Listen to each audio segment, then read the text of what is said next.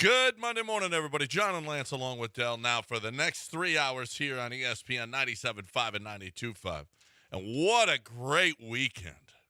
I mean, the fear that they would not show up. I had an actual fear that this was going to be an horrific game because they had nobody. It was going to be the end of the season if they lost. Yeah.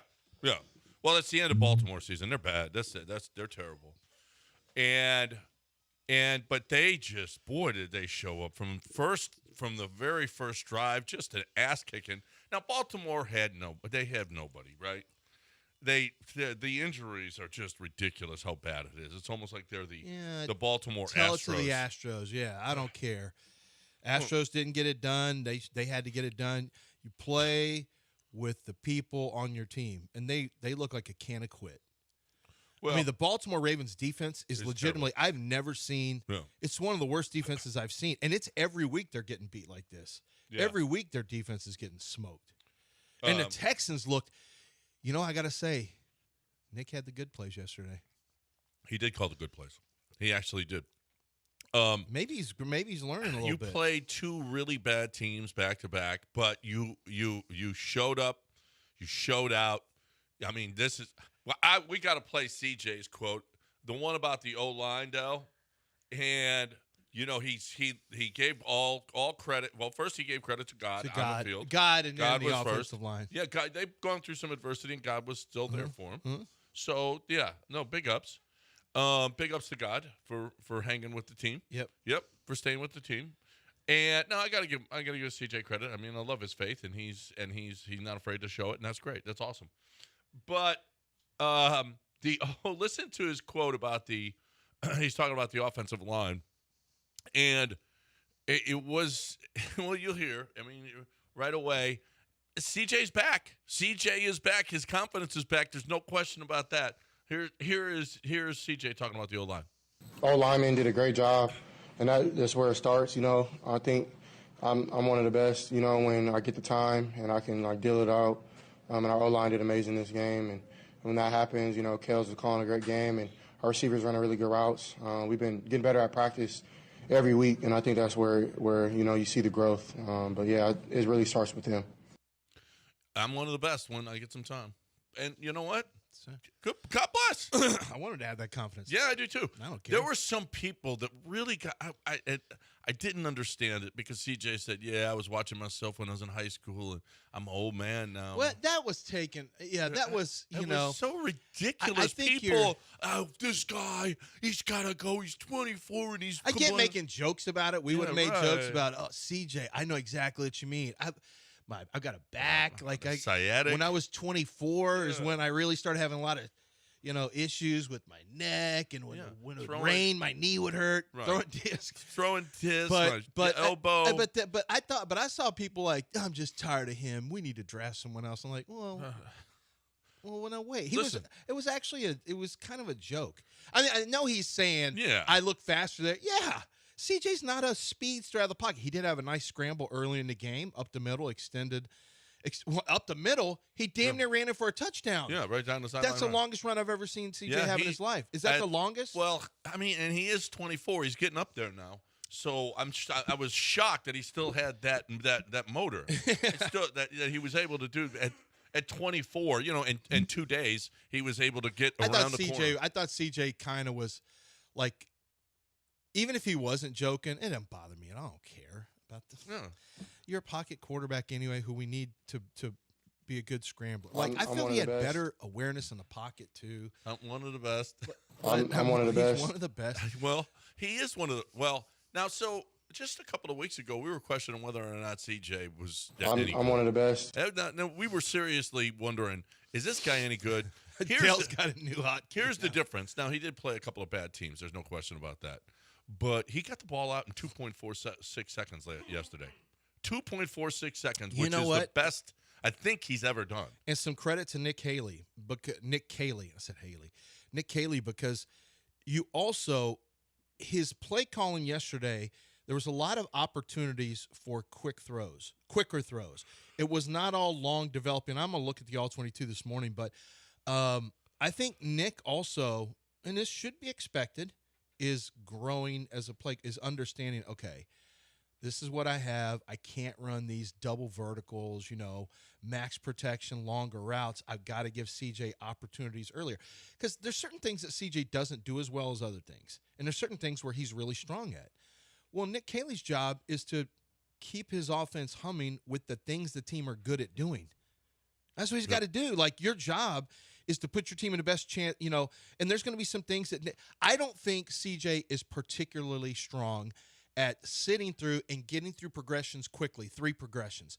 I think he's good at making a 1-2 read and getting the ball out. And I think when CJ is coached to, hey, let's look for this quickly, or will you give him the opportunity to, that's when he's good. When CJ gets in rhythm and gets confident, we saw it happen in against the Chargers.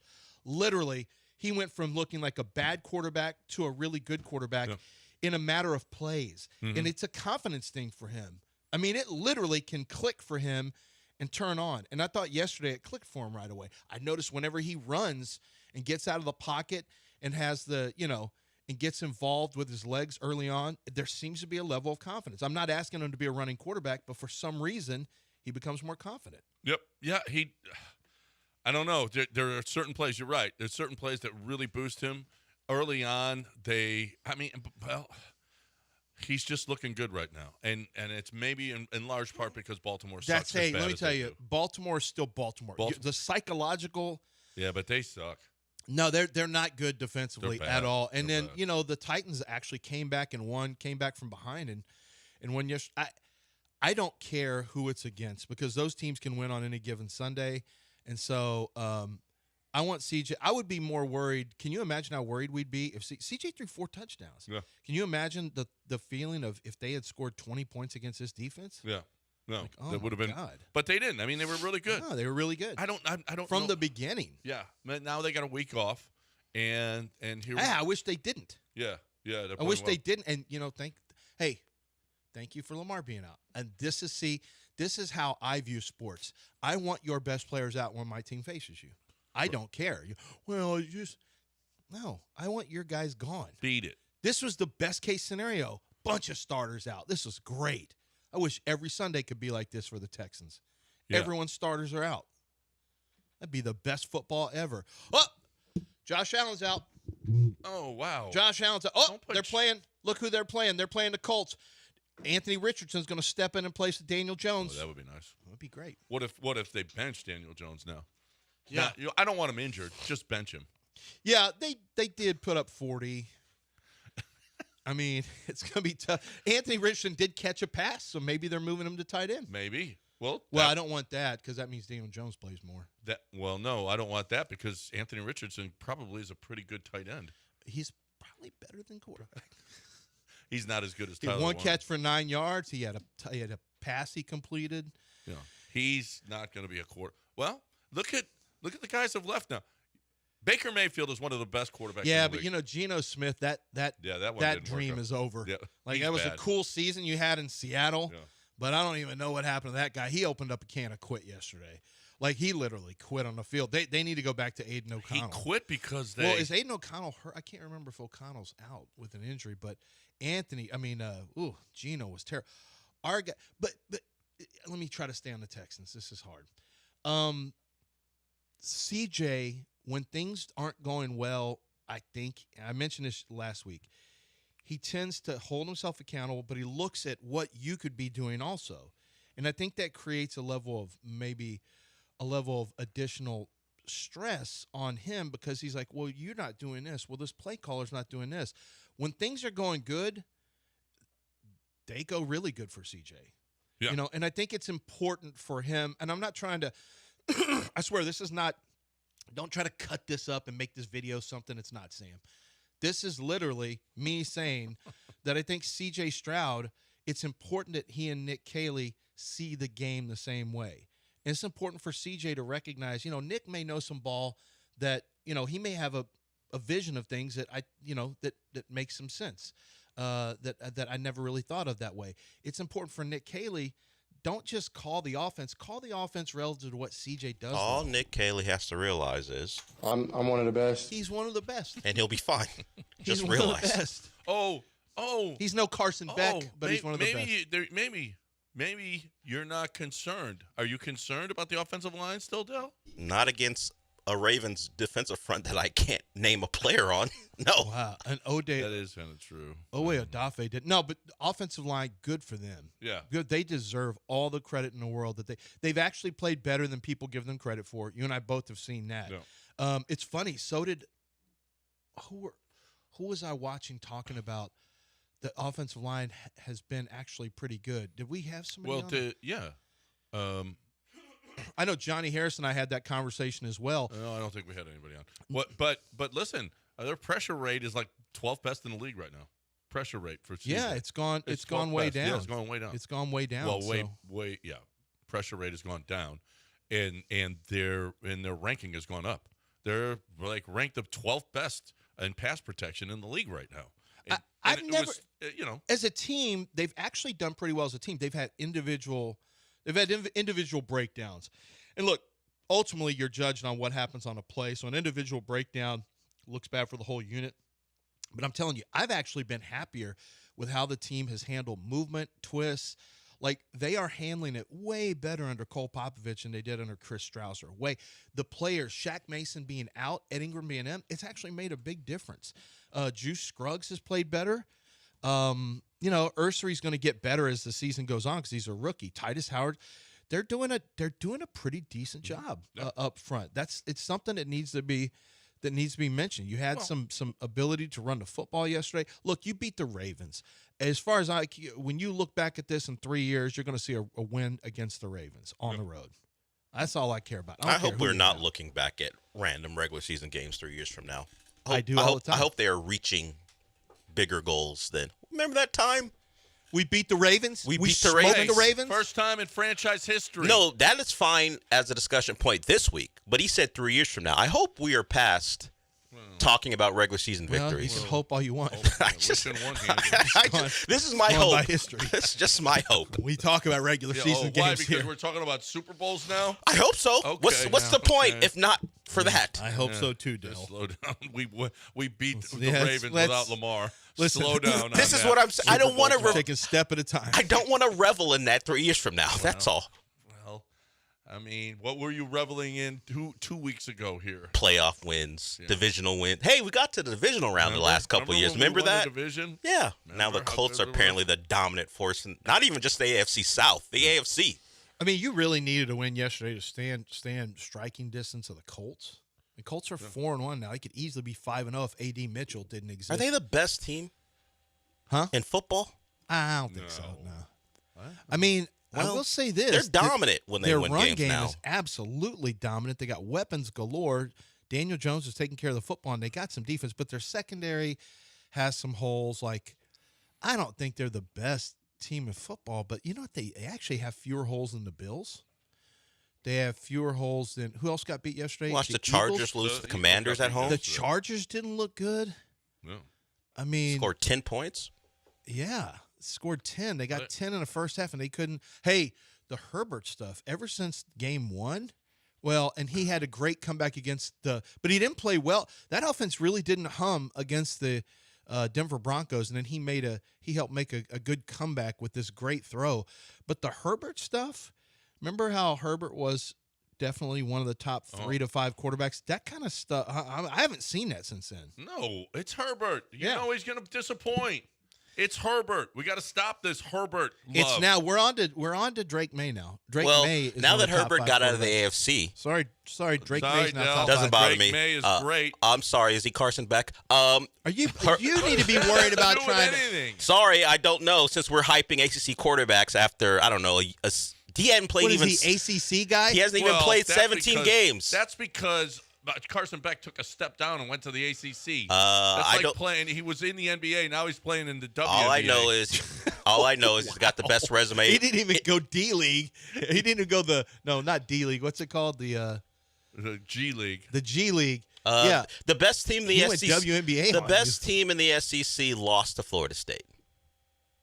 The best team in Alabama. No. Yeah. Who else is? Oh, yeah, I'm exactly. not sure So who the best team is. watch in your that. words, sir. I was there at that game this weekend. Well, let's break it. We got a lot to get to. We got a lot of stuff. A lot of stuff. You got to talk about John Daspit. That's what you got to do. Yeah, John Daspit is a personal injury lawyer who, big sports fan, huge sports fan. He's got sports opinions, usually pretty good ones too, actually. But he spends most of his time working. He's got a wife, a couple kids. He has a busy life, but he puts his family first. But 1A is going to be you, to be honest with you. It's like you're a family member if he's working on your case. He's going to give you the attention you deserve. And I think that's a big difference. That's the really big difference. You want a personal injury lawyer who is looking out for your best interest. And the only way to truly do that is to spend the time to unearth all the bills that you're going to have medically, all the bills that are coming up in terms of physical therapy, do you need a CAT scan? Do you need an MRI? Do you need an x-ray? If you have these injuries, don't do a typical guy thing, which is we just try to walk it off, put some dirt on it, rub some beer, pour some beer on it, you'll be fine. No, if you're injured, you need to, but due to the negligence of others, you need to go through everything and make sure everything's fine, because if something is a lasting injury and you don't have it accounted for, that's going to be your financial responsibility in the future. So John Daspit takes that time, unearths everything, lifts up every stone and unearths every bill you're going to have. And he's going to make sure that you get paid for your pain and suffering, the time missed from work, all across the board. His settlements are the strongest settlements because he doesn't give in to the insurance companies, and he finds everything he needs to make sure that you are taken care of financially. John Daspit is the man to call, and his law office is ready for you. DaspitLaw.com, 713-CALL NOW. That's 713-CALL-NOW.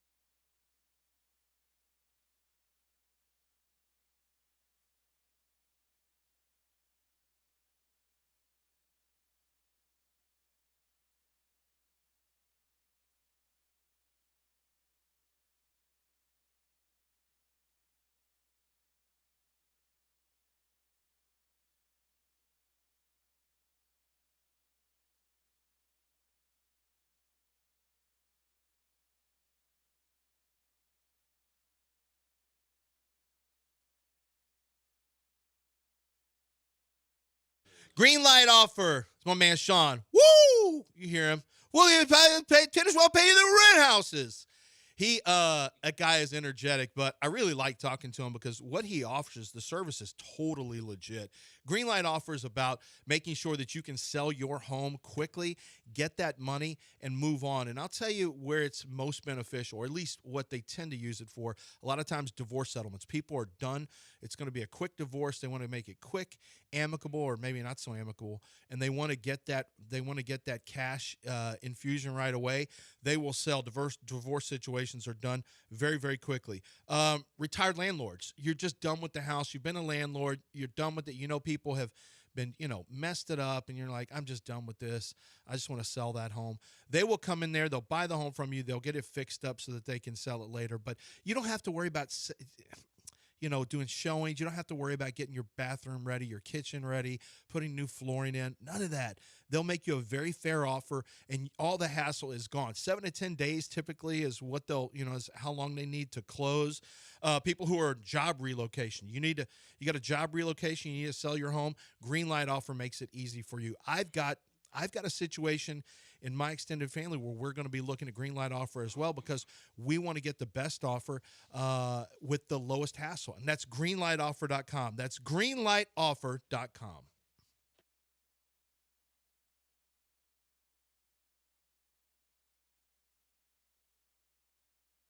You're back in the Veritex Community Bank Studios with John and Lance. On ESPN 97.5 and 92.5.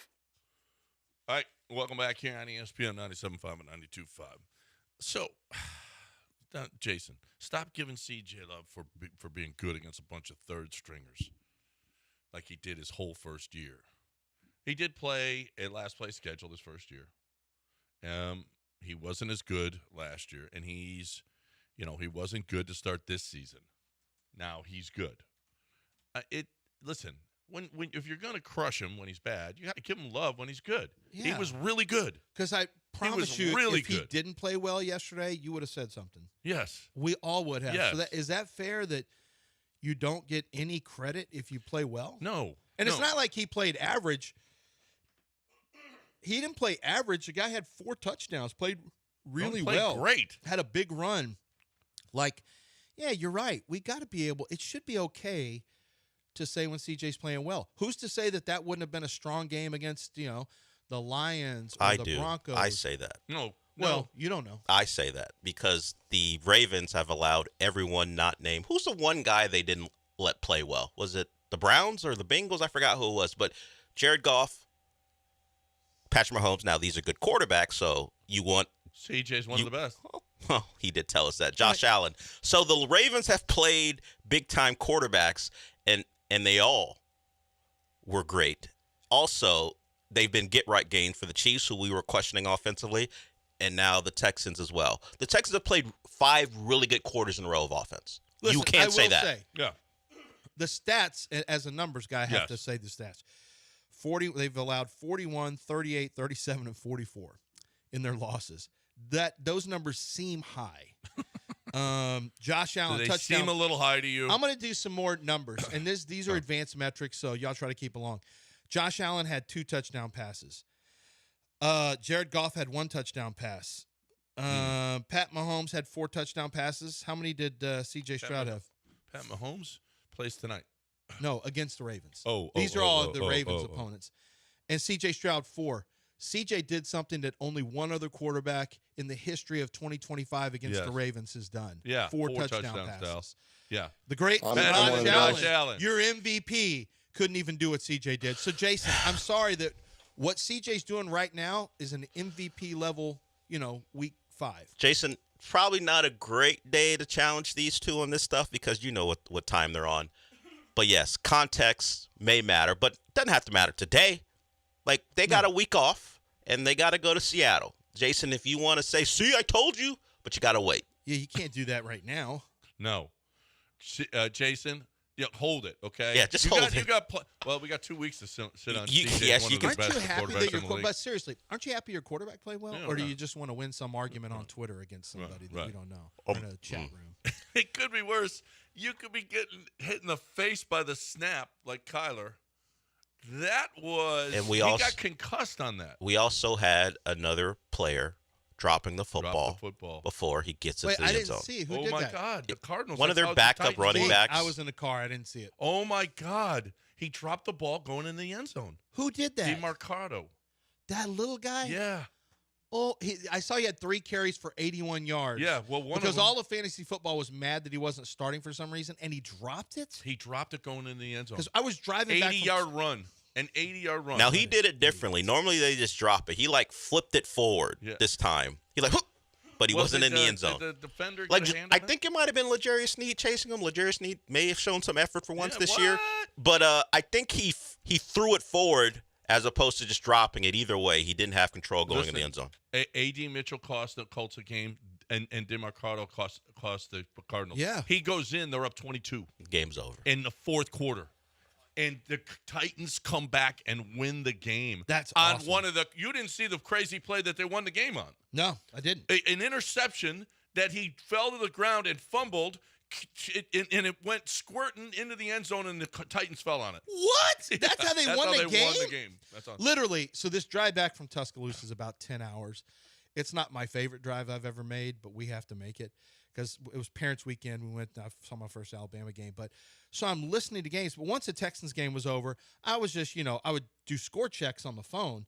But I'm like, I'm not listening to it. And my wife was driving at that point because we had switched. I had her drive for about 2.5 hours, and we got a rule: whoever drives gets to listen to their music. Well, she listens to books on tape, and she listens at 1.75 speed. So you can't even. I'm like, what are you doing? This is Can't like, even understand it. like, I can't even, like, how do you do this? And I was listening to a podcast one time with her, and she said, oh, I can't listen like this. What, at 1? At regular speed? How do you deal with people? We all talk at this speed in real life. So anyway, I'm having to keep track of score stuff on my phone because my computer was dying out. And I don't know if you know this or not, but not great cell service coming from I-10 East, coming back from New Orleans? From Louisiana. Yeah. Boy, that road. By the way, is that the biggest grift? How much have they put into that? $10 trillion for infrastructure. Those roads are never going to be fixed ever, ever, ever. Well, it's been going on for what, 7, 8 years? There is a stretch in Louisiana that's nice now, though. Is there? Yeah. All right, I don't know. In Mississippi, I had no problems. Well, because that's such a rich state. Yeah, if it wasn't for Mississippi, we'd be 50. Yeah. And, do you ever hear that song? No. Yeah, I don't know that one. It's in education. Alabama sings it to Mississippi. Oh, if it wasn't for Mississippi, we'd be 50. Anyway, we got. Oh my God, what a college football weekend we had. What a baseball weekend that we had, and we got the Texans with the win. You learned something this weekend. That's for sure. He really didn't get past the end zone when he did that. It looked like he was. It looked like he was in. It looked like it, but I think the optical illusion is him throwing it forward. Like if he had dropped it, it might have been more clear. But either way, just DeMarcado, just get in the end zone, man. Just what? No, he had to have crossed it. You know, if I'm a head coach, my rule is this: you do not drop the ball until you hit the end line, well, the other side of the end zone. None of that is the most selfish play in the history of sports. What is it doing for you? What are you trying to prove? How cool you are?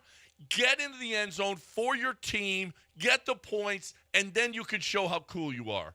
That is the most. It makes me nuts. These guys that think they're so cool. It's more important to show how cool you are dropping a ball right as you cross the line, as opposed to making sure that you get points for your team. And it's usually not a star player like Deshaun Jackson, of course. He did that. He started that in high school. But for the most part, it's usually not more than him that we see it in college. It's usually not star players who do it. I don't know that AD was trying to do it. I think he was trying to put his hand up. But he was trying to hold it out. Cool. But still, his was not the flip, the throw. That's the dumbest of all things. And you're a third-string running back. You're a third-string running back, and you cost your team the game. It's in some ways in line with the Barry Sanders, act like you've been there before, because generally star players, they got their own celebrations, but they don't usually make this mistake. No. They get in the end zone, do whatever dance they want to do. It's always the guys who feel like on the fringe of being in the league who do this for whatever reason. You're not great, and you. I mean, that is the dumbest play in sports. The dumbest play. And then the wave. That's it. They're the dumbest. The two things. The wave also. The wave is the second. You mentioned the entire weekend. I did take no pleasure in watching the Mariners not be in trouble with Scooble. I was like, they can be. Did like game one. Yeah, game one was great, and everyone was like, oh, now they got the Scooble game. Good luck. Yeah, but what about the Yankees? Well, that's always good. That was the best. Judge and that awful strikeout. I can't wait for Judge. I hope that they just collapse. How about Judge can't even catch a ball in a corner? I mean, he's so bad. They're so terrible. I love it. Listen, It's time again. Why is it time again? But I don't get it. But it's time again. You're getting your property taxes now. It, Leave me alone, property tax I people. know. I mean, Florida. Do you see what DeSantis You're like says? impending doom. You see what DeSantis says? When you pay off your house, you don't have property taxes anymore in Florida. That's what he's going to do. We're not doing that here, and that sucks. We should do that. Well, I mean, I still got some You know what? payments. To But make. we do have Ownwell. We've got Ownwell. Okay, so the bills are coming in. You're going to have to pay. I don't know what you're going to have to pay, but it's going to be more. 86% of Ownwell's customers receive reductions. 86%. 60,000 Houston homeowners switched to Ownwell and received, on average, better reductions than similar agents. Ownwell customers averaged over $1,100 per.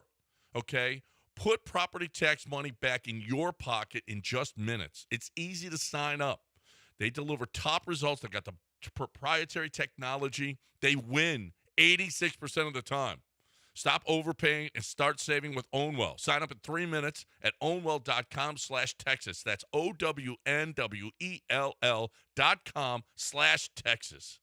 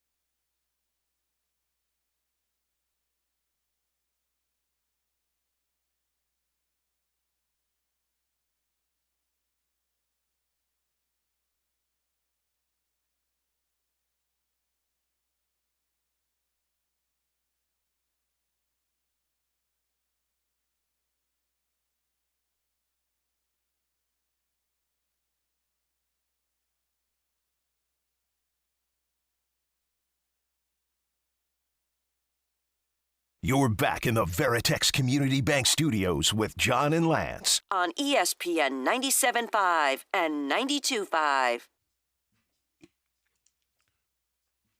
All right, welcome back here on ESPN 97.5 and 92.5. In 10 minutes, we're going to play What Did You Learn This Weekend in One Sentence? What did you learn this weekend in one sentence? You learned something. There is something that you learned, and you can bring it to the show in 10 minutes. 10 minutes from now.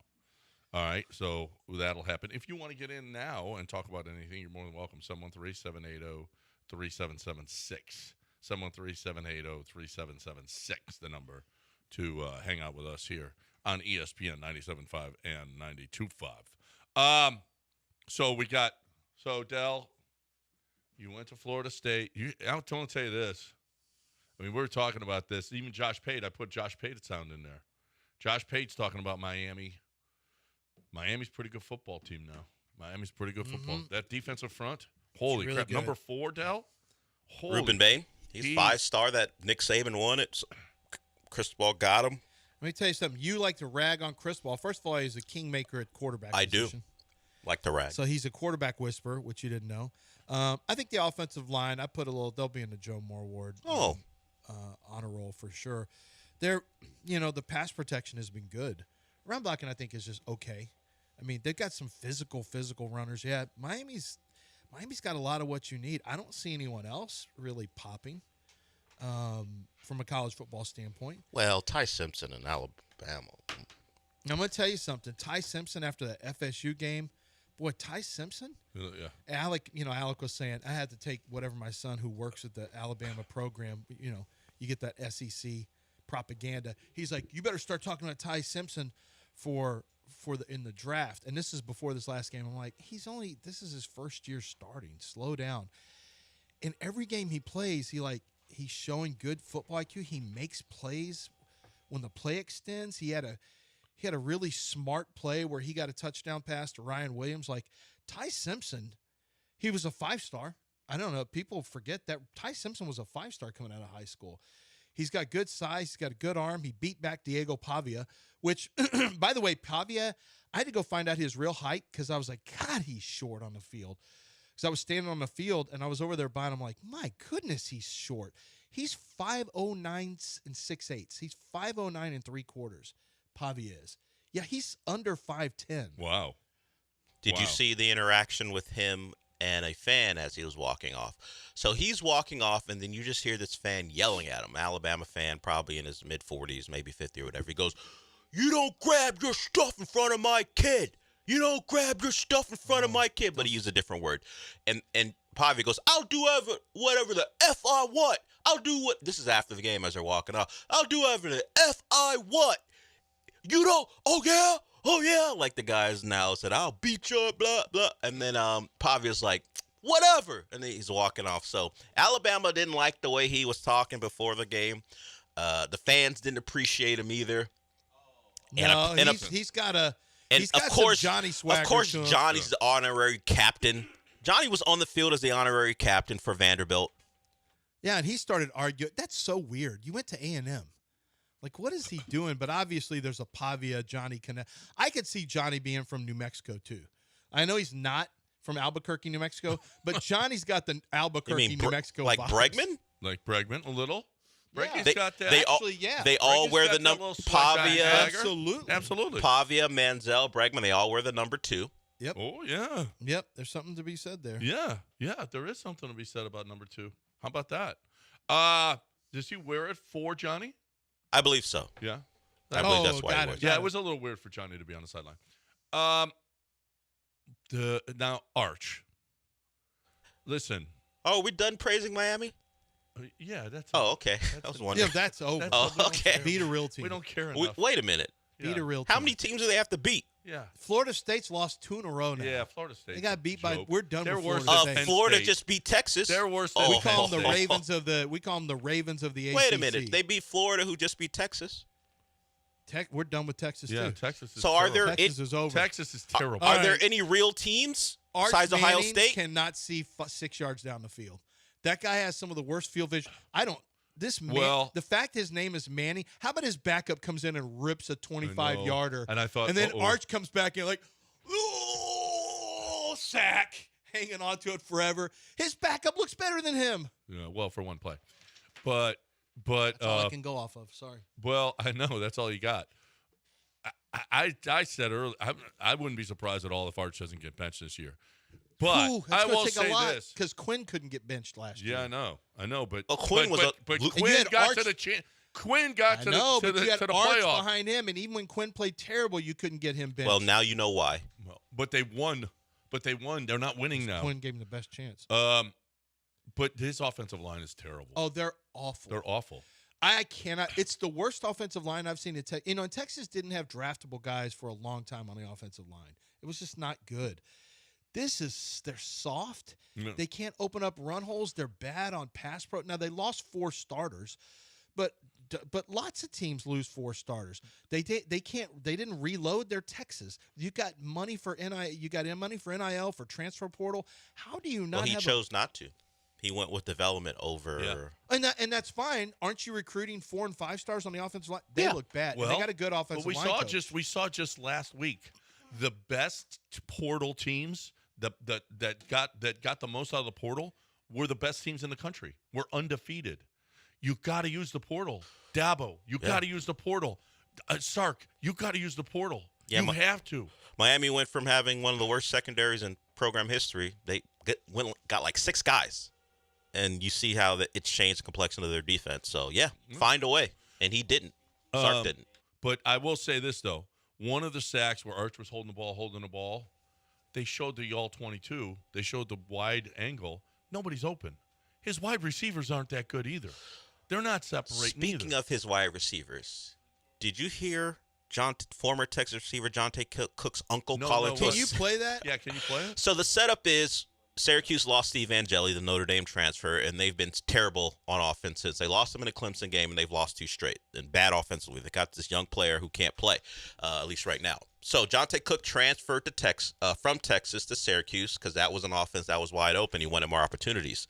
So the uncle, allegedly, of Jonte Cook called into I thought it was the dad. No, it's the uncle of a random Syracuse postgame show. It's maybe a Syracuse student maybe is doing the show. So it's not like one of the big websites, it looks like. And he called in and he just went on for a minute 10 about how the quarterback sucks and I'm getting Jonte out of here. Let me grab it here. Hold on. That is, uncles and wives and who was the Miami player, the Dolphin, whose wife was Miko.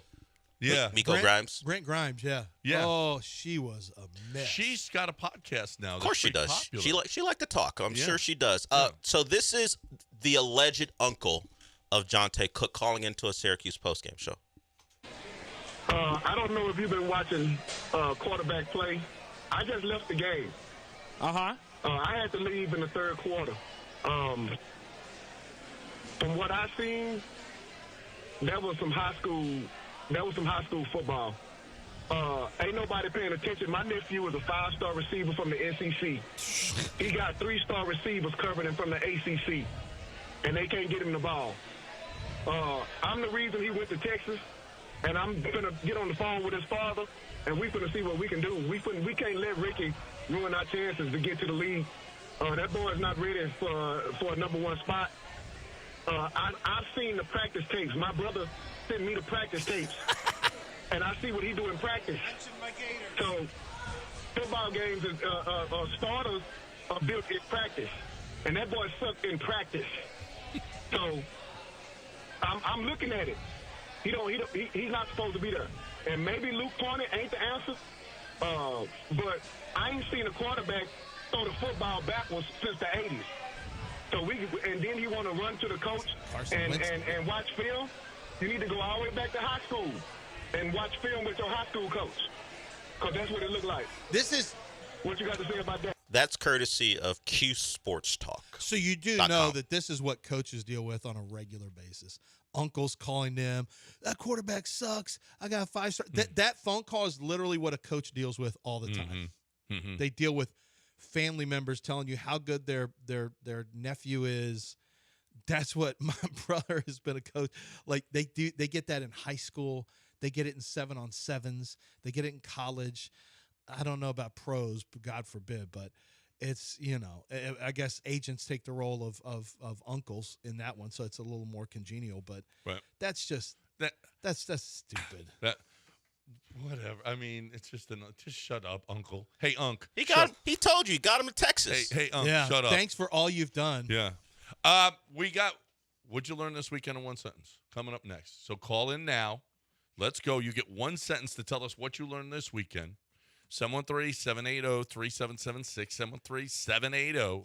713-780-3776. You learned something. It doesn't have to be about sports. It could be about anything. You're more than welcome to get in. 713-780-3776. I'm talking about HRP now. My son works for him now, and he's learning, and it's so good.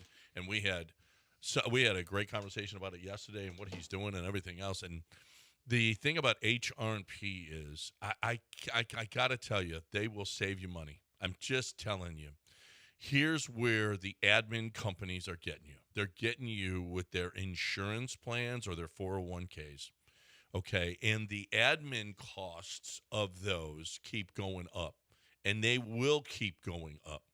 The thing about HRP is this: they don't sell 401ks and they don't sell insurance.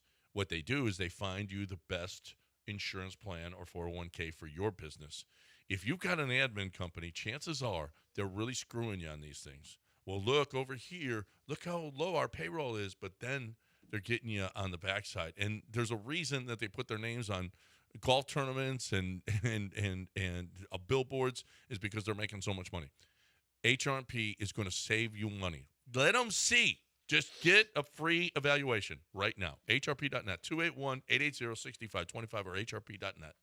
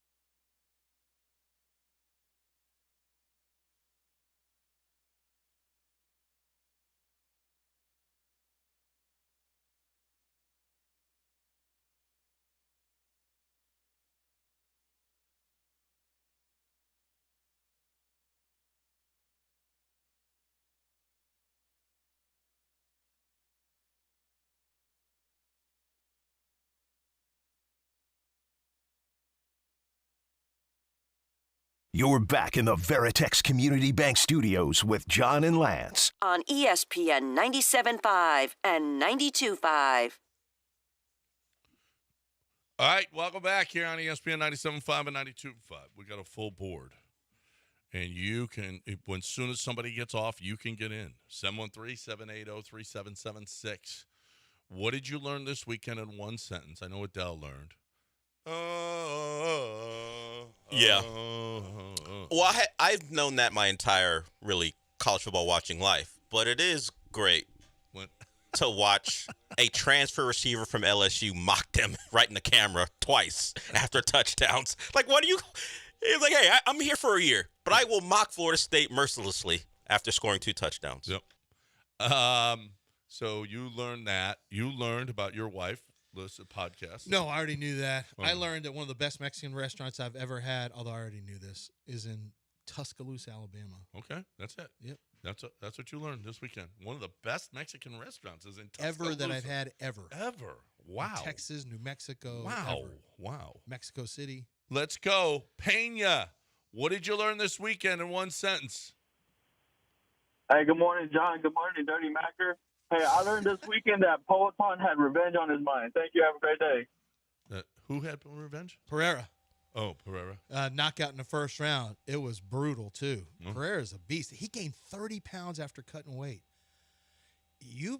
How do you gain 30 pounds after you cut weight at your weigh-in to get it 200 and then you come back The next day? 32 pounds? Yeah, that seems impossible. Holy crap, you ate a lot. Mito. Hey, Mito, what up? Hey. Hey, I learned that getting hit in the back with a steel chair feels like a million pissed off bees hit you in the back. Golly, that hurt. Oh, Mito's a pro wrestler. He's a wrestler. Yeah. And he got it with a metal chair? Yeah. Goodness. Aren't they supposed to have, aren't they supposed to? No, those things are real. The chairs, at least. 713-780-3776. Elliot, what did you learn this weekend in one sentence? I learned that after the entire AFC North loss this weekend, the Steelers will be up 3 games on the division if they beat the Browns next weekend. Steelers are going to walk in. Oh, man. You got the Browns, no Lamar Jackson, no Joe Burrow. That went from the best division in football to probably the worst. The worst. The I'm pretty sure the AFC might stink. Yeah. If you look at what's going on. I mean, look at the NFC. I mean, the Texans have a losing record. With the Lions? Yeah. I mean, I think San Francisco? We used to talk about the top of the NFC being great, but the depth was in the AFC. I don't think that's the case anymore. And the Cardinals were winning. Like, the records in the NFC West, NFC West, I'm like, I don't believe in that. But you look at the AFC, I still believe in the Bills. I mean, I still think the Are we going to start believing in the Broncos? Yeah, I mean, the Broncos should have beat the Colts and the Chargers. They maybe should be undefeated right now. 2 losses that they lost right at the last minute. Brandon, what'd you learn this weekend in one sentence? Morning, guys. In keeping with the love for the Miami football program, I learned that the best freshman receiver in college football is nicknamed Baby Jesus. That is his nickname, Malachi Tony. He's pretty good. That's his nickname is Baby Jesus. They called him Baby Jesus, and he was a high school quarterback last year. He played quarterback almost exclusively. So he's just learning the wide receiver position? He probably did it in camps, but for his team last year, he played high school quarterback as a senior. As soon as I saw him in one game, I'm like, this guy's going to be a problem for Baby everyone. Jesus? Isn't that a little much now? I mean, he's Well, good, but... I mean, he saved my soul on Saturday night. Wow, Baby Jesus. They gave it to him, and it the stuck. expectations are way up there. So far, way up there. And he was a 17-year-old up until like a couple days ago. Chris on the north side, what'd you learn this weekend in one sentence? Hey, what's up, guys? So this weekend I learned that Mark Sanchez might low-key be a member of Los Vatos Locos. Yeah, he is. Oh, man. He is. How that story turned from thoughts, T's and P's to Mark to what? He's arrested? It's rare to be stabbed and in stable condition, and then later they arrest you in the hospital. Right. Well, he had one on. We'll have to, we'll talk about that later. He had one on. Ocho. ¿Qué pasó, Ocho? What'd you learn this weekend? Yeah, I learned that if you have Xfinity Multiview, you can watch the Red Zone channel and the network games at the same time. There you go. That's what those multiviews do for you. Multiview. Attaboy. You multiviewed it. Well done. Well done. That's a great way to watch games. You know, speaking of that, I know it's local, but also the Cowboys are playing at the same time. They couldn't have switched up the games at some point. It was 44-10, obviously, when we were watching, and the Cowboys were blowing out the Jets. They went through those games in their entirety. What happened to they had to because of local network. Is that the Cowboys too? Yeah, the Cowboys too. I mean, it's like a local. What happened to the? It's like a local game here. I guess I grew up in LA where I didn't have the local teams. You know at what the time. I learned today? What I learned today is that from an agent who is listening is that's not actually Jonte Cook's uncle. That's actually his dad. Which makes you're ruining our chances of getting to the league. Right. I'm the reason he went to Texas. Right. That all makes it a little more like, oh, yeah, that tracks. Well, I know uncles have had influence, but... Oh, yeah, for sure. Yeah, but I guess if it's the dad... This is the dad. But when he told me how he knows, I'm like, oh, sounds legit. La raza, ¿qué pasó, mijo? El Juan G., the Lance Z. Hey, Dovencito. Congratulations on your good goal. ¿Qué pasó? Para tres, gentlemen, good morning. Yeah. So, he pretty much, whoever Chris and the Woodlands took my mojo. But I did find out, though, that Netflix is coming out with a special called Dirty Sanchez, the up and fall Mark Sanchez. That's not a show. You didn't find that out. That's not a show called Dirty Sanchez with starring Mark Sanchez. He didn't find that out. You didn't learn that. You didn't learn that. No. No one greenlit that. Well, actually, I could see somebody greenlighting that documentary for. But he didn't learn that Netflix over the weekend. No, he's pitching it. If Sanchez, basically that's a studio pitch he's getting together. Yeah, if Sanchez was transgender, Netflix might. Are you talking about Wayward? Dirty. Are you talking about that show Wayward, John? Oh, I'm not watching Wayward. Yeah, I know. I just finished that show. No, the kids, the cartoon. Oh, they also have They have a cartoon for kids. Oh, I didn't know that. But they also have a pretty good show called Wayward. Why is that in your timeline?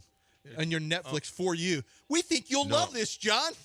No, you got cartoon. It's all over. It's all over the internet. Well, I was going to say it's not a lot. Netflix has lost $15 billion over the last couple of weeks because of it. It's not. How can they lose it that fast? They've lost because people have been a bunch of people are billion. I was unaware of that. You know what I just do? It's not on my for yous. Like we think you'll love this. I don't want to love a trans cartoon. No. I don't want any cartoons. It's not on my timeline. I don't want any cartoons, to be honest with you. No. I don't watch cartoons. Maybe you don't hear. I don't take no advice from no cartoons. That's what you maybe. Donovan, what'd you learn this weekend in one sentence? Man, I learned that Vanderbilt couldn't stop Alabama on that last touchdown to keep it under 10.5 on underdog. Oh, my God. A handoff on 4th and 1 that scores a spread-busting touchdown? Yeah. Holy crap. We're walking to our car just trying to get out of there, and I hear, and I'm like, there's no way that was a touchdown. That was a touchdown. That was a touchdown. Yep. And, well. You want to talk about your bad beats? Yep. There were some real bad beats going on. Oh, yeah, there were. Especially if you had the Cardinals yesterday. That was Although Donovan. I don't know that they would have covered Tom those. on a mobile is here. Tom on a mobile. What'd you learn this weekend in one sentence? Hey, guys. Hey, guys. So, I unfortunately learned just how bad pepper spray hurts. She didn't even warn me. No one pepper sprayed Tom on a mobile. Stop it. Tom on a mobile. Stop it. Tom does not get pepper sprayed by his women. No. Who's next? Jay, what'd you learn this weekend in one sentence? I learned that you can't blame Jose Altuve's buzzers for how bad the Yankees are in October. Yeah. Oh, yeah. Buzzer talk. He's got a buzzer. Yeah. Jose Altuve, maybe shut everybody's up. got a buzzer on Toronto. You Yeah. don't know. You don't know. Yeah. Yeah. That's true. Maybe everybody's buzzered But they're up. so far It ahead. can't just be the Yankees or a bunch of Yeah, but they're chokers. so far ahead, no one needs to rip off some guy's shirt because of a go-ahead home run. The game's well in hand. Yeah, right. So you never We need will to never see figure it out. Yeah. There won't be a one-run game. Yeah. Anthony, what'd you learn this weekend in one sentence? Hey, guys. I learned CJ is pretty good when his back's not getting broke by the opposing defensive lineman. Yep. No one got their backs blown out by the pass rush this time. That was good. Yeah. Nobody got good. their back blown out? Isn't that when they call it when you get sacked? No. That's just when Joe Burrow's wearing a particular outfit at The Met Gala. One of his backless joints. Yeah. And he got his back blown out. That just doesn't sound right. Something sounds bad. It's just a shirt. That's all. That's all. That's what we already people are went saying to Donovan, now. right? Yeah, we're done. We're We done. done? All right. That's it. Well, Dell wants to stay on time. How about that? Yeah. Brought to you by Game Day Men's Health. Thank you, Game Day Men's Health, for providing us with what did you learn this weekend in one sentence? What did you learn this weekend in one sentence is the game show sweeping the nation. There's no question about that. Y'all do great. Thank you. Thank you so much. Time to talk about Game Day Men's Health. I'm here, but you know what? I feel great. I feel great, and it's all because of Game Day. GameDayMen'sHealth.com. GameDayMen'sHealth.com. There's 11 locations and more opening up. But right now, if you're looking for a great way to feel better, this is different. It's just better. You get a free evaluation. You got labs on site, which tells you, and the labs on site are awfully important because you learn right away what the heck is going on with you, right? And the other guys don't have it. But the other guys also charge you just to find out whether or not you need testosterone replacement. I love what Game Day Men's Health is. They found a solution for me. I've gone in there. We sit down. We talk. I go over to Willowbrook and Jamie. She looks at everything and we got a plan together. And holy crap, it is great. It is great. I feel great. I know you will too. If you're sluggish, if you're not what you used to be, it could be testosterone. Go and see and go to Game Day Men's Health because they're just better. GameDayMen'sHealth.com. GameDayMen'sHealth.com.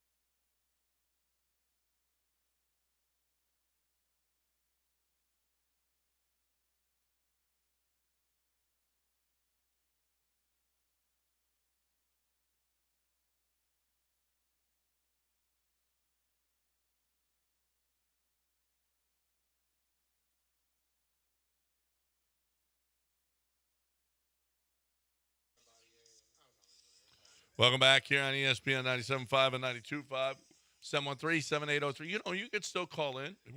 How about all the calls we got when they suck? Let's get some calls when they're good. You know? I mean, nonstop. We had nothing but phone calls when they looked like crap. When the Texans played like crap, they were 0-3. Get rid of D'Amico. Get rid of CJ. This team, get rid of Nick. You know, maybe there was a reason they weren't concerned, boys. I would say the offensive line is looking pretty good. You should give credit to our listening audience for being more discerning than the basic audience. When they look out there and go, I can't name a Raven defender, I'm glad they won, but you ain't going to trick me, John, into calling in and giving all praise to CJ. 44 points? When was the last time a Texans team scored 44 points? I don't know that because I don't care that much about that stat. 45 against Cleveland, I want to say. I do think in the postseason? This version of the Texans, they like being bullies. Like, oh, we can jump on you? CJ was in there throwing deep into the fourth quarter. I was like, that's interesting. So we know the secondary is not very good. We know the Ravens' defense is really bad. They've given up 40 twice and 30 twice. 40 plus, 30 plus twice. They're really in 4 of their 5 games. It's one of the worst defenses. It's the worst defense in football. However, 2 things can be true at the same time. They can have one of the worst defenses, and the offense can be gelling and getting better with the offensive line figuring each other out. Nick Caley figuring out CJ and what will work and what. Like, it could be both. It could be both. We won't get to see this week because they're on a bye week. But I'm just going to, have to go by. I'm just going to hope that the Texans actually, it's both. That the Texans are getting better. And yes, they happen to, but this is what happens when you play a bad defense. The Bills played not very, now there's even more injuries, on both sides of the ball, but to score 40 points on an NFL team is impressive, especially on the road. And I think the Texans are just getting better. Now, if it wasn't the Ravens defense, yeah, they wouldn't have scored 44, but that doesn't mean that they wouldn't have beaten the Ravens defense has been bad even when they've had all their guys. The Ravens might have been in some trouble against the Texans. How about the Texans? By game time, it was up to 3. The line was up to 3. No one was fooled by this. No one was worried like we were like, oh, this is a kind of game where Cooper Rush will probably go off. And no, everyone else is like, nah, this Ravens team sucks. And they have a bunch of guys out, and they weren't winning with Lamar. You think they're going to win with Cooper Rush against the Texans defense? And that's really the key, is the Texans defense wasn't going to allow the Ravens to score. No. Hey, I'm watching. CJ just looked awesome. CJ was great. And I don't care that it was. They did a great job of protecting him. They did a great job of getting open. He hit all his guys. Jalen Knowles, touchdown dance with doing the Ray Lewis dance, and then having to fight for the football. There apparently was at least some fight in the Ravens. All right, bro, you're going to score, but the dance, we're not going to let you just get away with the dance. I know, you're a rookie. Hey, Rook, your first ever touchdown, and you're doing the Ray Lewis dance in our house. And then he tried to take the ball. What defensive back was it? Well, they're all nameless. I don't know. Right, I don't know which one it was. Whatever, but he wasn't having it. And they were fighting for the football. It was funny. My goodness. Anyway, man, it was just a good game all the way around. It was very nice. Very nice. And the Texans are now 2-3, and they're heading into the break. And they're still, you know what? They're still alive. They're still very much alive because Tennessee sucks. The Colts are going to be tough to catch, but it's not like you can't get in. You can't get into the playoff hunt in just a couple of weeks here in the AFC, especially with the way that, I don't know. The AFC is not nearly as good as it was. We thought what a gauntlet you got to get through. Man. It ain't all that tough. No, it's not. No. It's not. The NFC is looking really tough right now. Mm-hmm. Really tough. Although I think Denver's going to be a problem. Denver is a problem. Sean Payton is doing a really, really nice job. And Bo Nix is a good quarterback. Yeah. Denver is, like I said, Denver got beat because of a leverage call that was made. The Colts came back and kicked the field goal after a leverage to win the game. That was one that you argue that should have been, and that was the Broncos were winning that pretty much throughout. It was a back and forth, but the Broncos, I don't think were ever behind in that one. Then you got the game against that they lost against who was the other one that they blew with something late? Oh, they were beating the Chargers for most of the game, and then they lost at the very end. Like the Chargers, the Broncos are legit. Yeah, they're seriously legit. I don't know what we'll see if the Chiefs will probably save their season because they just will. But Chiefs, Chargers, Broncos look like they're coming out of there. There's a good chance. Maybe the Patriots now, the Patriots and the Bills. Only one team may be coming out of. It may just be the Steelers. out of the North, and then out of the South, you got the Colts and the Jaguars and the Texans. So there's 9 teams really in contention right now. 9 teams in contention for, 7 spots? So we'll have to see how that shakes out. I mean, the Texans are on the outside looking in right now, obviously, still very early. Yeah. But they did lose to Jacksonville, which that is, that's a big loss. We need Kansas City tonight. So that's the first time I think I've ever said that. I want Kansas City to win. We need Kansas City tonight to take care of the Jags, bring them a game closer. And, yeah, you're right. Steelers are going to come out. Nobody else is coming out of the North. The Chargers, Broncos, and Chiefs out of the West. Colts, Jags, and Texans in the South. And Bills and Patriots. That's 9 teams that are vying.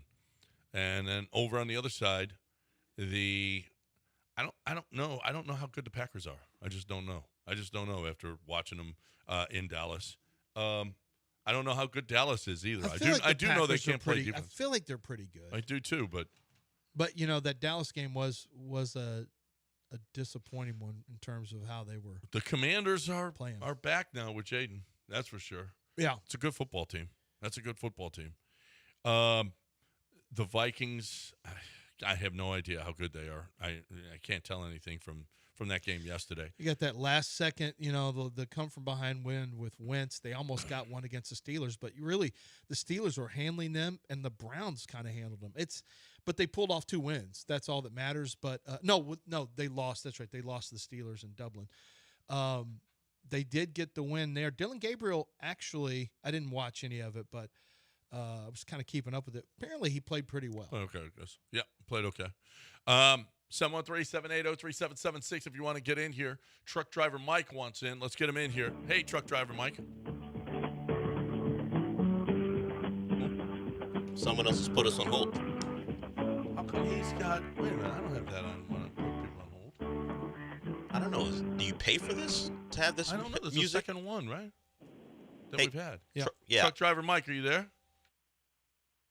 Yes, sir. Yes, sir. I'm here. How What's are you going doing? on? What is that? How did you get that when you're on hold? You got music like that? Well, oh yeah. It's called the iPhone.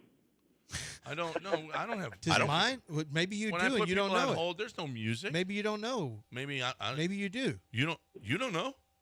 You We'll don't know have if to I call know. We'll have to call the show and switch over. I didn't know that. It's through CarPlay. I probably have maybe- something going on. Okay. My phone turned on. Okay. Yeah, Texan talk. I'm a Texans fan. I've been a Houston Oilers fan most of my life. Okay, and it took me a while for me to get on board with the Texans, but after 8 years of them being in the organization, I finally went to a Texan game. Been a fan so far. They keep disappointing me. Now, I don't know how everybody else feels, but they keep disappointing me. I'm not going to get my hopes up on this one game when they just played a broken-up team. I'm not. I would have loved to see them when Lamar Jackson was healthy and their defense was healthy. Not saying that they're great, because they're not. Baltimore has issues. But I really want to see the Texans play a healthy Baltimore team and see what really takes place. Now, and to go a little bit further, don't put all your eggs in the Texans because of this one game. And I hate to say it, we got a long road ahead. And I'm not abandoning ship or anything. I'm with them, but we still have issues. Yeah. And like y'all always talk all the time, y'all talk about that offensive line. They look good yesterday. I agree with y'all. They really did. But once again, they played up a broken up team. Yeah. Well, yeah.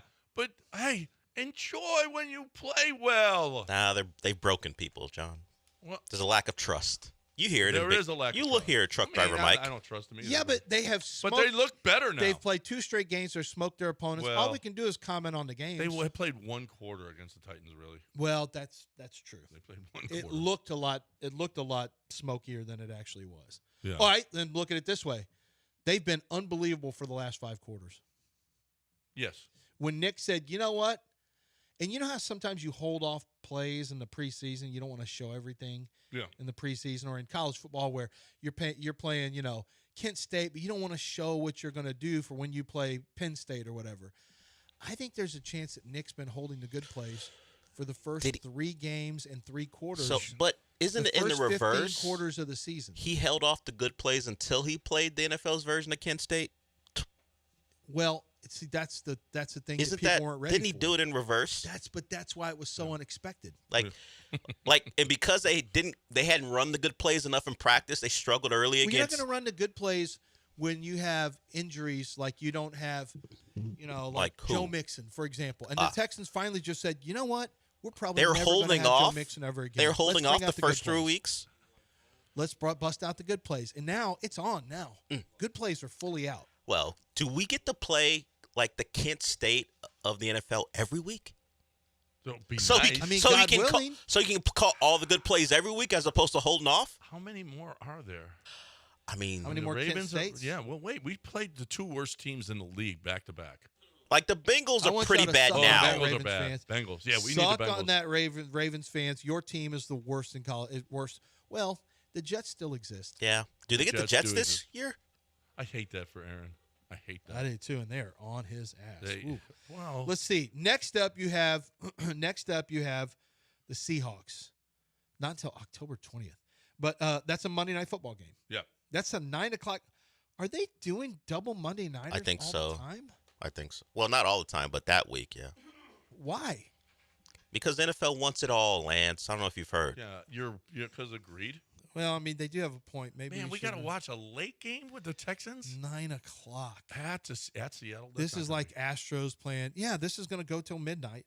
So they're at Seahawks, which I wouldn't call them the Kent States. 49ers, the Texans, they're kind of Kent Statey, even though they've got a lot of wins. They're 4-1. I know they got a lot of wins, but they're not good. Well, with Mac Jones, they're actually 3-0 with Mac Can you Jones. imagine spending that much money on Brock Purdy and seeing you Mac should Jones bench like, him? Yeah. we have this already. This guy's a lot cheaper. Then you got Broncos coming here. Then you got Jags coming here. Then we go to the Titans. Then the Bills come in. Then go to the Colts. Then go to the Chiefs. I mean, A lot less Kent Statey the rest of the way. There's still the Raiders coming up in December 21st. Now, they're bad. December 21st. Yeah, they're bad. They're really bad. Boy, this schedule looks a lot tougher now that the Colts are pretty good. It got tougher. And the Seahawks haven't fallen apart. No, actually, Seahawks are Played tough. a great game, but lost to Baker. Yeah. You have to win. How about that? What about that game? 38-35. And they both had the throwback uniforms on. Yeah. I love those Bucks. Those are fun. We got a break. We're up against it. Lance, talk about the great people at Allstate. The Allstate Windows and Siding, they are great people. And what makes them so great is that they care a lot about their product. They care a lot about their customer service. They care a lot about your happiness. And look, if you have original windows in your home or you have some cheap windows that have been installed by a builder who is cutting costs and cutting corners, and they do that a lot, you'll know if you already have breaks and chips and in your windows. You thought, I thought these were the good windows. No, there's a lot of cheap windows made in China that are used by builders. And some people will do it when they do, when they're trying to upgrade their home. Why don't you do the right thing and get windows from Allstate Windows and Siding? They're made right here in Texas, the windows are. And they're made for extreme weather, including hailstorms, including hurricane-strength winds. Obviously, the excessive rain and humidity or the oppressive heat, they all take care of that. When they're installed properly from a company like Allstate Windows and Siding, you are going to see a big drop in your energy bills. They make your house more energy efficient by up to 40%. And they look great. I mean, it's a huge upgrade to your home, these windows. And lowers your energy bills, adds a level of safety, makes it quieter in your home. These double pane, double strength windows, no payments and no interest for a full 12 months. So if you want to pay it off over a 1 year period, you can pay it as you see fit without any interest payments. 30% off of each window, minimum 10 jobs. Make sure you tell them you're an ESPN 97.5 listener and get the discounts you deserve. 832-204-1936. That's 832-204-1936. Or go to allstatewindowsandsiding.com.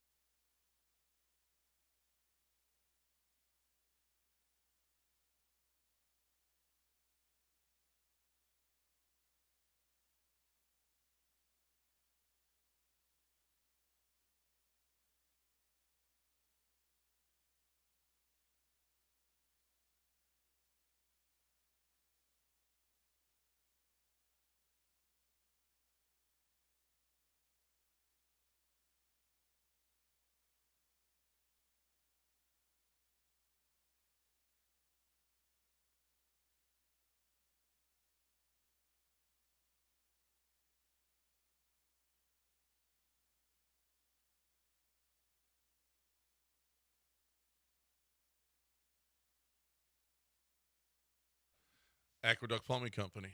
Okay, it's a plumbing thing. If you're looking for the best way, if any issue that you have, period. I mean, and you could be proactive too because you got a tankless water heater. Have you cleaned it out ever? Ever? I mean, how many years have you had it? Because you do need to clean it out because there's a lot of sediment that builds up in there.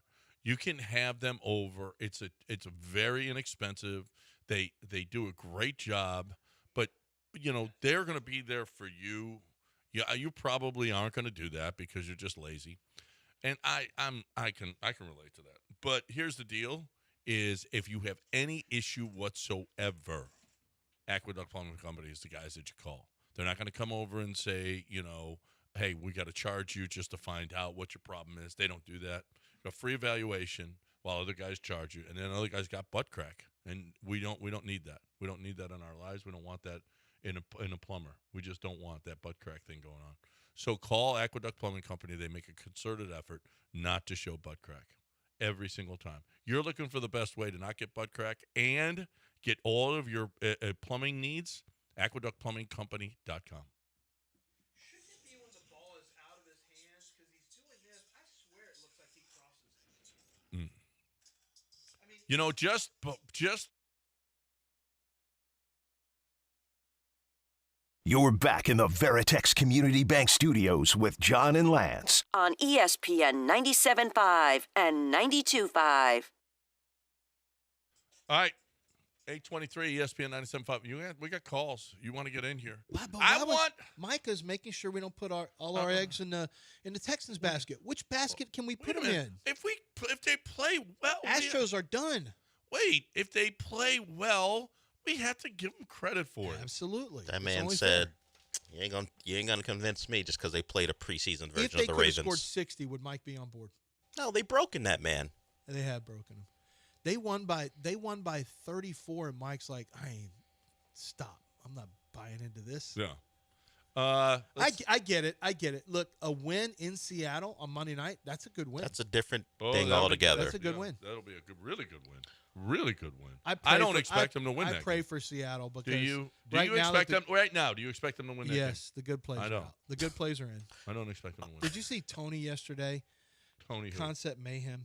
Oh, what did he say? He said something ugly. No, he didn't. He actually sent his meme. Well, he photoshopped a play sheet. I got to show it to you. He photoshopped a play sheet, and it is here. He is. He finally got the memo. You see? Tell people what it is. It's Nick Cayley with a book, and it's good plays. And then the cover of the book, it just says good plays. And it looks like he's got it open while he's calling plays. Right. See? Yeah. Now that those are out, now the good plays. This is why people wanted Bobby Slowick drawn and quartered. He didn't have it. He because doesn't have the he book. Didn't have the. He didn't have this book. He didn't have that book. Called Good Plays. With the now good the good plays are out. Now this is why Bobby had to go because of good plays. Good plays. And now that they're out, like I said, I pray for Sam Darnold because I saw what Detroit did to him last year at the end of the season. Mm-hmm. Last time I checked, the Texans have one of the top defenses in the league and a slew of good plays available to the offensive coordinator now. Mm-hmm. And we found another running back in Woody Marks, and they're using all the Jalens and the Jadens they have now. Like all of the Jadens and the Jalens have been unleashed on the roster. Have you noticed that? Yeah. Petrie, 2 touchdowns. 2 interceptions. 2 interceptions. Jaden Higgins. I mean, well, it was Xavier Hutchinson, but he's kind of like Jaden Higgins. Well, and he had 2 touchdowns. They did go to the same school. Right. They What? 19 and 81. Yeah, so- very similar numbers, sure. But they did go to the same school. They went to, well, that's my point. Iowa State. And then you have Jalen Knoll. Okay? The Jalens and the Jadens right now are getting, well, especially the Jalens more than the Jadens. But I And don't the see how Seattle Xaviers. wins The this. Xaviers were unleashed as well yesterday. Who? The Xaviers. Yeah, we were. JP, let's get him in here. Hey, JP. Morning. I had a thought over the weekend, and truck driver Mike just kind of solidified it, and it's the general mentality of Houston Texans fans right now. We've all seen the baseball classic Major League.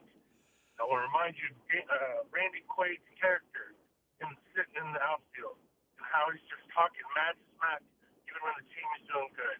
And that's kind of where I'm at right now. It's probably a hangover from the disappointing end to the Astros season.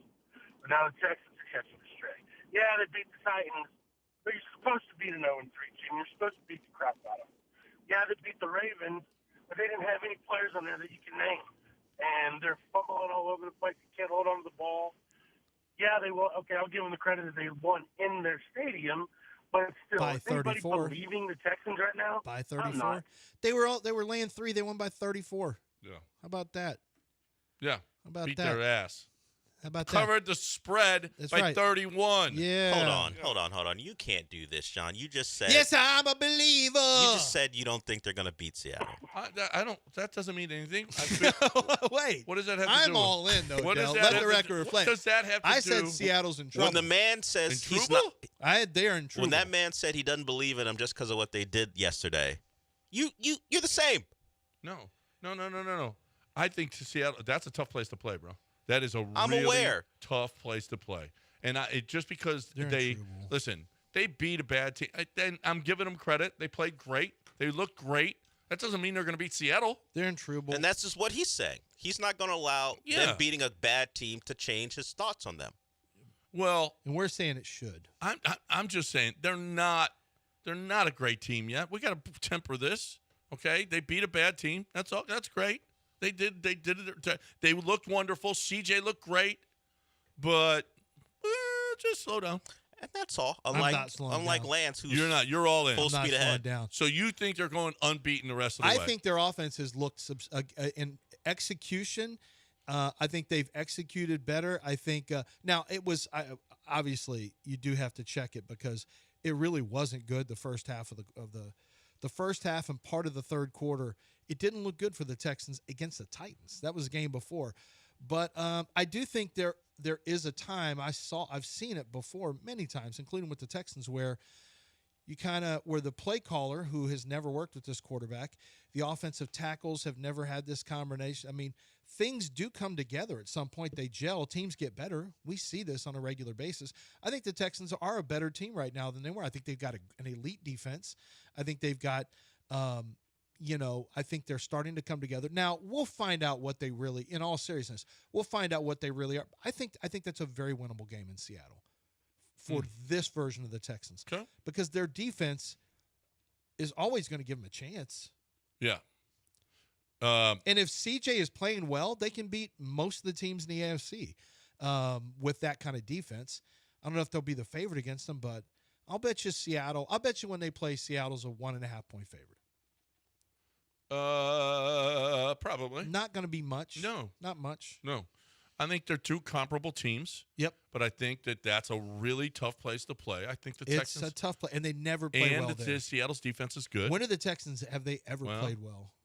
But Seattle defense. Well, that's where, what's his name? Deshaun. No, did he hurt his knee? He played well there. Did he hurt his knee there? We thought he might have hurt himself. It was the practice. And then in practice, it was when he tore his ACL. Yeah. But he played well, but the defense stunk, and they gave it up late in that one. The last time I remember them being in Seattle. I'm watching Kamari Lassiter's interception, and D'Amico talks about it. We can hear his sound. But Aziz said he wasn't even supposed to be on the field. Who, Kamari? Yeah, somebody had to come off. I forget who he said had to come off the field for one play. He was on the field for one play. He was already out of the game, but he had to come in and replace him for one play, and he got the interception. And that's nice because the kid he said, man, he's tough in practice. He does it. He is really, really good, and he finally got the payoff. The stats came out this past weekend of most missed tackles in the league, and the Texans were number one in missed tackles. They're number one in missed tackles? And tackles? Jalen Petrie has had 10. Wow. So for Jalen Petrie to have that kind of game yesterday was really nice. 10 missed tackles, and they lead the league in missed tackles. Yeah, missed tackles. Now, I knew they had a ton against Tampa, but I feel like it's wow. Yeah. Hey, how about the fact that Christian Harris, we didn't talk about this, Christian Harris was inactive. Something has gone on where they don't Christian Harris is not in good standing. No. Or is he healthy? Yeah. I mean, I get EJ Speed playing ahead of him, but Christian Harris, well, I mean, maybe that's a question because he was He came back last year. He played a little bit, but he actually played, and he didn't play much in a playoff game last year. Christian Harris something has happened with Christian Harris. I know there was a physical issue, but I don't think that's what it is now.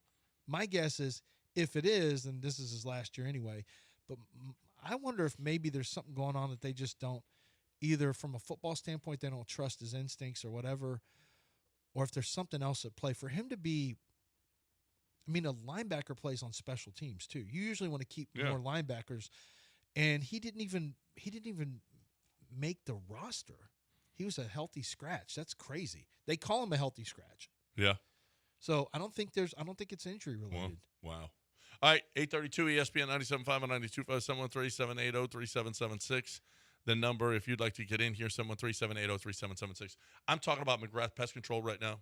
I'm talking about, I've been with Scott McGrath for, 17, 18 years now.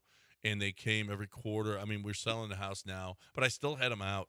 Even after we've moved out, I've had them out again just to make sure that there's no bugs in the house. We're selling. And it's just always they're always perfect.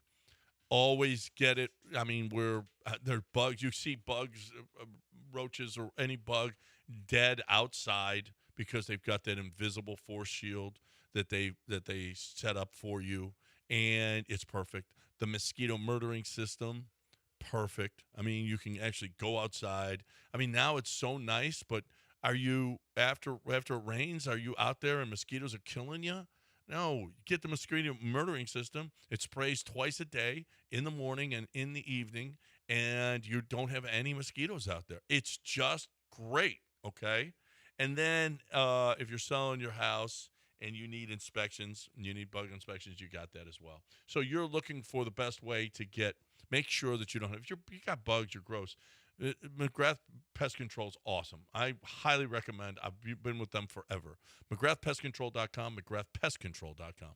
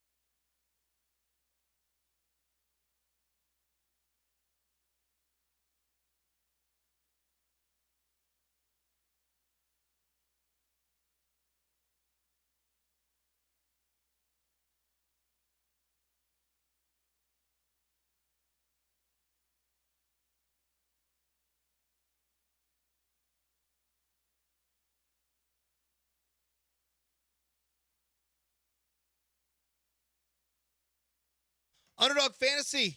Download the app right now. I'm going to give you $100 for free. Well, for $5. $5 gets you $100. Let me tell you how it works. Download the Underdog Fantasy app. Use promo code Lance on your first deposit into the account. Put, $100 in there if you want, whatever. And then when you play your first $5, you're going to get $100 in bonus cash or entries back from Underdog Fantasy. This is free to you. You don't have to, it's going to be in your account. And once you get that, I suggest doing it today because you got Monday Night Football. Let me give you what my picks are going to be on there. Pick 'em where you go higher or lower than statistics that are offered. And then, the more you put together, you do 3, you do 4, you do 5, the higher you go, obviously your payouts are going to multiply. They're going to really skyrocket. Here's the ones that I really like today. I like Etienne to go lower than 65.5 yards for Jacksonville. I like Travis Hunter actually to go higher than 27.5 yards. I think he gets a long catch today. And then I've got to do one for the Chiefs. I'm going to say, you know what? I'm going to say Noah Gray, higher than 12.5 yards receiving, the second tight end for the Chiefs. That's how easy it is. I just did 3. That's a chance for you to make real money completely legally here in the state of Texas. Underdog Fantasy. Use promo code Lance.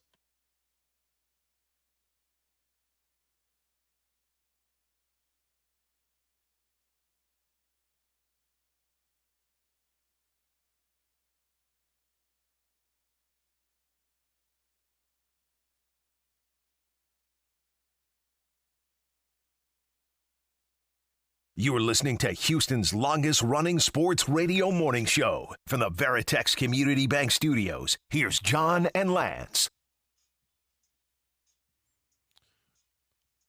All right, welcome back here. ESPN 97.5 and 92.5, 713-780-3776. 713-780-3776 is the number to get in here with us on the show. We got Chris in the Woodlands has been waiting a while. Let's get him in here. Hey, Chris. Hey, what's up, guys? Love the show. Real quick comment. The guy Sean Paul that answers the phone, how long has he been with you guys? The intern? Yeah.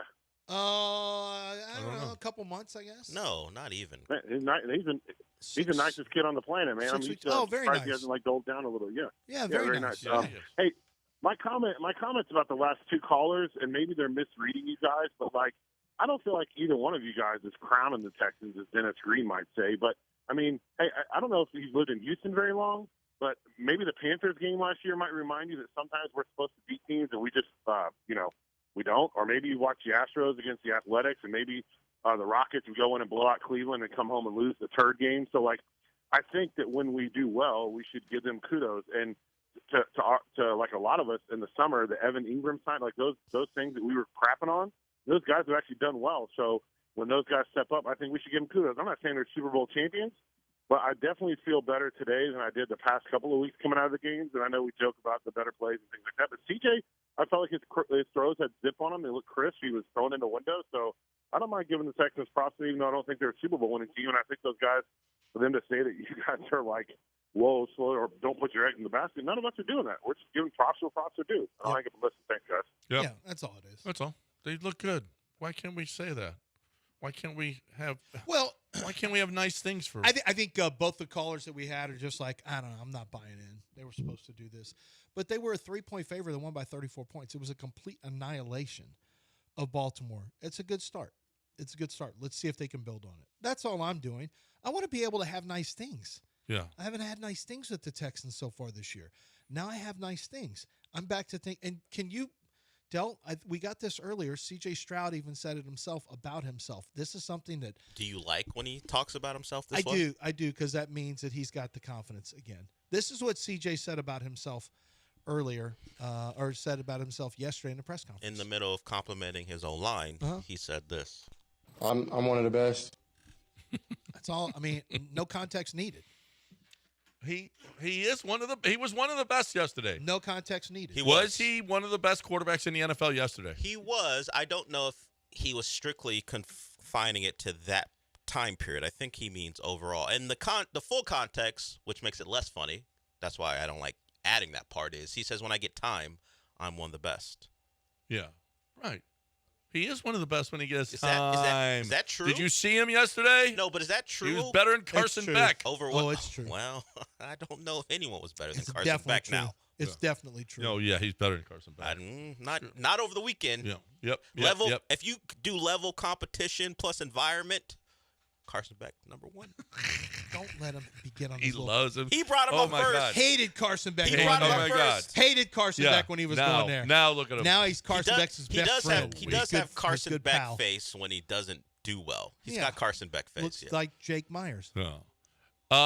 has that kind of look. Let's go. Let's get who's next? It is going to be Chris. Chris, what up? Hey guys, thanks for taking the call. I know a lot of people are negative on the Texans, and I watched each game, and I'm just, if you like, I'm from my understanding, our defense is great, and the games that we lost in the last couple minutes, and by I guess a combined points of less than 2 touchdowns. And they were good teams. We lost to a 4-1 team, a 3-1 team, and now a 3-2 team, and they missed tackle and 2 fumbles where we could have went for the go-ahead touchdowns and secured the game. And then, the bad teams, who clearly bad teams, we blew them out. So I know our offense looked terrible, but it doesn't sound like we that far from being a decent team. That's a great and point. We shouldn't be this hard on our team here. It's like we just had certain areas where we just didn't finish the game. And let's be for real, we could be easily 5-0. Well, now wait a minute. The reason that they were close games is because the offense played like crap. The other offense, you mean? Huh?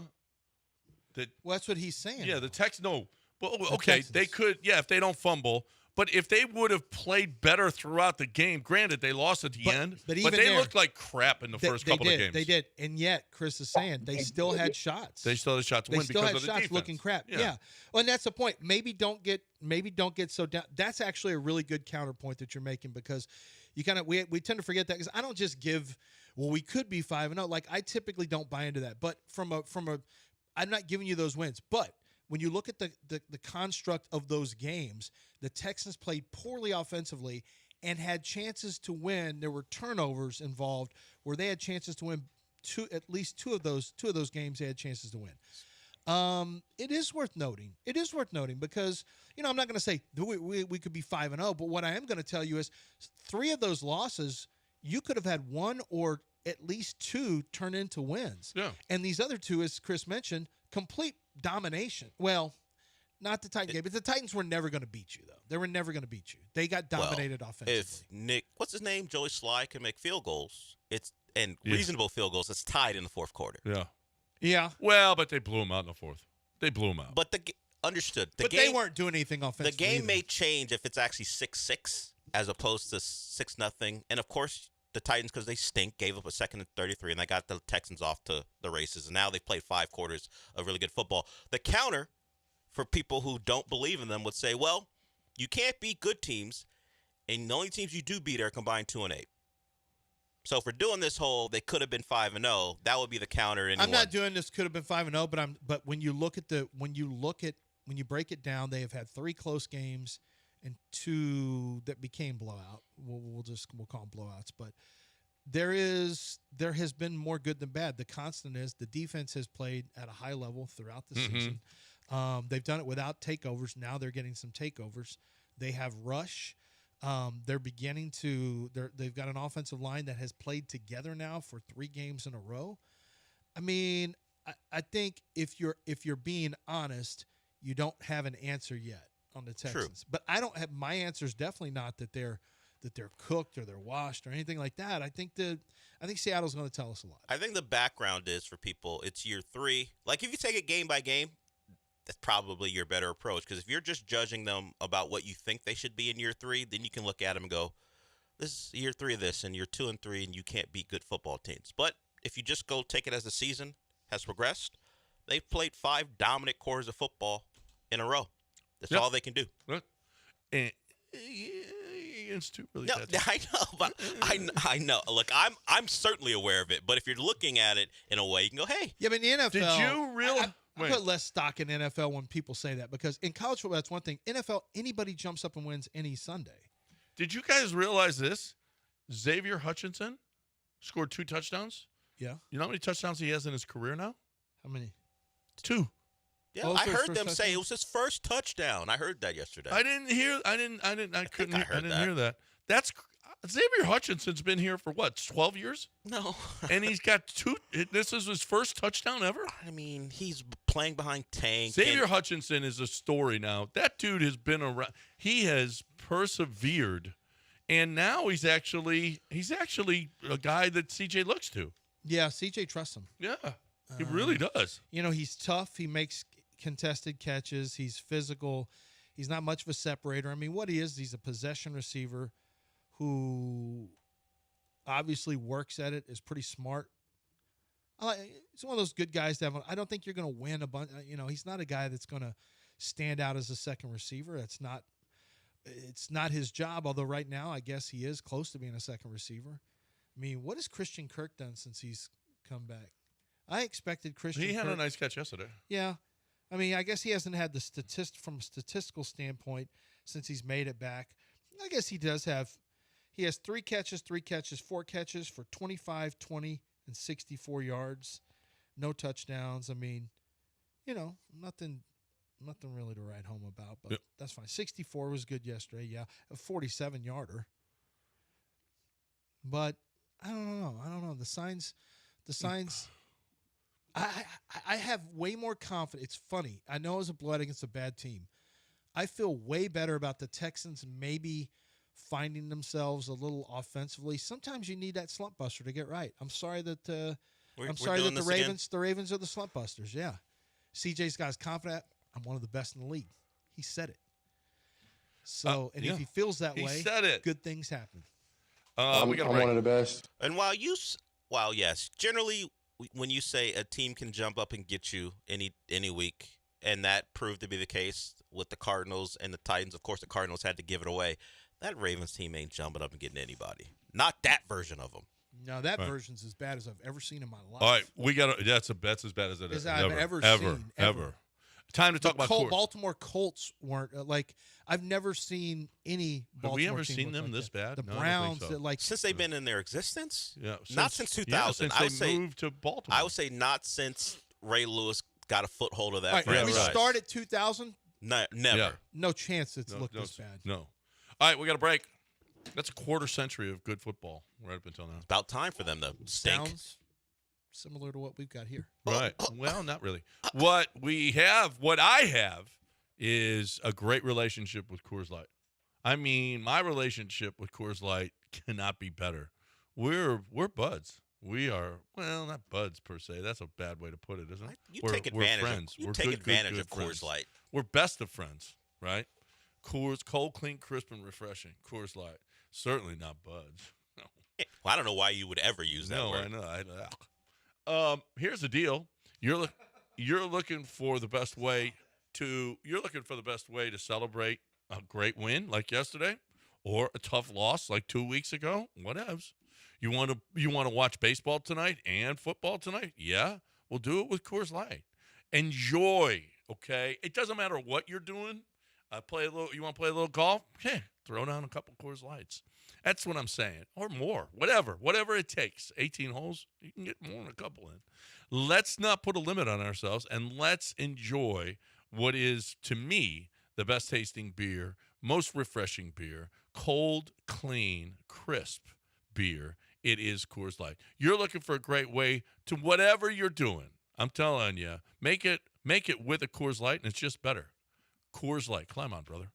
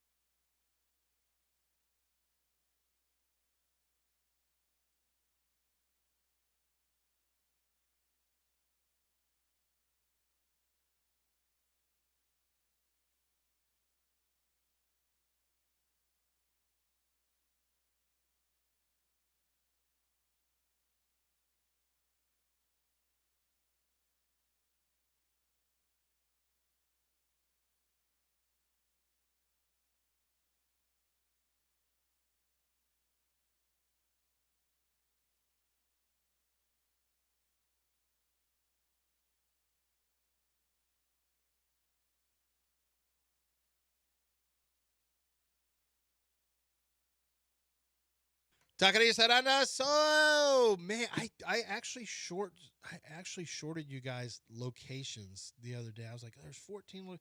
There's way more than that. There's a crazy number of Taquerías Arandas located in and around the Houston area. Authentic Mexican food. That's where it starts. Delicious. It's something as small as rice and beans. I love some good rice and beans. Yeah, I want the carne asada to be good. I want my pastor tacos, which is one of my real go-tos with the cilantro and lime and chopped white onions. There's different dishes that you may come to love and they're your go-tos, but I want you to try some different things. If you haven't been in for breakfast, go sit down if you get a chance. I know you love breakfast tacos. We all do, but sit down and have one of their hearty breakfasts. It's going to get the day started for you great. Maybe you go a little lighter at lunch, maybe even skip lunch. You go late breakfast at Taquerías Arandas. I'm just telling you this.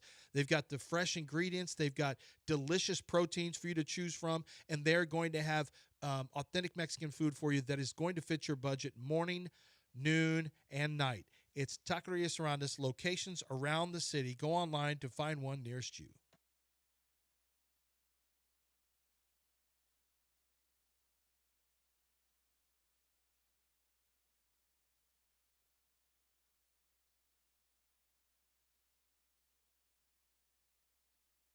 You're back in the Veritex Community Bank Studios with John and Lance. On ESPN 97.5 and 92.5.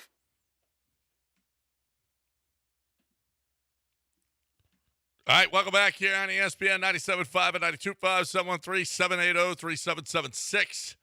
The number, if you would like to get in here, 713-780-37. We got callers want to get in. Let's go. What are your thoughts? I mean, I love the way they played. I'm happy. It's great. Do I think they're going to go up to Seattle and win in 2 weeks? I don't know. It'll be a good game, hopefully. Hopefully they play like they did yesterday. But Seattle is not as bad as Baltimore, so there's that.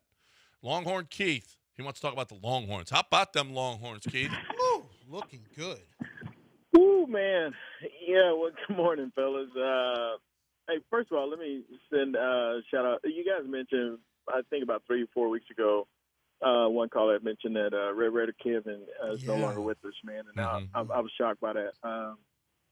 Yeah, really good dude. But, hey, I wanted to obviously go back to this weekend was absolutely – it's just really, really sickening. Sickening for a lot of reasons, mainly because I'm just – and let me be clear. I am not, and nor have I ever been, an arch apologist, right? So, but one thing I cannot ignore is we can't ignore the fact that if you don't have an established running game, you cannot put the weight of trying to win on the shoulders of a new starter. It just can't happen. The only 1,000-yard running back that was in the SEC last year was on the Longhorns and Travion Weisner.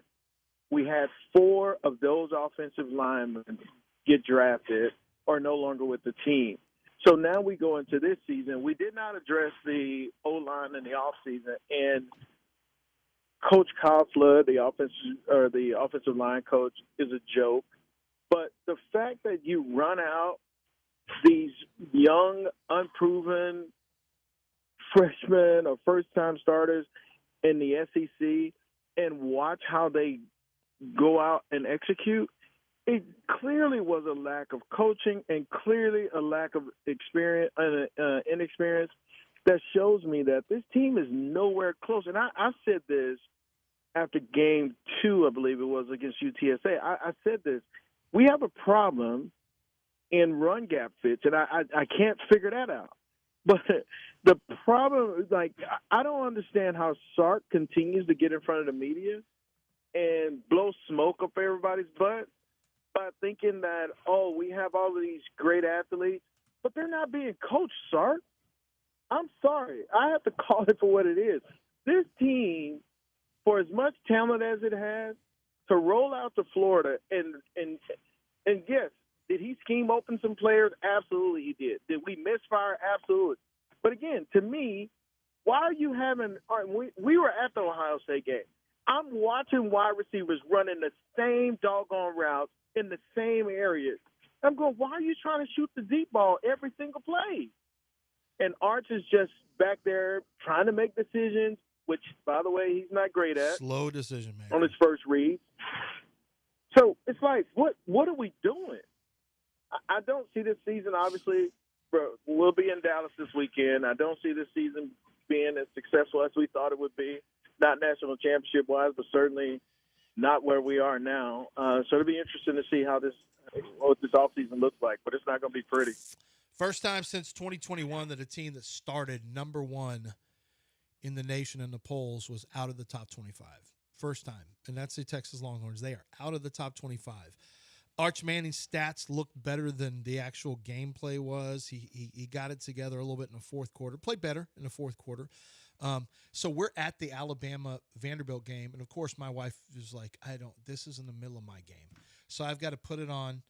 Luckily, they had a Wi-Fi that worked there. So I've got my phone on, and we're streaming the Longhorn Florida game. So I'm kind of looking up and then back down and looking up and down. So I got to see a lot of what was most shocking to me is Texas got their wig split on defense. DJ Lagway had his best game of the year by far against the Longhorn. It's not even close. 21-28, 298 yards, 2 touchdowns and interception. He picks the Texas game, and I thought the defense would keep this one, lower scoring. They gave up 159 yards on the ground. To your point about the run fits, Keith, Texas defense gave up 459 yards of offense to Florida, who has not – under Lagway has been really, frankly, bad this year. Yeah. Very disappointing. They got back, he hadn't played yet, their 5-star true freshman, Dallas Wilson, and he bullied Texas DBs throughout. 2 touchdowns. Vernell Brown, another, I think, 5-star freshman. They have a couple the thirds on their roster at receiver, and they played well. Lagway, of all games against a vaunted Texas defense, had his best day.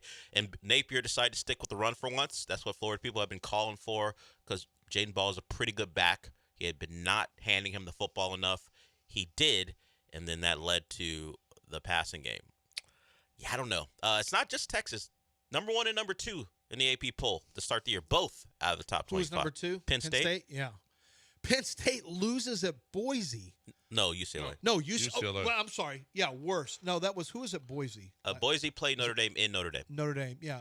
Who did Boise play last week? Was it Oregon? Air Force. No, Air Force, that's right, because Oregon played Penn State. So, I don't know what I was thinking of Boise, but, yeah, they lost to UCLA to Rick Neuheisel's son, and somebody said, man, James Franklin out here getting out-coached by Lord Joffrey. No, Joffrey. And it's a picture of him, and he's got a little bit. It looks a little Joffrey-ish. It was a funny shot. Yeah. It was a funny shot. But, yeah, I mean, Deshaun Foster was so in over his head over there. It's completely in over his head. And Neuheisel did a really good job of putting it to Penn State. James First-time Franklin, play caller. I am not a James Franklin. First time he ever called a game. I don't like the wow. Jerry Neuheisel. Yeah, listen, do you know what he did too? So he said, I was an assistant coach. I had my microphone up on the top of my head. Calling his plays? He accidentally didn't bring down his mic to tell the quarterback. See, and couple of times. On 4th and 1, he forgot to pull his microphone down to give him the play. And he's saying it, and he's just standing there with his microphone. It happens to us all the time. Sometimes I forget to turn my microphone on during the show. He had 2 days to prepare. You've been doing this for 30 years. I don't know what your excuse is. Yeah, right. But I'm saying it happens to the best of us where we don't turn our mics on. He had 2 days. And sometimes our mics are on and we don't know it. They just threw it at him. Hey, you got to do this. You got to do this. He had no idea. He had 2 days to prepare. Man. He didn't even know to pull his microphone and talk into his microphone. He beat a $3 million defensive coordinator. The former Ohio State coordinator, Jim Knowles, went to Penn State. I think he's a Penn State guy or Pennsylvania guy. He went there. That was a coup for Penn State. And in 2 days. 2 days, he beat his ass. Built an offense to beat him. I mean, he gave up, 42? And it's not just he beat his ass. He beat his ass with an offense that stunk, with a quarterback people were questioning. He put together a game plan and racked up 42 points. That is the worst loss since West Virginia lost to Pitt to go to the national championship game. I remember that, yeah. Pitt was 4-7 at the time. 2007. What was that Penn season. State favored by, like 25? Right? 20. It might have got 28, but at least at one point it was 24.5. I don't know how far it got. And Nice they had to job, make a Penn big State. comeback to even. It was 24-3. They had to block a punt to get in it. I haven't even talked to Elmer about it. He's gonna be. He's so pissed. Penn State, man, what a disaster. James Franklin better. Boy, what is it turning into? Drew Aller, Arch Manning, just terrible. And I'm watching, and I'm telling you, there is a real, like, Arch is not a real NFL quarterback to me. I've seen enough. He has to look. His delivery is slow. His RPOs come out slow. He's got to wind up. He doesn't have a plus arm, and he is a slow processor. He sits back there, and I know you've hit on it a few times, how long Arch holds onto the ball. It's unbelievable. He just does not make decisions quickly enough. Is this true that Bill Belichick's girlfriend left him for Lou Holtz? That's not true? No, that's not now, true. maybe for Bobby Petrino, I would watch your girl around Bobby Petrino. Well, you got to watch your girl. He's Mr. Steal Your Girl now that he's the head coach. It's a $1 million buyout. They're getting rid of Bill Belichick, right? Yeah, Bill Belichick's gone. We got a break. We got to talk right now about my people over at Chastain. How about that? A college team can't wait to get rid of Bill Belichick. Like, let's just pay him off and get him out of here. He's killing his reputation, but you know who has a great reputation is the Chastains here in the city of Houston for over 80 years. 80 years plus of selling vehicles in the city of Houston. Chastain Ford is one of the biggest and the best. It's still a secret. I don't know how you know what? It's Houston's best kept secret. That's one of their slogans. And I'm like, really? Because all the commercial people know about it. Why are you're the number one commercial dealer in the city of Houston? How is that a secret? Well, on the retail side, why don't you take advantage like the commercial businesses do, like businesses do around here? You know why businesses deal with Chastain Ford? Because they get the great vehicle, customized exactly the way that they want it, not how the dealership wants it. They get a great price and they get exceptional service. It doesn't get any better than Chastain Ford. Just doesn't. You're looking for that SUV or pickup.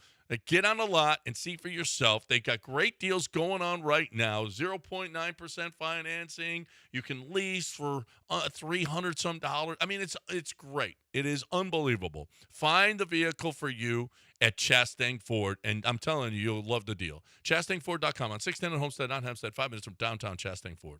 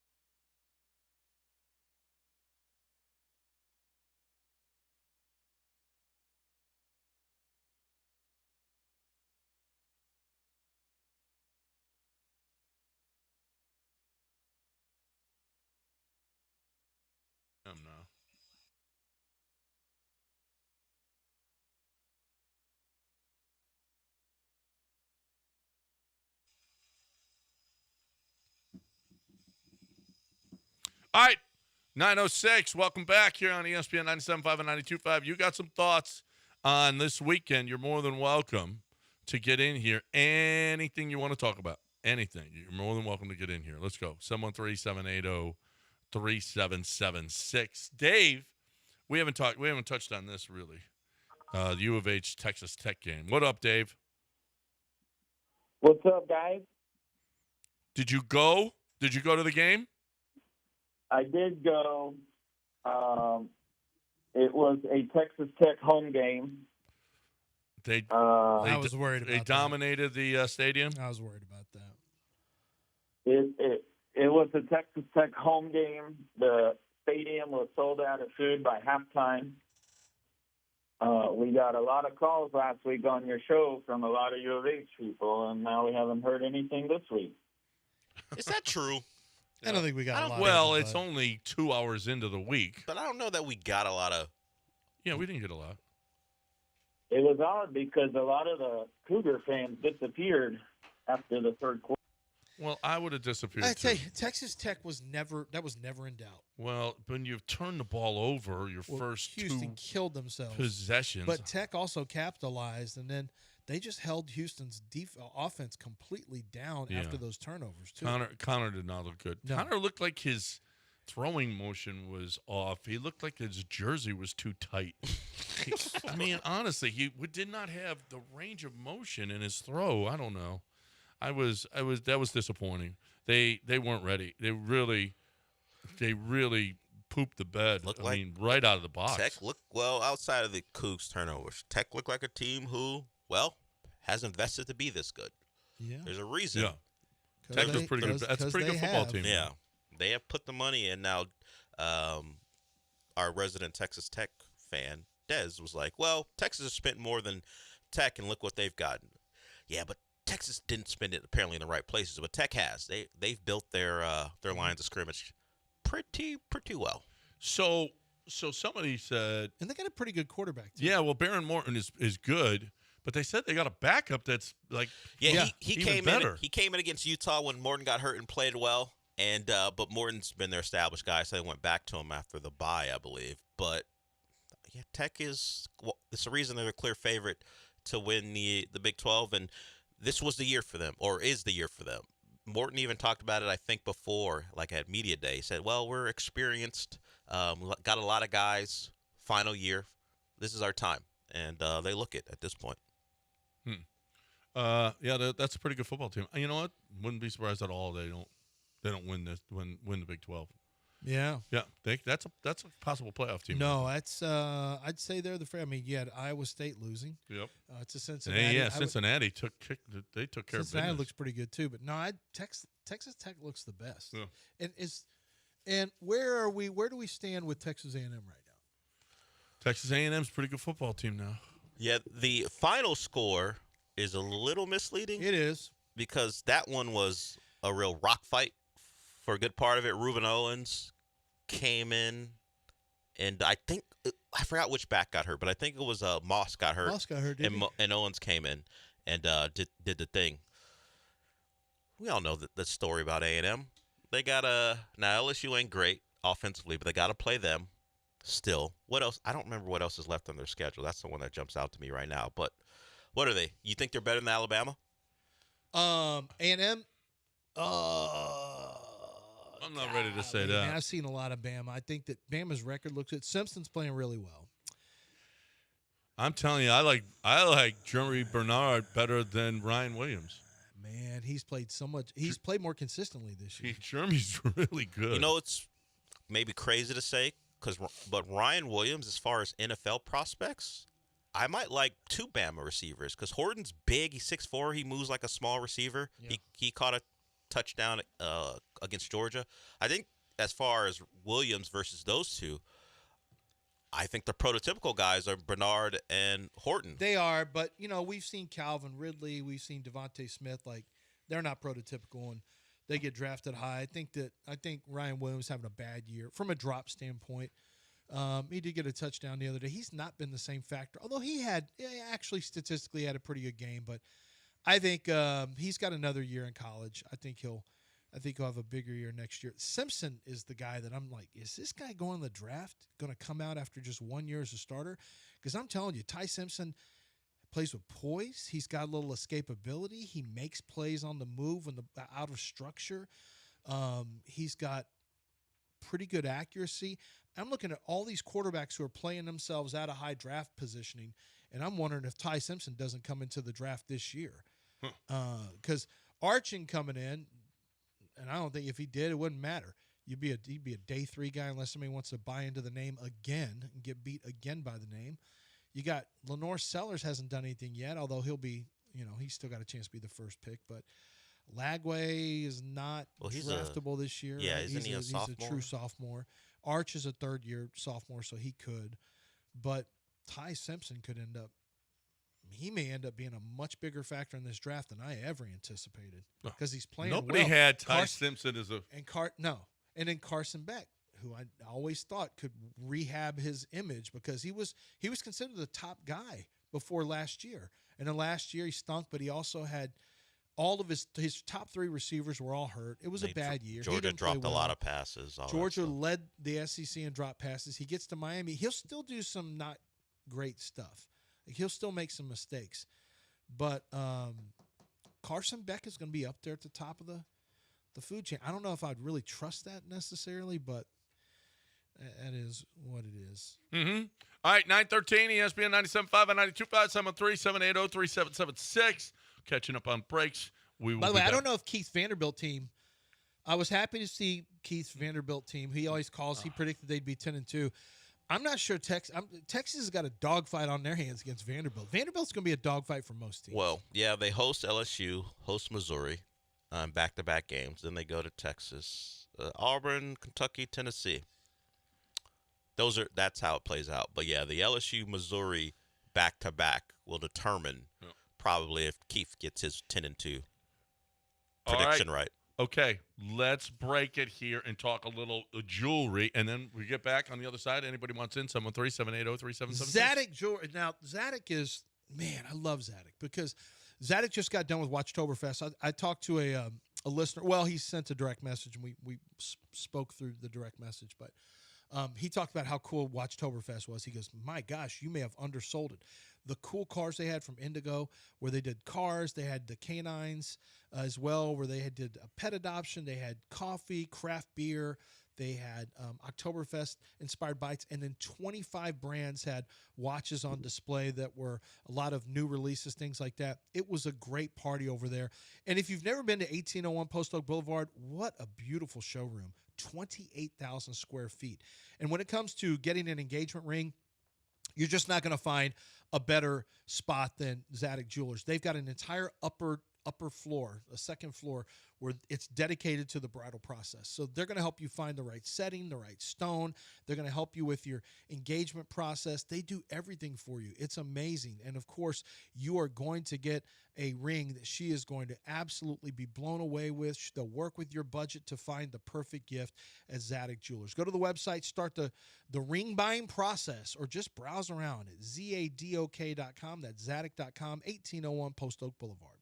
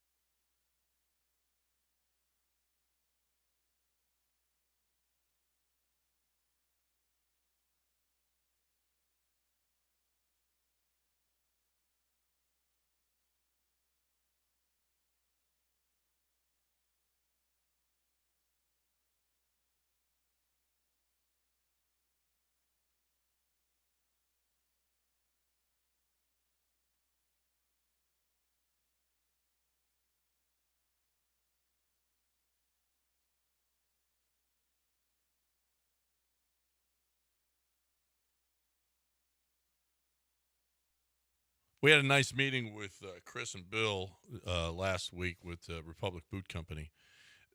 Do you want to talk about? You want to talk about a special place? I mean, when you walk in there, the smell it's the best smelling store you'll ever walk in. I'm not even joking. That is the first thing you'll notice when you walk in. Now they purchased the whole building, so it's bigger and it's better than ever. And listen, they can customize your 1836 boots. They've got the boots on the shelf already, but if you have a logo, they can patch it on, or they can customize the straps, the pull-up straps for your business or your personal use, however you want to do it. But the 1836 boots, I mean, are right there ready for you. It might take maybe a week or two to put the patches on, whatever patch you want on, or to change but that is something that you can do now. They can customize corporate gifts, leather wallets, wine totes, golf bags, toiletry bags, work bags, backpacks, travel bags. You're looking for something to give to your employees or to your customers, Republic Boot Company. But you got to do it now. If you want to get it done, because it takes a while. They're not slapping stuff on willy-nilly. This is quality work. So whatever it is that you are looking for, Republic Boot Company has it for you this holiday season. But think about doing it now, because it takes a while. 1133 East 11th Street in the Heights. It's been around forever. It's bigger and better than ever. Republic Boot Company.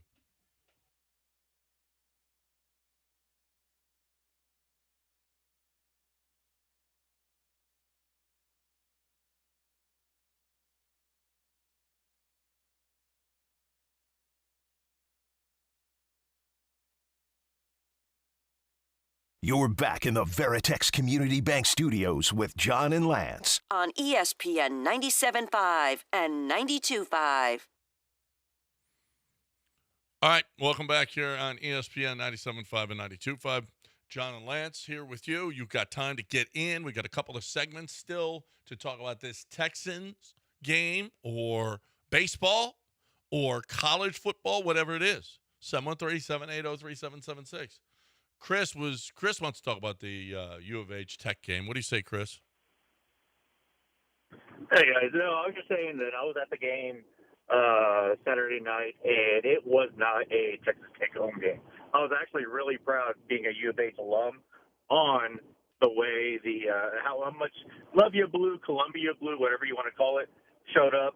And, I mean, this is NIL, right? You can just tell from where I was sitting, Texas Tech was way more athletic than we are, and it's just those things. But I was very proud of how many Cougs fans showed up. So I just wanted to refute that. Yeah, I saw a lot of blue on behind the Cougs bench. Now a lot of red on the other side. Yeah, I didn't get the impression from when I tuned in that it was just this Texas Tech crowd. Now that's a Texas Tech fan calling in and trolling, but I didn't. Yeah, I looked at it and thought, hey, the Cougs showed up. I did too, and there were a lot of fans too. The upper deck was littered. It wasn't completely full, but it was. There were a lot of people there. Now Tech is going to show up. I mean, that's the thing about playing teams in your state, and we're in a big city where there's a lot of Tech people, there's a lot of Baylor people, there's a lot of Texas A&M, TCU. There's a lot of people here that will come out to the game, and that's great. That's fine. But U of H showed up. Yeah, I wouldn't take that text caller at his word about how that game. Now the game went a certain way, but as far as the excitement to start, yeah, man, I didn't get the sense of that either. They didn't look. I don't want to say they weren't ready to play. I thought the defense held up early because they were put in bad spots and they kept limiting Tech to field goals. They might give up some yards, and the offense just awful. Yeah, and turning the ball over, it was just. Well, they had one really bad call. They had a horrible call. I thought it was that they called it was a lateral when it looked clearly like it was a forward pass. I didn't see that. It was on the side, and I mean he threw a bubble screen, but it was, and they called it that they said it was a lateral when it looked like clearly that was a forward pass. But and that sucked because that was like the third turnover in a row for him, and Tech. You're right. The defense held up. They did what they could. Had a couple goal line stands. Yeah, like I said, they limited Tech to field goals to keep the offense in the game, but the offense continued to not do anything, and even worse, turn the ball over. So, yeah, they were outmatched, but as the caller Chris talked about, and we've kind of talked about Tech as we've gone through the year, their team built to win this year, and the Cougs got a good class, and I'm sure that the NIL budget will continue to evolve as they see Willie Fritz and what he's building. But yeah, I mean, now Dana talked about this years ago about entering the Big 12 and the type of athletes you'd have to deal with, and when you do a little reboot of your program, that still will be an issue. But I didn't see anything to suggest just because you lost in that fashion that the Cougs can't make a bowl game. I think as long as they don't turn the ball over like they did, their defense is going to keep them in plenty of games. Yeah. Yeah, and, they got a white running back. I don't know. We got to do something about that. Well, I wouldn't even use that. I'd say because white running backs can thrive in college football. They thrive in the NFL. I would say they have a former Rice running back, Dean Connors. He's a Rice. Yeah. Oh, yeah. He came from Rice. Right. That ain't exactly – he's a good player, but that ain't exactly Big 12 quality, the former Rice running back. Well, enough, guys. Enough. What a shot at Rice. Rice is just sitting there real nice, not doing anything. You just took a shot at white people, which is my thing. And why are you shooting at us? So you're on my lawn. I had to do something else. He didn't consider himself white. I don't know. I just think. He considers himself Italian. He's an identity politics guy. Italians. When it comes to football? Italians. That's right. I mean, if his name was Gino Cappelletti. Okay, yeah, that's a long time ago. Yes. Okay. Name a more recent Italian. Franco Harris. Wow. Well, depending on what was quarterback Tommy DeVito? You had him. We're talking about running back. We're talking about running backs. Right. He didn't really claim Tommy DeVito that much. No. He only claims Woody Marxo. That's not. No, it's not Marxo. Isn't he like from Mississippi and it's Woody Marxo? 713-780-3776. How about a little baseball talk? We got how about this? Did you hear pull that up from Big Papi? So David Ortiz and was talking with Alex Rodriguez, just a couple steroid guys just kicking it. Is that is that on the Cryon? Well, it should be in there. They call it the tombstone where they say, 14-year All-Star, Mitchell Report. 465 home runs, incredible increase in power numbers during the steroid era, just stuff like that. They could have stuff like that. So when Cal Raleigh eventually gets on a let me be in charge of it. When Cal Raleigh's talking for Fox in a couple years, you're gonna let me be in charge of it. That's all I ask. I don't think they would let you do that. They're not looking to highlight incredible home run growth. Anyway, so they were talking about the Yankees. And you have to listen very, very carefully. First of all, you're going to think it's a ghost of Lima when you hear Papi talk. It's awesome. But Alex, I read what he said. I didn't see it. Alex sets him up, and listen to what David Ortiz has to say. You can trick yourself to say, you know what, fellas? If Max Fried would have played well or pitched well, we would have won. It would have been 1-1. So maybe you build on that positivity. Do you agree, Papi? They can bring Jesus back, and they're still going to go to Cancun. They're still going to go to Cancun. It's over. It's a wrap. Just so you know, this Toronto Blue Jays lineup ain't playing around. They can bring Jesus back. They're going to Cancun. They're going to Cancun. So Toronto blasted New York in Game 1. I mean, it was homer after homer after homer. It was great. And the Yankees, they put up 7? Whatever they made it a little bit of a game, but time. It was 13-1, or what was it, 13-0 at one point, 13-1. It's what it needed to be. It was at its worst for the Yankees. It was let me see, it was 12-0. 12-0, and then they scored 2, and then the Blue Jays added another one. Then the Yankees put up 5 the next inning, but it was already over at that point. That's done. The Seattle came back and looked nice yesterday. They head to Detroit, and we'll see what happens there. Cubs got their ass kicked 9-3. How about the Dodgers taking care down 3-0 and coming back and winning 5-3? Shohei got off to a bad start. Yeah. Gave up 3 early. And he was 0 for 4. With 4 strikeouts, right? Yeah. I mean, but he settled Shohei down. he got off to a bad start, but then He settled down and got the win. Yeah. And gave up another run after that. Yep. And they put up a 5. I'm thinking the Phillies are going to sweep them, and here they are losing game 1. Let's go Phillies tonight. We got 2 games tonight. We got Chiefs and Jags, and quite frankly, let's go Chiefs. Mm-hmm. We don't need the Jags to be, especially they got a game up on you now. You beat them. They beat you. So we need the Chiefs tonight. That's for sure. I've never ever rooted for the Chiefs. So this is going to be difficult tonight, but I'm going to do it anyway. And that's a closer game than it should be, right? Mm-hmm. What's the line right now? 5? No, I think it's lower than that, isn't it? Hold on. The current line is, as we sit and talk on this particular day in our lifetimes, as John would say, Chiefs and Jags are 3.5. The only reason we think better of the Chiefs are 3.5 is because they played the Ravens. What? The Chiefs weren't looking good that's before true. that game. We're like, what's wrong with them? Their offense still sucks. And then they play the Ravens. How in the world are they only 3.5 point favorites? Because I just told you. What did you think of the Chiefs before they play the Ravens? No. Yeah. The Chiefs are 3.5 at Jacksonville. Yeah, still. But he's telling you the Chiefs got right because they beat Jacksonville? I mean, because they beat the Ravens? What did you think we of them beat before? the Ravens even worse. Yeah, we did. I don't care. They're the Chiefs.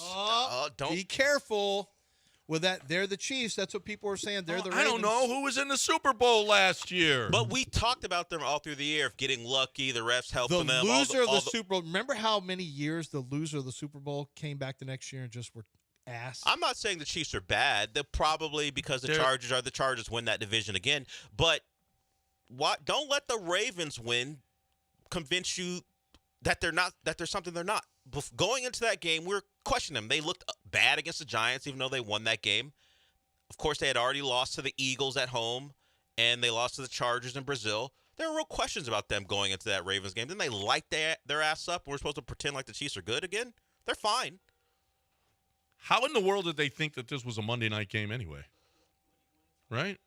I mean, I don't know why Chiefs the and Jags in week 5? Well, Liam Cohen. Well, you got Chiefs you expect good things from. You got Liam Cohen, and they spend a bunch of money. They got Brian Thomas was a star last year. You can't catch a cold now. I could see where you could think, all right, you know what? Maybe we catch. I could see them saying they spent some money again like they always do. They got a defense. They've got Brian Thomas, who's an emerging star and hasn't played like it at all. How could you not want to feature this guy? I mean, Duval. It is Jacksonville, which is low energy. RJ's stadium. not allowed to play that. Say, hey guys, they're on our air. Don't make fun of him. All right. Duval. Let's break and let's. Is it making fun of? That's how he talks. It's not complimentary when I play this. Just how he talks. It's not. Do you think that's a compliment It's to play so this? not complimentary. They won't allow him to play it in Jacksonville. That's fair. It is fair. All right. We got to talk about Kent. You want to talk about fair? You want to talk about great? I'm talking about my man Kent Jones over at Dream He's Rate fair and Mortgage. honorable. He is honorable. He is. I'm telling you, this dude is just better. When you're buying a house, okay, this is not your business, right? You're not, unless you're a real estate agent. But if you are a real estate agent, there's still a lot of stuff to do. I mean, you got to get the lender, you got to get the survey, you got to get the title company, and a whole lot more. And who does that? Kent Jones. Brokers are better, and still less than 3 out of 10 people use a broker. And yet, at closing and through the life of the contract, we're talking about possibly saving tens and tens of thousands of dollars. That's a lot of money when you're talking about the lifetime of this deal, right? And not more than that, at closing that day, you could be saving ridiculous amounts of money. He's going to show you how to shop. He's going to show you he's got the ultimate mortgage hookup. He could even maybe find you a buyer's agent that'll rebate part of their commission. I mean, dude's been doing it for 30 years. He's done over, I don't know how many he's done, 1,400 career closings. Ridiculous. He knows all the hacks. You don't. So if you're going to buy a house or you want to find out whether or not it's affordable, if you can buy a house, give him a call. He'll answer your questions. Kent Jones is here for the people. 713-520-5626, 713-520-5626, or 975loans.com.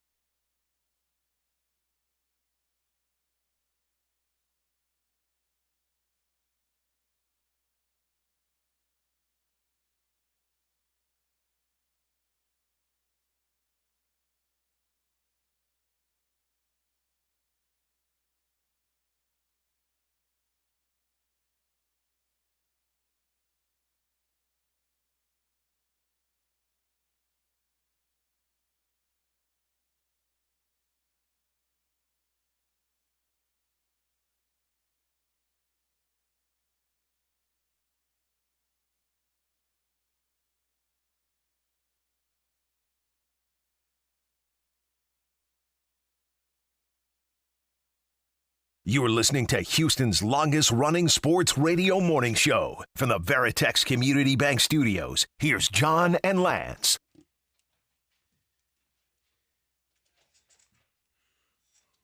So I guess we've settled in on Juice Scruggs. He's the guy now. Yep. So long, Lakin Tomlinson. Lakin is, and Trent Brown was active yesterday. Yep. So he's going to be the swing guy. Well, is that Blake Fisher or Blake Trent Fisher Brown? got in the game when they went to a heavy personnel package because I think he had a penalty. So. Well, they brought Trent Brown up from the practice squad and put him on the. I don't know who's going to be the official swing though. You know what I mean? Like if somebody goes down, who actually gets in a game? Mm-hmm. This is our line now, though. This is it. So Juice Scruggs went from bag holder to starting guard? Yeah. Yeah. Hey, nice come up for him. But like Well, D'Amico said, you know what? D'Amico said you got to earn it. Did he earn it? We are not there every day at practice. Did something change with Juice? I hope so. Yeah. As opposed to the other guy's so bad, we got to put Juice in. I hope it's the opposite, where he just took that job. So, okay, so Ariante, Jake Andrews, and Ed Ingram, 3 new guys that they got this offseason that are mainstays now. They're solid. Some will say, "Ooh, they're terrible. They're this offensive line." Well, I don't think they're terrible, and there's signs that maybe they're getting a little better as they're playing together. Look, it just has to be better than last year, because if it is, and CJ by the way has been hanging in a little bit better, throwing the ball. Like CJ's doing some things that a little more courageous in the pocket. So I don't know. We'll let it play out. I think that I'm one of the best. the offensive line from a run blocking standpoint is definitely better already. Yeah, no, they're better. They're just flat out better. Okay, they are. So we're not concerned about it. So we're not concerned about it. You guys certainly shouldn't be concerned about it either. Yeah. Well, but we can be concerned about it if we want to be. D'Amico and I, we're not concerned about it. So we're not concerned about it. You guys certainly shouldn't be concerned about it either. I understand that, but we might be concerned every once in a while. Yeah, we were concerned. We were concerned in the first 3 games. Don't you feel foolish? We're not as concerned now. We were concerned in the first 3 games. Not as concerned. I'm a little less concerned. Can we make a trade of defensive line groups? Can the Seattle Seahawks trade for the Ravens defensive line group next? That would be nice. I'd be less concerned if that could happen. Don't forget, you just gave Kyle Hamilton a ton of money and drafted Malachi Starks in the first. Who, by the way, I was not a Malachi Starks guy at all. So that blood is not on my hands. You're not going to take it. Wouldn't be me that drafted Malachi Starks in the first, but I still love Kyle Hamilton. I still think he's a great player, but they got heavy investments in the safety group, and it's not mattering in the air. Well, no. They are getting beat up. Yeah, they've been bad. He didn't play yesterday. Roquan didn't play yesterday. 2 guys they paid a lot of money to, and Matabuike they paid a lot of money to. So that spine of their defense completely done. A lot of money invested, not playing. That's what I said. Hey, Seattle, you want to make a trade? Seattle, you need some? Yeah, you want to add some guys? Yeah. All right, who's on the line and wants to talk Baker? BJ? All right, let's get BJ in here. Hey, BJ. Hey, what's going on, guys? TJ. Quick question. Is your intern the baby of the ESPN 97 guy, 5 guy? When you go to commercial break, he sounds just like him. I swear. Which guy? The guy that does the ESPN 97 when you go to commercial break or when you're coming back. He sounds just like your intern. Is that his son? No, you think he sounds like our voice guy? Did you? No. Wait. That's out there right now? Sean, yeah. I don't know that that's the case. It's not even remote. He sounds just like him. Hey, Sean, you want to walk in here Have for him a come in here second? and just talk. Can you play? Do you have something you can fire off? The Sure. ESPN voice guy? Yeah, Hold on. We'll put him on hold. I'll put you on hold, and we're going to do a little taste test right here. Okay, play the ESPN 97.5. Sean, we want you to say exactly what this guy says in just your regular voice. Go ahead. Play something. You're back in the Veritex Community Bank Studios with John and Lance. All right, On ESPN. Now you say that. You're back in the Veritex. Just say you're back. You don't have to get to the Veritex. You're back in You're the back Veritex. with John and Lance. You're back with John and Lance. Say that. Yeah, go ahead. Go ahead. No. You're back with John and Lance. I think he put on a voice. Yeah, he to did. match it. You did try to drop your voice a little bit. I You know did. you had to try to add a You're little more back bass. with John and Lance. You're back in the Veritex Studios. I mean, it's better than me compared to some of the sounders I have. Yeah. I mean, remember that guy? No, what is that? The United guy on the plane? Remember the United? Oh, yeah, when he was getting tased or something? Yeah. It's better than that guy. roped. Yeah, so I don't know, TJ. Yeah. Maybe. I don't know. I don't think so, Sean. BJ, what do you want to talk about with Baker? Is Baker Mayfield an MVP candidate? I'm not a Baker Mayfield fan, but they showed the stats yesterday when they was playing the Seahawks. They in the last minute they won each of their games by like a total of 6 points. Dude, it's true. And I don't think he's get the credit. He got a lot of flack when he said, "Yeah, that it was boring with Tom Brady," but he's been backing it up. And he's keeping everybody's job over there. He got a few guys promoted to head coach, so I give credit where credit is due. I think he's an MVP candidate. Man, you're not lying. He is coming back. He's got a ton of comebacks on his resume. He's got, what, 3? Is it 4 or 3 game-winning drives? I think it's 3. They had to come back and beat the Jets, came back to beat the Texans, beat Seattle. Who's their first win? Who else did they beat this year? That's at least 3. 10 touchdowns, 1 pick so far for Baker. So he's not even turned the ball over. Like, what is his reputation? Yeah. I don't know how you keep him out of it's only 5 games. No, and but the you Falcons, have to. They're and the winning. Falcons, they came back. I think he led a game-winning field goal drive against the Falcons. I think he's done it 4 times already. 4 times like that. Yeah, Baker deserves attention. He deserves attention for it. The usual suspects that everyone goes to: Lamar, Joe Burrow, Josh Allen. Josh having a good year, whatever, but he's won it last year, so we'll see. You're not going to have a position that's other than quarterback win the award. It just doesn't happen anymore, even though it probably should. Who stands out to you? Daniel Jones.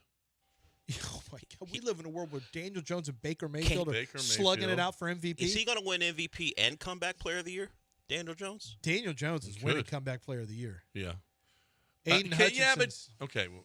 Was he hurt or was he suck? I don't believe in Comeback Player of the Year from suck. No? Just because you suck doesn't mean why. Because why do you have to he's be hurt had to one win it? year. He had a year where he was the playoffs.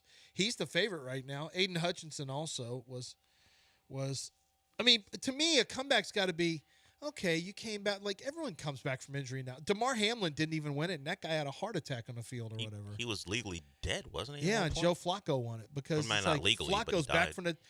Well, I shouldn't say back from the dead. Flacco was back from retirement or whatever.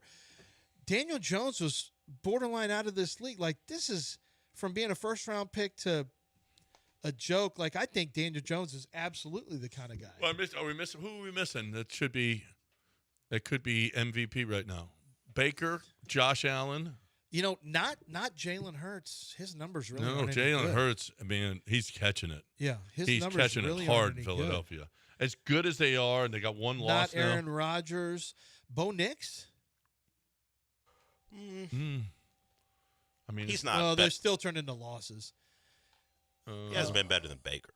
I mean, nobody. Can't Dak, say- if the Cowboys can Dak be pretty good. Yeah, but Dak is really good. Dak's numbers are phenomenal. Yeah, I mean, Dak might be the best quarterback in the league. Yeah, but what's their record? They're above 500, right? What are they? 2-2-1? Oh, at 500. They're At at the time. 500. Dak's got 10-3. What did you say, John? He might be the what? He might be the best quarterback in the league. Yeah, I'm not going to go that far. I'm one of the best. Well, Yeah, we know that. Well, then if you're going to say that, don't expect CJ not to. Jared Daniel Goff? Jones does have 6 touchdown passes in 5 games. Yeah, he doesn't. That's not really lighting it up. They do hand it off to Jonathan Taylor when it matters in well, the red zone. you know what? Then maybe JT should be Offensive Player of the Year. No, maybe he should be MVP in this particular year. You just said it before we started the I conversation. know it rarely ever happens, but is this the season though? How about Goff? I don't know what numbers he's put up. Of course, they're good. Yeah, he's 12-2. Yeah, that'll put you up there. Ooh, I don't know What's if their He's 75% completion Are the percentage, voters 1,100 yards. looking to do that. Vote a Jared Goff or Baker Mayfield as MVP. Well, they can not like it. Well, they can't vote Justin Fields. No, they'd like to, but well, no, sorry, they can't. Justin vote. Fields is still not good. You're right. They can't. Yeah, do I don't that. know. It's been since 2021 he hasn't been good, and there's people just holding out hope like, well, actually, no, he's never going to be good. I don't think Tua can win it. I don't think But he is. can How either. about he's 10-4? The numbers are good, but the defense is awful. They gave up. He lost again. Lost a big lead. He sucked. Why did he give up all his touchdowns late? Because To Bryce the skateboarder Young. Forget about Bryce Young. Rico Dowdell goes for Wow, he 200 went plus nuts. yards, or nearly 200. Did he go over 200? I lost count Yeah, at some point. I think he won. That had to be he so didn't go disappointing above. for you. He was at Not really. 167. You know what? It's actually pretty freeing when you realize your team stinks. You can just just wash your hands of Okay, it. the best teams, you got to be a winning team. It can't be Aaron Rodgers. Matthew Stafford. Daniel Jones. Yeah, he's up there too. Stafford's putting up numbers. Herbert's not putting up the numbers Stafford, right now. Dak, Baker, Jared Baker. Goff. Yeah. I would tell you right now, putting up the best numbers. Baker Mayfield's one of the favorites. Should be. He should be. That's a tough beat for Israel. I know Israel doesn't Listen like to this all the board at all. quarterbacks you listed off, John. Yeah. What the? And he kind of probably board doesn't. is that? He may not even. What is consider, this? 1967. And do you think Israel considers Dak? Jared Prescott? Goff, Baker Mayfield, Matthew Stafford, Dak. I mean, all white guys. Well, not Dak specifically. Why can't Dak be a white guy? Because he's not. Sorry. Drake May. Maybe. Just looking at the list, the age of the drop back quarterback is back. It is. Right now, Really is. Right now, the top three Sorry, favorites. Israel. The top three favorites right now are Baker Mayfield, Matthew Stafford, and Jared Goff. I think Dak will move up that list. Well, no, I take it back. Allen, no, that's not true. Josh Because Allen? Josh Allen's still up near the top. So we'll get an update. We'll get an update after this weekend. After this weekend, we'll get an update, and we'll see. Justin Herbert still probably has got to be mentioned. Keep him out of the NFC East. As long as he doesn't play those teams, he's just fine. He stunk the last 2 weeks against the NFC East. Well, when Joe Alt got hurt, that crushed them too. But Chargers win 3 division games. Can't beat the NFC East. Is this really from this last week? Yeah. Before this week, the MVP odds at one sportsbook were Josh Allen plus 120, Pat Mahomes plus 450, Justin Herbert plus 1,000, Jordan Love plus 1,200. I would think Daniel Jones can't be. He just doesn't. The stats aren't good enough. But I would think. Yeah, but if they keep I would winning, think Baker Mayfield must be in the top 3 right now. Yeah. What did we miss? We missed Jonathan Gannon actually hitting. Did we talk on the air about Mark Sanchez? I don't think it we was did. mentioned, but because of what have you learned? So But we never got Sanchez, to it. Basically, Mark Sanchez was in Indianapolis to call the game, the Colts game yesterday. Former NFL, first round pick, Jet, all that stuff. He was in there. I guess he was drunk. Yeah, he was pretty drunk, Allegedly. and he started yelling at a food driver who I think it was about where his car was parked or something like that. He started yelling at him, and apparently Mark. So make sure I got this right. So Mark was the one who went and pepper sprayed the driver. Apparently, he put him on the ground, and then he got into his cab, and apparently the guy was upset. And he pepper sprayed him, right? Yeah. Mark pepper sprayed him. I don't know who. A third party apparently got involved and was the one who defended himself. And ended I up believe. stabbing Well, at Mark. least the initial reporting I saw was the guy who got Mark Sanchez was pepper sprayed, and when that didn't do it, then the guy had to. See, that's what I initially grab a saw knife. too. But they That's said what a I saw third at party first. got involved. I think. All we know is we went from, Mark Sanchez, one of the greatest men I've ever known, thoughts and prayers, to arrested. He was the assailant. All right.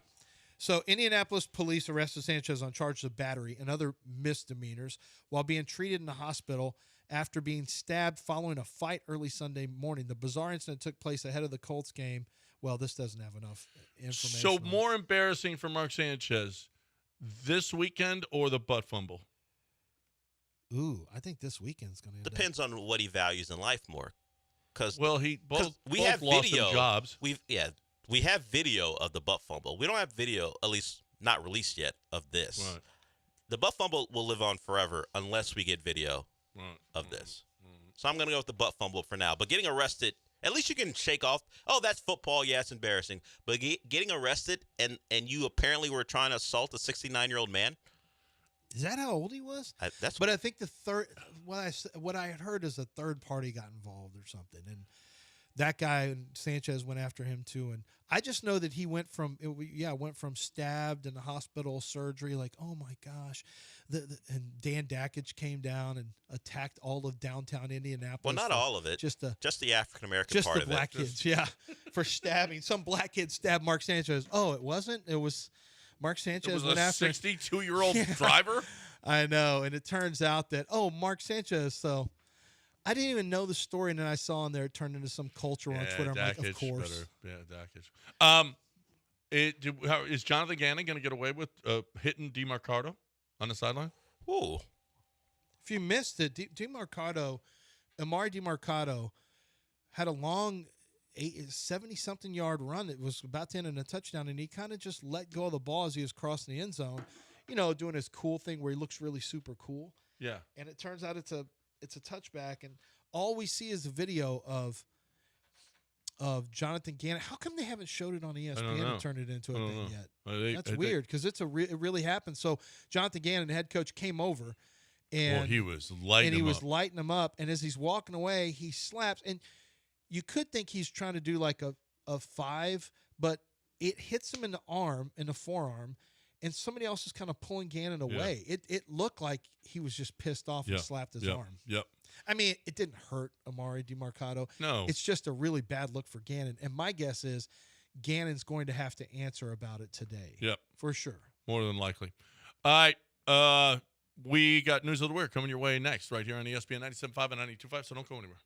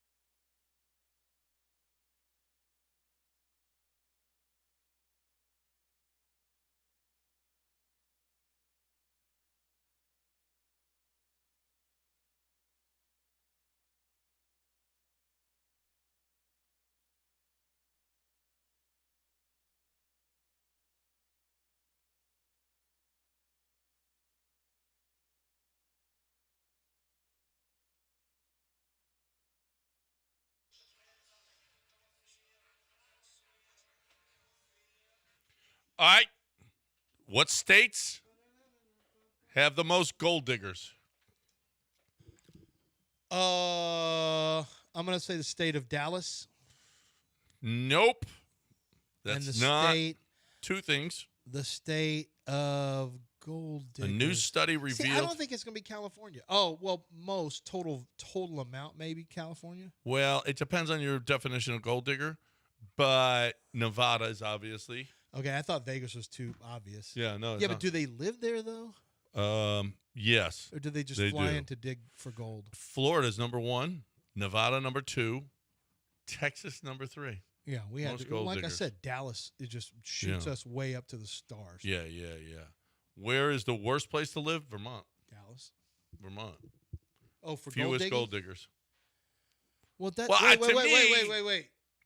You think someone taking your money is good? Well, what your definition of gold digger is, right? What They is just- No, there's a very any other definition? What's the other What's your definition? Well, they take money for services. Not necessarily. That's just a prostitute. What we're Gold saying digger is is someone, often a woman, who romantically pursues or forms a relationship with a romantically. wealthy person, primarily or solely for financial gain and material benefits, Right. rather than love or genuine connection.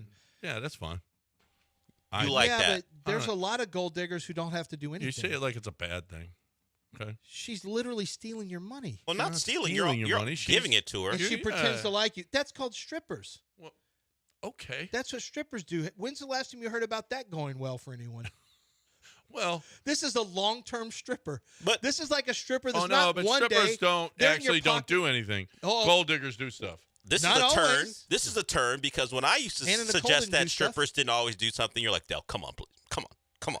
You used to do that. I was like, John, not every stripper. He's like, come on, Del. What are you saying? Right. Some do things. There's a champagne room for a reason. No, but but I say for the most part, the guys who are involved with gold diggers, they know what they're getting into. You get what they're aware. They're aware. Fine. Yeah. It's fine. The 65-year-old Because, man I'm with rich and I got money. with the I get stuff. 31-year-old woman, he knows what's up. That's a different. What? See, gold digger to me, I guess it can depend. Like I said, there's never been a stripper situation that ended well. And this is like, she's going to be a stripper for you for wait a like minute. multiple years, if taking your stuff. This man If must have she never ends seen up being a Showgirls. dental hygienist, yes, it ended well. Okay. So if she's with you 5 times in 3 years, is that worth it? Well, I don't. That's not much. Why only 5 times? Why? Yeah, where are you putting That's not numbers on much. it? I don't even want Melissa hearing No, what no. we're talking about. This is a terrible. bad conversation, Melissa. You don't need to be You here don't for need this. to be in on We're talking this. about gold diggers. They're talking to Yes, Melissa gold like she's diggers. 15. Yeah. She's a grown woman. Because John's here. That's why we're talking about gold diggers. Because She said, "Why are we talking about Because this?" I'm here. Because he's here. Yep, that's it. I don't think you guys should besmirch gold diggers. It's a give and take It's a thing. fine profession. Everyone, It's it's not a profession, transactional. by the way. It's a fine profession. It's I'm not good Does with she it. get have a W-2 or a 1090? No, then that's not a Is profession. she an independent contractor? Oh yeah. If she's an independent contractor, then pay taxes on it. Well, okay. If you it's wait, a you can't. profession- I don't. Have you ever heard of somebody getting put in prison for not paying taxes on gold digging? That's what I'm saying. Then it's No. not a profession. I just think two people entered into this agreement for the most part knowing what the deal is. Yes. Like you know what she's on. You know what Yes. time she's on. I agree. Some guys don't, but probably so. You would think the rich guys know. You would think the rich And guys they're know what they're up fine to. with it. Yep. They're fine with it. Yeah. Yeah, you get everybody. It's a transaction.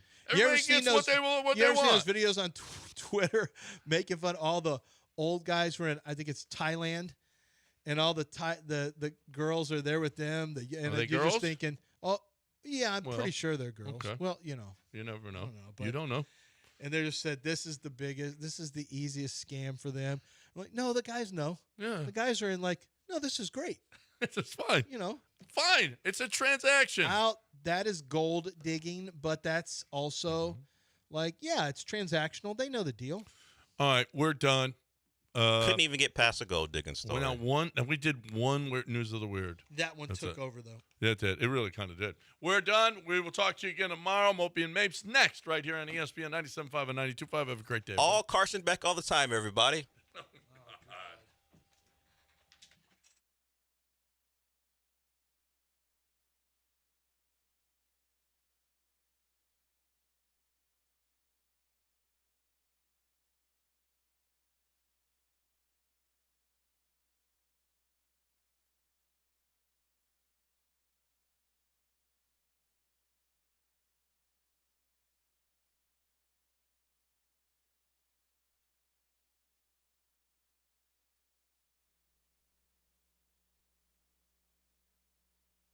I'm Mike Gavin with Your Money Now. Verizon announced today that the board of directors has appointed former PayPal CEO Dan Schulman as the company's new CEO. Schulman replaces Hans Vestberg, who had led the company since 2018. According to an announcement, while at PayPal, Schulman grew the company's revenue from $8 billion to $30 billion and added hundreds of millions of new customers for the global payments platform.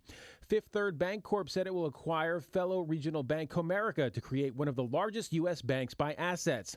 As part of the all-stock deal, Fifth Third will pay $10.9 billion to buy Comerica. When the deal closes, which both banks expect will happen by the end of the first quarter of next year, it will create the ninth largest U.S. bank. Space tech firm Firefly Aerospace will acquire national security technology company SciTech for about $855 million just months after its NASDAQ listing. Stocks are mixed in the first hour. The Dow's up 255, the NASDAQ up 102. That's Your Money Now.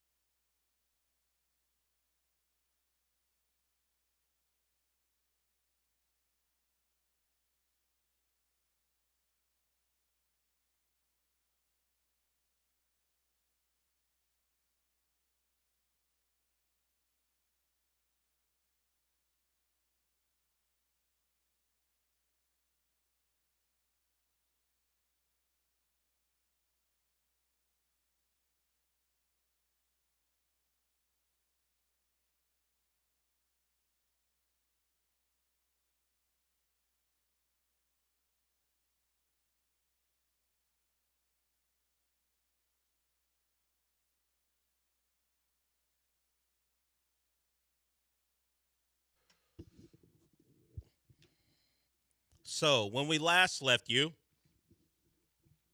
we were talking about TV and movies with Michael Carroll. But when we were talking about the Ravens and Texans, there was some trepidation that this could go poorly because they're the Texans and it's the Ravens. And the history, as it was pointed out quite a bit yesterday, the history is distinctly on the Ravens side. 0-8 in Baltimore, the Texans were.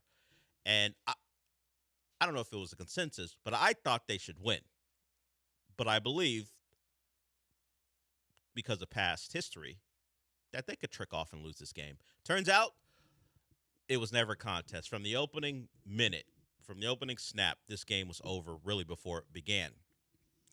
So we have to approach it in a way to give the Texans credit, but while acknowledging that the game and the team they played was almost like I was watching the Texans with their starters and the game planning of a regular season game against a preseason version of the Ravens on defense. What I will give the Texans credit for, they slayed the dragon at least for a game. Not just the Ravens, but they shut down Derrick Henry. Is Derrick Henry a Lamar Jackson merchant? These are the questions we should probably ask.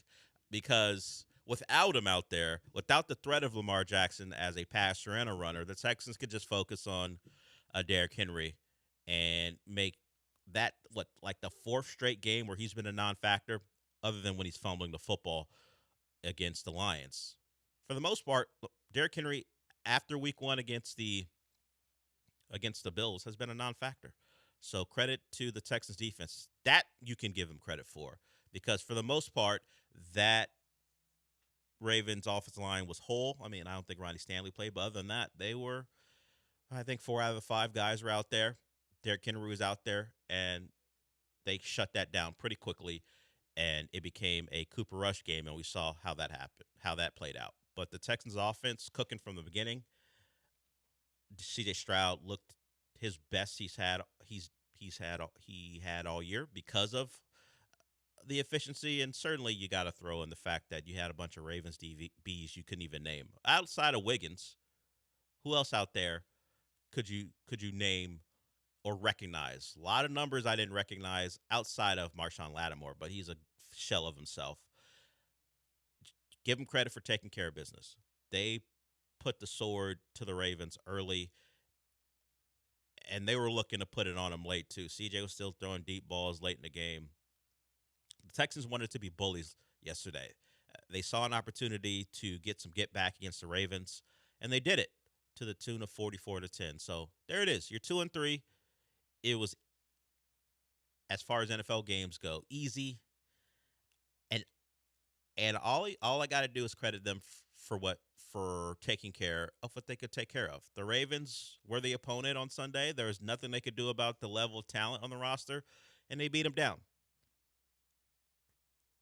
Of course, going into the game, we knew the Ravens were bad defensively, and they were just even worse because of all the guys missing. I was trying to think throughout the game, had I heard of this player before who was playing for the Ravens? As I mentioned, Lattimore, Wiggins. I heard of John Jenkins, their nose tackle. He's one of those nose tackles who plays somewhere every year. He's a 1-year free agent guy who plays someplace every year because you need a big man in the middle. He's not a great player. He's a body. So I recognize him. He's been around a long time. Other than that, Trenton Simpson, because I know him from Clemson, just not a lot of guys who have accomplished a lot of things on the NFL level were on that Ravens defense. And the Texans made them pay. Was that Ravens defense second game of the preseason level, if we're talking about talent level? Like, you would have a starter or two, because that's where Wiggins falls in. He's a starter for them. Yeah, so it's not Hall of Fame game. It's not. It's like the second game because you're an established team who doesn't have a lot of spots open. So you may play a couple guys here, a couple guys there, but there's a real chance no one plays for you in the preseason.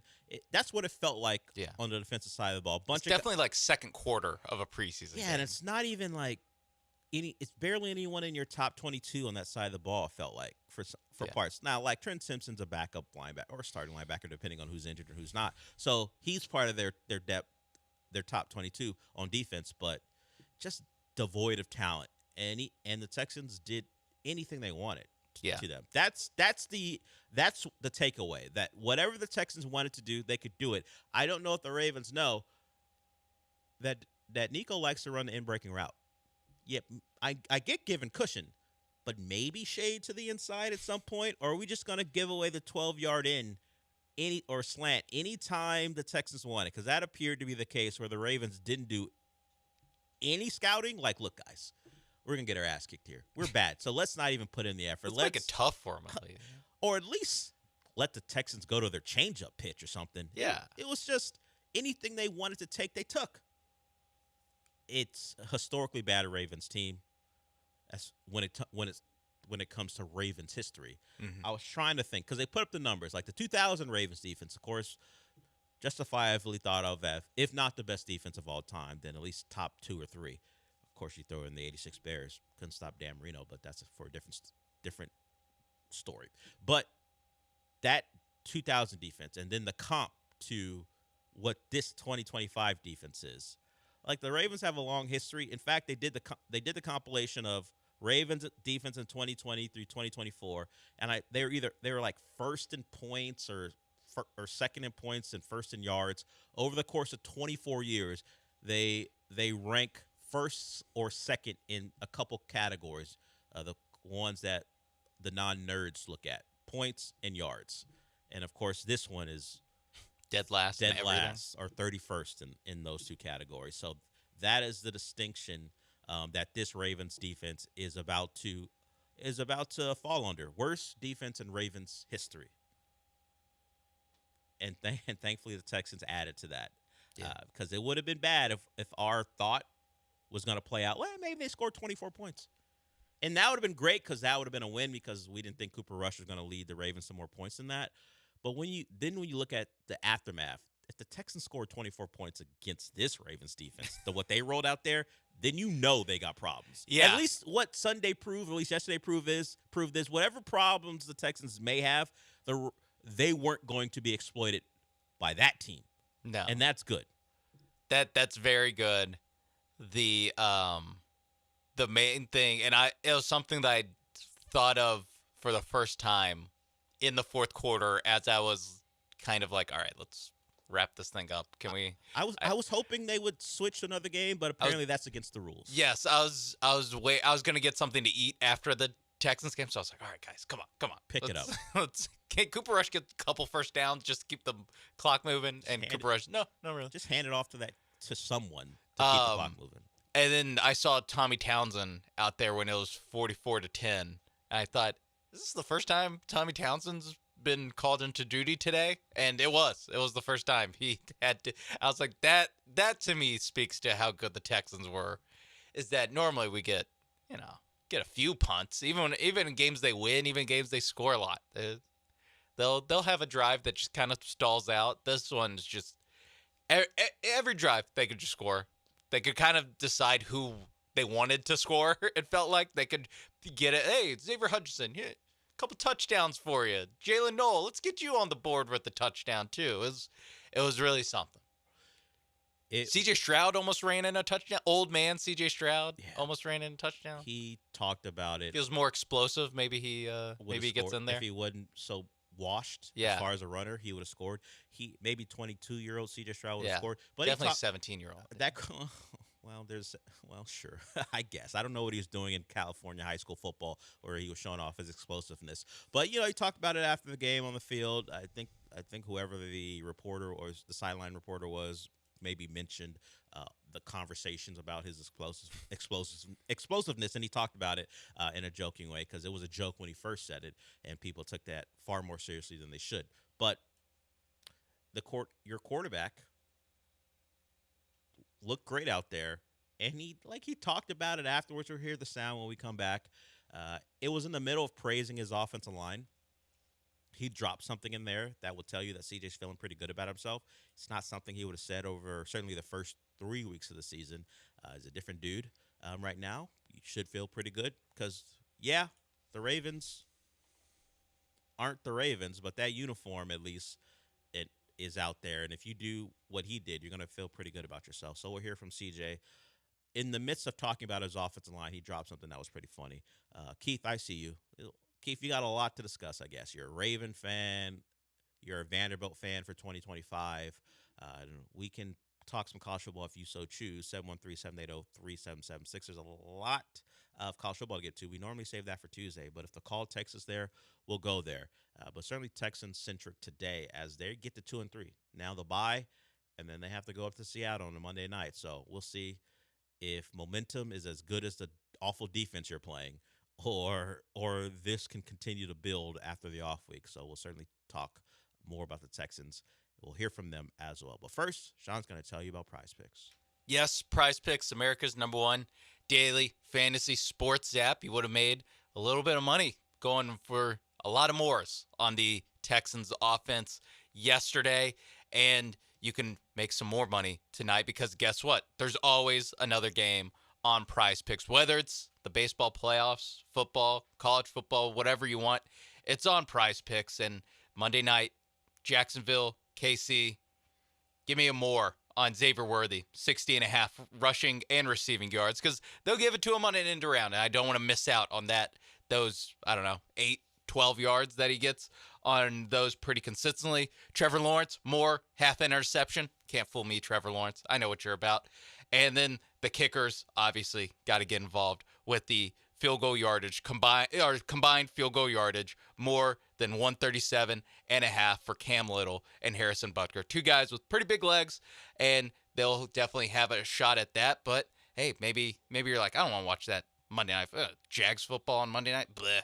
There's some baseball playoffs. You got the Phillies and the Dodgers facing off, and you have, of course, I forgot what the other game is before I said of course. So that's nice. Brewers Cubs is the other game tonight. So whatever you want, it's on Prize Picks. If you know who's playing tonight, you can build a Prize Picks lineup. I probably shouldn't because I didn't know they were playing until just now. So download the Prize Picks app today. Use promo code MAPES when you sign up to get $50 in lineups when you play your first $5 lineup. That's promo code MAPES on Prize Picks to get $50 in lineups when you play your first $5 lineup. Prize Picks. It's good to be right.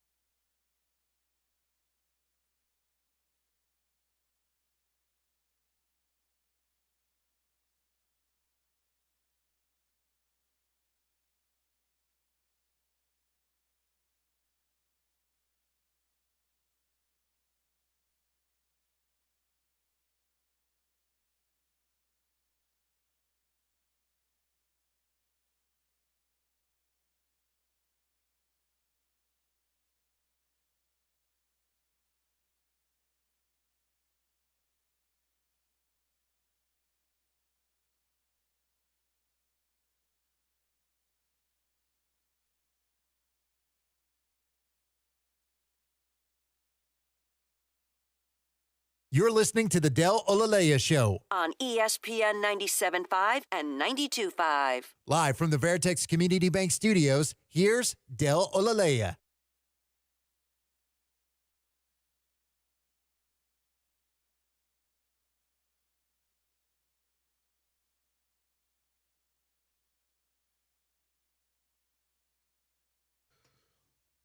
All right, let's get to Keith. I think Keith tried to get in on the morning show. They didn't get to him. We had a lot of people wanted to talk Texans. If you want to be the next person, 713-780-3776. But Keith, if it's the same one, it's a Ravens fan, it's a Vanderbilt fan, at least for 2025. So he had a tough weekend. But he did call the Ravens getting beat. What's up, Keith? Hey, Dale. Hey, Sean. Tough weekend. Yep, I did try to get in on the morning show. Just a really, really tough weekend. Vanderbilt, I said they'd be 5-0 heading into the Bama game, hoping to get to 6-0. Came up short. The Diego Pavia red zone turnovers proved to be very, very costly with momentum and points and everything. Obviously, I called in last week, said the Texans would smoke the Ravens, and it was true. 15 guys injured, backup quarterback. I think there was a fullback who was replacing Ricard that caught a pass I'd never heard of ever. He had the hyphenated last name. I was just like, what is going on in Baltimore? Really, really tough. 1-4. The Titans have the same record as us. I also am a University of Houston grad. We got smoked by Texas Tech in front of a sellout crowd, so that's tough. I'm 0-3 this weekend. Really struggling. Vanderbilt's still technically pacing for that 10-2, but with LSU and Texas looking beatable, we'll see. Got to beat Kentucky. That should be at least a 6-win there. But for the Ravens, man, I don't know where to go from here. The Texans get their revenge from the Christmas Day massacre at the Beyonce concert. So I don't know, Dale, what's got to happen for my teams to get right. Like the Ravens are suddenly everyone's get right game, which is like crazy to think. And now I don't know. I'm down bad. I need another coffee.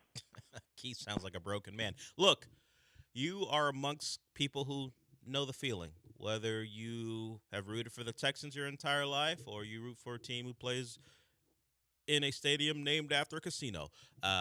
Some of us know the feeling of our teams just not, frankly, being very good. You don't know that very much. Now you're getting a taste of it. Yeah. And it don't feel good. Well, welcome to the NFL, Ravens Yeah, fans. at some point, like they've had years when they weren't great. Hell, look, even the year they drafted Lamar Jackson, I think they might have traded down, but they were originally going to draft like in the 20s or something. So I think, no, they did. They had a draft pick. They drafted. They traded up. Yeah, they back drafted into a tight the first end, round. right? Yeah, they drafted not Mark Andrews, the other It was Hayden Hurst. Hayden Hurst. So even they drafted Hayden Hurst, even and then the year you Lamar walk, Jackson. you get a franchise quarterback. You weren't a bad team the year before. So yeah, you don't know what this is like. It sucks. There are no answers for your team, but because you stunk before you were injured defensively, your only hope was getting into shootouts. And now without Lamar Jackson, you can't get into shootouts. The question for me is, does Lamar Jackson go, look, it's a hamstring, so he can't really sit out the entire rest of the year? Like, if it was undisclosed and turns out it's a knee. Because remember, he had that issue before where he just sat out games. I think it might have been, it was the year that Tyler Huntley made the Pro Bowl? Was that the year where we didn't know and people were questioning whether Lamar could have come back, but he didn't come back. People thought, that sounds right. And because people were putting it on, well, he didn't have a contract, so he wasn't going to risk it. Like, if it was one of those things, Lamar could sit out like the rest of the year, but it's a hamstring. Everyone knows it's a hamstring, so he's going to come back. Yeah. They're probably still going to only have the one win. And where you go, you hope the AFC, which has not been great this year, you hope you go on a miracle run. You hope if he doesn't play again in their next game, then you're likely 1-5. You hope that Lamar Jackson can lead you to potentially ripping off 9 wins in a row. Yeah, they have the Rams on Sunday. You're 1-5. Then bye week. That's when Lamar I comes would back. say this isn't quite bye week comes at the perfect time. That would have been last week. Sure. That the bye week would have came at the perfect time. It's set up for them to be 1-5 bye week, and they play another crappy team in the Dolphins, right? Is that how it's set up? Bears, then Dolphins, Vikings, Browns, Jets, Bengals. So got it. So you lose, you get the bye, and then you have a easy schedule. Of course, you stink too, but at least you have Lamar Jackson and they don't.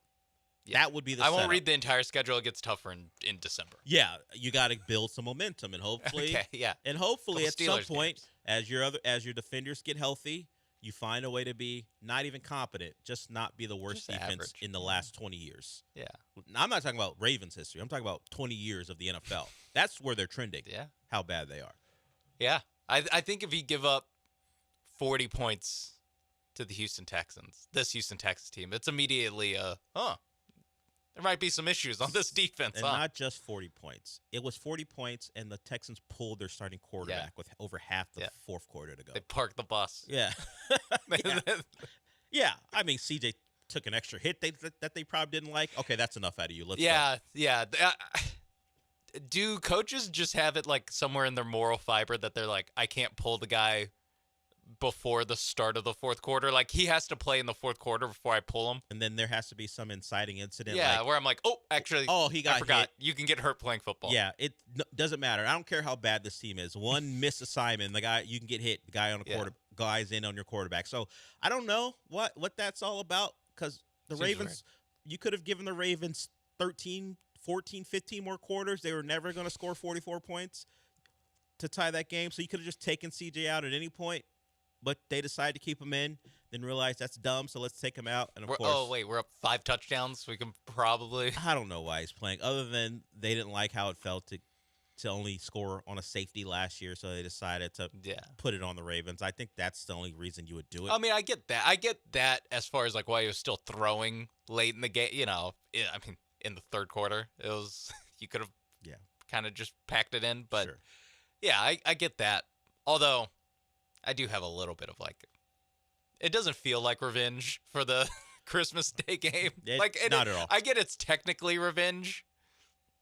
It felt a lot worse on Christmas than it feels good this week. Yeah, both teams were at full strength. Hell, you were 1-3, so it wasn't like this good football team win and beat a bad football team, just continuing the run. You were desperate for a win. The Ravens came at a perfect time, and you got the win. This is why it's difficult to talk about this game in some ways, because we all know what we saw out there. Yeah. So we want to talk about the Texans executing, but there is a certain pressure point a team will have to face as far as the opponent and what they can and can't do to you to make the game difficult on you. There was nothing the Ravens defense could do to make that game difficult for the Texans. The Texans would legitimately have to have guys tripping over themselves throughout to make it even a contest. And so, as I said in the first segment, acknowledge that they took care of business in a dominating fashion. But what does it mean for the rest of the year? I'm not gonna do the NFL thing, typical NFL thing. Well, any given Sunday. Mm-hmm. This particular Sunday, there was no chance of anything but what we saw happening. Even with our preconceived notions, in this case, misconceptions of what this game could have been because of the history, watching that roster play on defense, nothing else but what happened should have happened unless the Texans decided we were just going to not try to win the football game. And we got what we got. And I'm telling you, name 2 Ravens that you recognize on defense. Name them. Jair Alexander. Yeah, I might have said Marshawn Lattimore. I might have said Marshawn Lattimore. I might have said Marshawn Lattimore. Nate Wiggins and Jair Alexander. Yeah, it was Jair Alexander. I might have said wasn't Lattimore. there another? I only could recognize 3 off rip. Yeah, there's a guy wearing number 40. I was like, that's bad. I know him because he is one of their linebackers, but I wouldn't have known him before this year. Yeah. So the Texans, by the way, the owner of the third best point differential in all of football. Very much thanks to the Titans and the Ravens. Look how things turn around. And 3 close losses. Yeah, we did have a call acknowledge that the Texans have been in a lot of tight games, at least early, and what could have been. This team could very well be 5-0. That was the tenor of the call, because when we start to talk about, we had some callers. I'll give them 3-2. Yeah, we had some callers who weren't so swayed by what happened, and we're talking about how the Texans can't convince them of being a good football team until later in the year. And then the caller said, hey, well, they played a couple tight games, and maybe they could be 5-0. Sure. I can't give them all the close games. Yeah, Like the Jags game. Because the point of close games is they're up in the air. They're a coin toss. Yeah. You never know how it's going to go. And they were they were tied in one game, the Jags game. They were leading against the Bucs until they let them come back. And of course, they had the drive against the Rams. We don't want to mention that the Rams were going in to put the game away until they turned it over, and then you return the favor. Yes. So and it was only the Titans game or the Jags game was only close because they didn't cover Nico Collins for a play. And the Jags, again, back to the dishonorable touchdowns that they've scored. Yes, and also the Jags decided catching the football wasn't something they're interested in. No. And of course they have Trevor Lawrence. A lot of factors played into that. Texans they have a bye week this week. Then at Seattle, host the Niners, host the Broncos. That's like okay. Yeah, we'll know for sure. If you get through that stretch 2-1, you're still not in a great spot, but all of a sudden you're now back at 500 after it'd be 9 weeks. And then you can look at the landscape and we'll see how other teams fare. But if you get through that stretch at 500 at the end of it, then you can go, okay. Of course, you still have to play the Colts twice, and all of a sudden that's a giant issue because the Colts appear to be really good.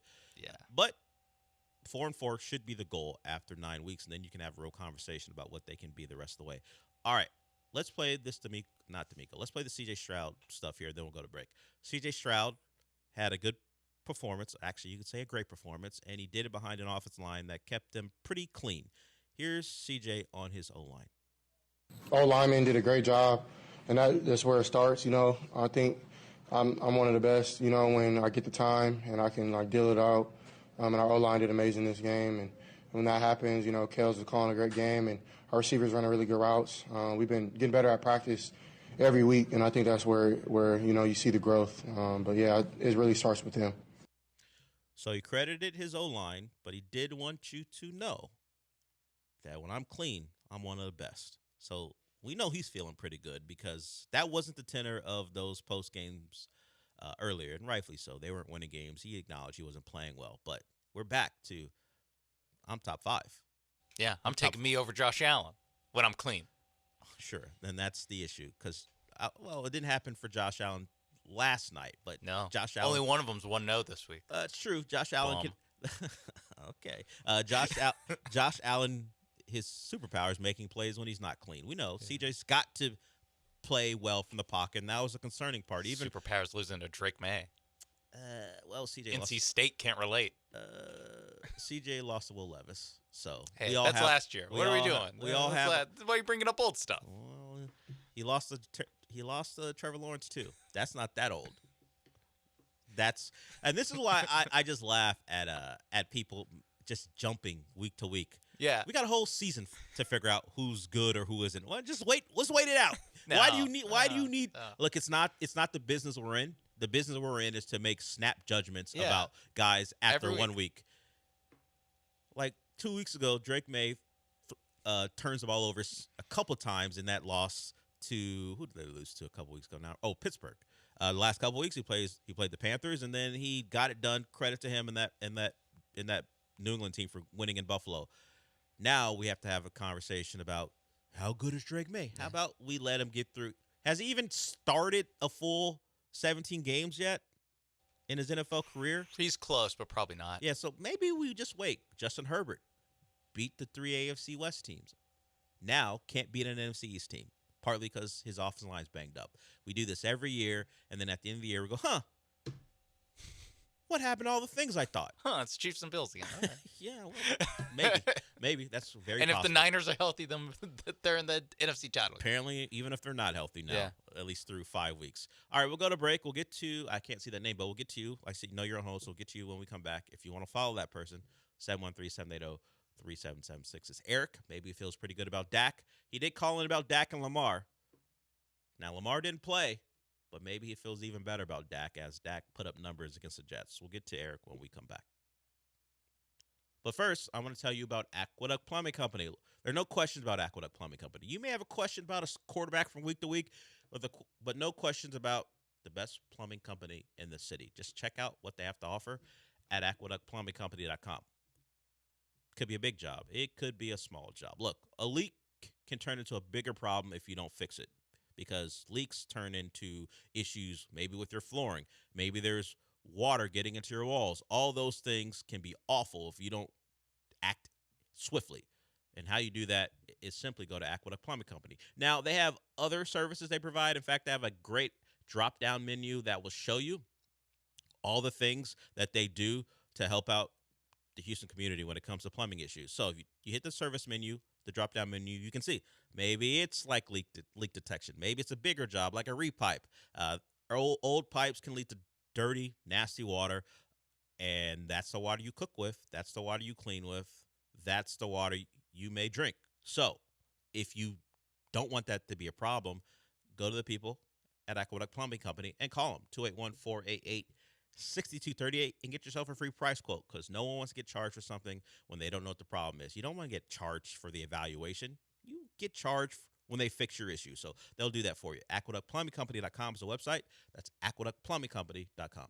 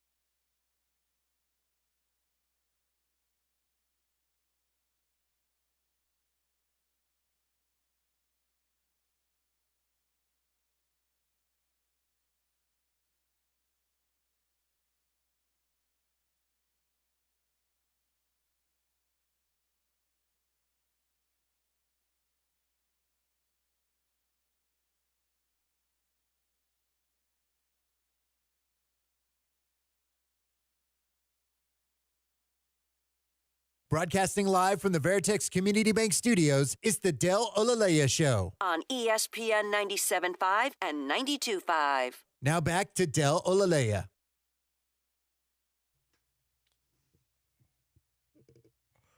Let's get to Eric here. I'm going to try to remember everything he wants to talk about, because there's always one thing I forget. We always miss one thing. So Eric, welcome to the show. Hey, bro, Chacho, it's a great show. I don't know. I'll try to go slow. The Dak attack is back, and anybody who picks Baker over Dak is a nut job. Also, out of the two teams that lost, the Longhorns, Penn State, and Notre Dame, which one has the best chance to get into the playoffs this year? I mean, Arch Manning is trash, and Dell, Keith's favorite player, Diego Paga, is Mexican American. He's not Italian. I'll hang up and listen. Did we say last week that he was Italian? I didn't say that. I don't remember. Did I? I can only speak for myself. I didn't say that. I don't remember saying it. I might have. I don't know. Speak. Great show. That's no more. Shout out to the Emmanuel Streak. Oh. Nah, I thought it was some show that was a real show. No, it wasn't on AMC at any point. Okay, got it. I thought It was on FS1. I just thought of something I missed. And maybe I got to four look it up. 4 in the afternoon. And now that I remember the context, get out of here with that. So I used my notes app to write it down.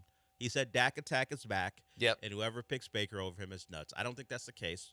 Baker's got a better team, and he's now got 4 fourth-quarter comebacks. You could say, well, if they were better, they wouldn't be in that spot. That's what I would say.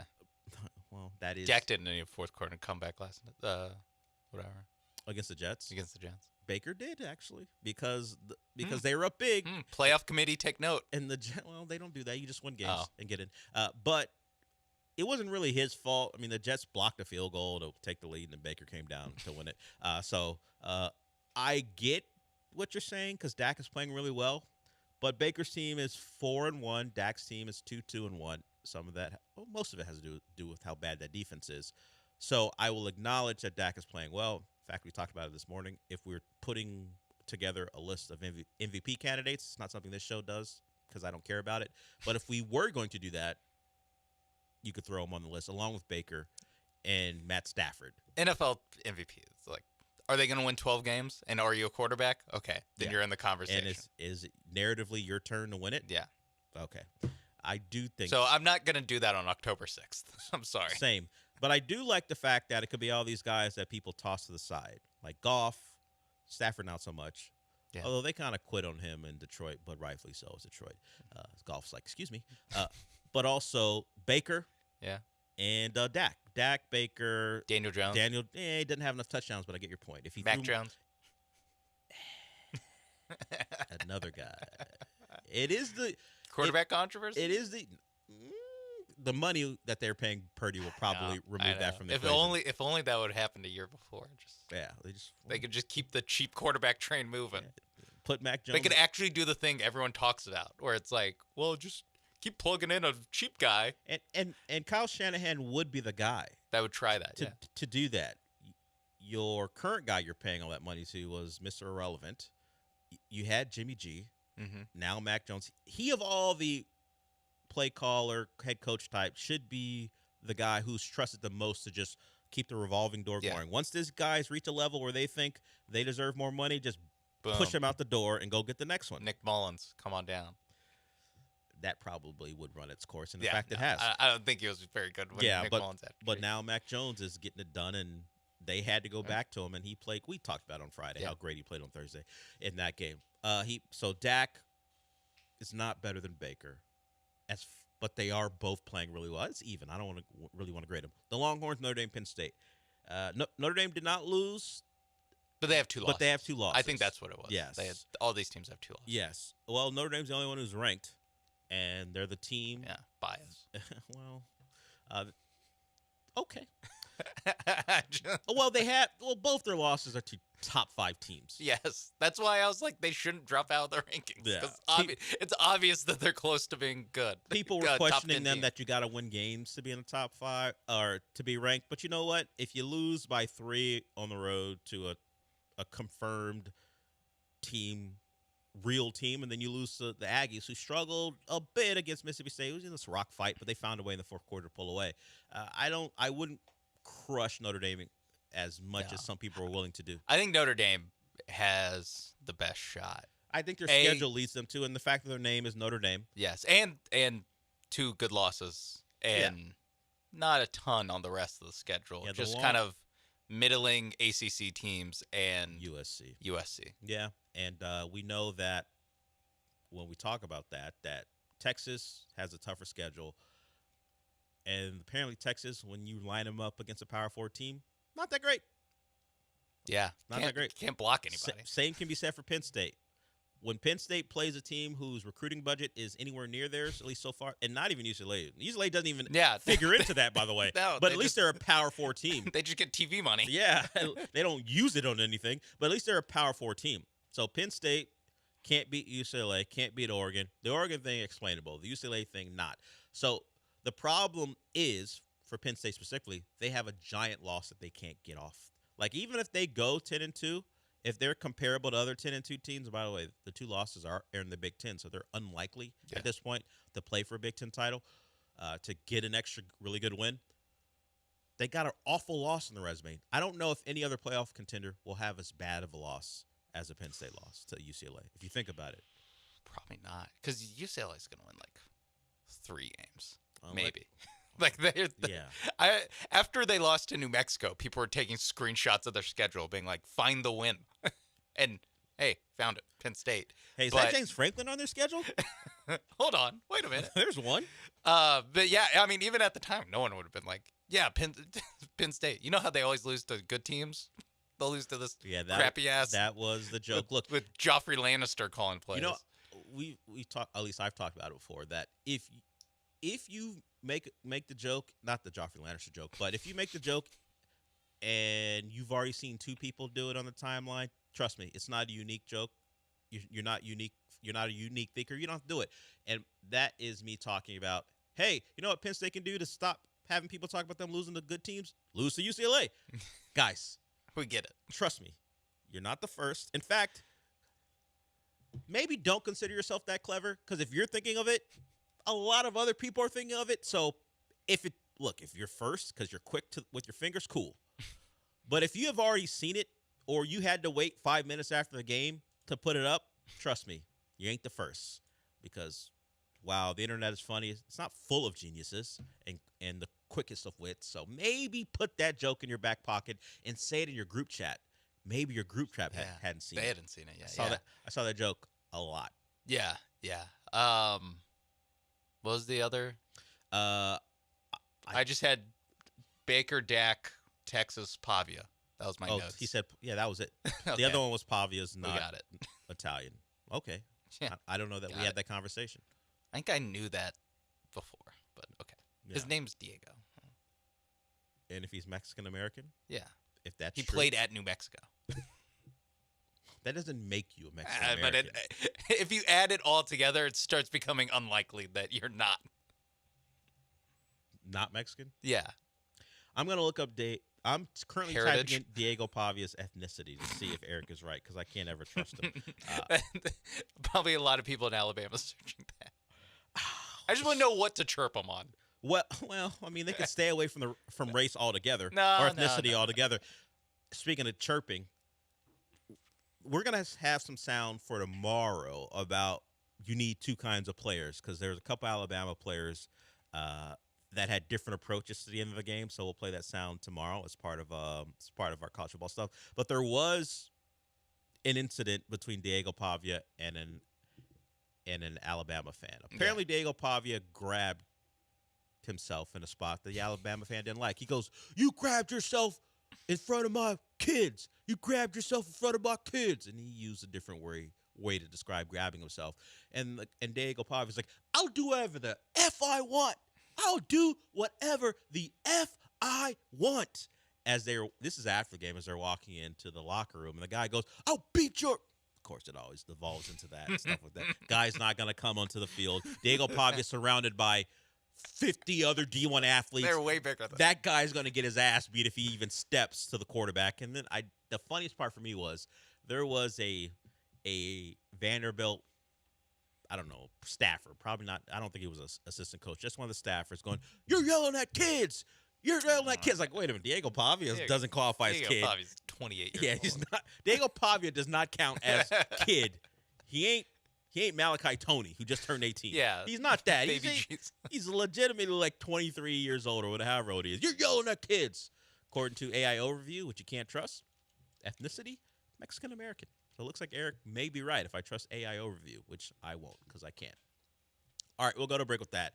If you want to turn the show away from the Texans into whatever nonsense we just did for the last 5 minutes, you're welcome to it. 713-780-3776. But if you don't, we're going to get to more Texans sound because it was a good day for them. Felt pretty good. We'll hear from D'Amico Ryans on that offense that was clicking all day. We'll hear from him when we come back.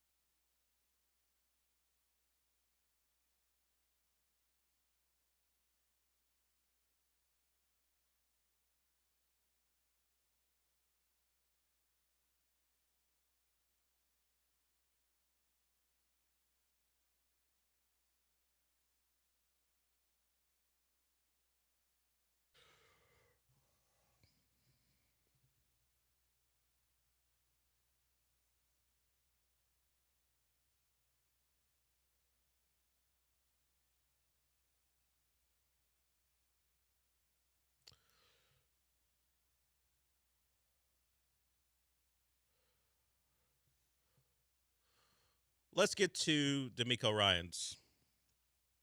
Had to feel pretty good for the coach to have his team execute in the way they did. His defense did whatever they wanted to. Helps to have Cooper Rush on the other side, but when they tried to hand the ball off, the Ravens got nothing. Derrick Henry did nothing, and we expected them to try to get him going because you're not going to lean on Cooper Rush in the game. And the sound we never got to, but I alluded to a couple times last week, was that the Ravens were not handing the ball off to Derrick Henry on first and second down. It was going to be Dan Orlovsky talking about the Ravens' I don't know if you want to call it unwillingness or just not getting to it, giving the ball to one of the best weapons in football on early downs. They didn't do it. They tried to yesterday, but they hadn't done it throughout the season. Didn't work. When there's no threat from the quarterback, it's kind of easy to load up. And the Texans did it. They tackled. They got Derrick Henry on the ground and made him a non-factor throughout. So that was DeMeco's unit, who, of course, he actually has turned over the play calling to Matt Burke. That was discussed on the broadcast. So Matt Burke, at least through 2 weeks, now we can call it Matt Burke's defense, has given up 10 points so far. I would say 10 points too many against the Ravens. But, hey, can't expect perfection every week from Matt Burke. And they were able to shut down the Titans offense, who just won a game. Don't ask how. Don't ask how. Don't look. Just they won. They scored, what, like 29? 30? 21. 21? Yes. I am not going to look into how the Titans actually won because it doesn't help your case. Yeah. But let's move on. It doesn't help Matt Burke's case. Yeah, either. it doesn't help your case for Matt Burke. It doesn't help. They forced a fumble on Kyler. Don't look how. But either way, you don't give up any points in the NFL game. You did something. Can't ask for more from Matt Burke's unit. Can't believe we can actually say that now. No longer just DeMeco's unit with Matt Burke having the play calling duties. So DeMeco now has the time to focus more on all parts of the team, including offense. That was a lot of the talk going into last week, or at least going into last week, coming out of the game against the Titans. DeMeco has his hands in how the offense is doing. Well, let's talk about, maybe it's still the Nick Caley offense, but let's hear DeMeco talk about the offense and what they did yesterday.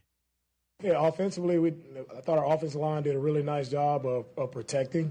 CJ had a lot of time in the pocket to make those decisions and make the good throws that he made. So really proud of those guys, and also running the football. Like, we were able to run for over, 160 yards for us to run the ball that way. It's a credit to our offensive line. It all starts there. Tight ends, receivers, everybody getting involved and blocking and staying with it. And our backs did another great job again this week. They did what they were supposed to. And that's probably a little unfair when you score 44 points in an NFL game. But they executed like they're supposed to. Now, because the Ravens had no ability to stop them, it led to all the explosives, guys open, the big point total. But you can only play against who's out there. And they did what they're supposed to. So you give them credit for that. I don't know if I'm going to say it's a harbinger of things to come. And we won't find out about that anyway until they play Seattle. They have a bye week in between. So as far as health of the team, I haven't seen anything to suggest that anyone got really banged up. They went in with Derek Stingley playing. He missed some practice. Will Anderson missed practice, but they all played. So hopefully when we now I don't know even know if they have to have an injury report this week, but whatever it is, they'll get the bye week to kind of get rest and get recuperated if there are any injuries coming out of that game, and gotta have a good feeling. And we'll see how the rest of the season goes. The bye week's a little early, but hell, the Falcons have their bye week, the Packers have their bye week. I don't know how great it is to have your bye week 5 games into the season for the Texans, or in the Falcons and Packers case, 4 games of the season. I'm like, could you? Yeah. Well, push that back. Why am I getting a bye week? Now I have to play 15 straight games. How's this a benefit?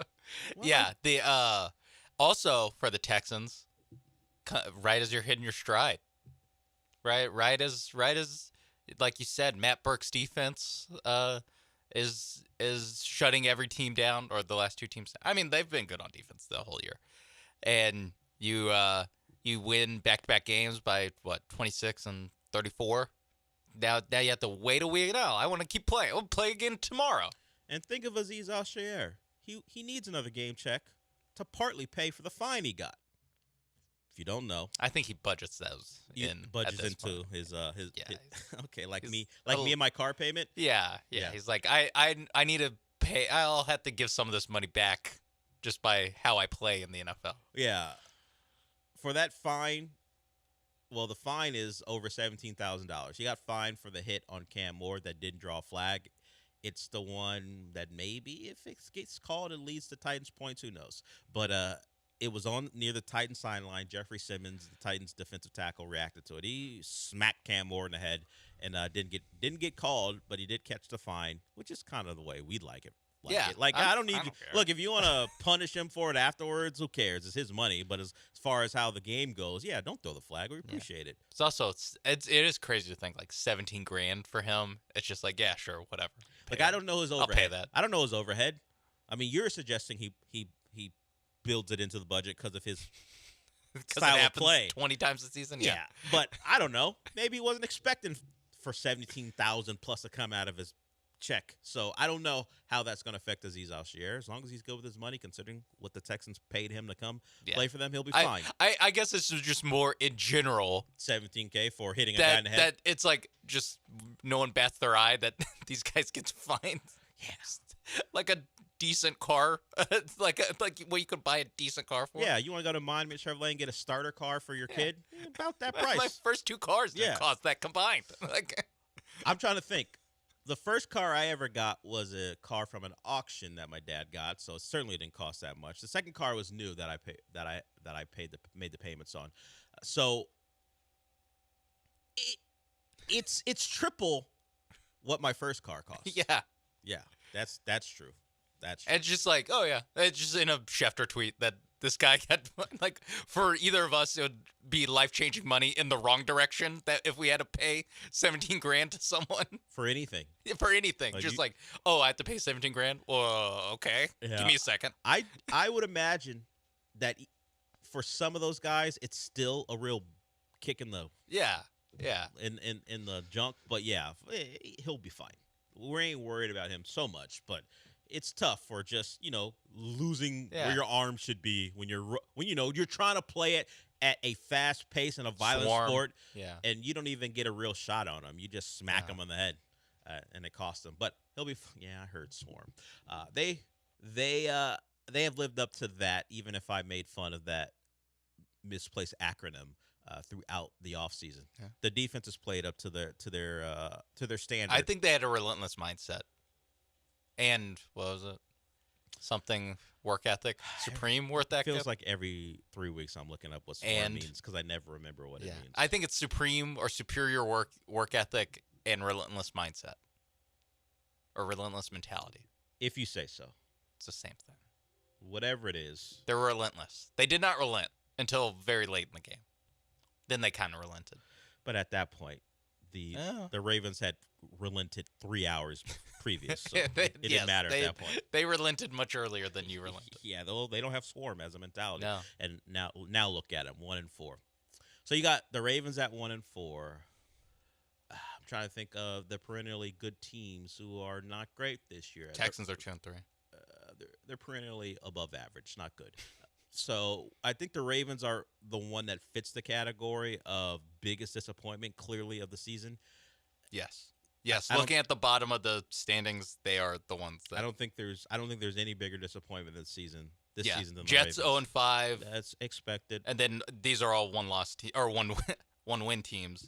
Giants, Saints, Titans, Browns, Dolphins, Raiders, Ravens. I think the Raiders themselves probably look at what they've become, having a minus 56 point differential, and think of themselves as what the hell happened to us, because they brought Geno in, they got Pete Carroll. That was supposed to bring them some stability, at least a little bit of competence coming off Antonio Pierce, and Geno was there, and Geno and Pete got together in Seattle, and Geno had some good years there, his best years as a pro. Right now, Geno's in the middle of the worst time of his.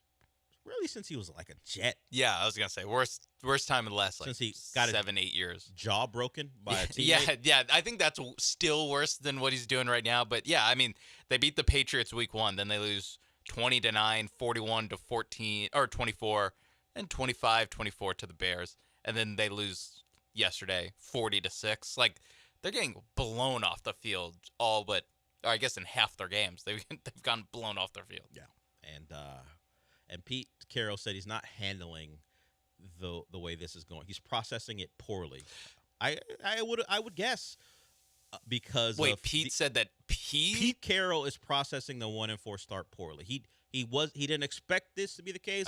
He's not used to it. So what does that mean? Like, did he punch a wall no, or something? He didn't break his hand. I'm processing it poorly, to tell you the truth, because I did expect to win right out of the chutes. He thought he had a good football team. Well, I can see how if you're the one taking the Raiders job, you would think that, because you're like, what? Hey, the bones are pretty good. Just plop in my boy Geno, take out whatever jabroni they had starting for him last year, O'Connell and Minshew, and we're cooking. Not that easy. Also Geno. Is Tom Brady the Michael Jordan of former greats turned owners? I feel like that's disrespectful to Michael Jordan's body of work of owning the Hornets. Hey, you got to start somewhere. Yeah. It's like Anthony Edwards. You're on that track, young fella. Still got a long way to go, Brady, before you catch Jordan's incompetence. Draft Adam Morrison, all right? Then get back to me. Who did they take in the first? Oh, Genty, who's been okay. He's been fine. He's been all right. He's not Adam Morrison. But the post-Brady stuff for Belichick is at its embarrassing low, at its most embarrassing low right now. Tom Brady, post-player, not post-Belichick, because he did go on and win a Super Bowl, but post-player, off to a similar start. Rocky start. Not great in the booth. No. People don't enjoy that. Pining for Greg Olson week after week. Yep. Jiu-jitsu instructor. And now, bad owner of a bad franchise currently. Ludacris was at the UNC game, by the way. Yes, they scheduled Ludacris to perform like an hour before kickoff. They didn't have the kickoff scheduled. Yes, they assumed that 2:30 at the worst. UNC versus Clemson. They thought they'd get themselves at. Maybe they at probably lunch. thought they would get prime time, but they assumed that at least it'd be at 2:30. Well, 3:30 their time. Instead, nope. They got noon, and Ludacris himself said, "It's the earliest I've ever done a concert." I believe him. Yeah, you're Ludacris. It's like an hour and a half. It was the 10:30. He was out there. Even before you're Ludacris and you're just Chris Bridges. Chris Bridges probably didn't perform. You're at some club at night. Yeah. Working on things. McDonald's is still serving breakfast as he's performing for UNC students. He's had to have been on Good Morning America, right? At some point. But I don't think he would. Do you think he probably performed? doesn't consider that? Yeah, that's what I'm saying. Not as the cast of Furious 7 is here. Yeah, not that. Oh. He's had to do a song on Good Morning America, right? I don't know. But maybe he wouldn't. Does Good Morning America have rappers? Guys that make? Yeah. I don't think he did Move Bitch. I don't think he did that. But he probably did something. I'm knock your lights out. I don't know. Stay-at-home moms are like, I like this guy. I'm trying to figure out. I just Googled. He has appeared on Good Morning America multiple times. But as far as him doing music, I don't know that that's been the case. Yeah, you're right. Maybe it doesn't fit the profile of a guy who'd be on Good Morning America. Doesn't seem like that. I got hose. 713-822. That's not happening on Good Morning America. I mean, they want to throw a bone to the local ABC affiliates, so in maybe Atlanta. Yeah, Nate Dogg and 305 and Ludacris on Good Morning America, not doing that song. What you gonna do? He's just been there as himself acting. Yeah, representing stuff, but never performing. The cast of Fast and Furious 6 is here. So he was probably right. Earliest concert he's ever done. I've been to a Ludacris concert at UT. Wasn't at 11 a.m., was it? No, it was like at, I don't know, at least 9. Yeah, it's kind of how. Yeah, it was dark outside. Yeah, it's kind of what UNC expected until they found out that Mike Lombardi and Bill Belichick are a disaster. And luckily, I think it's a $1 million buyout for Belichick. Yes. So they can get off him if they want to. Yeah. So he has 8 games max I left. bet Belichick thought this was going to be a stepping stone back to the NFL. You know what? Maybe I'm here for 2 years, but maybe one, because I lead UNC to great success, and I'm going to elevate myself back into a head coaching spot in the NFL. Not so much. Nope. UFL, baby. That's next. can you imagine? Or retirement. He and Jordan parading the sidelines in like Birmingham or something. Birmingham Stallions head coach. I think Michigan Panthers. I think at some point you just pack it up if it gets to that. All right. Speaking of packing up, we got to go to break. We'll go to break with that. There is something I want to get to. Now I'm forgetting. There's some sound. We already got to Ludacris. Yeah, it's true. In fact, that's all I wanted to get Sean, to. can you come back with some Ludacris if you can find the clean version? I don't know. Isn't it called Area Code? Yes, that is. Because I don't think it's just simply called the word I used. Although that's the point of the song. We'll come back with that. If you don't know the song, we will remind you in a clean way, and then we'll hear from Tari Eason, who wants minutes and opportunity. Rockets start their preseason schedule tonight here in the city against the Hawks. We'll hear from Tari Eason when we get back. But first, I want to talk to you about Monument Chevrolet. I mentioned them in passing in terms of getting a vehicle. It shouldn't be mentioned in passing, though. They're a great place anytime you're thinking about getting a vehicle, particularly a new Chevy. They got the great Blazers. They got the great Silverados. Maybe you want a Trax. Maybe you want an EV vehicle. It's all there for you at Monument Chevrolet. Just go to the website at monumentchevrolet.com and find the vehicle you want. They got a wide selection in their new inventory. And, of course, their pre-owned inventory is there for you, too. We were talking about the Aziz Ashir find. Maybe you want a car more in that price range. They got cars for you that'll fit what you want. So, new, pre-owned, whatever it is, they got it there for you. And once you pick the car on the website, head on out there to Pasadena off of Beltway 8 and 225. And when you head on out there, you're going to find a place that's been in business for over 50 years. That means they're doing right anytime someone steps on that lot. They're doing you right. They can do that for you as well. So, meet the great people there.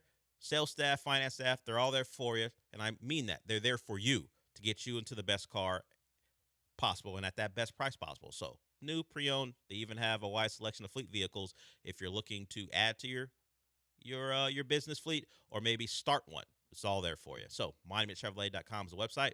They're in Pasadena off of Beltway 8 and 225. And you should always remember this: Chevrolet, together let's drive.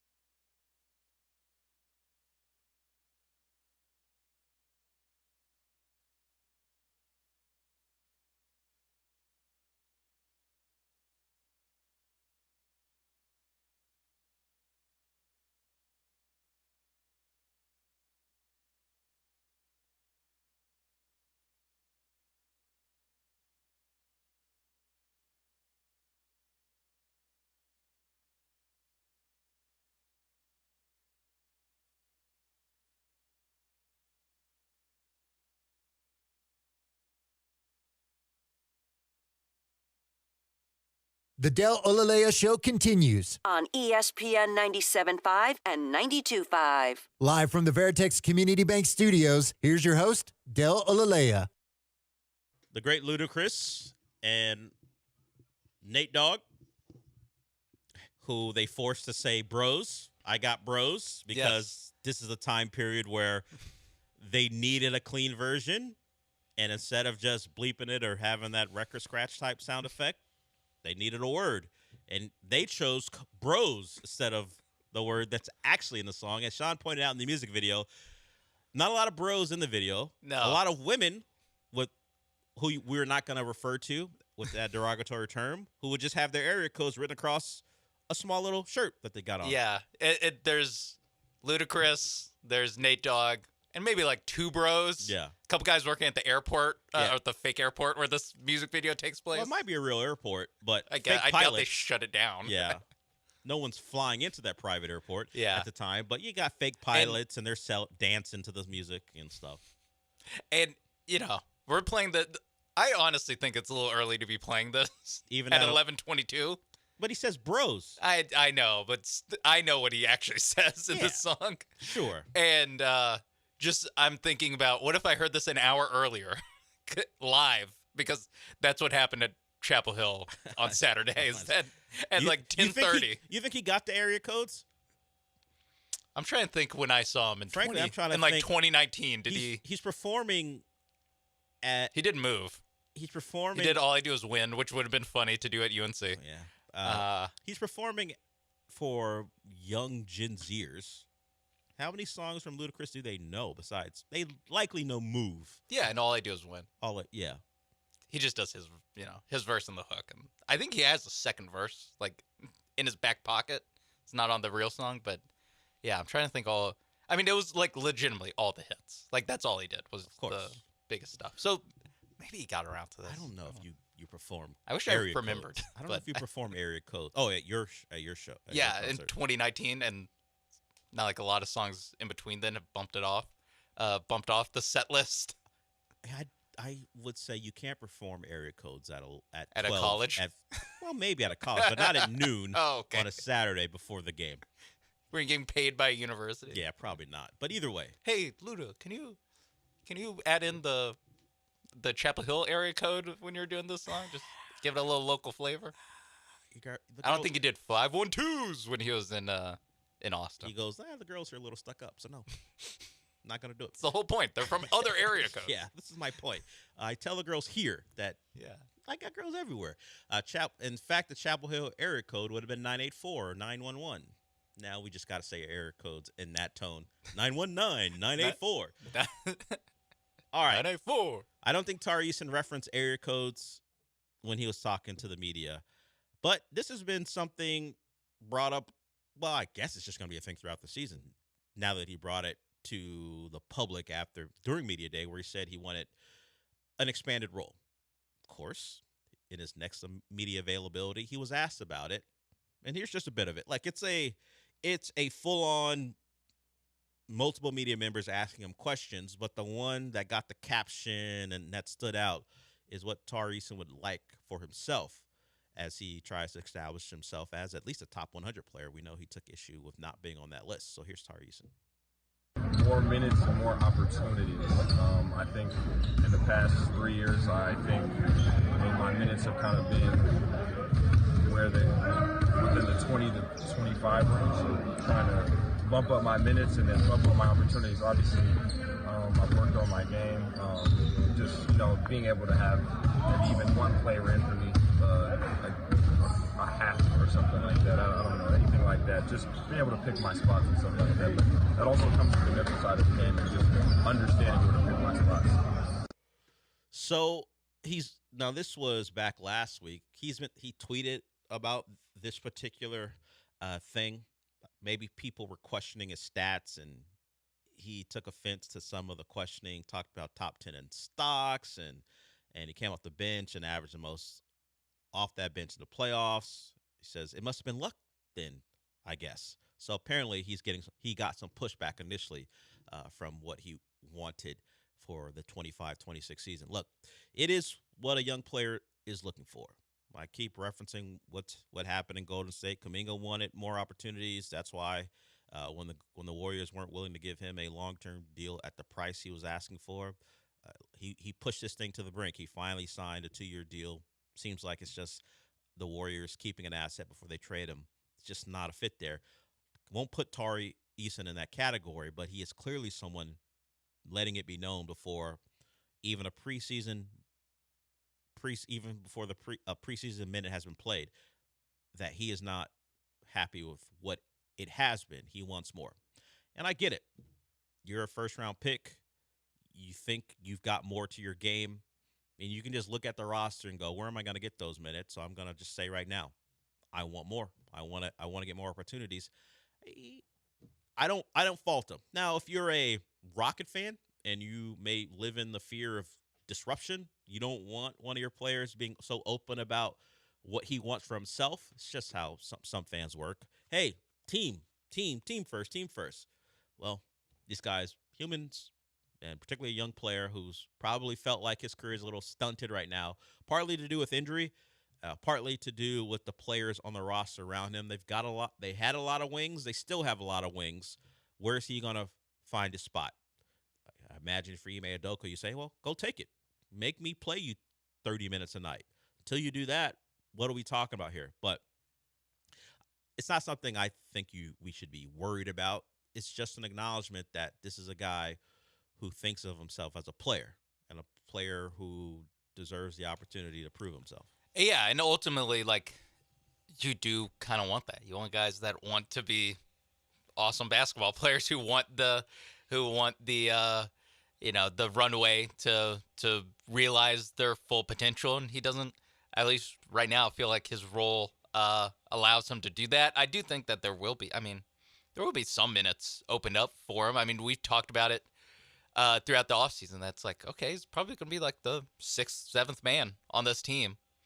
That's normally about 30 minutes a night that you'll get to operate. It's just coming off the bench, and a lot of guys are very particular about wanting to be a starter versus coming off the bench, because there's some extra stuff that go into that. But I think ultimately, like, he just there's nothing right now that I'm like, oh no, this could be a problem. It's just like, yeah, he wants to play more. That's a very normal thing to want. Now, Dorian Finney-Smith won't be available early in the season, but you could see that particular, not in conflict, like the guys don't like each other, but the conflict between signing a guy at your position. Yeah, and the fact that while Tari may be at this point a better all-around offensive player because of what he believes he has in his bag, Dorian Finney-Smith is one of those complimentary veterans who's going to space the floor and try to knock down open shots. Every title team has a guy who plays like Dorian Finney-Smith. Yeah, it's part of how NBA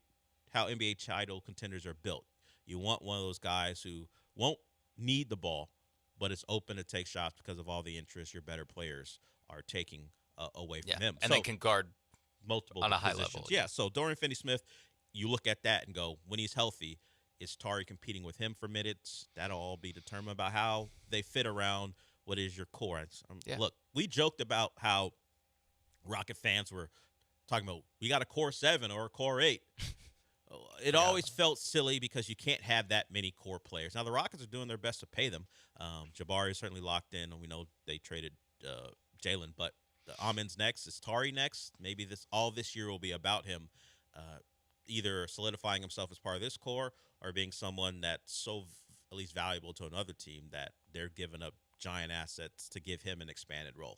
Hell, the Rockets' best run of success in the last 2 decades was because one team, either because they didn't pay him, there's conflicting reports that come out of OKC about the James Harden thing. There's a guy who wanted an expanded role, even though he was a great 6-man, and he wanted his own team. And the Rockets took advantage of it. Yeah. So it has happened before, and we will see if Tari Eason plays to a level where he can't be kept off the floor, or he's at a point in his career where he thinks, no matter how good I play, because that was Cam Whitmore's thought, no matter how good I do, I'm not going to get minutes here. I don't believe Tari's there yet because he will get minutes, but it's not out of the realm of possibility. Yeah, and you also got guys like Jalen Brunson, who's in a similar situation. He left in free agency, but it was very similar where he was at first he was just a bench guy. Then he became a second banana to Luka that last year in Dallas, and then went and got his own team and is in MVP votes, has commercials, is one of the biggest stars. Part of that's because he's a Knick, but part of that is because what he did with that opportunity. Tyrese Halliburton, another guy who had to get traded. Yeah, had to get traded. They kind of picked one point guard over him in Sacramento. Now look, he's again one of the biggest stars in the league. So yeah, it happens. I mean, not regularly, just because there's not that many like actual all-stars to where Just that would waiting happen for their opportunity. Yeah, but I think that if you're Tari Eason, like you do look and you're like, well, I mean, there's a lot of people you can point at like on your own team and be like, Jabari got a new deal and I didn't, and then I still don't have a new deal, and they go out and they sign Dorian Finney-Smith. So like, there's some natural like, man, come on, like, give me a shot. I could do that. And I don't think it's any accident. Yeah. That he decided to use Media Day, and now, when asked about it again, to just tell people, I'm more than what you've seen, and I like the opportunity to prove it. So it's just something to take a look at. We'll see if Tari Eason's play earns them that chance. I don't imagine him being a sulker. I don't think we'll have the Cam Whitmore experience, but something to take a look at. All right, we will get to Dr. Dre. He wants to talk about Tari Eason when we come back. If you want to join the conversation, 713-780-3776. We got a couple more segments to go before we wrap it up. Certainly Texans as well to get to before we're done. We'll be back.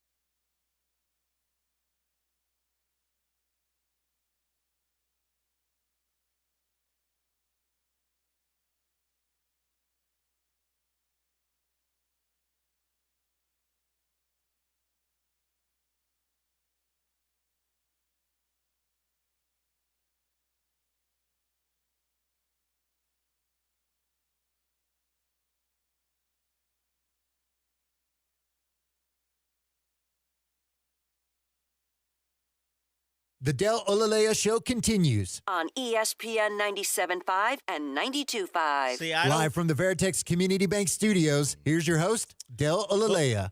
Even before he got to what he wanted to do to her, I think the call and response is too much for this time of day. Her response to his initial thing, I think it's too much.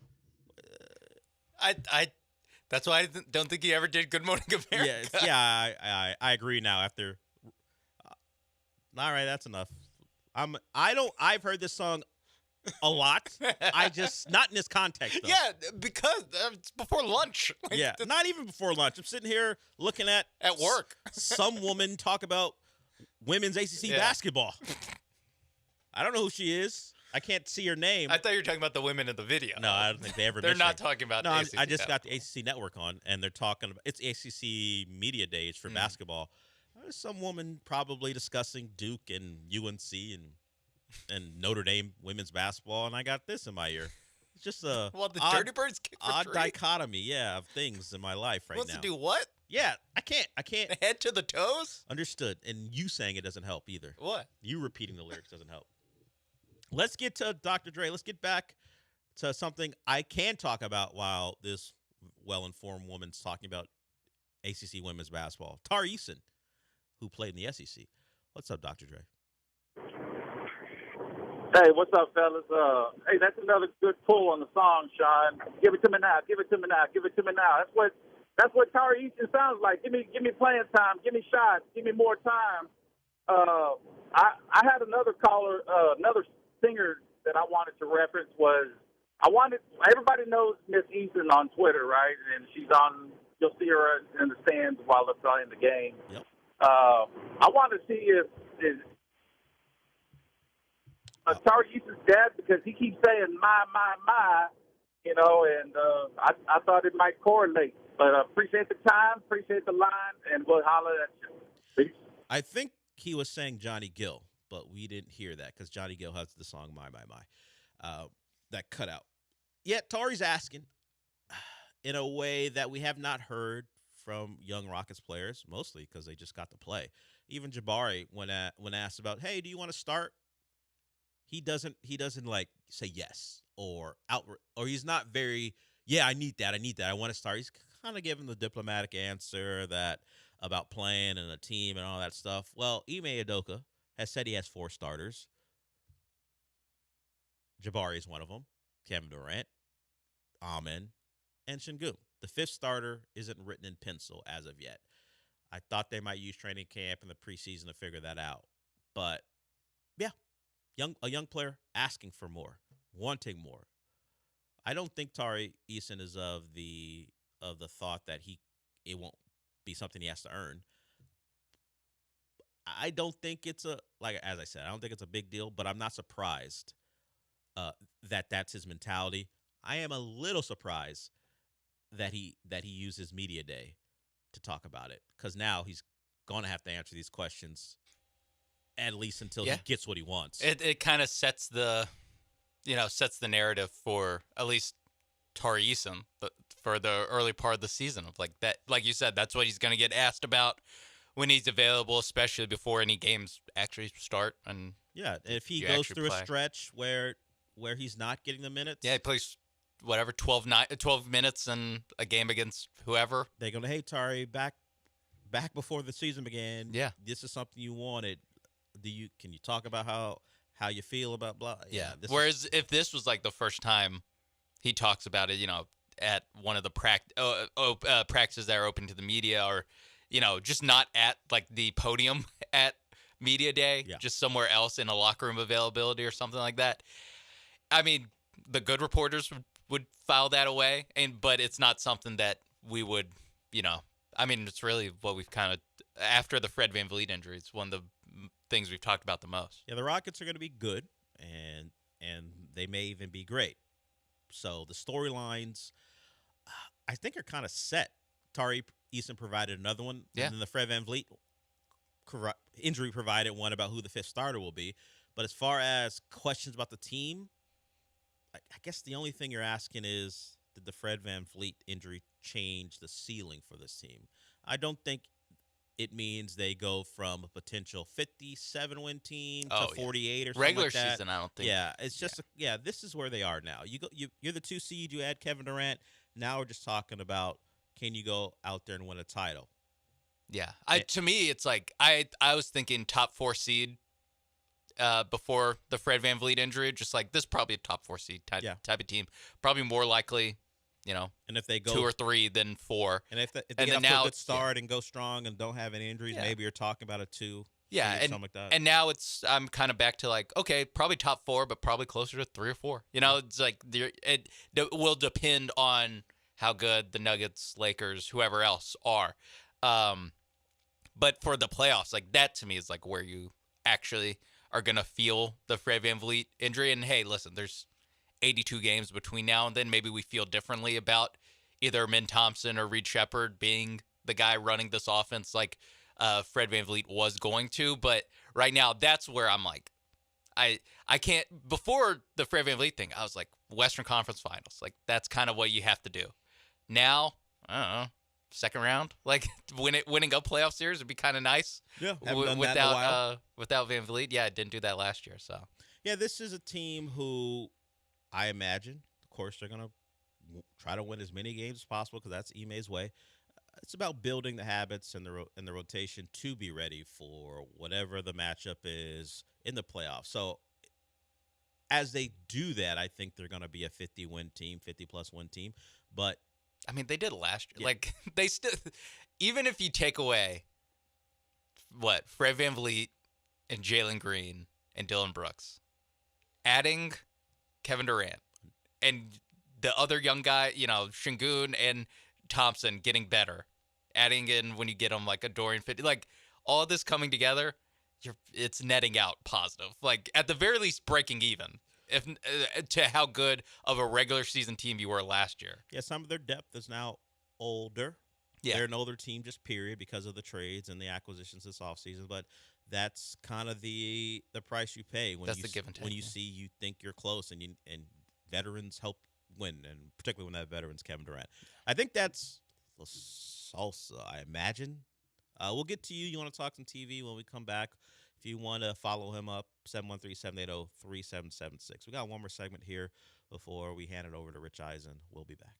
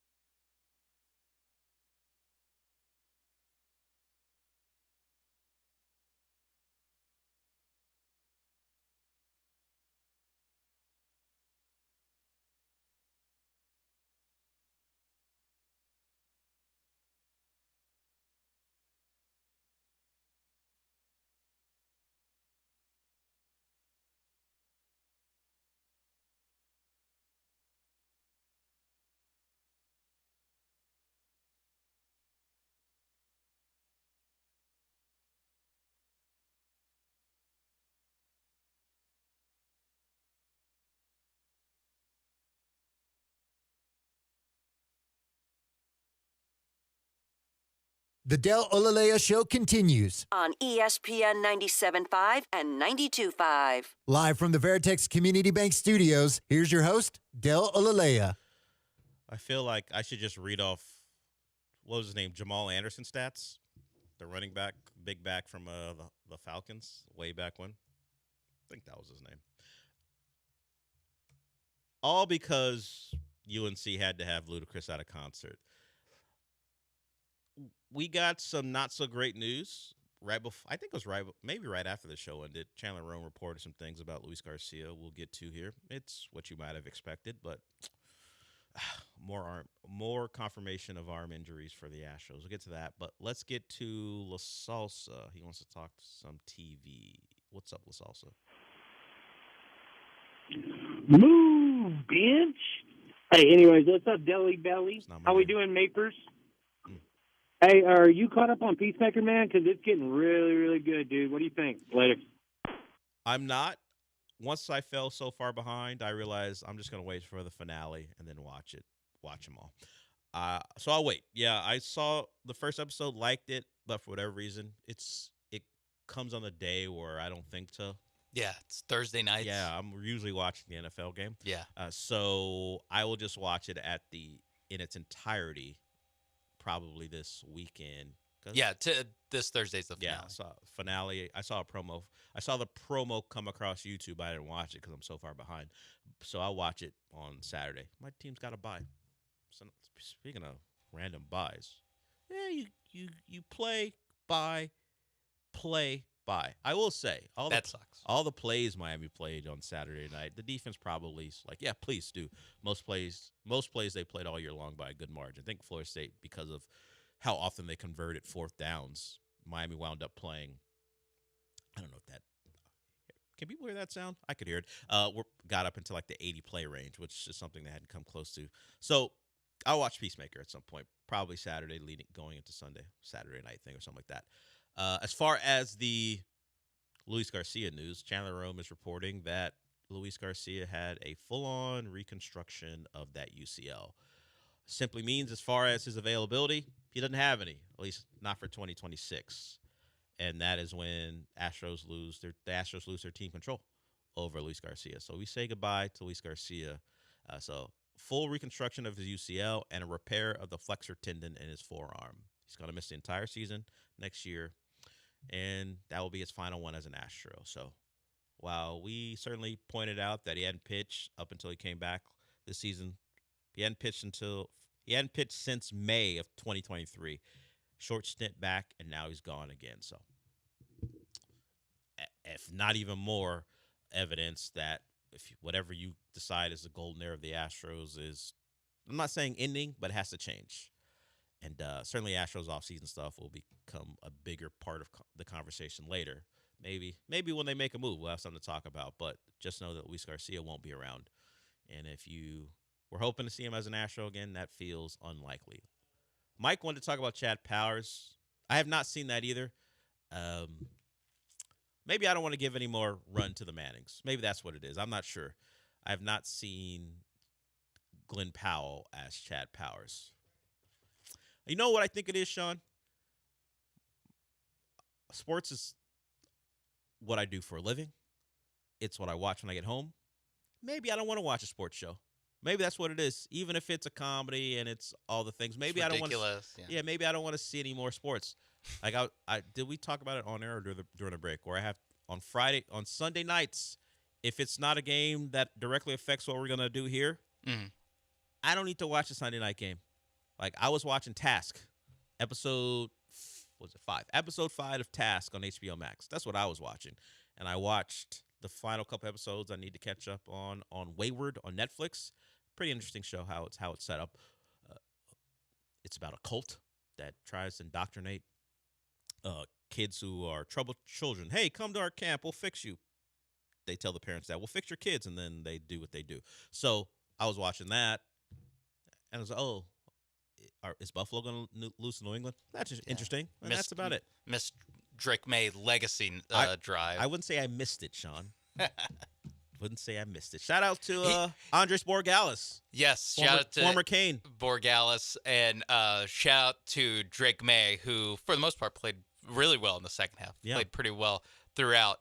And someone pointed out on that final drive, Drake May reached a very big milestone for NFL quarterbacks. He got the mid-play from Chris Collinsworth on one of the throws to Diggs, where he congratulations, he like Drake. stiff arms a D lineman and just kind of like runs with him stiff armed and throws it. I kind of think his knee was down, but throws it to Diggs and gets a first down, and he got the from Collinsworth. So that was big for Drake. I didn't see the play live because, as I said, I was watching television. But I had the CBS game tracker up, and what they do is they'll have the commentary of a couple different either columnists or fan sites alongside. Oh yeah, as the game is going on, like a live blog. So I'm looking at the game tracker, and one of the guys goes, "This Drake May throw, these throws he's making, and making me shake my head." One of the Patriots guys. So the Patriots account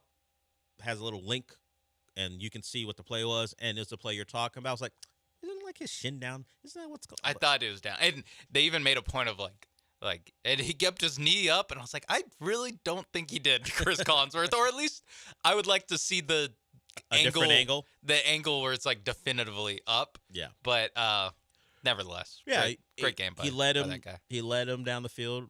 Andres Borregales made a 52-yard or something like that. Left the Bills with no time, and we know Josh Allen's no Patrick Mahomes for a couple reasons. You had 15 seconds to get into field goal range. Couldn't do it. Ran one play. Yeah, Mahomes got 2 plays in and got into field goal range in like 13. In fact, he did it in 10 seconds. Yeah, that's how quick he did it in 10 seconds. Yeah, people say he left time for Butker. Yeah, people say 13. Actually, it's 10 because the field goal kicker got a chance to come on. Josh Allen, you ain't no Mahomes, but we all knew that. So great Sunday night game. I kept track of it, but I was not going to watch it because at some point I gotta flip the switch. Are we as a family watching Jags Chiefs? Not literally ESPN 975 family. Just as a show. Yes, because we'll talk about it tomorrow, and it affects the Texans in some ways in AFC division South. race. So I will watch it. I can't wait for the narratives to come out of it. Either the Jags are a real threat, or the Chiefs are all the way back. Can't wait for that to be discussion. In fact, I will walk in here at about like 10:07 because that's how the previous show treats this show. And I will look at one of the ESPN shows. I'm sure that'll be a question that a producer's posed to the panel. Mike Tannenbaum or Damian Woody will be talking about that very thing. Definitely. So I'm not going to pose the question. I'll allow them to pose it for everyone else. But I can guarantee, depending on the result, you'll get some form of that question. Are the Jags for real? Or are the Chiefs in trouble or back or something like that? It's the same stuff all the time. Like, for example, the Eagles and Bills both lost their first games this season. And when I walked in here, the Cryon said something to the effect of, more concerning for the Bills or the Eagles. All right, guys, if I can predict what the hell it's going to be before I even sit down, what are we doing here? You guys, shout out to the producers on TV. You got to find a way to set up your talent. Okay, set up your talent to begin a conversation. I don't know if you have to set them up the same way all the time, though. All right, that music means I should pay more attention to Ludacris. Apparently, time to roll out. Well, it's true. It has been that type of day. We'll talk more college football and where this song originated from, at least where it originated from this weekend. Tomorrow, we'll do our misery index as well. Will there be any new people on the index? Or, I can't think of anyone. Or some consistent reappearances. Penn State again. Yeah. And no one else. Clemson off this week. We haven't put UNC on since week 1. Luda. Here's a little. No, he might have been miserable at some point. So we'll probably talk about this song, that concert, and the game that preceded it tomorrow on the show. But Sean, since we're done for the day, what does that mean? Shred up, Stroud!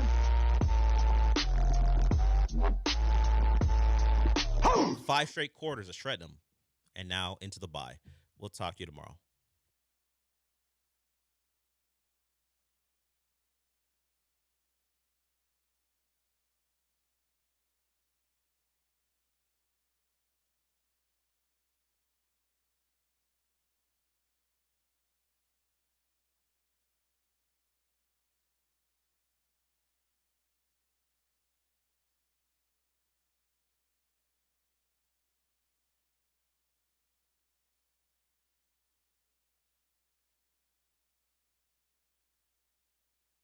AMD, which is driving the stock sharply higher, about 25% so far this morning. Now, the shutdown means we'll get no economic data this week, but it's a pretty light calendar until next week when the inflation data is due out. Meanwhile, 10-year note yields are rising to 4.15%. The dollar is firming.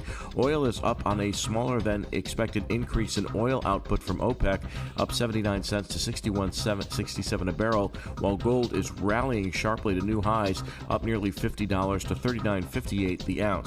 Again, the Wall Street focus on Washington is somewhat limited, even though the shutdown continues and there's been no progress made in reopening the government. Wall Street's focusing more on market-related issues like AI.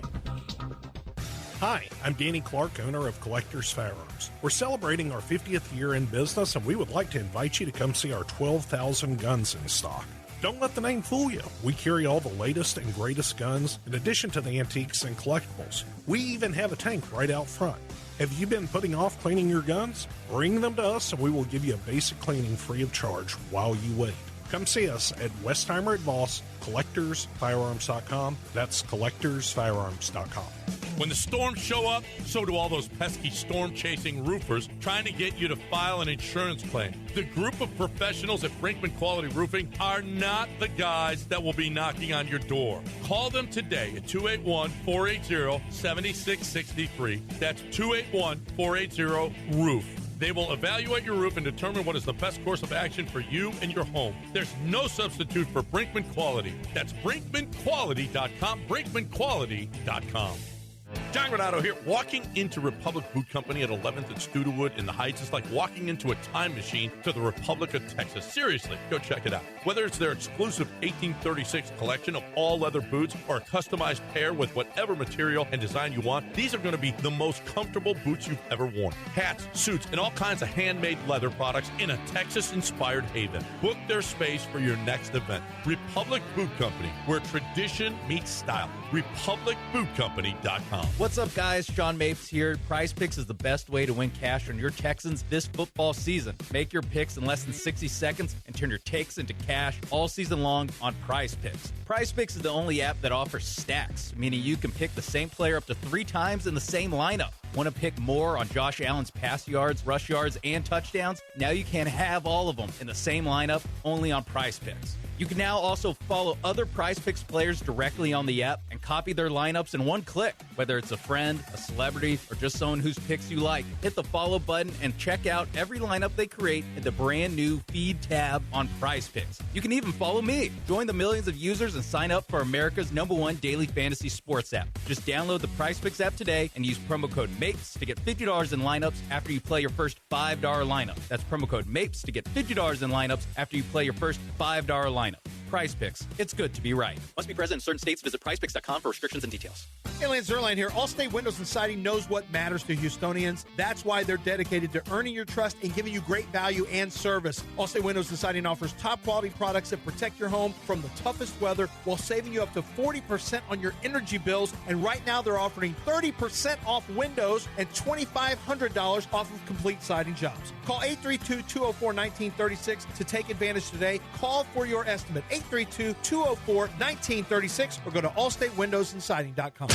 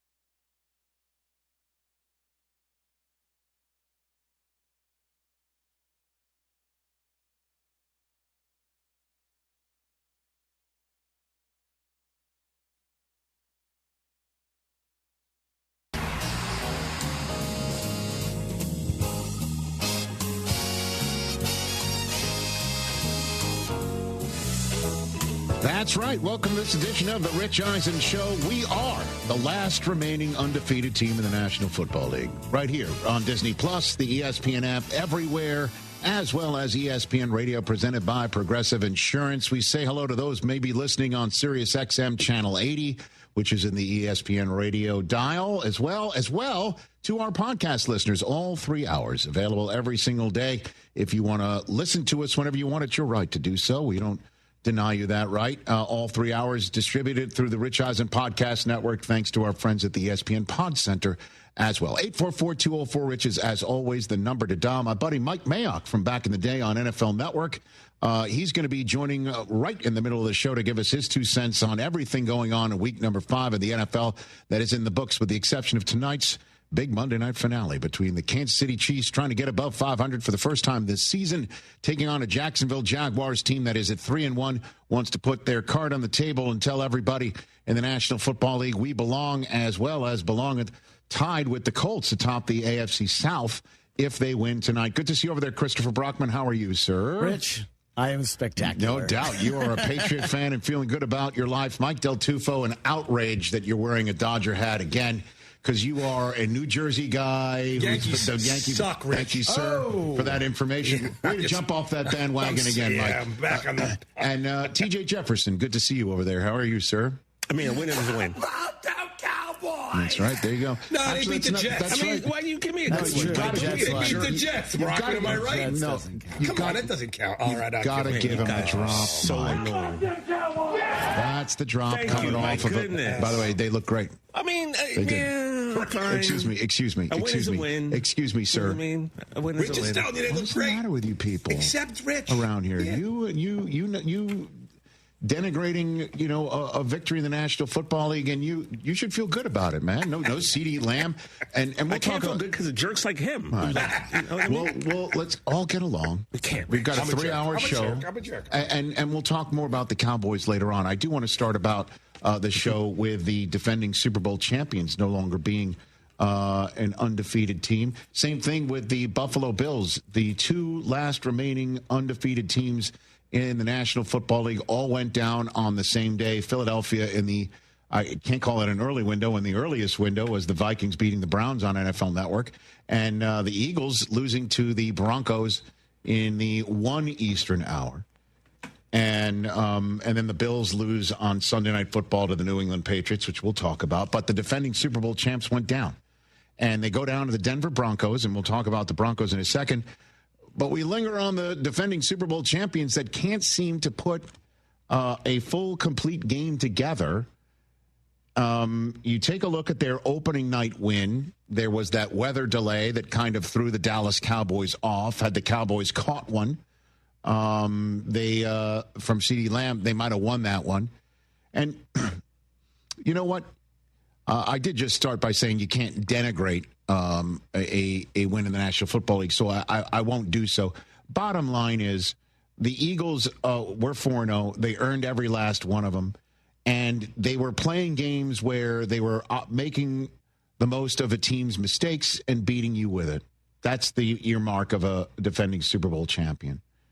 And in the first 3 quarters of the game in Philadelphia, the Broncos were making mistakes. They were not playing clean football. They were playing good defensive football, and they were stopping the run, but they weren't stopping the pass.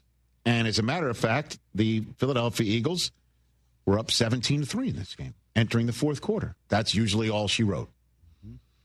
But then something happened. Bo Nix started happening. Cortland Sutton started happening. J.K. Dobbins started happening. R.J. Harvey started happening. The defense started happening even better. And an 18-0 fourth quarter by the Denver Broncos left the Philadelphia Eagles with their first loss of the season, and everyone wondering what is up with this offense. It's kind of crazy that the entire week is spent talking about A.J. Brown's Bible verse and what it meant and how pissed he might have been, and then you hear a report on Sunday that Devontae Smith is just as upset, and A.J. Brown met with the coach and the general manager to air things out personally, and yada, yada, yada. The two of them together get 18 targets for 13 catches and 147 yards in the air Devontae Smith with a season-high 114 yards. A.J. Brown, just 43 of them. Jalen Hurts didn't run a lick. Neither did Saquon Barkley. The two of them together, that's crazy. The two of them together had 8 carries. Jeez. That's it. 8 carries. Sometimes the Eagles on a long drive just to take some air out of the ball and some time off the clock, the two of them might combine for 8 carries in a single drive. And they only had it in a game. Saquon ripped one off for 17 yards. That's all he had. He did have the 47-yarder in the air to score. So the passing game, everyone's saying, what's wrong with the passing game? Then the passing game shows up and is pretty darn good. Now everyone's wondering what's going on with the running game. Yeah. And at the end of the game, stuff happened that didn't go their way. At the very end, they didn't get a call, and they didn't get a Hail Mary coming down in the arms of A.J. Brown, potentially because he was wearing Devontae Smith at the time. So you got 2 Eagles basically lined up to catch the ball, one on top of the other, surrounded by Denver Broncos. And that's the way Nick Sirianni strolled to the podium to talk about what's potentially wrong about a Super Bowl team that's 4-1. I think that the guys have worked extremely hard in preparation. I see the same hunger that was there prior to us winning the Super Bowl. So I don't think it's anything like that. Again, just the name of this game is always going to come down to detail. And as far as us as coaches and players, we weren't detailed enough today, and they were a little more detailed than us. And it's a good football team. Hats off to them. Coach Payton's obviously a really good coach, and a lot of respect for that opponent. So attention to detail. Let's drill down on this because this is now the parsing you're going to be hearing in Philadelphia and maybe nationally throughout the week. Jalen Hurts, I think, put his finger on it multiple times in this particular soundbite at his podium afterwards. What's attributed to the start offensively and then stall? Lack of execution. You said some things don't get you until they get you. From your perspective, what got you today? Lack of execution. So let me write that down. Yeah. What do you say? Lack of execution. Mm-hmm. Yeah, the lack of an execution. Well, we also heard from Mailata, one of the offensive linemen, throughout the last week or two. They're getting the plays in late from offensive coordinator Kevin Patullo, or they're coming in and Jalen's not breaking the huddle quickly enough. Nobody's really pointing a finger exactly at anybody in particular, but I'm sure it's going to be pointed at the offensive coordinator. This was Sirianni on that subject matter. No, again, there's so many things that go into that. I feel like I didn't feel, obviously we had the one that was a huge one on 4th down, where we got up and kind of snapped it on one. A lot of things that go into that. Again, we're doing everything we can do to, find solutions, not assign blame. And we're a team, we're together. So it's always going to be an us thing. Okay. Note to everybody in Philadelphia, no finger pointing within that building. It's incredible. Is it? I guess it's a Philly thing. Every single year that they constantly win, maybe even a Super Bowl last year, it was a conversation. What's going on in that locker room? Mm-hmm. Can Sirianni bring everyone together? And then they have a parade where the only blood that you see is on the forehead of the general manager. Takes the beer off the dome. You know what I mean? So I'll just say this. Week 5. Can't win them all. On top of it, in terms of getting things executed and getting things buttoned up. Negative is it's a short week. They've got a Thursday night game next up. The positive thing is it's against a Giants team that turned it over 5 consecutive possessions in New Orleans against a winless Saints team. And then they go to Minnesota. That will be J.J. McCarthy's first game back as the starting quarterback of the Vikings, apparently, unless he's still not ready, or Kevin O'Connell wants to give a revenge game start as a thank you to getting us through the 4 games, as it would be, without J.J. McCarthy. That's what I was wanting to ask you. To Carson Wentz. Confirmed? I think it's all expected, as they use that phrase here, that J.J. McCarthy will be back after a bye week. Carson Wentz having won 2 of 3 as the starter. And then they're home against the Giants before a bye week. And that's the whole point here. They've got 3 games over a span of 17 days to get all the execution stuff down and buttoned up with a bye week on top of it to get healthy, because if you pop that schedule up one more time, that's the meat of the order, if you will. At Green Bay, home for Detroit, at Dallas, home for Chicago, at the Chargers before they have the Vegas Raiders, who are having their problems right now, stroll into town. Then they finish up with 3 massive ones. Ooh. A home and home against Washington, wrapped around a visit to Buffalo. In what I do believe, let me get this correct, is in fact, no, it is not. It's the second to last game in that old building. So there's tough games ahead, winnable games ahead for them to get ready to win the tough games. And more than enough time for them to put full games together. And then more than enough time to maybe not lose some games and everyone have their hair on fire and point the finger at the offensive coordinator. And the head coach is like, it's all hunky-dory here. Look elsewhere. Look elsewhere.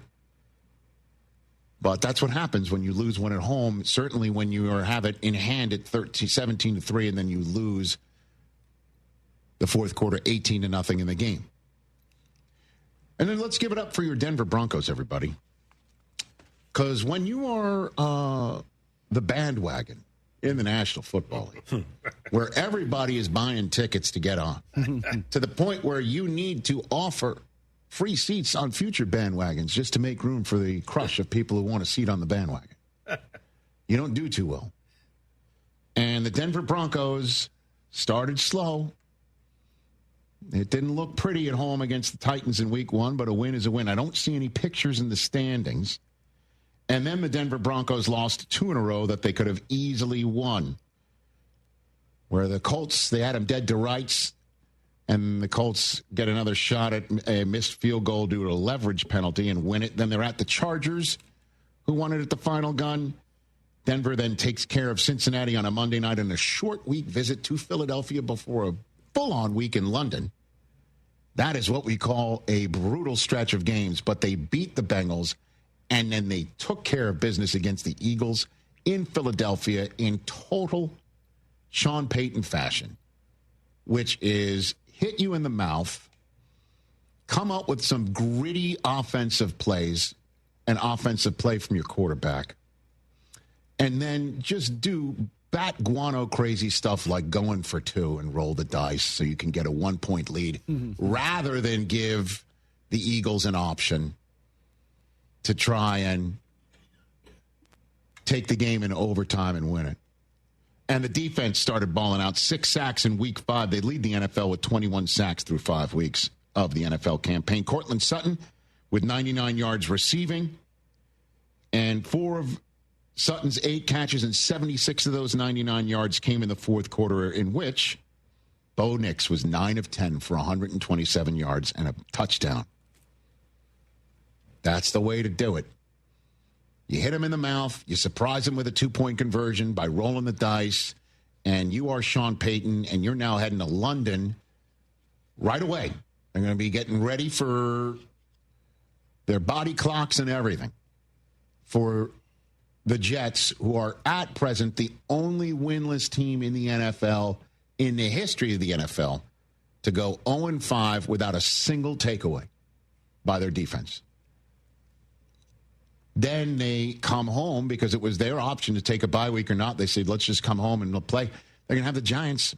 And New York football is 1-9 right now, and that's the next 2 opponents for the 3-2 Denver Broncos, who then have Dallas and then at Houston, home for Vegas and home for Kansas City. And that's the key here. The question is just how many teams will they be tied with at the top of the AFC West through 5 weeks? Because the Chargers lost to the Commanders. And if the Chiefs win tonight, that'll make it a 3-way tie at 3-2 atop the AFC West. And if not, Then the Denver Broncos have a full game lead on the Chiefs going into this part of the schedule. They can make some hay. Sean Payton's got to be feeling really good about things. You know, there were a lot of reasons. You could say you weren't going to be successful, but our guys did a good job of preparing. And I think the locker room prior to today felt like this was going to be the result. I mean, I've done this long enough. I've got pretty good instincts. And then, as a coach, you're waiting to see. And at halftime, I felt really good. Despite the unsuccessful drives offensively, I loved where we were at. You should. What a win. What a W. What a win. And again, I know they're 3-2. They could be 5-0, but they're 3-2, and that's good enough. And don't forget, they're still paying Russell Wilson this season. They're done with that contract as of next year, when Bo Nix will be on year 3, and they could just start loading up even more. No, they're a good team, physical team. Running at you, sacking you, coming after you, locking you down. Cortland Sutton had those 99 yards receiving. A.J. Brown had Patrick Surtain, the reigning defensive player of the year, travel with him on 48 of 52 snaps. Okay, so let's take the defensive player of the year and put him on the guy that's sending out Bible verses about how patient he needs to be. Good stuff, man. They can do it, and they just did it to the defending Super Bowl champs. As for the other remaining undefeated team entering week number 5, they took it on the chin against the New England Patriots on Sunday Night Football. We'll discuss that. We'll also discuss what's going on with the Ravens in this first hour. What a dynamite game in the Pacific Northwest between the two Carolina Panther quarterback castoffs. Turned stud quarterbacks, and in the case of Baker Mayfield, you could make the case, and maybe we will do later, your current pole position favorite through 5 weeks of the National Football League is MVP. It's one of the topics Chris Brockman hit on Overreaction Monday, which is available for you to see, and youtube.com/Rich Eisen Show, our YouTube channel every single Monday. That's already done. It's already out for you to listen to as well as a podcast, and maybe you can catch it later on for the first of hopefully many times, knock on wood, at 4:30 Eastern Time, a half-hour version of the show on ESPN2, leading to, I believe, this first hour that you're watching right now, either live or on tape. This is like the most meta thing I've ever done.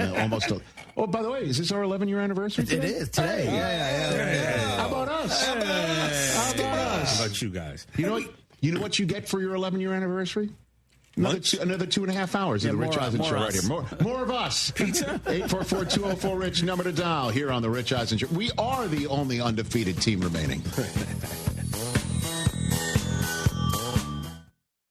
Every great team has its core players, but when the season gets tough, adding the right free agent can make all the difference. The same goes for business. At Robert Half, we found that 67% of companies surveyed plan to increase their use of contract talent to handle workload peaks and backlogged projects. With Robert Half's specialized recruiters' experience, combined with our award-winning AI, you can quickly find the skilled candidates you want. At Robert Half, we know talent. Discover how we can help at roberthalf.com/talent.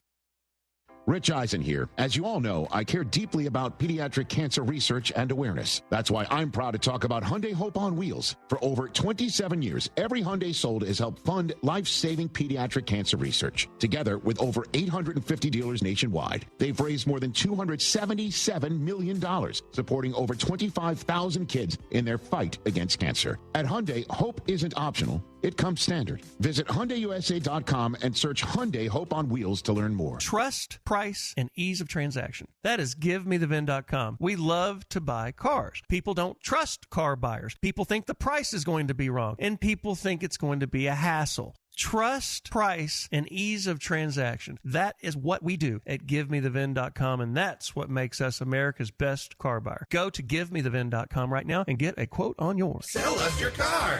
GiveMeTheVin.com. So easy you can do it in your underwear. Join us at Houston Small Business Expo on Wednesday, November 5th at the NRG Convention Center, America's biggest business growth event. It's free to attend. Network with thousands of business owners and entrepreneurs. Over 20 free business workshops, speed networking, exhibitors, and keynotes by leading industry experts. Houston Small Business Expo is free to attend on Wednesday, November 5th at the NRG Convention Center. Register online at smallbusinessexpo.com. That's smallbusinessexpo.com. You've heard me talking about Two Creeks Crossing Resort. What a beautiful, relaxing place. We took the family when school got out, and we had a fantastic time. We stayed in the treehouse. You know the kids love that. I drove up after I got off work and was there in 90 minutes, which is pretty close to my normal commute. The family took it all in, from exploring their 92-acre property to fishing in the creeks and their catch-and-release pond, which the kids loved. Everybody had a great time, and we can't wait to go back. Book now at twocreekscrossingresort.com. Hey, Houston, Lance Zerline here. Listen, if you're craving authentic Mexican flavor, head to Taqueria Sarandas. Since 1981, they've been serving up mouth-watering tacos, sizzling fajitas, and fresh tortas that hit the right spots. Family-friendly vibes, bold flavors, and prices that will not break the bank. Whether it's breakfast, lunch, or dinner, Taqueria Sarandas has you covered. Find a location nearest you and taste the tradition. Taqueria Sarandas, Houston's go-to for real Mexican food. Vamos, let's eat. Small businesses look for banking partners who make fast and efficient decisions. Veritex Community Bank has a lending team standing by to help you navigate through the loan process. Visit veritexbank.com for more details. That's VERITEX bank.com. Member FDIC, subject to credit approval. McGrath Pest Control kills bugs so you don't have to. McGrathPestControl.com. Can you dig it? The Hall of Fame with Booker T and Brad Gilmore is on ESPN 97.5 and 92.5. All right, guys, football season is underway. We're loving it, but you'll love it even more if you play along with the games you're watching, and that's what Underdog Fantasy allows you to do. Download the app, Underdog Fantasy. Use promo code Lance on your first deposit. When you play your first $5, you're going to get $100 in bonus cash into your account. And playing Underdog is easy. Just pick whether your favorite player or set of players is going to go higher or lower on stats like rushing yards, touchdown passes, receiving yards. You make the decision. You can pick as few as 2. You can go up to 6. You can win 500 times your original play. There's so many different ways to win with Underdog Fantasy. But you've got to download the app and get started today to play. Use that football knowledge and make real money completely legally right here in the state of Texas. Pick higher or lower on the statistics and watch the money come in. It's Underdog Fantasy. Use promo code Lance. Must be 18 plus and present in Texas. Terms apply. See assets.underdogfantasy.com/web/play and get terms _DFS_HTML for details. Concern with your play. Call 1-800-GAMBLER or visit ncpgambling.org.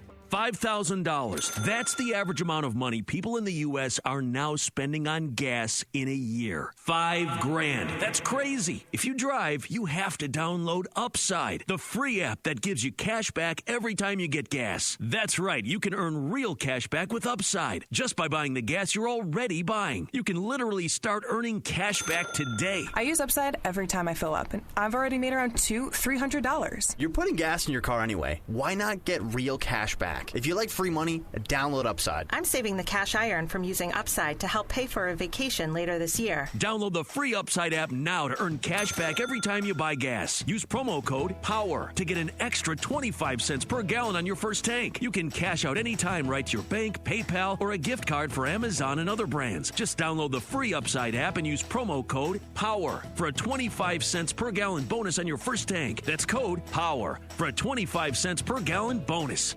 Hey everyone, it's BMAC. Are you looking for a drink that's unique to the Gulf Coast? A handcrafted spirit made the right way to give it a better taste than the big name brands? Then you must try the Special Reserve from Old Humble Distilling Company. It's a straight whiskey that they sent back to the barrels to relax and age a bit longer, which gives the Special Reserve a deep, dark color with a smokier flavor to warm your spirits. You can grab a bottle at Specs, Total Wine, or finer retailers. Can't find it? Just ask for Old Humble Distilling Company by name. Try Old Humble Distilling Company because life's too short for factory whiskey.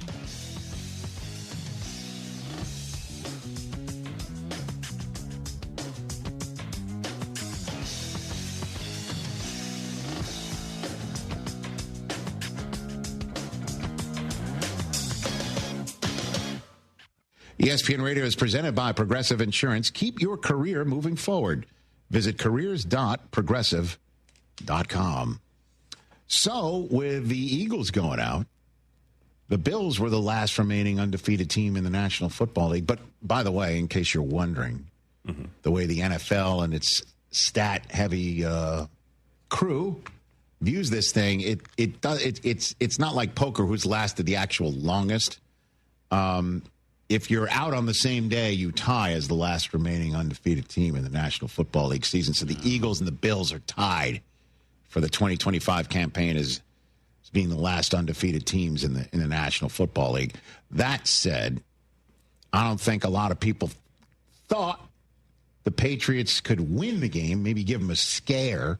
Was that your higher register on Thursday, Chris? No, I didn't want to be a super homer. I went Seahawks for higher register. Yeah, my higher register hit. Then I thought Denver might be able to give the Eagles that game and actually pull it through. Well, a lot of people, I don't know, Drake May has been playing well. You never know. And, sure enough, Patriots come out. Unfortunately, they got to settle. They don't want to ever settle. In Buffalo, the train whistles are going. They're wearing their white uniforms. Tirico's having trouble. Like, the Rolls Royce of Tirico is having trouble reading those numbers because they were in silver. Yeah. You know what I mean? Yeah. A couple of times he goes, that's Curtis Samuel, I believe. That's a tough assignment. Everybody wearing white. And here come the Bills, man. Marching down the field, and guess what happens? Fumble. Bad operation. Dawson knocks the ball out of Josh Allen's hand. And then off we go. A 3-turnover night for the Bills ensue. And even the Patriots were overcoming a fumble by Ramondre Stevenson, who gave that ball right back to the Bills. Right after the takeaway, here comes a giveaway. Stupid. And that's when every Patriot fan I knew, including a 14-year-old in my house, starts screaming at the screen. And you know this, how diehard Cooper is of a Patriot fan. Because he's also a diehard Michigan fan. I took him to the Big House for the first time this weekend. He starts screaming for a Buckeye to get out there. They're all waiting for Travion Henderson to start taking I'm sure the diaper off, to use I'm sure Coop wasn't saying what I was saying in my house. Yeah. Other choice words. But the diaper, which is the phrase that a lot of old school NFL folks use about rookies, that they're wearing their diaper. The phrase that pays, though, that I heard one of the first times I was in the NFL Network, the old Parcells phrase of a rookie no longer playing like a rookie as he dropped his Huggies.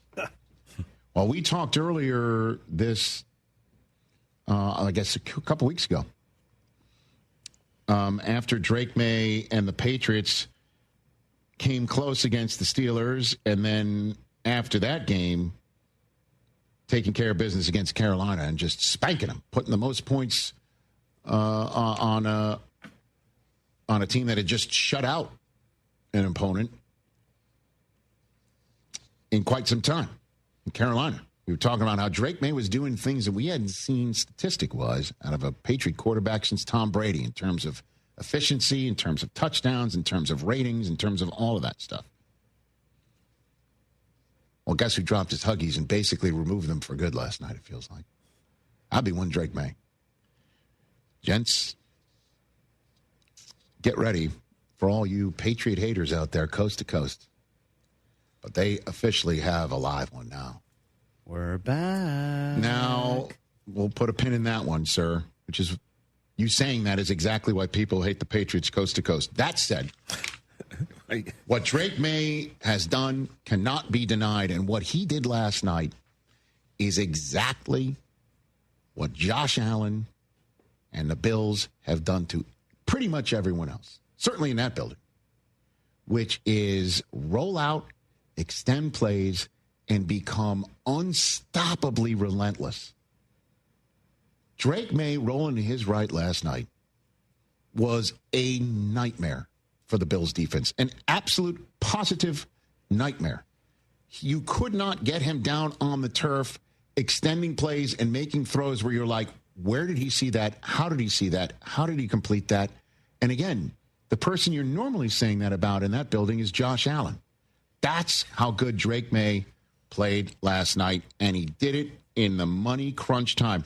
Certainly after the Bills came out after halftime and scored a touchdown. And no doubt, everyone in that building, with the exception of the guy who was wearing that Matt Milano jersey, who ran out with a football. That was cool. Tarico's calling. That was everyone in that building, when the Buffalo Bills took that 10-6 lead with the Curtis Samuel 6-yard touchdown pass, everyone thought, okay, order has been restored. It's going to be the Bills' night. The Patriots, nice plucky first half out of you. Like, honestly, that I believe was the sentiment for most people sitting there watching Sunday Night Football, and certainly in that building where watching their players wear the ice uniforms or whatever the heck they call them. Well, especially when the Patriots settled for a field goal with 1 second left at the end of the second quarter. Like, got to go for it. Got to score touchdowns to beat this team. That's the general sense. Drake May, after that Samuel touchdown, for the rest of the night, went 13 of 14 for 184 yards. Unbelievable. Balling. 100% balling. And the defense was balling out, too. And Stephon Diggs is one of those guys that you just don't want to piss off at the wrong time, at the right time, or whatever time there is to piss him off. You don't want to do it. And it's his first time back in this building since being traded. He did play against the Bills last year, but it was in Houston. This was his first time back in Highmark. And you want to talk about a high mark for him as a Patriot, 10 catches, 146 yards. Most by any former Bills player against Buffalo. The biggest night of any former Bill against the Bills at the position. That's what Stephon Diggs did. And he now has 100 or more receiving yards in consecutive games for the first time in 2 years. Never did it as a Texan. We all know it was an injury-shortened season anyway. And Drake May's found his guy. And Drake May, man, again, after the Bills tied the game and left too much time on the clock. Words you didn't really say much about last year's team.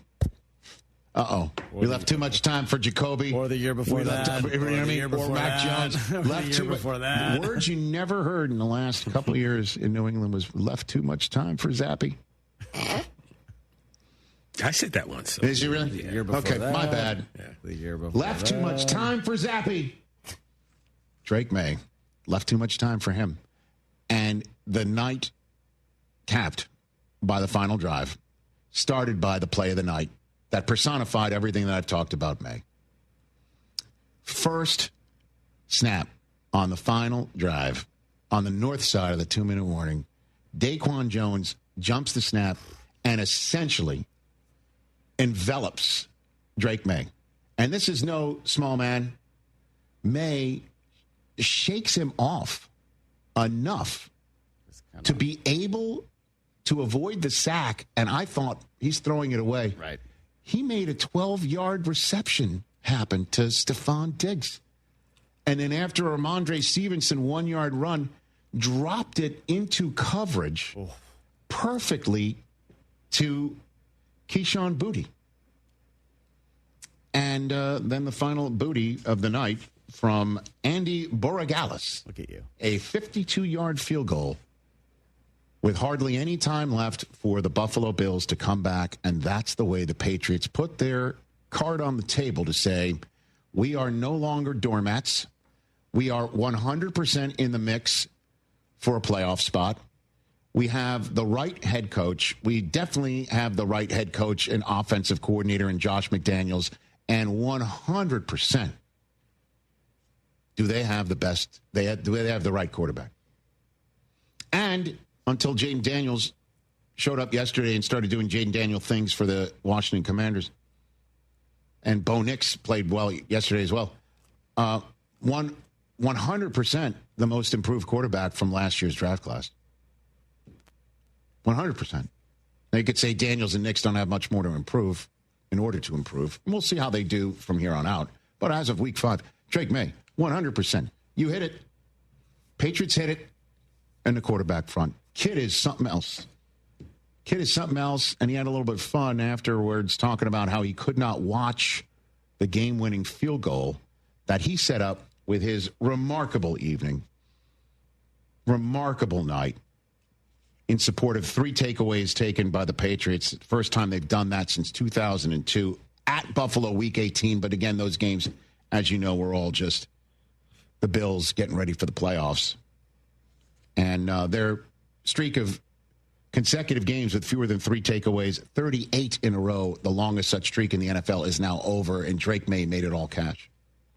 Yeah, I couldn't watch. I couldn't watch.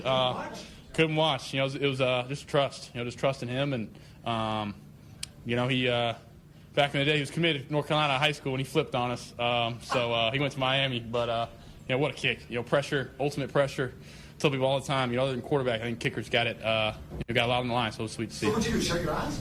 I was just looking down at the iPad of something in the run game I could have done in the last, couple plays to get another first down. He looks 12. It's unbelievable. He's a man-child. He just looks 12, and he plays like a veteran now.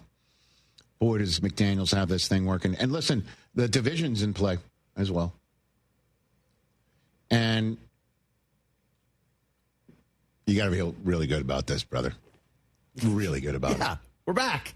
And everyone should be pissed that they didn't get theirs in the 5 years that we stunk. Because... What does that mean? What does that mean? The Chiefs got theirs. The Eagles got theirs. Yeah, right. And all the 29 other teams should be pissed that they didn't. So now you're going back on another generational run? Yeah, it's absolutely happening. Really? You sure about that? Yeah, your team ain't doing it. We know your team ain't doing it. And I'm not saying here we're back. This guy. So back. Pull up the Pats schedule. What are you smoking, bro? Give me some. Tell me how it's not 12-5 at worst this year. Here's what I will say. With all divisions in play, with all seriousness and due respect, by the way, no doubt. And guess what? Now free agency is going to get a lot more hotter because guys are going to want to come on and play with Drake May and Mike Vrabel. I got it. Now, this is, by the way, the man. This is the man. How can you laugh? The brain behind. Did you watch the game last night? I watched the game last night. This is the brain behind Overreaction Monday. Mm-hmm. Chris, young teams are up and down. Let's see how consistent they can play. I just talked about how special Drake May looks. He's got to be consistent. He has been as well, even with the losses. This is 4 straight games with a passer rating of 100 or better. And the last quarterback in New England to do it was Brady in 2018 and 2019, his last 2 years there. When he did it in 4 straight starts. He's special. He's a special guy. But it's up and it's down. And we will see. You take a look at the schedule. You can pop it up there. Commit dumbass personal foul penalties. The fumbles that they had against Pittsburgh. Fumbles, sure. You know what I mean? Like, get that out of the way. That was the preseason. Again, please put up their schedule. There it is. And there are winnable games. You're at New Orleans. You're at Tennessee. Back-to-back visits to the teams that just won their first games. And then you've got Cleveland at home. We're assuming it's going to be Dylan Gabriel's 4th start in a row. Never know. Could be Shador. Yep. Could be Flacco back again. You got Atlanta coming in. You visit Tampa. You still have 2 against the Jets. Baltimore, we're assuming, will be much healthier and a totally different team at that point in time. They will have packed it in by December 21st. I will push back on that notion. Yeah, if Lamar's playing, he ain't packed. I will push back on that notion extremely hard. Lamar ain't playing defense. We'll talk about giving them. Up 40 a game. No, listen, I like your excitement. That looks like 13-4 to me. Well, and that's just like giving them losses at Tampa at home against Buffalo. I'm with Brock. Granted, the Buffalo win was great, but you beat the Dolphins and the Panthers too. So hold on a minute. You got to play who you got to play. Telling me this morning. No, listen. You got to play who you got to play. Yeah, and those garbage teams on that schedule. They have a young team that's learning how to win and how to win together with a new coaching staff that's leading the way. You've got to give it up. That was a Stones win. That was a great win. You could make a case it's one of the best road wins of anybody in the league this year. We started the show with one of them, with Denver at Philadelphia. This is a monster win for them and a big confidence boost. They just have to play like this consistently, which is tough to do in the NFL. We shall see. But without a doubt, a playoff spot is in the offing. When you look at the rest of the division, there's only one other team, and you just went in their house and beat them, and you're only one game behind. You're a half game behind them, essentially. So, yes, there's lots to be excited about. And as for the Buffalo Bills, I will just say this.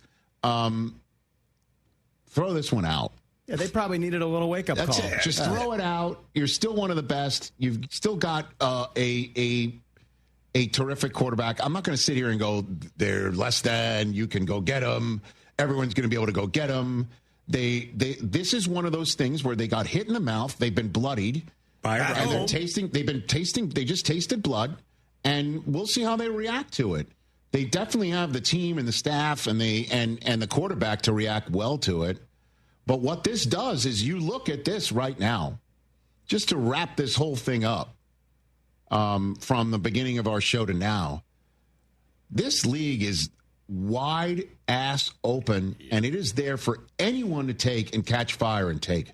Anybody can win it this year. Who would you peg as the Super Bowl favorite right now? The Lions in the NFC, and that was the one that I picked before. And I'll stick with it. We'll see what the Chiefs do tonight.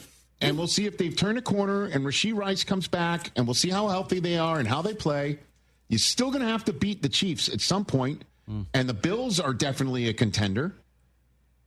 And you got to throw the Colts in there, and you got to throw in the AFC. In the NFC, there's other teams that can come to the fore.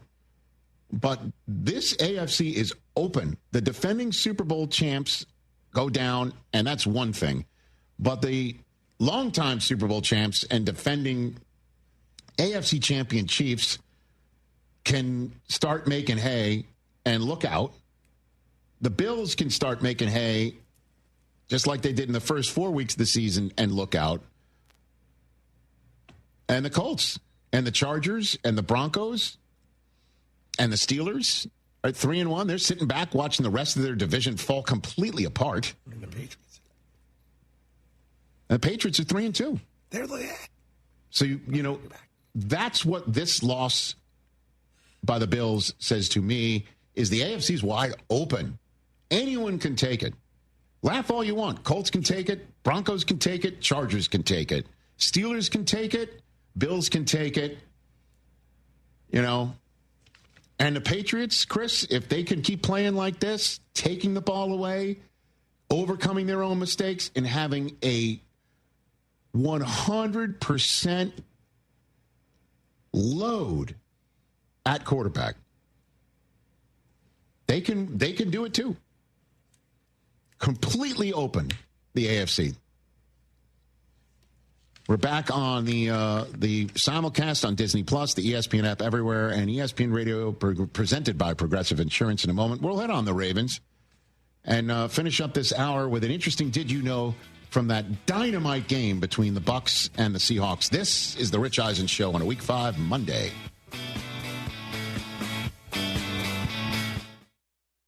Coach Saban here, and let me tell you, every second matters. Preparation is everything, and that's why I trust Kidde Smoke Alarms. And as North America's #1 home fire safety brand, they're built to respond over 25% faster to smoke detection. Kidde helps protect what matters the most. Find it at the Home Depot. How doers get more done. #1 claim based on total household installations as of December 2023. 29% faster average smoke detection based on internal testing of smoldering wood fires for Kidde 9th edition versus leading competitor 8th edition products. Switching to Progressive is a game-winning call. And that reminds us of other game-winning calls in the history of sports. It was a doubleheader in August and really hot inside the concession stand. So instead of waiting for people to come to me, I figured I'd walk around yelling, "Hot dogs here!" And that's how I became the first hot dog vendor in sports. Okay, not really a game-winning call, but it was a good call. You can make one too. Switch to Progressive and you could save hundreds. Progressive Casualty Insurance Company and affiliates, not available in all states. Hey guys, this is Lisa Zadok from Zadok Jewelers with a hot tip on how to keep your lady happy. Visit the Zadok Bridal Shop, a modern bride's dream. We work with our global network to source GIA-certified ethical diamonds for you at a fair price. Not only do we carry a selection of the finest diamond settings, we also have a full custom design team ready to turn any ring dream into a ring reality. Zadok Jewelers, where Houston gets engaged. Hey guys, Lance Zerline here. Everybody knows I'm a numbers guy, but I don't know plumbing. That's the one thing I don't know that Aqueduct Plumbing does know. That's why I put my trust in Aqueduct Plumbing Company. I've had them do so much work, whether it's the first sign of a minor problem or if you're doing a kitchen or bathroom remodel, why don't you reach out to Aqueduct Plumbing Company? Make my plumber your plumber. I trust them, and you can find them at aqueductplumbingcompany.com. No matter how big the job or how small the job, you're going to get great work every single time from aqueductplumbingcompany.com.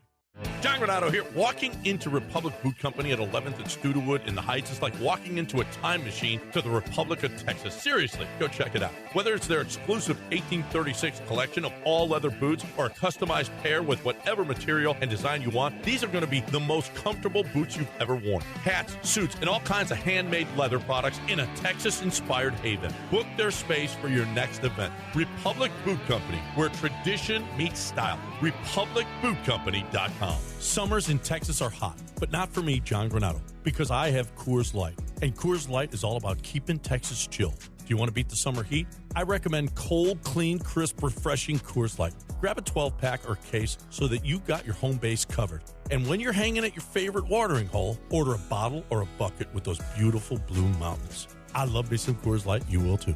Choose chill. Choose Coors Light. This message is approved by the man of the people, John Granato.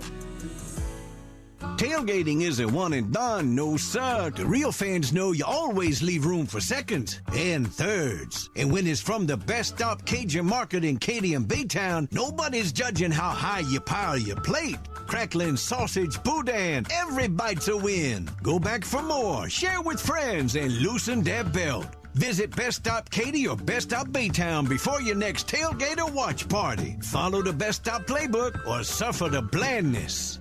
Texting enrolls you into recurring automated text messages. Consent not required to purchase. Message and data rates may apply. Hey, Dan, how you doing? Haven't seen you around the gym for a while. Yeah, I've really fallen off. Since I turned 40, I just don't get the results I used to get. Could be lower testosterone. Lower T? Yeah, I went through it a while back. Once you hit 40, your body has less free testosterone. I got Nugenix Total T, and it's made a huge difference for me. I've seen that ad on TV. Is it for real? Oh, yeah. The key ingredient is something called Tesnor, which helps boost free and total testosterone levels to help you trim up and stay lean. And it's made a difference for you? Man, I feel like I'm in my 20s again, at work, in the gym, and in the bedroom. Are they still giving out complimentary bottles for people to try it for themselves? Yeah, you just need to send them a text. Text ALL to 321-321 right now for your complimentary bottle of Nugenix Total T, the #1 selling testosterone booster at GNC. Plus, text now and we'll include a bottle of Nugenix Thermo, our most powerful fat incinerator ever, to help you get back into shape fast, absolutely free. Text ALL to 321-321. That's ALL to 321-321.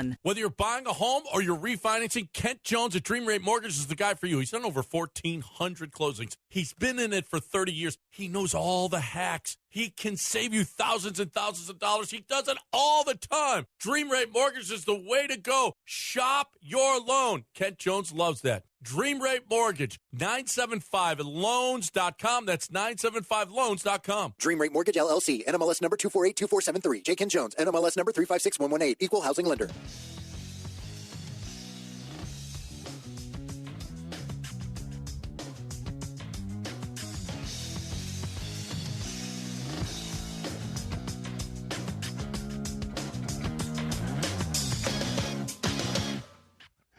Back here on the Rich Eisen Show. As you know, my logo is me running my suit like I do every single year for charity. And so that means this is perfect for me to talk to you about Hyundai Hope on Wheels. I care deeply about cancer research and awareness, and so does Hyundai Hope on Wheels. For 27 years, every Hyundai sold has helped fund life-saving pediatric cancer research. Together with over 850 dealers nationwide, they've raised more than $277 million, supporting over 25,000 kids in their fight against cancer.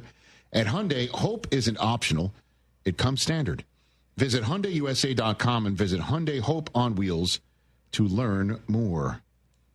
844-204-RICH is always the number to dial. Right here to have a conversation with us here on the Rich Eisen Show. Mike Mayock will join us in the middle of the next hour to give his thoughts on everything we've either already unpacked in this first hour or we're going to for week number 5. The Baltimore Ravens are 1-4. They were missing, a Pro Bowl defense. The number of defenders that were out yesterday, and then Lamar on top of it. You knew they were going to have their hands full with the Houston Texans.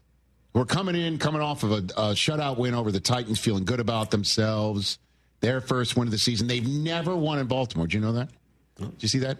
It was their first win ever in Baltimore, regular season and playoffs. And Stroud came in and looked like the rookie of the year, right? Mm-hmm. From a couple years ago. And everybody's ready to bury the Ravens, not just this year, because they're 1-4, but, Maybe for good, like the window's closed. I believe was that an overreaction Monday subject? The Ravens have peaked under John Harbaugh. Very good. Yeah. Which is another way of saying the window's closed. Sure.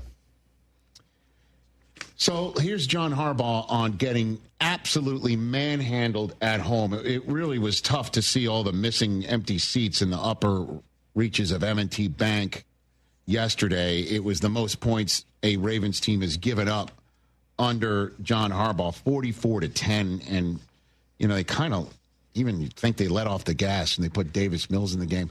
This is what John Harbaugh had to say after the loss. Got beaten every way you can get beat. Very disappointed with that. Did not expect to see that. Thought we'd play a lot better than that based on the way we practiced. And hats off to them. They played a really good game, made a bunch of plays, did a great job on first down. We did not. Built a rhythm really throughout the game. We did not. So just a complete disappointment. And we're going to have to find a way to turn it around and figure out who we are this next week and then into the bye and after the bye. We're going to have more than half the season left, and we're going to have to find ourselves. So that's what our aim will be going forward.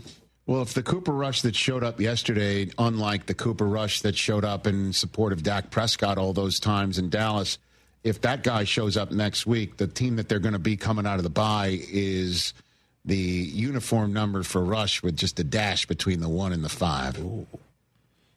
Yeah, my higher register did not pan out. The Rams, yeah, I know, right? I think the Ravens could do it. Not at all, and it was apparent from jump. Yeah. The Rams are going to come in and try and jump all over the Ravens before they head off to London to take on the Jaguars, which is another game that I'll be calling on NFL Network after the Jets and Broncos this coming Sunday. I'll be in London in short order. That game could be real nice. And still, by the way, I'll be zooming in from London, as well as we're doing the show from there in the 2 days before Rams Jaguars. Susie Schuster sitting in this chair on Thursday, Tom Pelissero for the days that I'll be out in London before those Thursday shows and Friday shows that we do together in London. And I'll be zooming in as much as possible. So that said, I'm concerned about the Ravens. They'll be 1-5. Let's hope they come off the bye. They get their defenders back. They get Lamar back. And then they go on an unprecedented type of a heater. Home for Chicago, at Miami on a Thursday night, at Minnesota, at Cleveland, home for the Jets. Those are games that could potentially, if they just heat up and get everyone back and go on a run, they could be above 500. I know there's a lot of ifs and buts and candies and nuts. But then they've got Cincinnati on Thanksgiving night, Pittsburgh at home, at Cincinnati again. That game against New England is no longer one of those layups, right? Which is why you always got to think about this before you go in to a season, assuming. They just got to get healthy and go on a run. They can do it, but from a 1-5 hole, unless they suddenly show up and beat a Rams team that's ready to just jump on them and wipe the taste out of 2 of their last 3 losses out of their mouths. I'm concerned, but I'm not ready to bury them, is my headline on the Baltimore Ravens. And I know I'm an outlier on that, but it is what it is. Tailgate season is on, and Monster Energy flavors are bringing the heat. Crack open the wickedly creamy citrus blast of Orange Dreamsicle, or ride the shockingly smooth wave of Electric Blue. Both packed with real sugar, bold flavor, and that legendary monster kick. This is the energy your game day deserves. So grab your can and unleash the beast.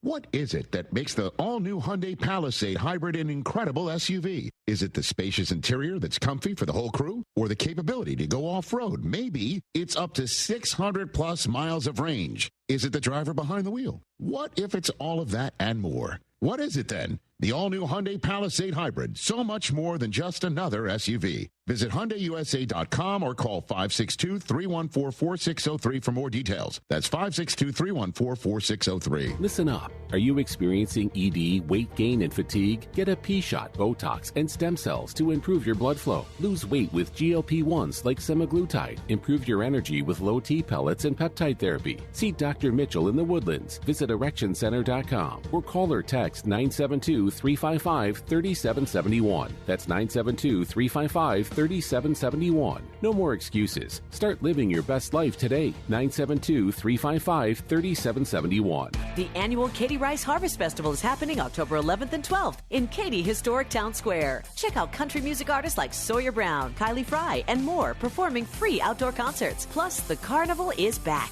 Get all day or weekend unlimited ride carnival passes now. For the adults, visit the Sports Zone and enjoy adult bevs while you watch the big rivalry game between Texas and Oklahoma on Saturday. Get advance tickets and carnival passes now at KatieRiceHarvestFestival.com. That's KatieRiceHarvestFestival.com. It's your guy, Sean, with Greenlight Offer, and guess what? We are still buying houses at fair prices. If you own a house and want to sell it fast in the most simplest way, I'm your guy. Call me today at 832-779-4000. We buy houses in any condition, any price range, in any location in the Texas area. Every single month, every single weekend, every single day, we are doing two things, Houston, and that's helping homeowners like yourself with their property problems and buying houses. In 2024, we bought 138 houses, and we want to buy more. We buy inherited houses, vacant houses, pretty houses, not so pretty houses, behind in payment houses. We even buy my tenant won't pay me the rent houses. We buy them all. We will buy your house in as-is condition. No repairs needed, no clean out, and we will pay for movers to help you move. Call me at 832-779-4000 for a same-day offer. That's 832-779-4000. Call for Sean with Greenlight Offer, and I'll get your Greenlight number on your house today. Woo! Hey, Lance Zerline here. Allstate Windows and Siding knows what matters to Houstonians. That's why they're dedicated to earning your trust and giving you great value and service. Allstate Windows and Siding offers top-quality products that protect your home from the toughest weather while saving you up to 40% on your energy bills. And right now, they're offering 30% off windows and $2,500 off of complete siding jobs. Call 832-204-1936 to take advantage today. Call for your estimate, 832-204-1936, or go to allstatewindowsandsiding.com. Hey guys, it's B-Mac, and I'm excited to tell you about Burger Chan and their great new promotion to celebrate football season. Every Monday after the Houston Pro Team wins, Burger Chan will be giving out a free side with your entree. Just tell them B-Mac sent you, mention ESPN 97.5, or say Go Texans and it's yours. And they've expanded their hours with dinner service until 9, Wednesday through Saturday, so more time to try their curly fries, tots, and the best burger in town made any way you want it. Burger Chan's got you covered on every Victory Monday. Check out their full menu at BurgerChanHTX.com. Hello, I'm Lisa Holland Nelson. And I'm Shavonna Robber-Schreiber. And we are so excited to be bringing you Culture Club HTX every Sunday morning from 8 to 9 on ESPN Radio 97.5 and 92.5. Our show is about sports, community, fashion, and of course business, and all the things that make Houston the heartbeat of Texas. Our community. That's our favorite, right? That's one of my most favorite. So every Sunday, 8 a.m., ESPN Radio 92.5 and 97.5. We can't wait for you to tune in. This is Chance McClain from YourHeritageFilm.com. We make adult films.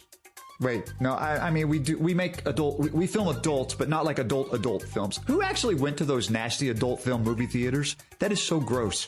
I guess Pee Wee Herman did. That didn't turn out so good. Speaking of Pee Wee, there's an absolutely excellent doc on his life.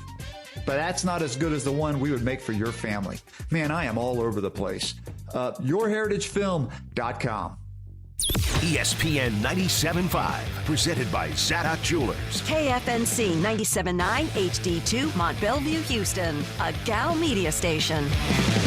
This is the Rich Eisen Show. Hey, everybody. Can't get enough of the Rich Eisen Show? You're in luck. You can find us everywhere. Watch us weekdays on Disney Plus from noon to 3 Eastern. Miss the show? We've got a podcast so you can listen anytime. But here's the best part. Our YouTube channel. Subscribe at youtube.com/Rich Eisen Show and you'll never miss a moment. Now, on with the show. What's that? This is the Rich Eisen Show. Taylor Demerson, and then the football came out. Who recovers? Tennessee for the touchdown. Live from the Rich Eisen Show studio in Los Angeles. Good. And the Patriots have the lead. Today's guests, former NFL General Manager Mike Mayock. Plus, your phone calls, latest injury news, and more. And now, it's Rich Eisen.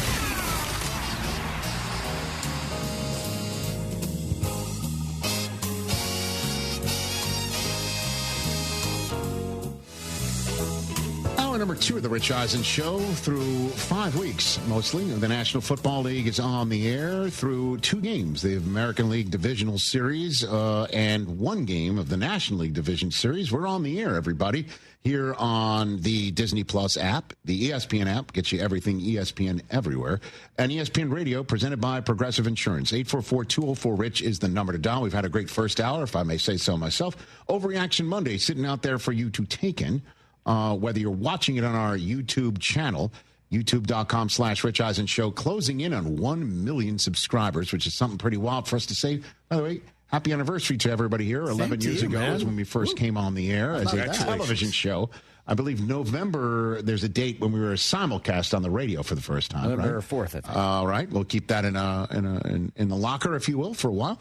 Mike Mayock will be joining us in the middle of this hour to give us his 2 cents on everything that's going on in the NFL. 844-204-RICH is the number to dial here on the Rich Eisen Show. Let's go to phone lines to start off hour number 2. Dan in Lancaster, California. What's up, Daniel? Hey, Rich. Congratulations on 11 years. Thank you, sir. Take it. As a California native, being a Buccaneers fan, I love what you have to say about Baker. But the next 2 games are going to really show what he's made of. Well, I mean, I think we've seen what he's made of, but what are you saying about the next 2 games, about what the team is made of? When you say home for San Francisco at the Lions on a Monday night, that's pretty big. Right? Yeah, both games are going to be huge for us. I mean, I don't know. I think it's a little premature to call him MVP, but so far for the first 5 weeks, I would put him as MVP. 100%. Thank you for the call, Dan in Lancaster, California, for setting us up on hour number 2. That's what we do here. So let's do this. We just had a caller who said Baker Mayfield is set up to be the MVP of this league. And by the way, +1. I mean, certainly with Josh Allen at 4-1 and Jalen Hurts at 4-1 and Jared Goff at 4-1 and Justin Herbert, who the first 3 weeks were saying that guy could be the MVP this year. He's now 3-2. The Niners are 4-1 with various different quarterbacks. Baker Mayfield at 4-1, 100%.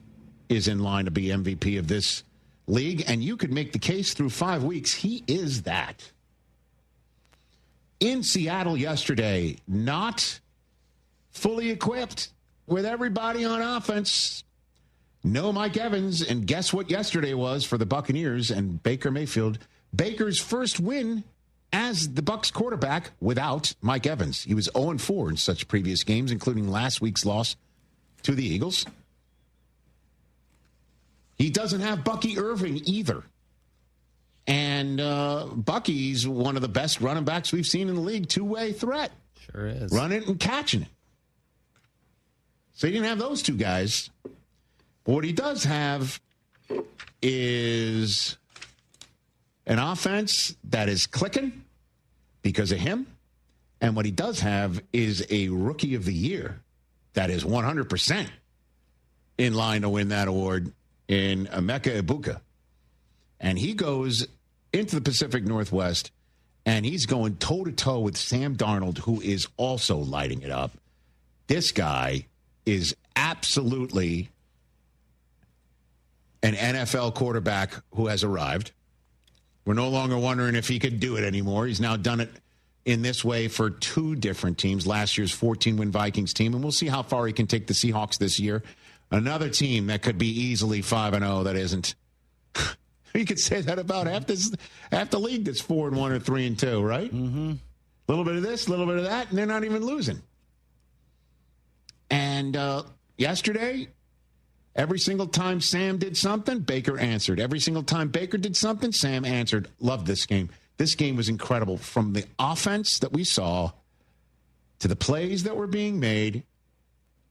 Let's be honest. Let's wear these uniforms all the time, can we? Dude, right? This might have been the greatest uniform matchup ever. Let's go. Let's just stop screwing around here. White and creamsicle with the swashbuckler on the side of the helmet. The Eagles. I mean, the Seahawks wearing their stuff like Kurt Warner where the C is playing. Back in the day with Largent. I thought Jim Zorn's out there slinging it around. I know I'm aging myself here. I forget who was on the call, but someone did and there's Steve Largent for first down. Oh wait, no, that's Cooper Kupp. Dude, it was Harlan. You gotta give a shout out. It was Harlan. Harlan and Trent Green were killing Cortez. Taz, let's get. Oh man, it's just fun. I loved watching this game. Yeah, it was great. It was great. Plus, you know how I feel about Baker Mayfield. I mean, honestly, you like him more than Del Tufo, I think. No.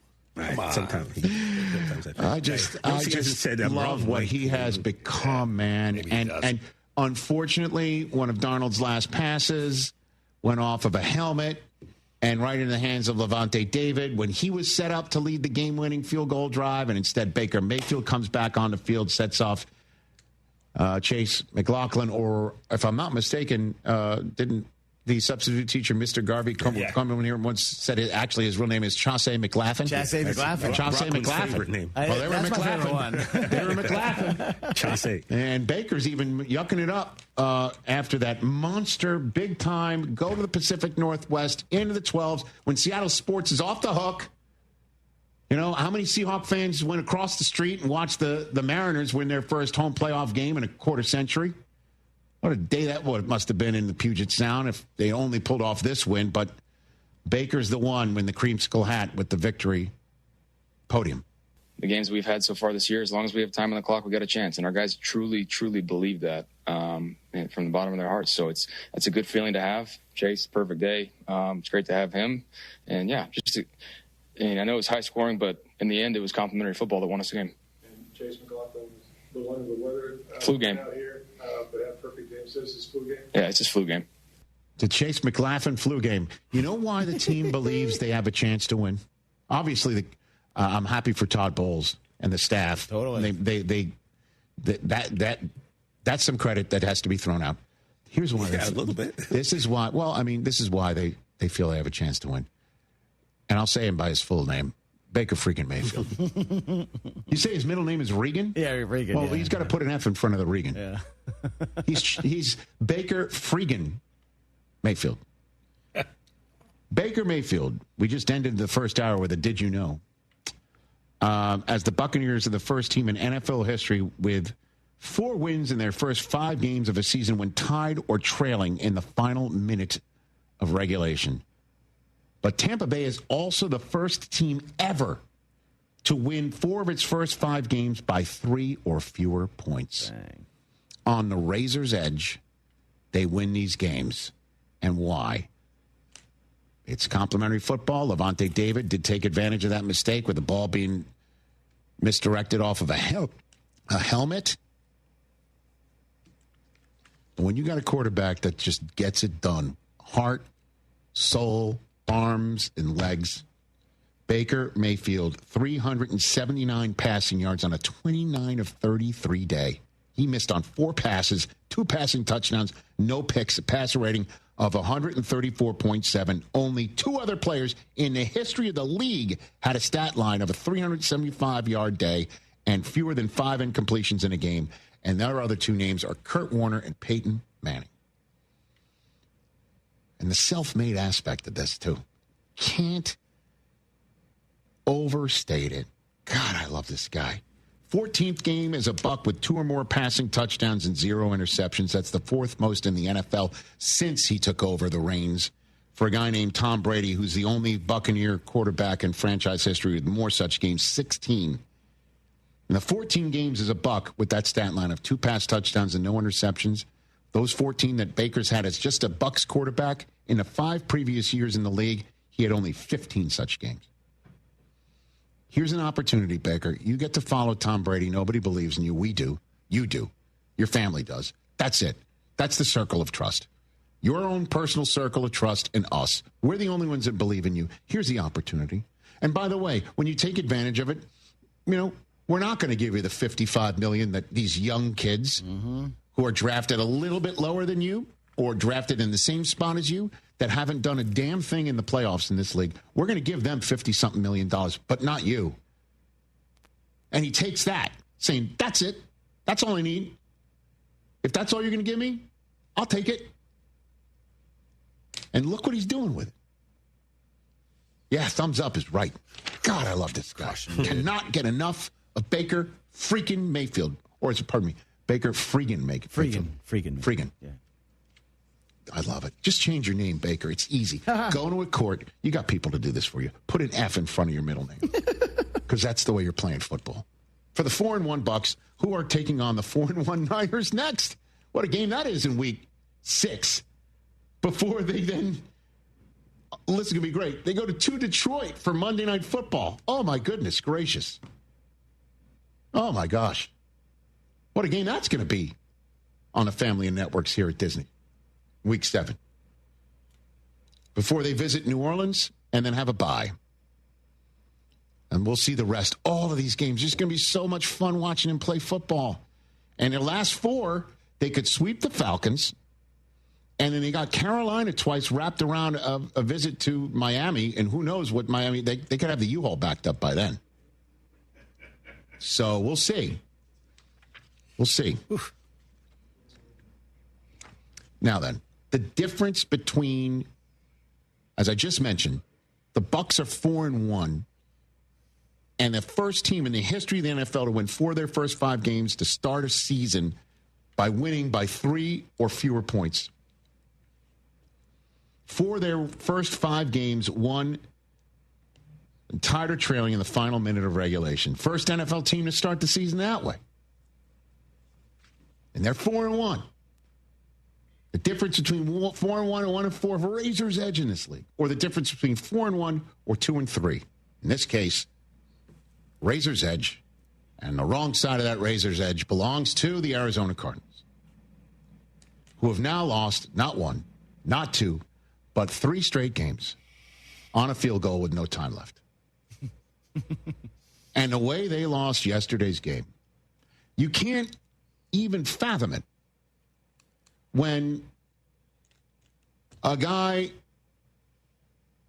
runs it in for a touchdown to give you a 28-6 lead, and instead, Imani Demercado decides to flip the ball and release it before crossing the goal line in celebration, despite seeing what A.D. Mitchell did in Los Angeles just last week.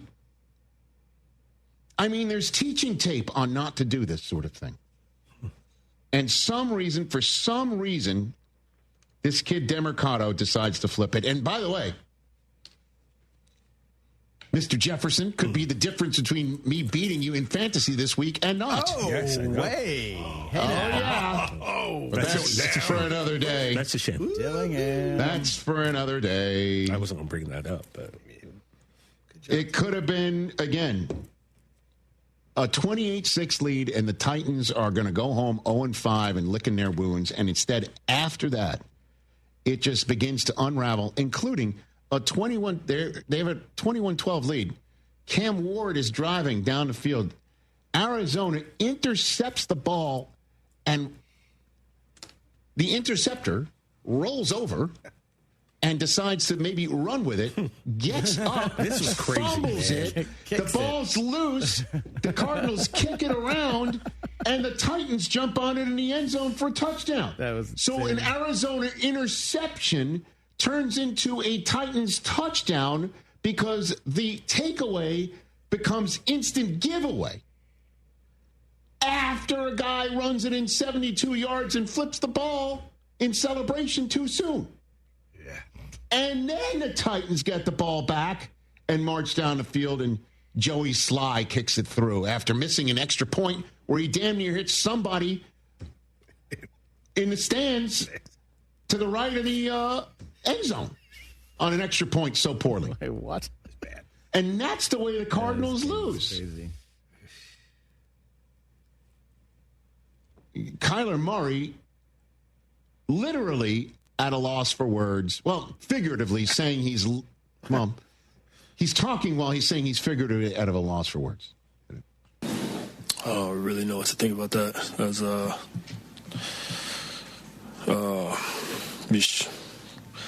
don't even know.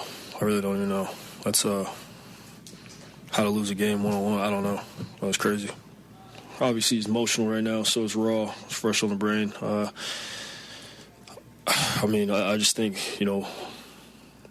you look at the mistakes, just I think we played well enough to win the game, but crucial bonehead mistakes just gave them a chance to stay in the game.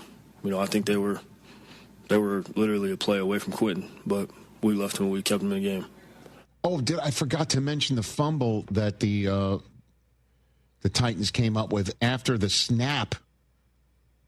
The shotgun snap hit Kyler Murray in the face mask. Yeah. And then he left. In between all of that, in between the Amari Demercado premature flip and the interception turned into a touchdown for the other team. After the game, there was video. Jonathan Gannon went up to Demercado, who was being consoled by teammates, and it looked like he aired him out. And after the game, he was asked about it, saying that it's just one play. Nothing ever comes down to one play. And he said that there is teaching tape that he basically said there was some teaching, I guess, lessons that they tell the players about that he didn't want to get into there. There's no question he basically, listen, if you're a coach in this league, you are showing everybody that A.D. Mitchell fumble and saying, don't be like him. And then Demercado does it the next week. That's what Gannon had to say afterwards. Give them credit. They coached and played better than we did. That's what the NFL is, So I think our guys realize that. But I did tell them, Bob, everybody in there, from the staff to the coaches to the players to everybody in there, the clock is ticking. Like, it doesn't matter if you're a number 1 overall pick, a Pro Bowl safety, a third-year head coach, a first-year assistant, it doesn't matter. Like, we have to do a better job to close out games. First team in the Super Bowl ever to lose in a walk-off field goal as time expires. 3 straight games. It's never happened. Along with the other stuff that it's crazy. You can't say what Demercado did never happened. It happened last week. Yeah. But the other stuff, like the interception that turned into a fumble for a touchdown for the other team within seconds. Have you ever seen anything like that? I can't remember seeing that. I said it out loud, watching it with Susan and Coop yesterday. I wasn't even convinced it was legal. I was like, can you advance that? Like, if it's in the last seconds of a half, you can't. The person who fumbles it has to recover it. Right. You can't advance. Unless it's from the other team, though. There's a lot of ifs and spliffs, and I don't know. I was like, is this real? I think it's the holy S roller. And did you guys notice the catch Marvin made in the first? You and I texted each other, and we thought it was a touchdown. And then I realized 5 minutes later, like, they didn't give him. I thought Demercado's. I thought he kind of had it in his hand when he crossed the line. That's what I thought. And so all of what I just mentioned, Seattle losing the final seconds, and Arizona losing again in the manner in which they lost. You could make the case the team that had the best Week 5, the San Francisco 49ers. The 49ers they go here on a short week to the Rams, beat the Rams shorthanded to go 4-1, 3-0 with Mac Jones. They make the defensive plays with all these kids that you need to have name tags to know who they are. Yep. And they beat the Rams, and the rest of the NFC West lost. They're 4-1. The Rams are 3-2, a game and a half behind them. The Cardinals drop a third straight game like they did, and the team to do it to them first was the Niners, so they're now 2.5 up on them. And the Seahawks, who they've beaten, are 3-2. They're a game and a half up on them. So say what you will about the Niners. Smoke, mirrors, this, that. It's going to finally come home to roost on them. When is Kittle coming back? When is this guy coming back? When is it coming? They're in front. They're 4-1. And watch them with their smoke and mirrors going to Tampa and maybe do to them what Tampa's done to everyone else. Yeah, man. How about the Niners? What a week it was for them.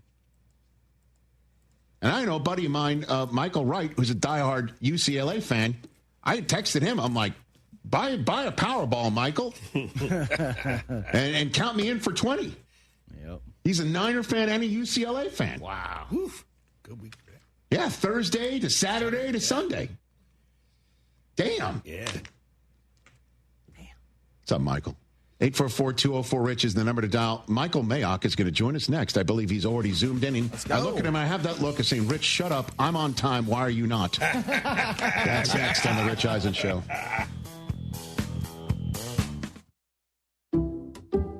Some people just know you can save money on car insurance by checking Allstate first. Like you know to check the weather first, before wearing face paint to the game. Bro, your Go Cats is dripping into your nachos. Oh, and now paint is in my eyes. Interception! Did you see that? No. Yeah, checking first is smart. So check Allstate first and see what you could save. You're in good hands with Allstate. Potential savings vary, including based on how you buy, subject to terms, conditions, and availability. Allstate North American Insurance Company and affiliates, Northbrook, Illinois. Out here, days are getting a little cooler, and mornings are starting with a few more layers. It's the season for more time at the grill, more feed for your animals. Heaters burn late into the night, and the woods start calling your name. We appreciate hard-working hands, shared moments, and love for our land. That's why season after season, we're here for your life out here. Tractor Supply.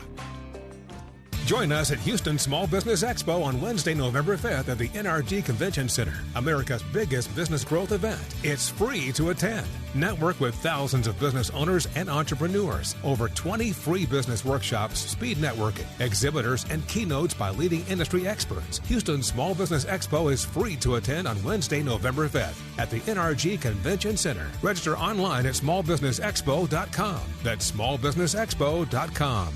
Get in on exciting gaming action at La Berge Casino Resort Lake Charles. Introducing our new exclusive statewide table progressives. We've linked our table game progressives between 4 pen play destinations in Louisiana. That means our big payouts just got bigger. No matter which location you choose, you have a shot at these combined jackpots. Get to La Berge Lake Charles or Baton Rouge, Boomtown, New Orleans, or Margaritaville, Bossier City, and get ready for big payouts. Must be 21 or older. Gambling problem? Call 1-800-522-4700. Hey, Lance Zerline here. You know I'm a numbers guy, and I like the numbers that Daspit Law Firm is putting up for their clients. The super team at Daspit Law handles a full range of personal injury cases, and they are getting results from their clients in big numbers. Car accidents, truck accidents, industrial accidents, construction accidents, maritime accidents, offshore accidents. These are all areas where if it's you or someone you know, I encourage you to get a free case review from John Daspit with the Daspit Law Firm. Call 713-CALL-NOW. That's 713-CALL-NOW. If your business is growing and looking for working capital, funds to acquire a business or purchase equipment, Veritex Community Bank's lending team is standing by to help you navigate through the loan process. Visit veritexbank.com for more details. That's VERITEX bank.com. Member FDIC, subject to credit approval. Come experience the all-new vibe at Trulux. Beautifully renovated and better than ever. Don't miss Stone Crab Mondays. Sweet, succulent, and sustainable. Our medium claws are buy one, get one half price all day. Unwind in our newly renovated bar for our half-off happy hour and try our bold $59 three-course menu with seasonal favorites. Power luncheon? We've got you. 2 courses for only $36. Fast, fresh, and unforgettable. Come see and taste what's new at Trulux, Ocean's finest seafood and crab. Your table is waiting. Hi, I'm Danny Clark, owner of Collectors Firearms. We're celebrating our 50th year in business, and we would like to invite you to come see our 12,000 guns in stock. Don't let the name fool you. We carry all the latest and greatest guns, in addition to the antiques and collectibles. We even have a tank right out front. Have you been putting off cleaning your guns? Bring them to us, and we will give you a basic cleaning free of charge while you wait. Come see us at Westheimer at Voss, CollectorsFirearms.com. That's CollectorsFirearms.com. For premier recreation, dining, and entertainment, head to East River 9, located 1 mile from downtown Houston. East River 9 is the only 9-hole par 3 golf course, driving range, and pickleball facility in town that features night golf under its LED stadium lights. The venue boasts a tremendous view of the Houston skyline, which is perfect for sunset gazing while enjoying your favorite cocktail or River House restaurant menu item. Go to eastriver9.com to book a tee time, pickleball court, or sign up for our annual membership. You'll be glad you did.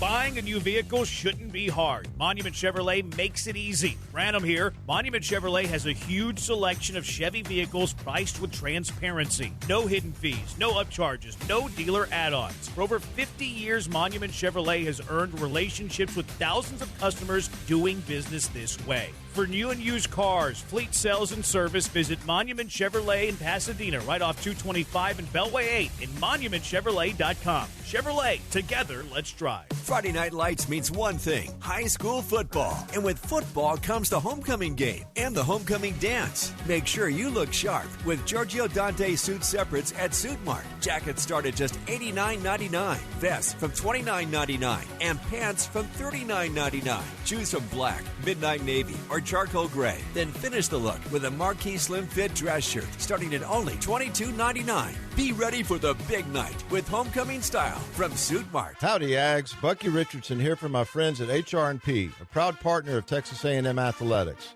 Whooping the Irish in the Cotton Bowl required protection up front and a wrecking crew defense. And that's what HR&P provides for Aggie-owned businesses. HR&P protects and defends Aggie businesses from the burdens of HR compliance, benefits administration, and payroll. If you're an Aggie-owned business, let HR&P customize a plan for you. Visit hrp.net/AGS. That's hrp.net/AGS today.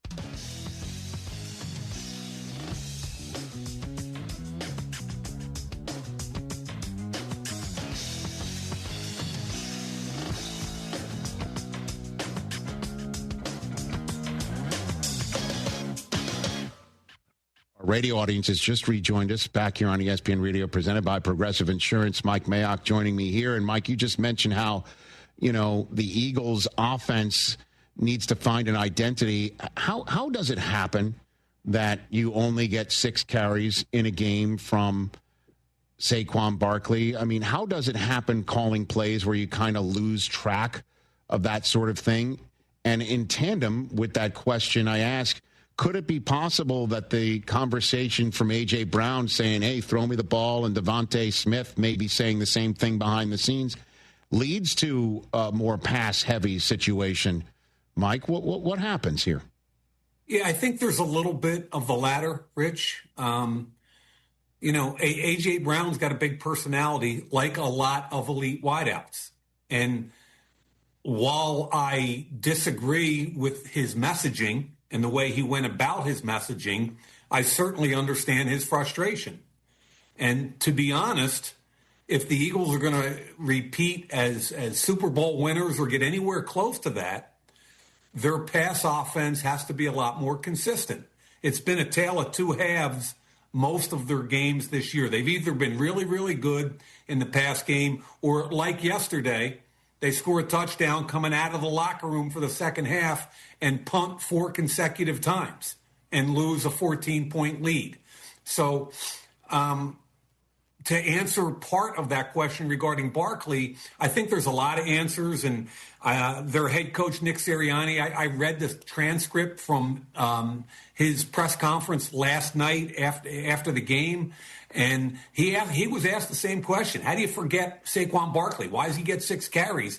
And, his answer was it's a lot of things. It's part of not everything that we call in there gets run. Sometimes you're tagging it and the quarterback makes a decision.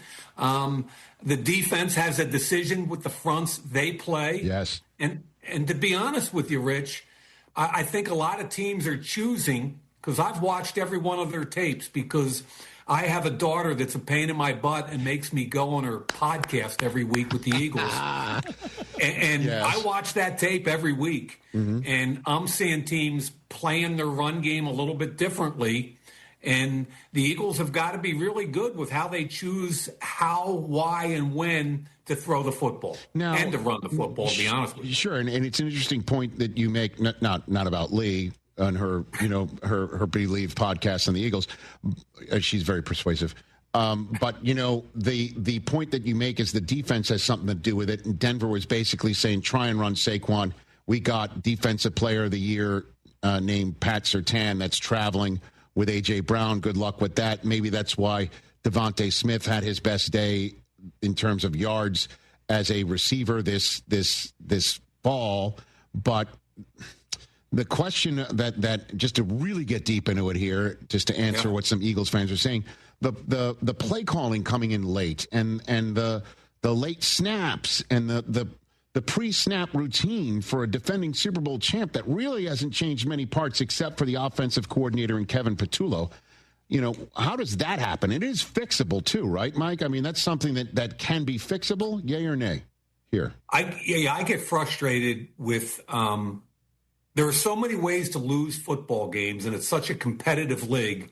When you start losing games over things you can control, pre-snap penalties, getting stuff in late, 2 guys in motion, those are the kind of things you can control, okay? And I know the Eagles coaches are painfully aware of that.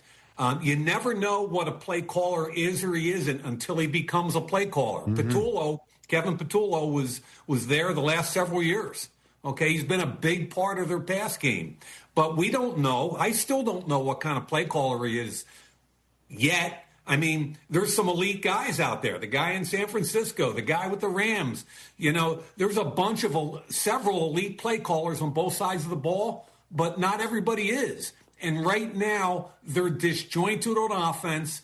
And I think the first thing you got to question is when the players are saying, hey, we're not getting it in quickly enough, we're not ready to snap the football, that's a problem. Yeah, another elite play caller was on the sideline that beat them in Sean Payton. And now the Broncos are 3-2, flat out in the mix for the division in the AFC. Mike Mayock joining me here on the Rich Eisen Show. Let's go deeper in what you saw out of the Patriots and Drake May. And just repeat for those here who might not have heard, because they were just listening on the radio, what you said about May and who he reminds you of, Mike. He reminds me of Justin Herbert in that not everybody's a natural thrower of the football. He's a big, strong guy. He's naturally can throw the ball with air under it. He can drive it. He can throw it deep. He's athletic for a big guy, and he's tough. I see a lot of similarities between the two of them. And how sustainable is this? I mean, that's the question. It was pretty damn impressive what we saw from the Patriots last night. They got to be feeling good about themselves at 3-2. Obviously Milton Williams making a difference up front, and you could see how that's just affecting the whole defense. Carlton Davis, another nice addition on the back end. Vrabel knows what he's doing. McDaniels is as good as they come. You obviously know about him. And then, long story short, May, how sustainable do you think this is for the Patriots in just this year, in 2025? It doesn't have to be sustainable this year where they go 12-5, in my opinion.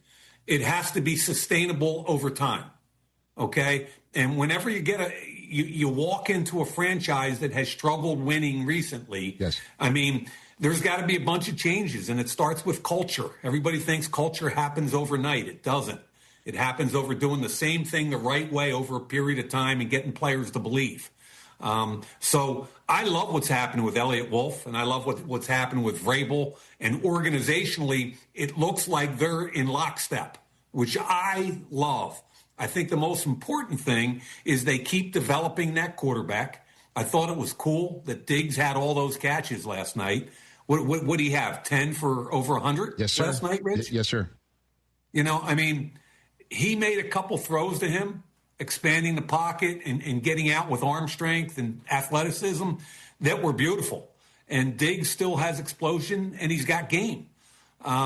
They're continuing to develop that offensive line. I think Vrabel has a blueprint that he believes in. He not a lot of BS to him. That's right. And I think Elliott Wolf complements him well. So I think they're a team on the rise, Rich. I don't know what it's going to translate into wins and losses, but I like where they are. Mike Mayock here on the Rich Eisen Show. What do you think the Raiders should do? I mean, Geno leads the league in interceptions right now. Yeah. He's on pace for a 30 interception season. Pete loves him, obviously, brought him in and believes in him. But they're these turnovers are killing this team right now as they're trying to get a win. They haven't won except week 1 in New England. Well, what do you think they should do, Mike? Rich, I'm probably not close enough to that situation to be overly critical. I haven't seen much of them. Mm-hmm. What I would tell you is, if you juxtapose their situation with the Jaguars, who are now 3-1. Yep. And why are they 3-1? Well, they're taking care of the football. They've generated 13 takeaways on defense. Mm-hmm. They're only allowing about 18 points a game. They got a defensive coordinator named Anthony Campanelli who's doing a hell of a job there. So they're cleaning up all that kind of stuff with a new group, okay? Your quarterback can't throw 9 interceptions in 5 games, especially a guy that's a veteran that's played for that head coach. So obviously that's at the top of you can't have the interceptions, you can't have the penalties. Guys like Brock Bowers being hurt certainly doesn't help it. But that really, Rich, I can't get much beyond the surface because I really haven't seen much, if any, of their tape this year. Okay, and they do have Kenny Pickett sitting there, but Pete doesn't seem to be ready to go and make that move. As the Raiders now fall to 1-4, which is just an unfortunate development. I've got Mike Mayock here on the Rich Eisen Show. Then I'll open it up to you. What jumps out at you from Week 5 of something that you want to talk about that you think we should know, Mike? I'll just give you that floor on that front. What do you think? Yeah, I think the Ravens thing is really surprising. 1-4, and their quarterback's out. We all know that. Difference makers are hurt on defense at every level. I mean, they had 2 defensive backs out, Humphrey, and they had Roquan Smith and Matt Abike, a defensive tackle. But beyond that, especially defensively, what's going on? It's 35 points a game to one of the best franchises who I respect as much as any franchise in the league. Mm-hmm. What is it? Why is it? You see them and there's some missed tackles out there. That's not a John Harbaugh team. What really is it driving this? And I think it's an aberration. I hope it's an aberration because I believe in them. But, defensively, the 2 things you got to do to start with fundamentally are you got to tackle and you got to have block destruction, meaning get off blocks and get to the football. Well, what's beyond that? Then you get into scheme. I think if I remember correctly, Rich, last year they brought Dean Pease back in October or November to kind of help with Orr's transition to a defensive coordinator.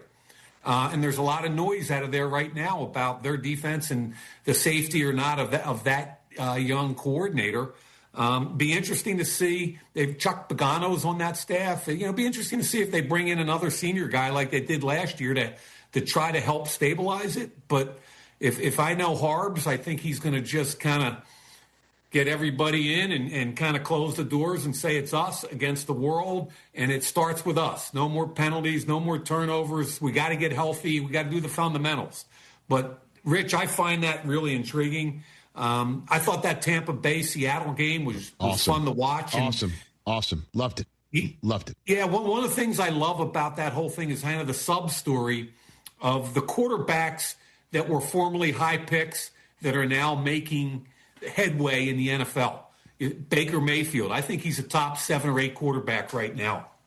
Darnold, how about Sam Darnold? Yeah. I mean, does he look like the guy that was with the Jets?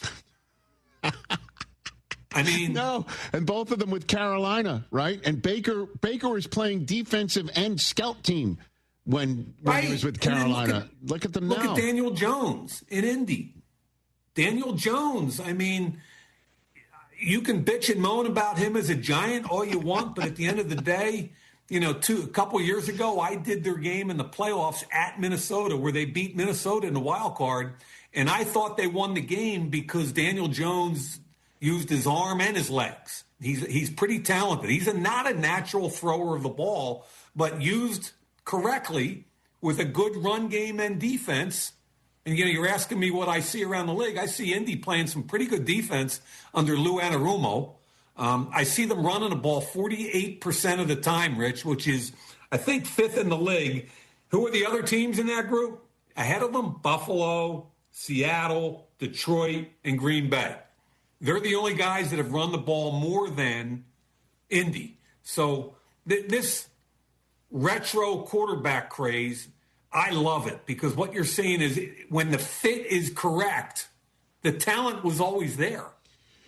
And in terms of quarterback retrograde, before I let you go, Mike, is Jake Browning is 0-3 now as a starter in place of Joe Burrow. Can you walk me through the difficulty of calling another team if they want to do this in the outset of October with a month to go before the trade deadline and ask for somebody like Russ or Jameis or even Kirk Cousins, which would cost the Bengals money next year as well, which is something, as you know, Mike Brown, for somebody who has they have no intention of playing Kirk Cousins next year, obviously. I don't know if Mike Brown would do it. Can you walk me through, the general managing that's going to be required to maybe fix this if they start to realize that they need to do something with Browning or come to that realization? Mike? So the preface to this is the kid played last year. We know that. He started several games. I did one of them at Pittsburgh. Mm-hmm. And I remember watching all his tape and then doing the game and think, wow, this is so hard for Cincinnati with him at quarterback because there's a huge drop-off. He's trying not to turn the ball over. They're having problems getting the ball to their playmakers. And they're just kind of, the margin of error going from Burrow to Browning is minute. Now the kid's throwing interceptions. And to be honest with you, when Burrow went down, I said to my son, I think the first phone call's got to be to Atlanta and Cousins. I mean, yeah, he's got a $27 million guaranteed salary, but so what? You got a team talented. You put all this money into your offense, and you got a chance to make headway in the AFC. Now's the time. You got to call them. Other people talk about Winston or Russell Wilson. I'm not sure they're the answer other than just kind of average football. So you think they should call for Kirk Cousins now? With those wideouts? You think so? Like they should do that, Mike, right now? I thought they should have done it 3 weeks ago, to be honest with you. I mean, I don't know their salary cap situation, but you can always work that stuff out. And the problem is if you go for Cousins, they're going to ask you, obviously, for some draft capital. And I get all of that. But you've got some talent on that roster, especially offensively.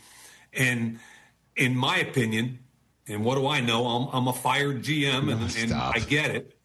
But in my opinion, the first phone call should have been and may have been to Atlanta. I have no idea. But beyond that, you got to do your homework everywhere, and you got to be talking to those people. Well, what you are is definitely consistent. You were saying all offseason that you think that the Bengals definitely need to get T. Higgins wrapped and bring him back because you got Burrow more than maybe if they have to make a decision, Henderson, and they got them both, you know what I mean? And they're ready to go now.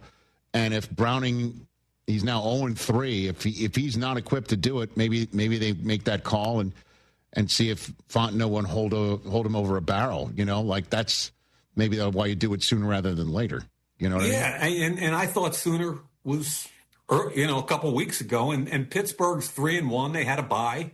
So it's not like they're going to run away and be 13-4.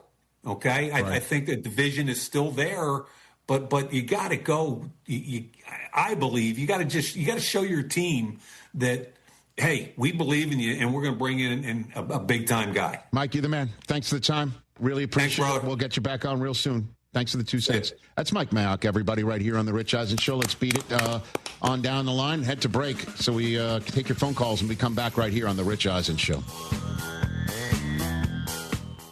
Tire care shouldn't come with extra costs or surprise fees, and it should be simple, straightforward, and stress-free. So at Midas, they're rolling out the limited lifetime tire guarantee. Included with every tire purchase with paid installation, you'll pay nothing for flat repairs, nada for flat replacements, zilch for tire rotations every 5,000 miles, and zero for other preventative maintenance. So with this limited lifetime tire guarantee, you'll pay a whole lot of nothing compared to what the other guys charge for tire care. That's a limited lifetime tire guarantee only at Midas. Coach Saban here. On the field or on your walls, coverage matters. That's why I go with Behr Marquee Interior Paint and Primer from the Home Depot. Exceptional hide, advanced stain blocking, and over 1,000 colors to choose from. Behr Marquee delivers one-coat coverage that stands up to real life. One-coat coverage, no overtime. Behr Marquee, only at the Home Depot. How doers get more done. Valid only when tinted to colors from the Behr Marquee Interior One-Coat Hide Collection. Trust, price, and ease of transaction. That's our philosophy at GiveMeTheVin.com. We love to buy cars. Fat ones, skinny ones, curvy ones, fast ones, slow ones, round ones, and square ones. Yes, square body Chevys. We buy them at GiveMeTheVin.com. Go to GiveMeTheVin.com right now. Put yours in and get a quote. We'd love to buy it. GiveMeTheVin.com, America's best car buyer. Sell us your car. GiveMeTheVin.com. So easy you can do it in your underwear.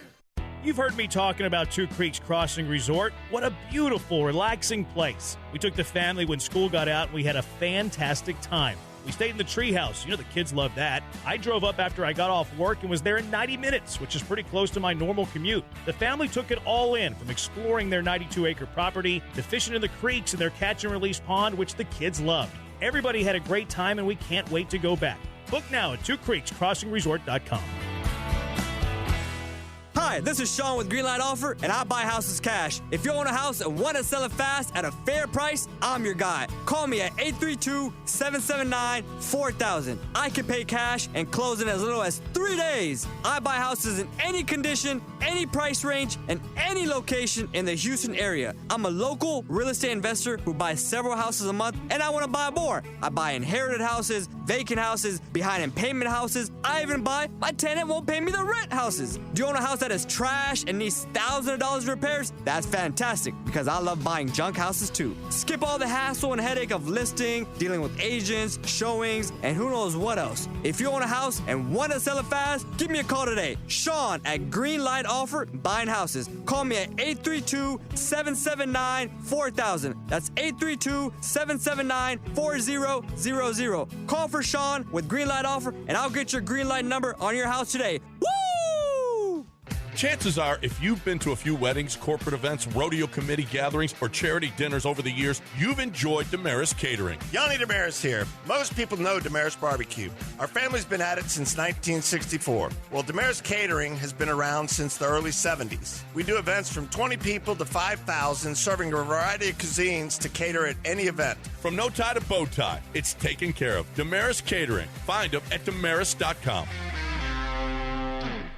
What's up, guys? Sean Mapes here. Prize Picks is the best way to win cash on your Texans this football season. Make your picks in less than 60 seconds and turn your takes into cash all season long on Prize Picks. Prize Picks is the only app that offers stacks, meaning you can pick the same player up to 3 times in the same lineup. Want to pick more on Josh Allen's pass yards, rush yards, and touchdowns? Now you can have all of them in the same lineup, only on Prize Picks. You can now also follow other Prize Picks players directly on the app and copy their lineups in one click. Whether it's a friend, a celebrity, or just someone whose picks you like, hit the follow button and check out every lineup they create in the brand new Feed tab on Prize Picks. You can even follow me. Join the millions of users and sign up for America's #1 daily fantasy sports app. Just download the Prize Picks app today and use promo code MAPES to get $50 in lineups after you play your first $5 lineup. That's promo code MAPES to get $50 in lineups after you play your first $5 lineup. Prize Picks. It's good to be right. Must be present in certain states. Visit prizepicks.com for restrictions and details. Hi, I'm Danny Clark, owner of Collectors Firearms. We're celebrating our 50th year in business, and we would like to invite you to come see our 12,000 guns in stock. Don't let the name fool you. We carry all the latest and greatest guns, in addition to the antiques and collectibles. We even have a tank right out front. Have you been putting off cleaning your guns? Bring them to us, and we will give you a basic cleaning free of charge while you wait. Come see us at Westheimer at Voss, CollectorsFirearms.com. That's CollectorsFirearms.com.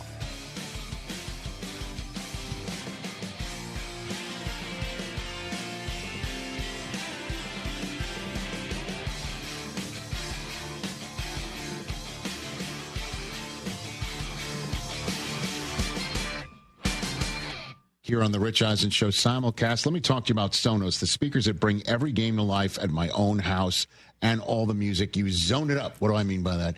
Your kitchen is a zone. Your living room is a zone. Your bedroom could be a zone. Hey, now.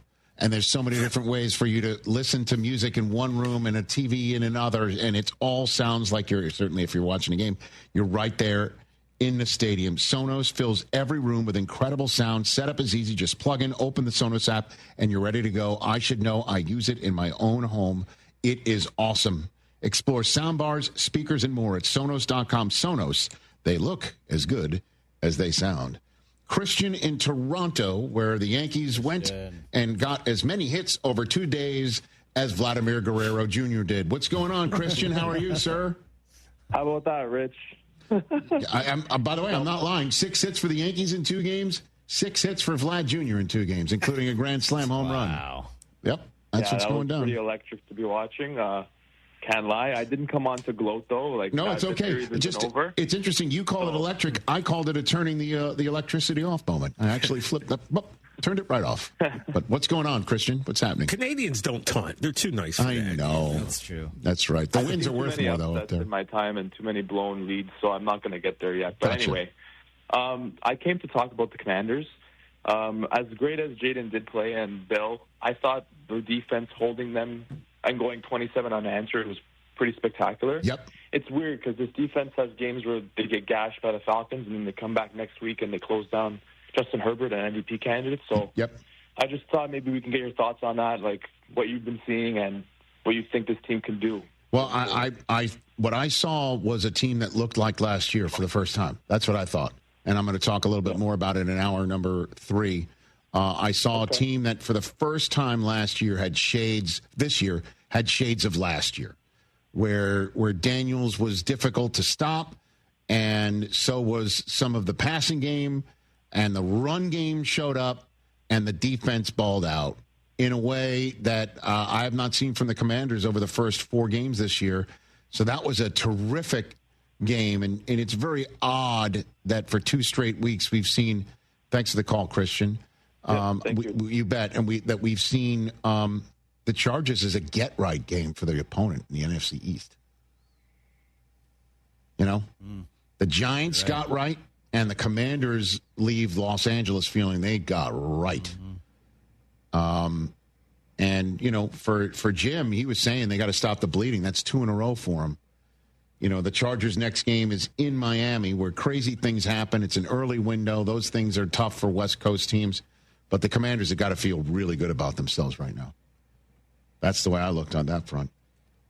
Chad in Reno, Nevada. We've got about 30 seconds for you. What's up, Chad?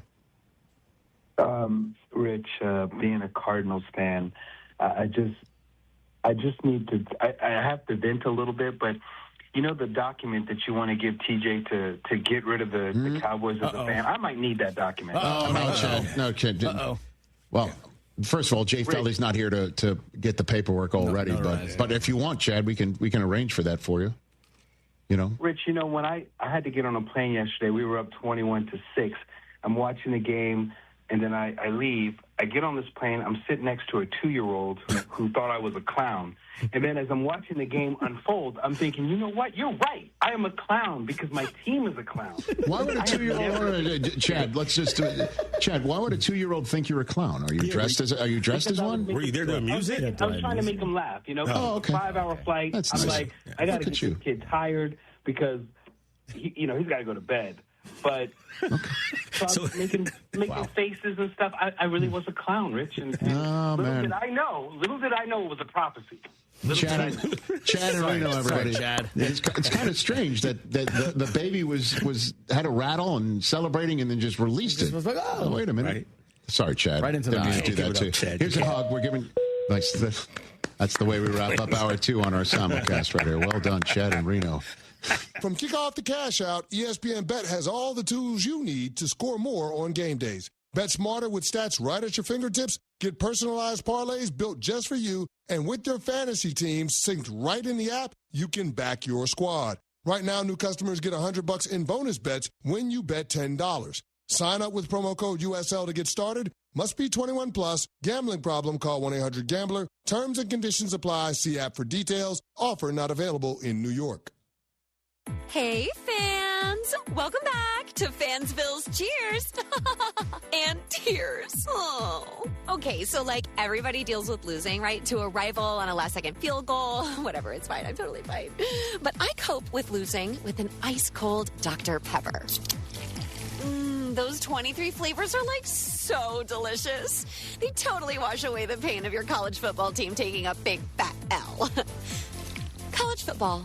It's a pepper thing. Listen up. Are you experiencing ED, weight gain, and fatigue? Get a P-shot, Botox, and stem cells to improve your blood flow. Lose weight with GLP-1s like semaglutide. Improve your energy with low T pellets and peptide therapy. See Dr. Mitchell in the Woodlands. Visit ErectionCenter.com or call or text 972-355-3771. That's 972-355-3771. No more excuses. Start living your best life today. 972-355-3771.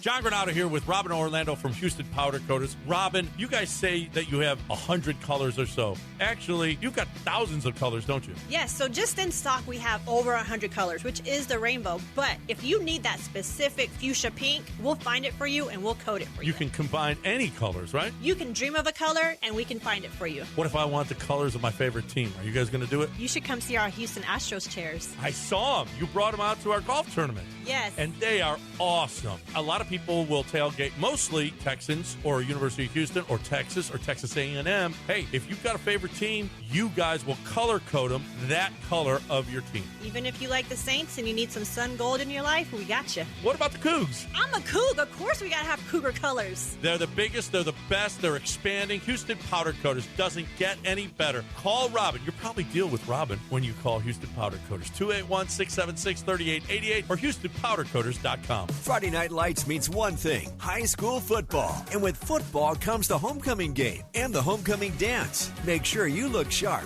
with Giorgio Dante suit separates at Suit Mart. Jackets start at just $89.99, vests from $29.99, and pants from $39.99. Choose from black, midnight navy, or charcoal gray. Then finish the look with a marquee slim fit dress shirt starting at only $22.99. Be ready for the big night with homecoming style from Suit Mart. Wesley Financial Group is not a law firm. Hi, I'm Chuck McDowell, the timeshare cancellation guy. In 2011, I founded Wesley Financial Group with one goal in mind, to help honest folks out of their timeshares permanently. Today, I run Wesley with my two sons, a real family business, treating every client and every employee like we'd want our own family treated. That philosophy has helped us grow into the largest, most trusted timeshare cancellation company in the United States. Fortune magazine even recognized us as one of the best places to work. Why? Because we genuinely care. In fact, some of our former clients were so moved by their experience working with us, they joined our team so they could help others to timeshare freedom. If you're stuck in a timeshare, give us a call. Let our family help your family. Call Wesley now for your free timeshare exit kit. 800-549-8866. 800-549-8866. 800-549-8866. Morning, Zoe. Got donuts. Jeff Bridges, why are you still living above our garage? Well, I dig the mattress, and I want to be in a T-Mobile commercial like you. Teach me, Saldana. Oh, no, I'm not really prepared. I couldn't possibly. At T-Mobile, get the new iPhone 17 Pro on them. It's designed to be the most powerful iPhone yet and has the ultimate Pro camera system. Wow, impressive. Let me try. T-Mobile is the best place to get iPhone 17 Pro because they've got the best network. Nice, Jeffrey. You heard them. T-Mobile is the best place to get the new iPhone 17 Pro on us with eligible trade-in in any condition. So, what are we having for lunch? Dude, my work here is done. With 24 monthly bill credits on Experience Beyond for well-qualified customers plus tax and $35 device connection charge. Credits ended, balance due if you pay off earlier. Cancel. Finance agreement iPhone 17 Pro, 256 gigs, $1,099.99 and new line minimum $100 plus a month plan with auto pay plus taxes and fees required. Best mobile network in the U.S. based on analysis by Ookla Speed Test Intelligence data 1H 2025. Visit T-Mobile.com. Let's go! ESPN 97.5, presented by Zadok Jewelers. KFNC 97.9 HD2 Mont Bellevue, Houston, a Gal media station. This is The Rich Eisen Show. Hey, everybody. Can't get enough of The Rich Eisen Show? You're in luck. You can find us everywhere. Watch us weekdays on Disney Plus from noon to 3 Eastern. Miss the show? We've got a podcast so you can listen anytime. But here's the best part. Our YouTube channel. Subscribe at youtube.com/Rich Eisen Show and you'll never miss a moment. Now, on with the show. This is The Rich Eisen Show. Taylor Demerson, and then the football came out. Who recovers? Tennessee for the touchdown. Live from the Rich Eisen Show studio in Los Angeles. Good. And the Patriots have the lead. Earlier on the show, former NFL General Manager Mike Mayock. Coming up, your phone calls, latest injury news, and more. And now, it's Rich Eisen.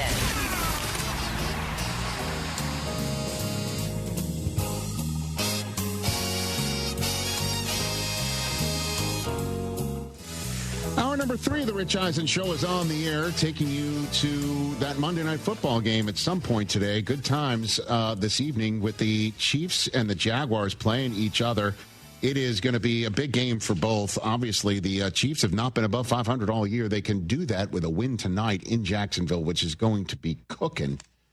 That stadium is going to be lit, everybody. When it gets handled. That's going to be tonight on Monday Night Football, as the Jaguars would love to say, everybody, hey, we're 4-1 just like the Colts. We're 4-1, and we just beat the Chiefs, and we have a shot at the conference and our division. That's what's at stake tonight. We already spoke to Mike Mayock. If you missed that, don't worry. We re-air by your clicking the tile at the bottom of our Disney Plus page to watch us whenever you want. And then there's our podcast, all 3 hours. There's our YouTube channel, youtube.com/Rich Eisen Show. We're here on, as I mentioned, Disney Plus, the ESPN app everywhere, and ESPN Radio presented by Progressive Insurance. 844-204-RICH is the number to dial to have a conversation with us here on the program. So we're through 5 weeks. I mentioned how the win by the Patriots last night, knocking the Bills out of the ranks of the unbeaten, just like the Broncos did to the Eagles earlier in the day, made this a wide-open affair in the American Football Conference and a wide-open affair just overall. And anybody can win it. Truly anybody can win it. And there's one team, though, that I believe through 5 weeks has played complete football games better than anybody else. And there's one in the NFC and there's one in the AFC. And the one in the NFC, I will start with here, that's the Detroit Lions. After losing to Green Bay, and it's kind of quaint, it was a month ago we were all wondering if their coordinators, Johnny Morton on offense, Kelvin Shepard on defense, were going to be their undoing, because that's what happened to the Eagles after they made the Super Bowl and they lost 2 coordinators, and we were all wondering what happened to that team from the year before. And I know the Lions didn't make the Super Bowl last year, and as a matter of fact, they were one and done by a Commanders team that had a huge win in Los Angeles yesterday, which we'll get to in this hour a little bit more than we already have. And the Lions, all they did after week 1 losing to Green Bay is destroy everybody. The only team that came close were the 1.0 Ravens of 2025. The 2.0 is like a shadow of their former selves. Jeez, yeah. But the Lions have scored 161 points over their last 4. That's the 3rd most points in any 4-game span in Detroit history. And if I'm going to talk about Baker Mayfield as an MVP candidate, you've got to say the guy right next to him is Jared Goff. I think it was like Tesla. That's your first sports center. You know, which is what the Scottish call golf without the golf. 7th career game with a completion percentage of 80% or better and 3 or more passing touchdowns. That's tied for 5th all time. The only ones who have a better such mark are named Rodgers, Brady, Breeze, and Manning. Peyton Manning. Or Debating Manning, depending on when you see him on your screen right now. Motivating Manning. Motivating Manning. Yeah, that's right? that's Peyton Manning. Yeah. Right, all that stuff. Although I'll be straight up with you. If I've already seen Eli and Danny DeVito quite enough. 5th game with a passer rating of 150 or better since 2024. That's 2 more than any other quarterback. Jared Goff. And Gibbs and Montgomery, Sonic and Knuckles did it again. A touchdown in the same game for the 14th time. That ties Emmett and Darryl Johnston. Moose was on the call, actually, when he watched that happen. Oh, and Montgomery threw for a touchdown yesterday as well. Amon-Ra St. Brown, 100 receiving yards again. 25th career game with 8 or more receptions. Only Michael Thomas, can't guard Mike, had more such receptions in his first 5 seasons. Also, Rich, really cool about Montgomery. His older sister had been paralyzed in a car accident. Yeah, and that she was the first time she's watched him play in person since wow, that's awesome. her accident. Yeah, they kept cutting away to her in the game. Kirby Joseph with an interception. He now has 20 in his first 4 seasons. He became the 6th player this decade to do that. Destroyed him. And once again, what they do is they leave you wondering if you can play football anymore. That's how they're beating you. Again, Chicago felt that way after they took care of Chicago in week 2. Baltimore, after that game, definitely when Baltimore the next week went to Kansas City, that's where it all began to go downhill, right? Some of the injuries that Baltimore began to suffer on that short week after the Monday night loss at home to Detroit. Cleveland changed their quarterbacks.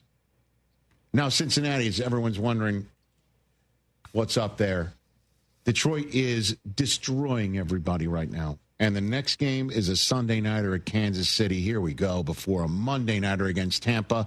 Rubber's meeting road about what I'm saying. The Lions are the best team in the NFL right now. Tough. And I'll tell you what, my power rankings lost 1 versus 2, 1 and 2, sort of like the top 25 preseason in college football. Texas and Penn State out. Philly and Buffalo lost. The Lions were 3.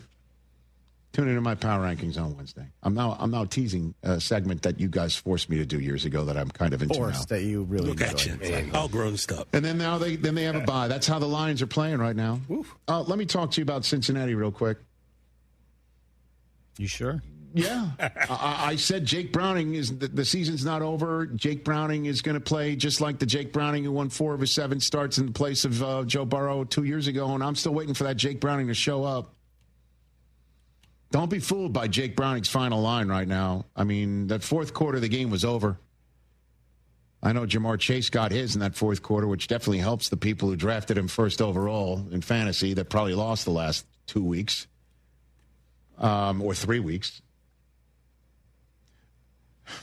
I said it with such conviction, it didn't sound like I had my finger on that chess piece, but if I may. Before that move becomes official. If I'm the Bengals right now, I am absolutely calling the Giants to say, how much for Jameis Winston? Yep. Oh no, you want to? That's the. No, I do. Now I would, because I'm not seeing the Jake Browning of 2 years ago right now. I'm seeing the Jake Browning looking at headlights. That's what I'm looking at right now. That's what I'm seeing. Some of the throws, the one that he made right to Anzalone. I mean, even Moose was saying. He's right there. Sometimes guys throw interceptions. You're wondering, how do you not see him right there? Stared him down, made the throw. It was terrible. Killing the team. All 3 of his interceptions were on his side of the field. Short fields for the Lions. And the Bengals defense, you got to give it up. They were not breaking. They were bending a little bit, but they didn't break. They kept the Bengals in this game. If Browning from 2 years ago showed up, they could have won it. But as I said, the Lions are playing the best football in the NFL, and if you're making the mistakes, they're gonna beat you up with it. And eventually, they did. And if I'm the Bengals, I'm calling the Giants and saying, "What do you want for Jameis? He's your 3rd string guy. Clearly you're going to be starting Dart. And if there's any way, shape, or form that Dart goes down, then you're going to put in Russ. And if there's any way that he goes down, then you're going to want a top 5 pick anyway." I would just, how's that for a pitch to Joe Shane? Well, what do you want for Jameis? Because Kirk Cousins coming in, it just doesn't sound to me like the Bengals. I know Mike Mayock said that they should have made that call. That's a lot of money. And again, do you have that Mike Brown drop that we have that was going to be played whenever we knew Trey Hendrickson was going to be? I think I mistakenly called him Henderson in last hour. Hendrickson. That's the guy. Trey Hendrickson. The Velcro? Yeah, please. That's our soundbite for any time the Bengals make a signing for good reason. And Cousins costs them money next year, too. There's some guaranteed money for next year when you're not going to use him next year. But if he's the right move for this year, and I just don't think he's the guy that you could really give up a lot of capital and cost a lot of money if he's expensive for a reason. But you get what you pay for. And for me, Jameis can light it up. Can you imagine Jameis throwing to Chase and Higgins The games would be much more watchable. Well, that's not what you're playing for. You're playing to try and salvage a season before Burrow comes back. That's the other thing, too. What, are you going to tell Cousins you're sat when Burrow comes back? Well, yeah. You're also saying don't even bring Burrow back. I know you're saying that. The line played better. The line gave some time. And I know Jordan Palmer, our friend, said that, his protege was a perfect 9 for 9 when given a clean pocket in his 2 games when he was otherwise looking poor. But he had some time yesterday. What would the record have to be if you're Burrow to be like, yeah, I can come back and make a difference? Any record. He's going to want to come back. It's that simple. I'm not sitting there and I mean, if they start losing 3 out of every 4, then he won't come back. And I'm basically giving them a win this week, even though they're probably not going to get it at Green Bay. You're giving. Wait a minute. I just said that just as being a friend. Oh. I think they're going to lose their 4th in a row. I mean, he can't. There's no way off a bye Green Bay, if Browning makes these mistakes, is going to lose that game. It's just not going to happen. It just won't happen. Then there's a short week against Pittsburgh. Maybe you show some magic, and then you got the Jets coming after that. And again, the Jets, as we all know, could be 0-6 after we see them on NFL Network against the Broncos on Sunday. Listen.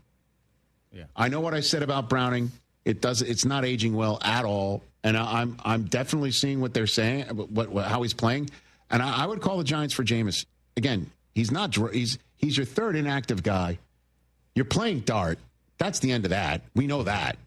Like, you're all about Dart getting all his time right now, and you're not going to pull Dart for Russ. You're only going to put Russ in if Dart can't go, and if heaven forbid Russ gets hurt, then why are you going to miss Jameis? At that point in time, you're trying to get your best draft choice you possibly can. I would ask for Jameis. I get it. Now for the team that's playing as well in the AFC is I think the Lions are playing in the NFC. And I mean this when I say it, with all due respect to the Bills being 4-1. But how about your 4-1 Indianapolis Colts right now? Yeah, buddy. Shocking. They're just destroying everybody also. Their win this past week was, as we know, a destruction, an absolute dismantling of the Las Vegas Raiders. They turned Geno over again and again and again. They've got a massive problem, the Raiders do, with the number of interceptions Geno is throwing. That's 9 now this year. But Daniel Jones he looks cool as a cucumber. He steps back, and he's not making stupid decisions. He's not. He's not. He's not making some of the mind-boggling moves that you saw from sometimes at the Giants. Like, why would you throw it there? Do you not see this? What's happening? He's got a clear vision of what's going on. Pre-snap, post-snap. You know what helps you bring some focus in is a guy who can run the football like Jonathan Taylor. Dude. Crushing it. He's the only player with a 3-touchdown game this year, and he's got 2 of them in the last 3 weeks. 17 carries, 66 rush yards. He wasn't lighting it up in terms of yards per carry, but what he was doing was just getting it in the end zone. And the Colts defense was turning Geno over and giving some short fields to Daniel Jones, who's throwing and not turning it over himself. And voila, 163 points through the first 5 games of 2025, which is, 2 more than the Lions have had in the last 4 games. And that's the second most by a Colts team of the Super Bowl era. Peyton Manning's 2017 had only 1 point more through the first 5 games. They've now won 3 games by 20 or more points this season in 5 contests. That's the most in the NFL. Do you know how many wins they had, TJ Jefferson? I want to ask Chris, because I mentioned this in the Overreaction Monday pod that we've already recorded, wherever you get your podcasts. Or, by the way, it airs on ESPN2 at 4:30 Eastern Time, we're pleased to say. You know how many 20 or more point victories the Colts had? I'll give you the last 3 seasons combined. 1. 0. They didn't do it at all. They had 3 wins by 10 or more points in that span. Do you know how many such 10 or more point wins they had just last season? I'm going to have to say 0. That's Alex. correct. You win both showcases. So, then you look at the Colts schedule. You want to pop that up, everybody? Let's pop that up, everyone. The Indianapolis Colts schedule. They're home for Arizona. And the matchup between the two teams this year that had guys who just mindlessly flipped the ball away before scoring. So if you know there's going to be one game next week where nobody does it, it's this one. Right. Just hold on. And then they're at the Chargers, home for the Titans, at Pittsburgh, man. They can win that game 100%. And then I'll be straight up with everybody. Straight up. When we got the international schedule at NFL Network and we're seeing, okay, that game's in Ireland, that's a good one. And we saw a game in the Jets and the Broncos. Like, that's a good one. Yeah. We saw some other ones. There's a one in Spain between the Dolphins and the Commanders. Like, that's a good one. Spain. The one in Berlin where it's like Falcons and Colts were like, oh, that's nice. Berlin's nice. How's that one looking now? Right. Then there's a bye week. Colts at Kansas City is going to be awesome. Let's see what Daniel Jones does in that crucible at Seattle. Monday nighter, home against San Francisco, which is one of those primetime games that technically ESPN could flex out of. You know what they're not doing? Flex out of. They finish up home against Jacksonville and at Houston. AFC South, once upon a time, was just, one team and then everyone else. Not anymore. Nope. Fun stuff going down in Indianapolis. Fun stuff. So right now, what are the odds for a Lions-Colts Super Bowl? Oh, Rich Eisen, speaking my language. What about them apples? Yeah. I was looking up Patriots-Bucks earlier because that was fun. That's 200-1. Colts and Lions. You put it together? Is going to get you 43-1. I was going to say 50. Right now, they're the two teams playing the best football through 5 weeks. Again, they could have won that game here in Los Angeles against the Rams. The Lions had no shot against Green Bay week 1. They just got pounced on. It happens. It does happen. And they haven't lost since. They looked like a completely different team this last month. Also, let's be honest, kind of cool that, obviously not cool that Mr. Irsay passed, but kind of cool that his daughter's running the franchise now and they're doing so well. There's some kind of... Understand what you were saying. Dope about that. I hear you. So, Colts and the Lions, they are playing good football. And the best, right? Name me another one. Name me another one.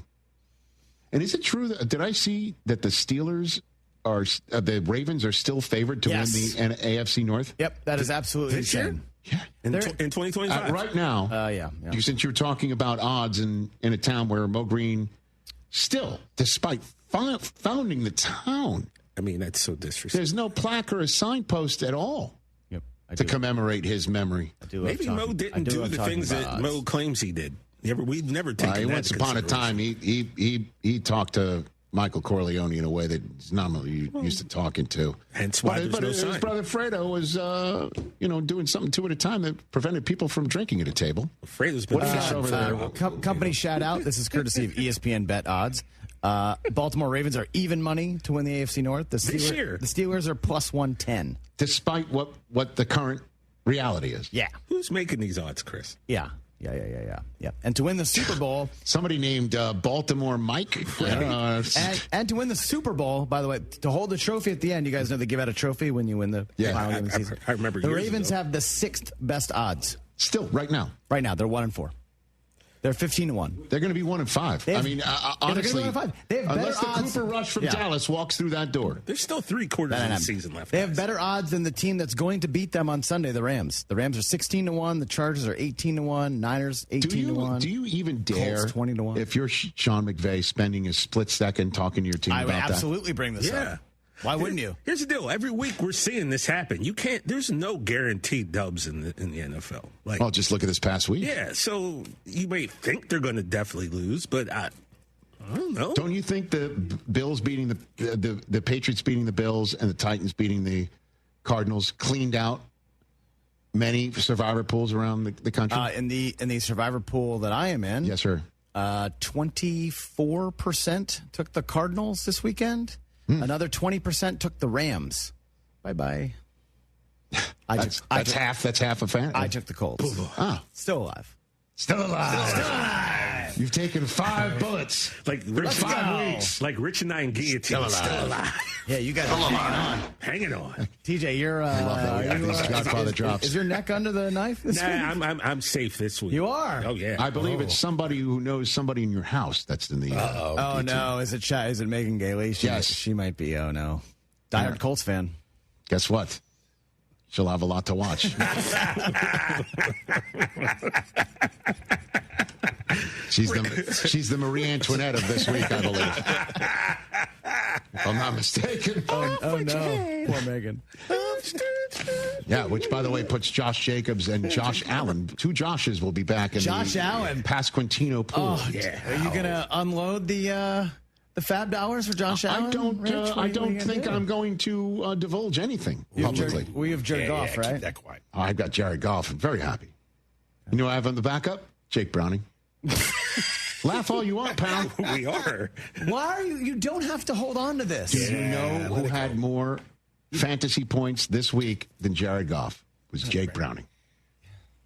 Just throwing it out there. Wow. 844-204-RICH is the number to dial. We'll take your phone calls. When we come back, we focus on the National Football Conference Eastern Division. Yeah, how about them?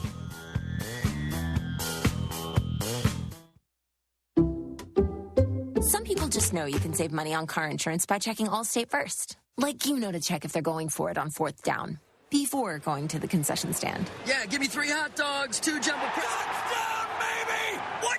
Hey, buddy, you want cheese with those? Yeah, checking first is smart. No. So check Allstate first and see what you could save. You're in good hands with Allstate. Potential savings vary, including based on how you buy, subject to terms, conditions, and availability. Allstate North American Insurance Company and affiliates, Northbrook, Illinois. I'm home. Hey, Mom, before you ask, I've done my homework and the dishwasher's unloaded. Nice. Hey, can you... Hey, hon, yes, I've got the finale ready to play. Here's your wine. Wow. Isn't it nice not having to ask? We think so. That's why if there's a network interruption, AT&T will proactively credit you for a full day of service. Guaranteed. Credit for fiber downtime lasting 20 minutes or more, or for wireless downtime lasting 60 minutes or more caused by a single incident impacting 10 or more towers. Restrictions and exclusions apply. See att.com/guarantee for details. You've heard me talking about Two Creeks Crossing Resort. What a beautiful, relaxing place. We took the family when school got out, and we had a fantastic time. We stayed in the treehouse. You know the kids love that. I drove up after I got off work and was there in 90 minutes, which is pretty close to my normal commute. The family took it all in, from exploring their 92-acre property to fishing in the creeks and their catch-and-release pond, which the kids loved. Everybody had a great time, and we can't wait to go back. Book now at twocreekscrossingresort.com. When it comes to accidental injury cases in Harris County, there's one law firm that files nearly 3 times as many cases than any other firm, and that's Daspit Law Firm.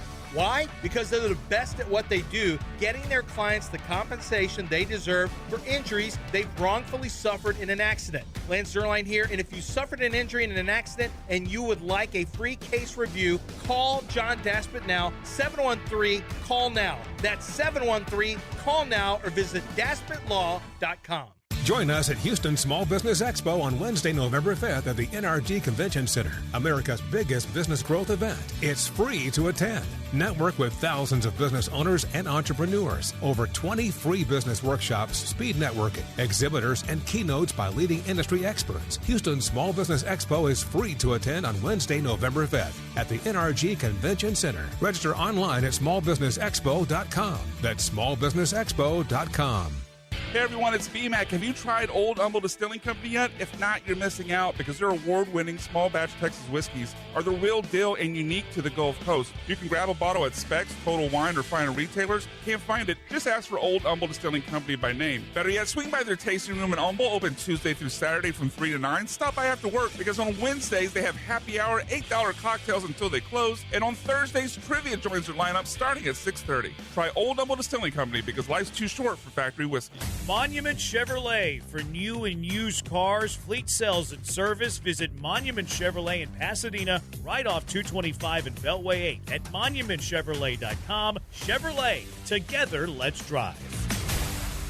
What's up, guys? Sean Mapes here. Prize Picks is the best way to win cash on your Texans this football season. Make your picks in less than 60 seconds and turn your takes into cash all season long on Prize Picks. Prize Picks is the only app that offers stacks, meaning you can pick the same player up to 3 times in the same lineup. Want to pick more on Josh Allen's pass yards, rush yards, and touchdowns? Now you can have all of them in the same lineup, only on Prize Picks. You can now also follow other Prize Picks players directly on the app and copy their lineups in one click. Whether it's a friend, a celebrity, or just someone whose picks you like, hit the follow button and check out every lineup they create in the brand new Feed tab on Prize Picks. You can even follow me. Join the millions of users and sign up for America's #1 daily fantasy sports app. Just download the Prize Picks app today and use promo code MAPES to get $50 in lineups after you play your first $5 lineup. That's promo code MAPES to get $50 in lineups after you play your first $5 lineup. Prize Picks. It's good to be right. Must be present in certain states. Visit prizepicks.com for restrictions and details. Football season is in full swing, and Underdog is the best place to get in on all the action. You can make picks and win money right now in Texas. You already know that Underdog is my favorite app, and playing on Underdog is so easy. Just pick whether your favorite players would go higher or lower on stats like rushing yards, receptions, touchdowns, and more. Get your picks right, and you can win up to 5,000 times your cash. So much to play, so much fun to be had, and so much money to win. Whether it's Monday Night Football, Thursday Night Football, or the full Sunday slate, Underdog is the place to be. Stroud, higher or lower on passing yards. You know ball, prove it with your picks on Underdog. Download the app today, sign up with promo code KILLERB to score $100 in bonus funds or entries when you play your first $5. That's promo code KILLERB, KILLERB. Underdog, make picks, win money. Must be 18 or older and present in Texas. Terms apply. See assets.underdogfantasy.com/web/play and get terms _DFS_.html for details. Concerned with your play, call 1-800-GAMBLER or visit ncpgambling.org. Houston is Soccer City, USA, and World Cup 2026 is coming our way. Join me, Glenn Davis, every Tuesday and Wednesday, 6 Central Time, for Soccer Batters ESPN 97.5, presented by the Daspit Law Firm. Jeremy Branham here. You've heard me talk about Pro Dunk Hoops and their drill-powered lightning adjust system that lets you raise and lower your goal in seconds. It's 10 times faster with zero effort. Right now, with your new Pro Dunk basketball goal, you can get the lightning adjust system for free. That's a $249 savings. But you have to call. You won't find this offer on the website, so call Pro Dunk at 281-351-9822 and mention ESPN. That's 281-351-9822.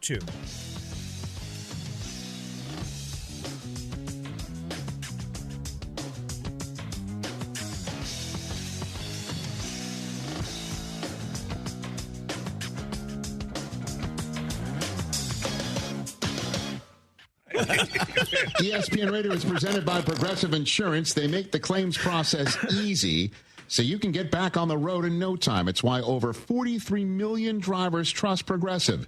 See for yourself at Progressive.com. 844-204-RICH is the number to dial here on the Rich Eisen Show. Let's go to Austin in Shreveport, Louisiana. What's up, Austin? Shreveport.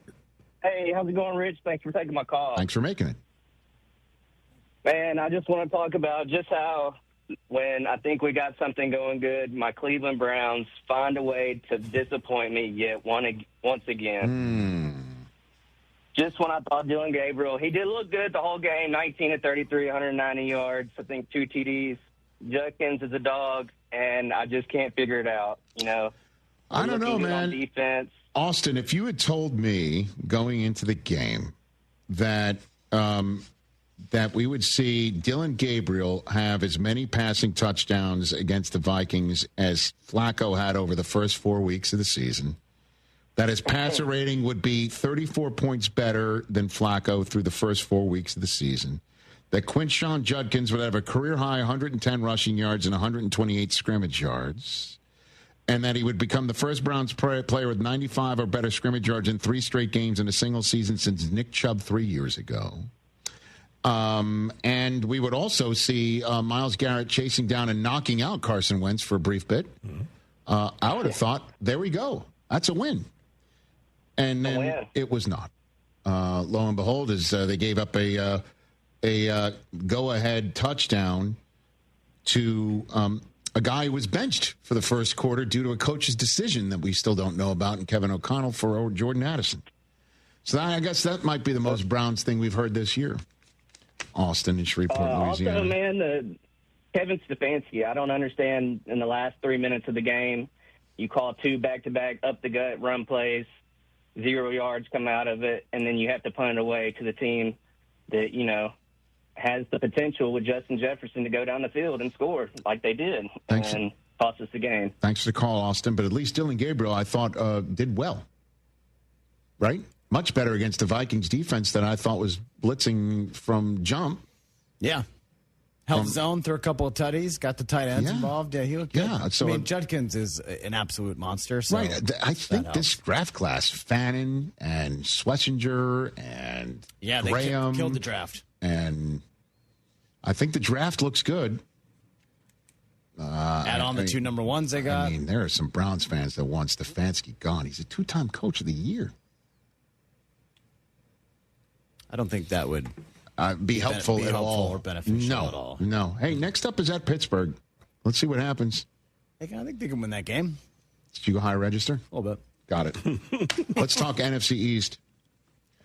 The Washington Commanders, as we all know, it was an ugly win week 1 against the Giants, and then it got ugly for them in Green Bay to the point where they lost Jaden Daniels for 2 weeks. Marcus Mariota, in his first game in the place of Jaden Daniels, throws one to Terry McLaurin, who almost scores a touchdown. He gets taken down. It's called a touchdown. It's then ruled no touchdown.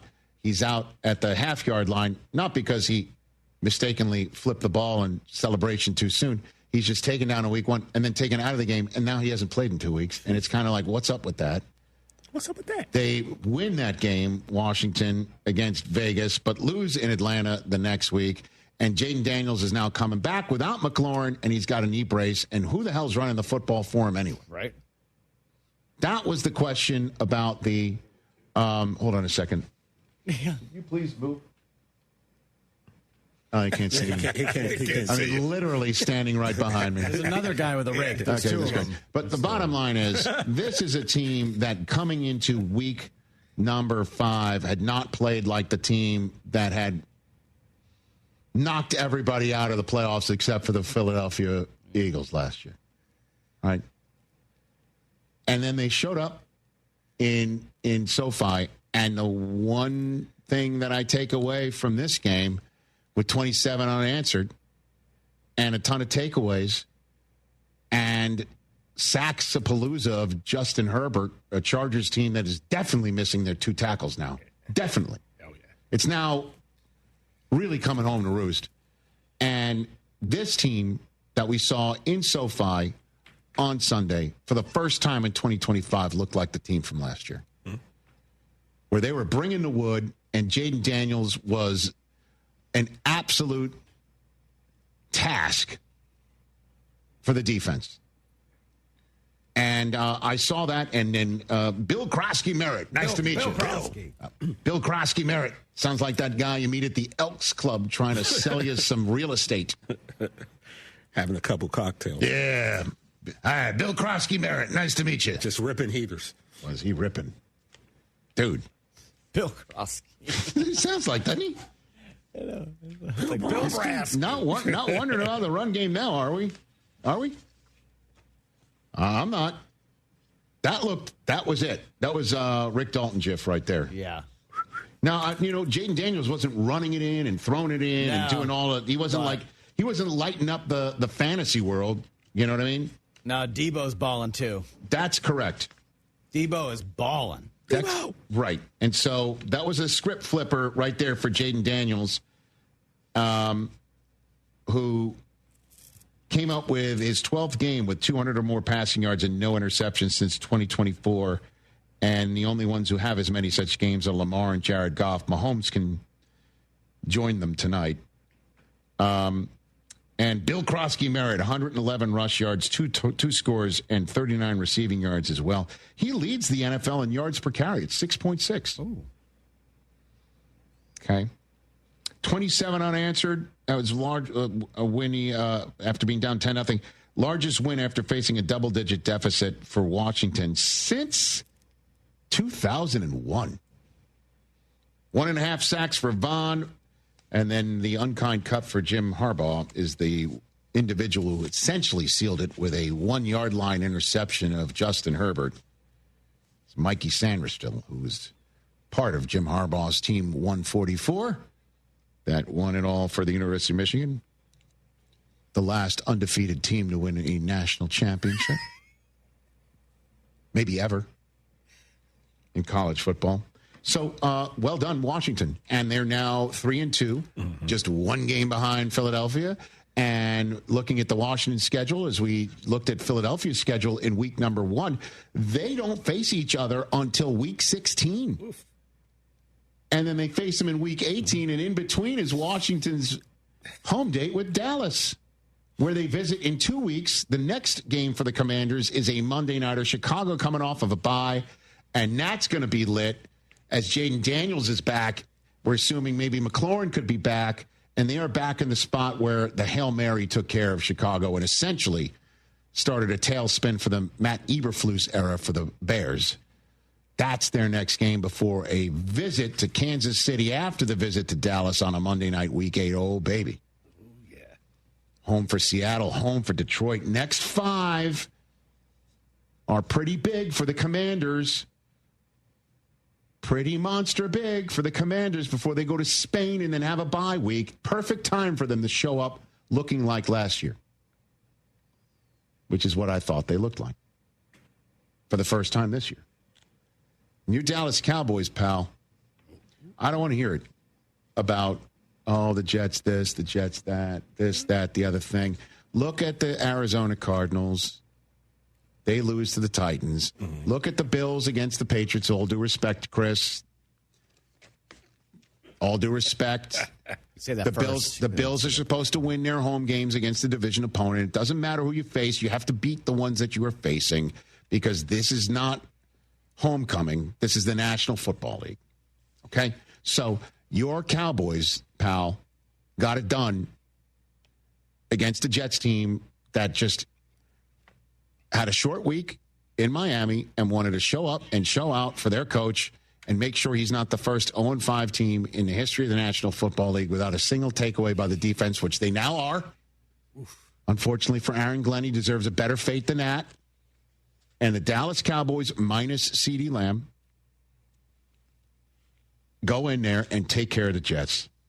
And, Dak is, could you say Dak's playing his best football of his career?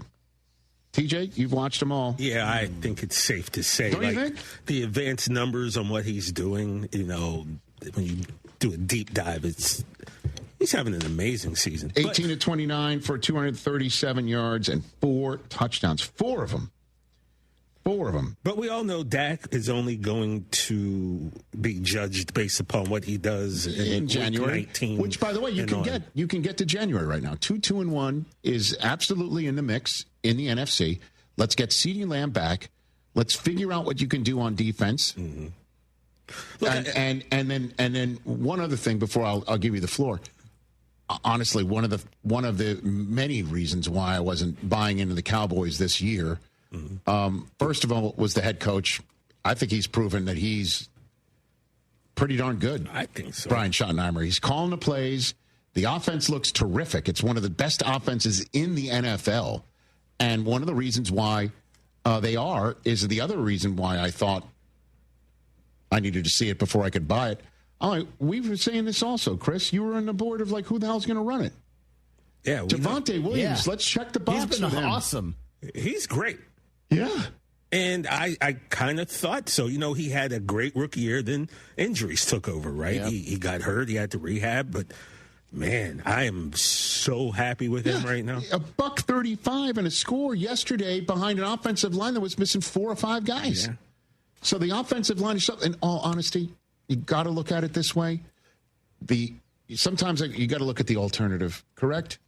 All right? Mm-hmm. And the alternative could have been they go into New York, a Jets team pulls it together before they go to London and beats a team with a very talented defense, which they still have. I mean, they're missing Quincy Williams in a big way. Okay. And so the Jets could have beaten a team that had been down their best receiver and 4 of their 5 linemen. Mm-hmm. The running attack could have been non-existent, and you're like, look who ran for 200 yards for Carolina. The guy that they just let walk, Enrico Dowdle. Yeah, exactly. That could have been, and the Cowboys are 1-3-1, and what the hell's wrong with them? And instead, they're 2-2-1 with them. I think this is an impressive win in MetLife. Look, and they're right there. They're 2-2-1. The Commanders are 3-2, and the Eagles are sitting there at 4-1. Let's go to work. Yeah. Let's go to work. We have Dak after the game on this front. And because the fans were chanting MVP for him, because you guys are everywhere. This is true. No, North Jersey. That's a big Dallas crowd. Here we go. Hit it. Hear my life. We travel. My ears work. So I heard it, but I didn't hear it to your answer. It's week 5. I don't care. I don't care if it was week 17. Right now, the success and the continued success is going to happen. It's just a beneficiary of all the guys in that locker room. I didn't play near as well of a game that I wanted to. Well, too many incompletions. I got to look back and see why. But, sometimes, it's just happy and excited fans. Obviously, he's playing the best football of his career, I think. And on top of it, you normally, when you lose your top receiver due to a freaky run play, right, you're not going to go 7 touchdowns with 0 interceptions and a passer rating of 128.7 over those 2 games. But guess what he's done? That. And when the defense couldn't stop the Packers, he was answering. Well done. Yeah, Dak was runner-up for MVP. I think we forget about that in 2023 when Lamar Jackson won. 4,500 yards, 36 touchdowns. He's playing, like you said, if not better than that, right now, and he's on a great pace. And Pickens, man. Pickens is doing what you wanted him to do. Flournoy last night was incredible. Yes, 6 for and Fergie Ferg, man. Yeah. He's one of the best tight ends in the NFL right now. He went a whole season without scoring touchdowns, and then he decided, since I'm playing TJ in fantasy, let me get all those back. And one last one. Javonte Williams already has a career-high 5 rushing touchdowns. Okay. He's going to shatter that. Who's got him in best ball? Right. Me and TJ. Williams is the 5th Cowboys player with 5 or more rushing touchdowns in the team's first 5 games of the season. The others are named Zeke, DeMarco Murray, Calvin Hill, and Emmett, who, by the way, did it 4 times. Zeke did it 3. Zeke was nice. Here's another little Cowboys stat. Williams and Ryan Flournoy, the receiver, they became the first running back wide receiver combo in Dallas history. We're talking the Dorsets, the Emmets, the Pearsons, the Irvins, to each have 100 yards before halftime.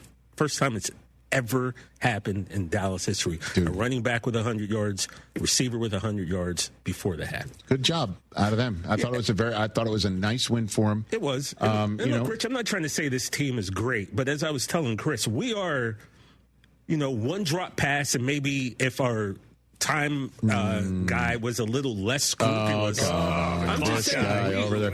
Let's not do that. Let's look ahead and know that you're taking on a Carolina team in Carolina next week that is much better at home. They shut out the Falcons and they came back on the Dolphins. Why is it that when I try to say not done on the road? You guys try to shut me down. I was trying to be like, no. And then it's a Rico Dowdle revenge game. It's a rare Rico Dowdle revenge game coming up next week. Rico. 844-204-RICH is the number to dial. Next, when we come back, finally, we're going to get a real Dodger fan in here rather than this Fugazi that's working our faders over there. I don't even know if that's true. No, that is definitely not true. Del Tufo's more of a real fan than O'Shea Jackson Jr. Careful, he's going to have a microphone in front of him. Like less than a year ago. He's back from shooting his movie. O'Shea Jackson Jr. is going to join us next to finish this program. Uh-oh. What time the Red Sox game? What time the Red Sox game is a great way to go to break. Good question. I think it's set for March. Your fantasy roster is set. The Smack Talk is heating up, and this season, ESPN Bet is giving you more ways to ride with your squad. Introducing the ESPN Bet Fan Center, where you can instantly link and bet on your fantasy teams right in the ESPN Bet app. An enhanced sports betting experience only from ESPN Bet, the sports book for sports fans. Download the app and link your ESPN Bet and ESPN accounts to get started today. Must be 21 plus. Gambling problem? Call 1-800-GAMBLER. Terms and conditions apply. See app for details. Hey, it's Desmond Howard. You want to win the weekend? It all starts with the tailgate. And for me, that means Kingsford Charcoal. They've been bringing the flavor, the smoke, and the heat since 1920. No wonder they're still the gold standard of grilling. So fire it up, feed your crew, and let the smoke do the talking. Kingsford, the king of the tailgate. Get it today at the Home Depot. How doers get more done. What's up, guys? Sean Mapes here. Prize Picks is the best way to win cash on your Texans this football season. Make your picks in less than 60 seconds and turn your takes into cash all season long on Prize Picks. Prize Picks is the only app that offers stacks, meaning you can pick the same player up to 3 times in the same lineup. Want to pick more on Josh Allen's pass yards, rush yards, and touchdowns? Now you can have all of them in the same lineup, only on Prize Picks. You can now also follow other Prize Picks players directly on the app and copy their lineups in one click. Whether it's a friend, a celebrity, or just someone whose picks you like, hit the follow button and check out every lineup they create in the brand new Feed tab on Prize Picks. You can even follow me. Join the millions of users and sign up for America's #1 daily fantasy sports app. Just download the Prize Picks app today and use promo code MAPES to get $50 in lineups after you play your first $5 lineup. That's promo code MAPES to get $50 in lineups after you play your first $5 lineup. Prize Picks. It's good to be right. Must be present in certain states. Visit prizepicks.com for restrictions and details. Ride fast, give back. That's what it's all about at the fastest cycling race in Texas. The 5th annual DA Bike Ride for Survivors is happening Saturday, October 18th at Brazos River Park in Sugar Land. 20, 40, or 55 miles of all-out, law enforcement escorted racing, plus the family-friendly 1K color run. Your registration fuels the Expose Excellence Youth Foundation and gives hope to survivors of violent crime. Sign up now at FBCDABikeRide.com. Texas's fastest bike ride for a purpose.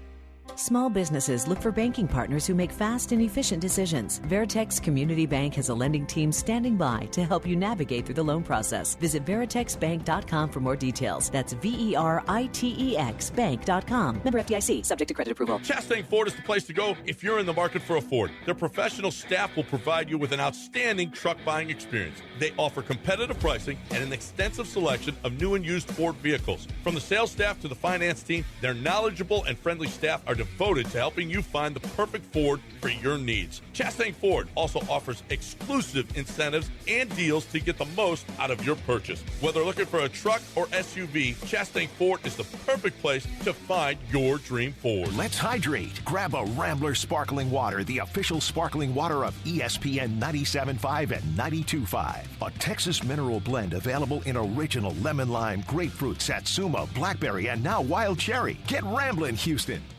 You have a toilet? Do you have a sink? Do you have pipes in your house? Of course you do. Then put this number in your phone, 281-488-6238. That's Aqueduct Plumbing. John Granato here. At some point, you're going to need Aqueduct Plumbing. They're professional, affordable, and offer free estimates. I can't tell you how many times my buddies have asked me for that number. Don't be that guy. Be proactive. Be responsible. Be a hero to your family. Put Aqueduct Plumbing's number in your phone now, 281-488-6238. That's 281-488-6238. What's up, Houston? Lance Zerline here. Listen, if you're looking for a spot to catch a game, hit up Aranda's Sports Bar, ice cold beers, killer tacos, and big screens blasting every home game. Since 1981, Aranda's has been bringing that authentic Mexican vibe, now with the sports twist. Cheer with friends, savor the bites, and feel the energy. Plus, stay late with epic drink specials that keep the party going. Aranda's Sports Bar, your Houston spot for epic sports and bold flavors. Head on over and get loud today. Has your roof started to experience leaks or been damaged from recent storms? When it comes to roofing in Houston and surrounding areas, Brinkman is the only name to trust with your roofing needs. Brinkman's team of professionals will work with you, and only if necessary, your insurance company, to get your roof repaired or replaced with as little inconvenience to you as possible. There's no substitute for Brinkman quality. Visit them at brinkmanquality.com. That's BRINKMANN quality.com.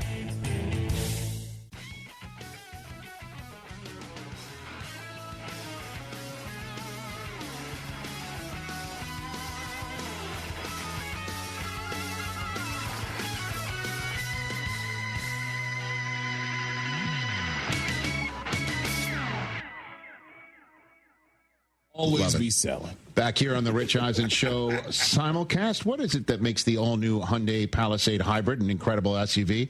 Is it the spacious interior that's comfy for the whole crew, the capability to go off-road? Maybe it's the up to 600-plus miles of range. It's all rhetorical. We always know the answer. It's you, the driver behind the wheel, behind something as special as the Hyundai Palisade Hybrid. The all-new Hyundai Palisade Hybrid is So much more than just another SUV. Visit HyundaiUSA.com or call 562-314-4603 for more details. That's 562-314-4603 for more details. Back from his shoot, ladies and gentlemen, one of the stars of No Contest Wrestling, along with T.J. Jefferson, it is O'Shea Jackson. Yes. My goodness. Good to see you. Man, what's been going on, man? Just watching you and TJ go hold down the fort of the ESPN YouTube and Facebook pages at WrestlePalooza. Yes, we sure are great. it was an amazing opportunity. We knocked that out the park. You know what? And here I thought when you were going to come back in early October that I would turn you and say maybe you could close games for the Los Angeles Dodgers. But all of a sudden, that's been rectified. All of a sudden. Yeah, the Dodgers are locked in right now.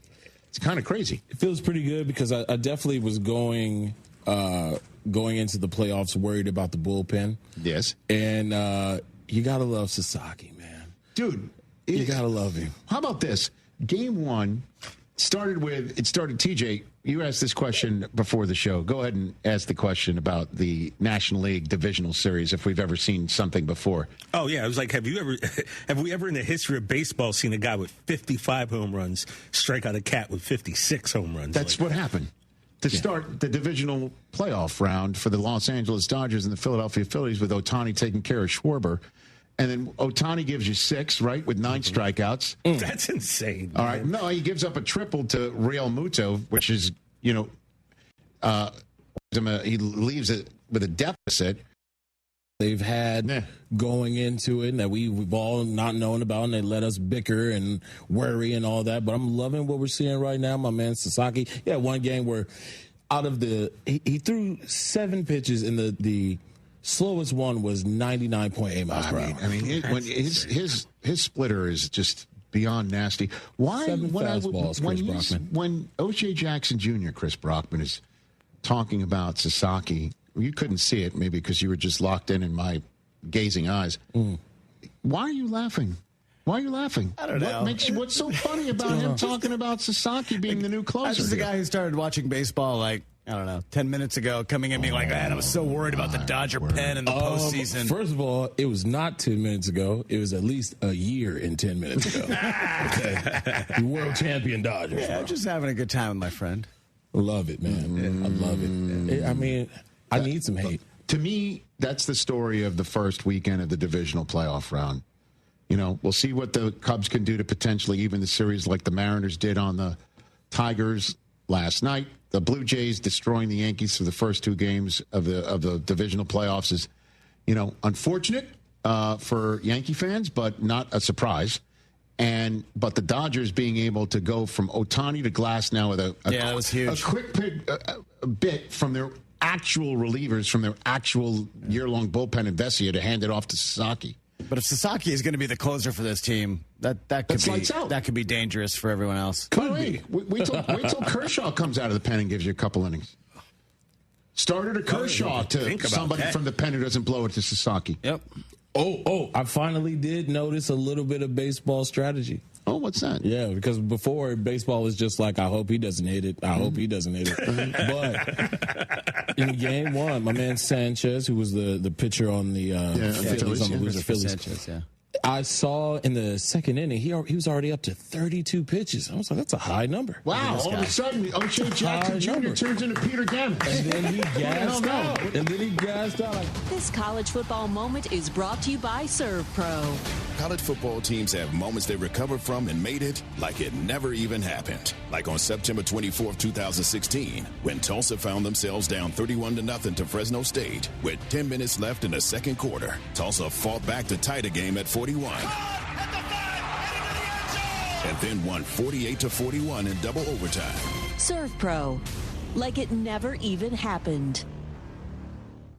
John Granado here with Robin Orlando from Houston Powder Coaters. Robin, we have seen Houston Powder Coaters work all over the city. The Ferris Wheel, Westside Tennis Club, the Waterway in the Woodlands. Now we're going to see it at NRG? Yes, they have removable stadium seating that we are coating right now. So when you go there for your football games, for your concerts, for your monster jams, look for those seats and you see our work. It's going to be beautiful, right? It's going to be amazing. So if I'm on the floor, I'm probably going to sit in a Houston Powder Coaters seat. Yeah, so you will see our work up close close and personal. This will tell you something. If businesses all over this city are using Houston powder coaters, why shouldn't you? So if you want your patio furniture Houston powder coated, you need to do it now. Yes, because it is a standard 4 to 5 week turnaround time, but if you need it expedited, we can do that for you as well. We got parties coming up, holidays coming up. You want your patio furniture out there when the weather gets really hot. Yes, don't delay. Call me today. Hurry, hurry, hurry. Call Robin, 281-676-3888 or HoustonPowderCoaters.com. You've heard me talking about Two Creeks Crossing Resort. What a beautiful, relaxing place. We took the family when school got out and we had a fantastic time.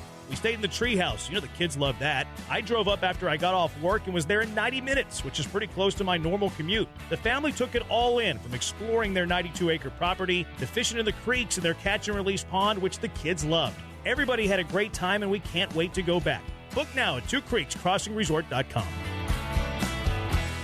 Hey, Lance Zerline here. You know I'm a numbers guy, and I like the numbers that Daspit Law Firm is putting up for their clients. The super team at Daspit Law handles a full range of personal injury cases, and they are getting results from their clients in big numbers. Car accidents, truck accidents, industrial accidents, construction accidents, maritime accidents, offshore accidents. These are all areas where if it's you or someone you know, I encourage you to get a free case review from John Daspit with the Daspit Law Firm. Call 713-CALL-NOW. That's 713-CALL-NOW. Jeremy Branham here from my good friends at HR&P. For nearly 25 years, Mike Hawley, U of H class of 1990, has led HR&P, protecting the interest of Cougar-owned businesses. HR&P provides comprehensive human capital management services, including HR compliance, benefits administration, and payroll. Cougar-owned businesses let HR&P customize a plan to rid you of the demands of human resources. Eliminate your HR burdens with HR&P and get back to growing your business. Learn more by visiting hrp.net/U of H. Hey, Lance Zerline here. Allstate Windows and Siding knows what matters to Houstonians. That's why they're dedicated to earning your trust and giving you great value and service. Allstate Windows and Siding offers top quality products that protect your home from the toughest weather while saving you up to 40% on your energy bills. And right now they're offering 30% off windows and $2,500 off of complete siding jobs. Call 832-204-1936 to take advantage today. Call for your estimate, 832-204-1936, or go to allstatewindowsandsiding.com. Hey guys, it's B-Mac, and I'm excited to tell you about Burger Chan and their great new promotion to celebrate football season. Every Monday after the Houston Pro Team wins, Burger Chan will be giving out a free side with your entree. Just tell them B-Mac sent you, mention ESPN 97.5, or say Go Texans and it's yours. And they've expanded their hours with dinner service until 9, Wednesday through Saturday, so more time to try their curly fries, tots, and the best burger in town made any way you want it. Burger Chan's got you covered on every Victory Monday. Check out their full menu at BurgerChanHTX.com. Jeremy Branham here. You've heard me talk about Pro Dunk Hoops and their drill-powered lightning adjust system that lets you raise and lower your goal in seconds. It's 10 times faster with zero effort. Right now, with your new Pro Dunk basketball goal, you can get the lightning adjust system for free. That's a $249 savings, but you have to call. You won't find this offer on the website, so call Pro Dunk at 281-351-9822 and mention ESPN. That's 281-351-9822. Being blind doesn't always look how others may think. Stargardt disease was supposed to define me. Retinitis pigmentosa aimed to overwhelm my family. It tried to cut me down. A blinding eye disease attempted to force me away from doing what I was born to do. But it cannot stop me. I have the tools. I will keep moving forward. Pushing past the limits of this disability. I know where to find support and where I can be seen. Loss of sight won't blind our vision. Innovative research, educational resources, supportive community. The Foundation Fighting Blindness is leading the charge in finding treatments and cures for blinding diseases. Learn more at fightingblindness.org. A public service message from the Foundation Fighting Blindness. Guess who? ESPN 97.5. Brought to you by Zada Jewelers. KFNC 97.9 HD2 Mont Bellevue, Houston. Houston standing by, over. Jeremy and Joe starts now. On ESPN 97.5 and 92.5. Live from the Veritex Community Bank Studios, here's Jeremy Branham and Joe George. Hello, Houston. He's Joe. I'm Jeremy. We are Jeremy. Brian here too. Lots to get to today. It's Prediction Monday. Texans won. It's Vincent Batch yesterday winning the football. We'll get to it. Look at this. Ball. Game Texas. All right, they're gonna fix Jeremy. You can't hear him. He sounds like a robot. Jeremy's finding this on the fly right now. So we'll start talking some Texans. They get the victory. Jeremy will be back with us momentarily once they get that situated here in just a second. So Joe, Brian, and Jeremy here with you today as the Texans get the victory. They dominate the Baltimore Ravens. There's obviously a lot to get into today. We'll go through all the good stuff that we saw from the offense, what we saw from the defense. We'll go over what you can't ignore, what you would in victory and what you would in defeat. I said that totally wrong because I don't normally say that. That's Jeremy's line. We'll talk some college football, the biggest news and storylines across the NFL. And Jeremy's back. My bad. Hello. How you doing? Good. You sound great now. Yeah. Modern technology, I guess. We'll try to stay on it. But happy Monday. I don't know whenever I cut out. But lots to get to today. NFL stuff, Thanks college football stuff. We won't ignore in victory what we would in defeat. That's what I was trying to say. We don't do that. What did you say? I think I just said something very wrong. I just didn't say it in the correct order, I think.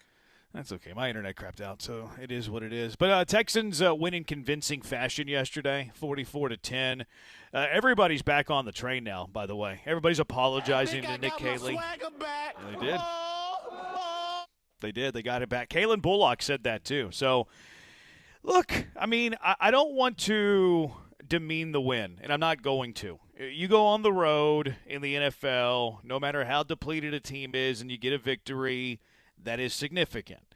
You go do something that you've never done in franchise history, that is significant. You just absolutely throttle them. You kill them. You win by 34. That's significant. I'm pleased with this win, Joe. How could you not be? You should absolutely be pleased with this win. You beat the team that's in front of you. That's all you can do. You can make all the excuses for Baltimore and the world. They're valid. But this is what a team is supposed to do when you're playing a team that's this beat up and injured as the Baltimore Ravens are. You have to crush them. This is what you should have done. It would be more concerning if the Texans would have won this game 21-14 or 17-10 because the offense didn't have success. The only drive they didn't score on was the last drive of the game. They scored on every drive. They were 8 for 8. They did everything that they were supposed to do in this football game. So I take nothing away from it. There are things that, yes, you don't have to be all bought in on after this game, but they dominated the Ravens, and that's exactly what they were supposed to do. Not that our hope carries any weight. The Texans don't care what our hope is like, right? They don't care about our feelings about them, nor should they. I'm not saying this in a negative way, but for me, they instilled hope again. This is what needed to be done though. If you want on a walk-off field goal, if you won 23-20, Kaimi Fairbairn hit a 40-yard field goal to win it, I would still have the similar questions about this team that I had prior to the game. And look, I still need to see a lot more. They beaten the Titans, one of the worst teams in the NFL that needed a fluke to win their first game yesterday. The Baltimore Ravens are booing their longtime head coach, who is a Super Bowl winner, off the field. They don't have half of their roster that they started the season with. So, you have to keep that in mind. But at the very minimum, for me, this is the type of win that they needed to instill hope. Okay, what does a good team do when the Baltimore Ravens are without Lamar Jackson and half of their defensive starters? They go into Baltimore and they win convincingly. They did that. How about an offense that has struggled? That's one of the worst offenses in the NFL, at least in scoring points, a bunch of different metrics. What do they need to do to instill hope in their fan base? They need to clobber them and score a 40-burger. How about a quarterback that looked good against Tennessee in the second half? What does he have to do to look like he did his rookie season? What he did yesterday. So this is the type of performance across the board, offense, defense, special teams, across the board, that they had to have to instill hope in the fan base. And now that they've had it, I'm seeing a lot of hope within the fan base, which is a good place to be heading into the bye after an 0-3 start. Yeah, I mean, watching your favorite teams play with no hope is not an enjoyment in sports. It's pretty much, honestly, it's the worst place you can be. I can't imagine being one of these teams honestly, being a Ravens fan right now. Like there's not a lot of hope because of where their season's going. You got the Rams next week. If you lose that one, you're 1-5. I have hope. I don't know if I have as much hope as you have after this game because I still want to be pretty reserved after watching them, watching the team they're playing. And again, I give them credit for what they did. They deserve it. And there are a lot of encouraging things we saw in this game, but it's 5 good quarters of football. So I have hope, but it's not a lot right now still. Yeah, I don't know if I have a ton of faith in this team, quite frankly. Mm-hmm. Like, I don't know that my hope is higher than your hope, per se, because I need to see them do it against playoff caliber teams. Like, they did it against the Titans and the Ravens. Mm-hmm. Like, we have to understand that.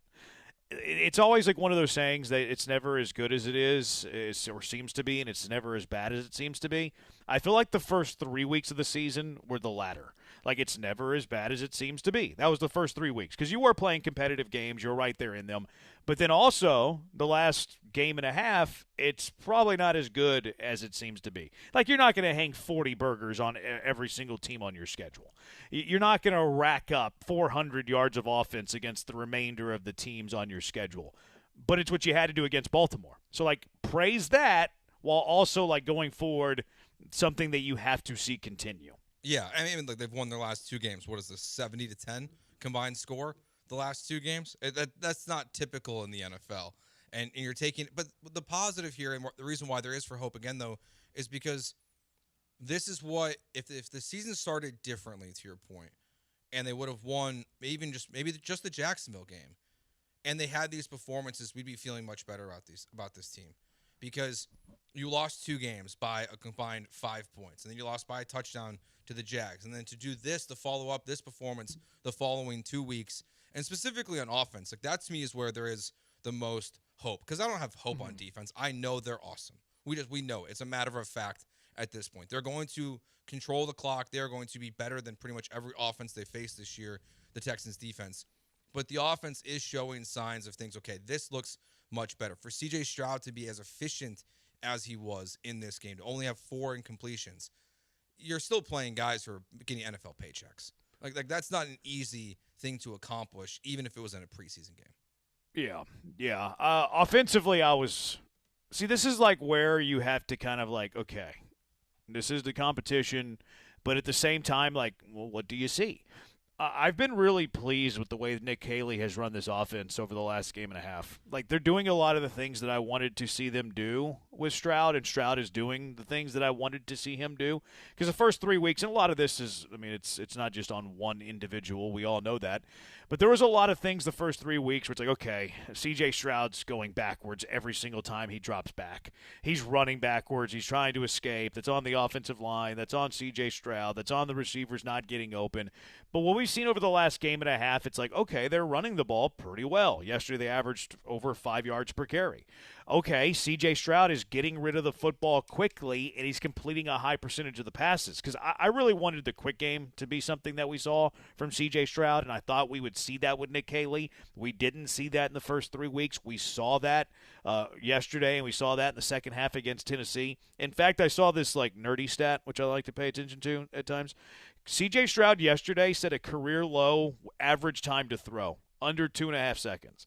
What does that tell you? It doesn't tell you that the offensive line was allowing pressures. It tells you that C.J. Stroud and Nick Haley were getting the ball out of C.J. Stroud's hands quickly, which is something you have to do behind a less than halfway talented offensive line. Mm-hmm. So, like, the things that they're doing are the things that I wanted to see, which is why that encourages me more than the score does, quite frankly. Yeah, I think, too, with that, I like the fact that 8 different guys caught passes in this game. He's spreading the love around. And especially the quick time part that's interesting is he had so much time that when he wanted to be back there, he had plenty of time to sit back in the pocket and had clean pockets throughout this game. That's one where that is what I would say, going back to the hope word here, gives me the most hope, is what we've seen from Nick Haley. It looks like he has figured out and maybe has a better understanding of what this offense can be good at. That, to me, is something that over the last 2 weeks stands out in a big way, where just the quick time stuff, I'm with you. That is the most important thing, because this offensive line, when they play a different team, I don't expect it to be this great of a performance. I think, Ariante had 1 pressure allowed in this entire game. Yeah. But getting the ball out quick, that works no matter who you're playing. You're helping the offensive line. Yeah. Like, I mean, pressure is whenever a guy gets around the quarterback, right? If you're getting rid of the ball at 2.5 seconds as opposed to 3 seconds, you're going to get pressured less. Like that's just math. This is what we talked about all offseason about scheming around a bad offensive line. They are doing it. And look, maybe Kaylee was trying to do that all along, and C.J. Stroud had trouble picking it up early. Maybe that's there. Maybe it's lack of competition. Look, maybe it's lack of competition. Although Tennessee's pass rush isn't awful, Baltimore's pass rush yesterday was really, really bad. But even whenever Stroud's escaping now, like he had that long 30-yard run, and he's like, yeah, look, he's like Lamar Jackson as Lamar Jackson watches along. This is something that I wanted to see. I don't mind Stroud running, rather him not take hits, which, he did a good job of not taking hits yesterday. But whenever I see him run, I want him to escape from the middle of the offensive line. I want him to escape through the A gap, through the B gap. I don't need these long rollouts where he's drifting back like Mahomes and then eating these 15-yard sacks, or best case scenario, he's flinging it up and out of bounds to just throw it away. This is what I envisioned with this offense. Now they have to showcase it to all of us, of course, against better competition. Here was C.J. Stroud yesterday, by the way. He addressed the getting slower thing that he was talking about last week with all the weight and stuff, and he got pretty snappy at the media member. CJ, leading up to the day, you had a press conference saying that when you use your legs, you feel like you're old. That's not what I said. I'm sorry, I didn't mean to misquote. You're good. Yeah, but saying you feel you're getting older and using your legs. You had a big game today for about 20 years that way. I was literally joking. Everybody takes everything out of context nowadays, but it's all good. I'm and if you watch the video or watch the press, I literally said I'm not in my grown man body yet, and I'm not gonna go there. It's all good. There you go. He was got a little snappy with whoever. I couldn't figure out who that was. I don't know. I don't know if that was a local reporter. I don't think it was. Yeah, I don't think it was a local guy. Because I don't think there was that many people traveling with the really? team. Yeah. No, that can't be true. I don't think there's a lot of these guys. I don't think as many media members are traveling. There's not. Who doesn't travel? There's not a lot of people left, Jeremy. I think it's Sarge, Randy, and Aaron Wilson. You don't think DJ was there? Oh, DJ, yeah, I forgot. Jonathan Alexander? Oh, yep. I would expect both those guys to be there. there. So those are the 5 people who travel. Wait, I think Sarge travels? Yeah, he was there. Yeah. Why does that surprise you? I'm going to save my comments. He's got a thriving blog and YouTube channel. Mm-hmm. He does. That's not what I said. Hashtag Sarge. Hashtag interesting. I'm a fan of his. No, but Stroud was not having any of that question. But he looked good, really good yesterday, man. Let's talk about Stroud on the other side. But 23 of 27. Stroud! 23 of 27. I understand that this is the Baltimore Raven JV offense, but 23 of 27? 80-something%? He took a shot at Nico Collins on the opening drive. Collins had a step and he missed him, and he was still 23 of 27? There was a lot of good there, man. I understand the Ravens stink. I understand that their defense isn't very good. I remember talking to who the Texans playing week 3 was the Jags. I remember going back and watching the All-22 of the Jacksonville game. I was like, yeah, I'm seeing some signs. I'm seeing some things that I like. And then all of a sudden, boom, C.J. Stroud blows up in the second half against Tennessee. Yesterday, boom, against the Baltimore Ravens JV. Shut up, Stroud! Gruden's onto something here, guys. 23 of 27. What'd you think of Stroud's performance? What'd you think of the offensive performance? What'd you think of the Texans' performance?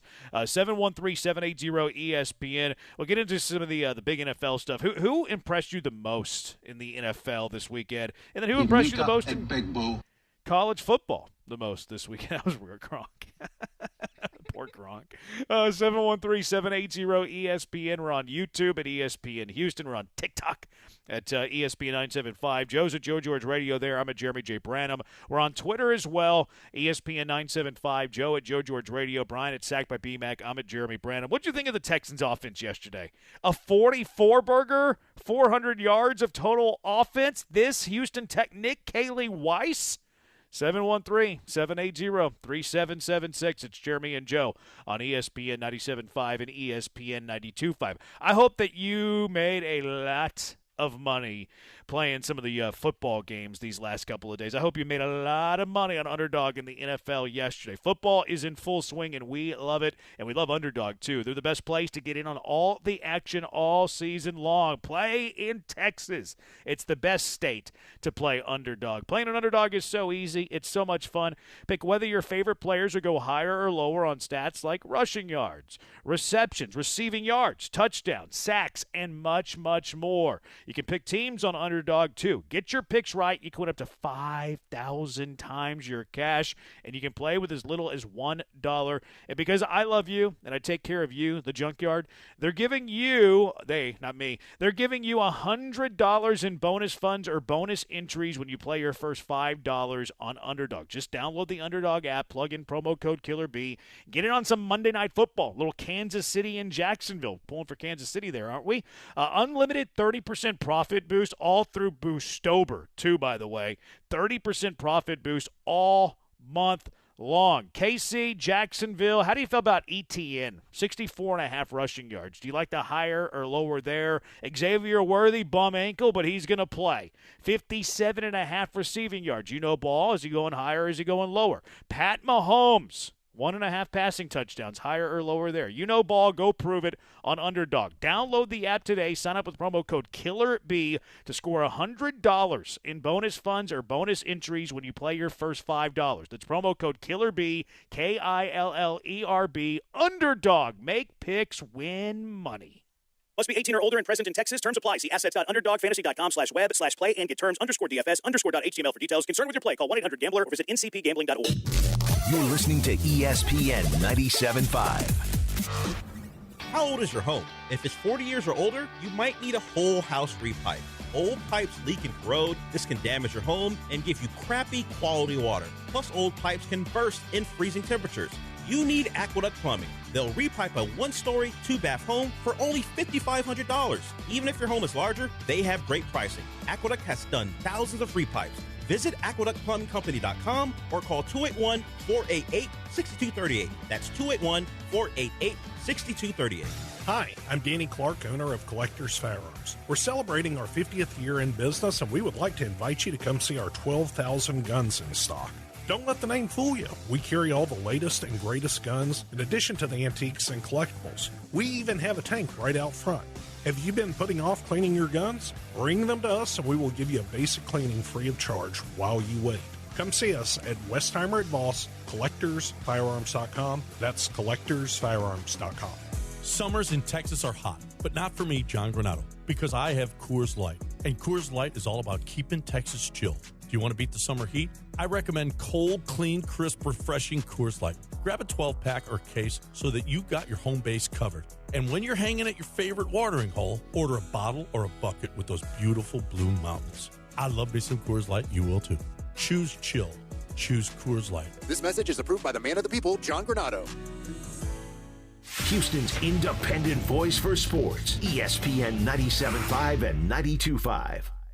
John Granado here for Game Day Health. Are you feeling lethargic, having issues in the bedroom? How about weight gain, muscle loss, even brain fog? You may have low testosterone. Game Day Men's Health are the experts in testosterone replacement therapy, ED, and weight management strategies. They can help you get back to feeling and performing better. With 5 locations, 15 more on the way, book a free testosterone test today at GameDayMen'sHealth.com. That's GameDayMen'sHealth.com.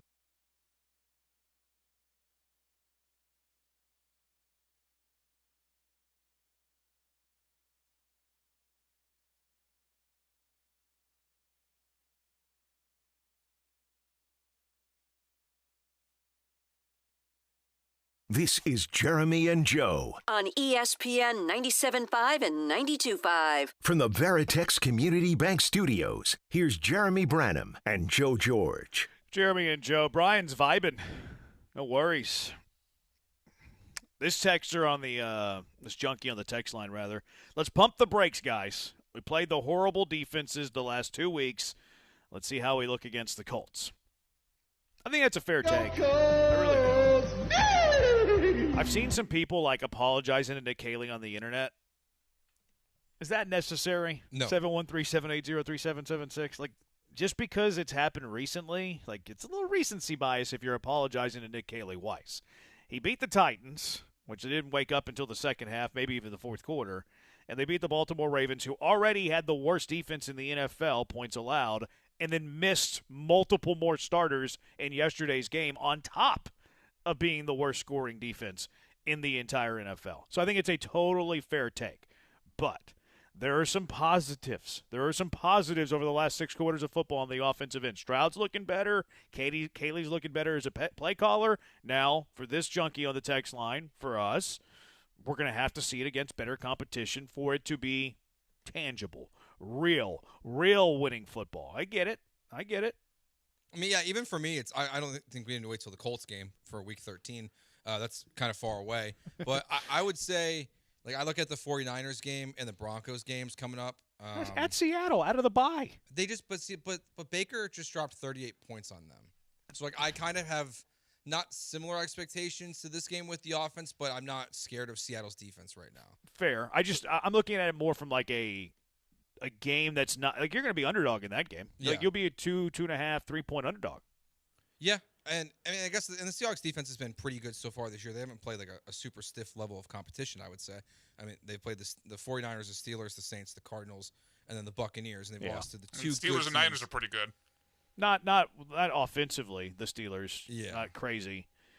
So San Francisco didn't like have a great offensive scoring output in that game. Yeah, and that was week 1, so it's like I don't take too much away from it. So it's just, but seeing what happened this last week to Seattle's defense, like the first like game I'm like focused in on for how does this offense look, because I think it's going to be good against Seattle. Yeah, it will be the 49ers and Broncos games the following weeks. That's fair. those are bigger tests to me than now Seattle's defense. If they play Jacksonville this week and then they play you on Monday Night Football, if they shut you down, that's a different conversation. But I think that they should be able to have success against Seattle. So I don't think we have to wait till week 13 when they play the Colts for the first time. But I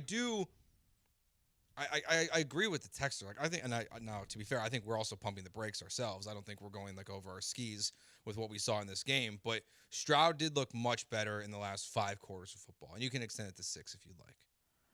Yeah, I would. It might even be 5, but we'll go 6 to make it good math.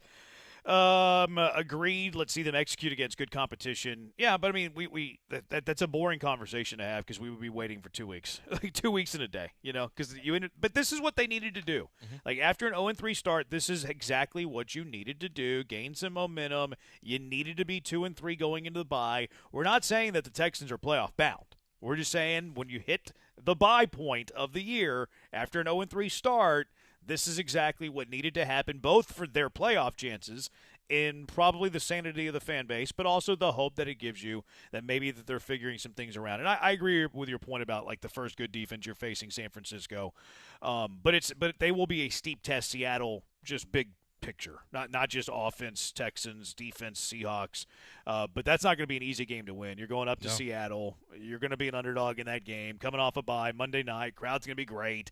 But their offense is better than their defense, to your point. 713-780-3776. So I gave you Stroud's line, 23 of 27, 244, 4 touchdowns, doesn't turn the ball over. Did take 2 sacks. But when you assess Stroud, Manny Machado wouldn't like this question, but when you assess C.J. Stroud, what did you think? I think what I like the most from Stroud right now is he's finding, and this is a credit to Nick Caley too, but I think some of the easier stuff they're finding. Like specifically, I really like what we're seeing with Stroud and Dalton Schultz so far. Like that connection seems to be working back well in their favor. Last year was obviously a struggle for those two guys, but I think be able to find your safety blanket there where you're not getting production from your running back position in terms of that, where they had 2 targets, no catches, Chubb and Woody Marks in this game. You have to find guys that are easy to complete passes to. So I think that is there is one thing, but also just the fact that 8 different guys caught passes, and I think they all were to Stroud. I guess one could have been Davis, but the fact that he's distributing the ball around, not locking in on Nico Collins, trying to force the big plays as the offense is struggling, that to me shows a level of calmness at the quarterback position that even with the struggles that he's still just trusting what's around him. So I think that's a very big positive thing for me. Yeah, I mean, I thought he was really good. Like he's doing the things that I wanted him to do. Get rid of the football quick, be decisive, ball placement specialist. That touchdown he threw to Xavier Hutchinson, his second one right before the end of the first half, little back shoulder towards the near pylon. Unbelievable throw. Mm-hmm. Put it in the perfect spot. And Stroud even talked about that after the game. He's like, if I had protection, I'm one of the top quarterbacks in the world, basically. Paraphrasing a little bit, but not by much. He said, I'm one of the best to do it whenever I have protection, which is like, okay. All right, CJ. He's starting to double down a little bit on that podcast tour he had a couple of years ago. But you can see it. Like, it's starting to get a little bit of momentum, some finding that groove, all of that. This junkie on the text line, my biggest takeaway is Stroud's confidence is building back up. I think that's the best way to say it. Like, he's starting to find that confidence again. Look, quick game, put the ball in the hands of your playmakers, let them make plays. When the coverage softens, take your shot, take your chance. I like what I'm seeing there, even though they've been one of the worst defenses in the NFL. Sometimes you need a slump buster. John Harbaugh and the Baltimore Ravens, the Houston Texans slump buster. How about that? You never know. I thought the touchdown to Nico too. I mean, it's not the tightest windows, but there's obviously a lot of chaos happening. That's a really good. He had to anticipate to make that throw. Yeah, that's a really good throw there. I think that the confidence it's a good point from the texter. CJ does look more like himself we saw his first year, where he just looks much more comfortable back there. And guys, he's got a swagger back. He does. He's got that swagger back. Watt kept talking about like those Nico Collins in-breaking digs, which not really digs there, JJ. They're more post. But like that's something we didn't see in the first couple of weeks with Nick Haley, which, Nick Haley, did you watch film with Stroud and Nico Collins? Because Stroud and Nico Collins have had that post chemistry ever since they were united. Like, that's the best play whenever you look at the Stroud-Nico Collins connection that they've been able to have. So, Kaylee, you pleased with that? Yeah. I think this is for, of all the things that are stepping in the right direction, he is the biggest one. That he was calling plays that worked really well. That touchdown to Knoll, I mean, that play is great. The fake toss, rolling back out to the right, finding an easy guy open, the back shoulder throw to Hutchinson, like that play call there, all of it. He seemed to have a much better command of what he was doing as the play caller for the Houston Texans. That's the biggest positive. Because that can translate. Even the first touchdown to Xavier Hutchinson, I thought was really, really good design. Mm-hmm. Like Hutchinson show and block, and then all of a sudden pops free, and then runs a little out, and he has a step.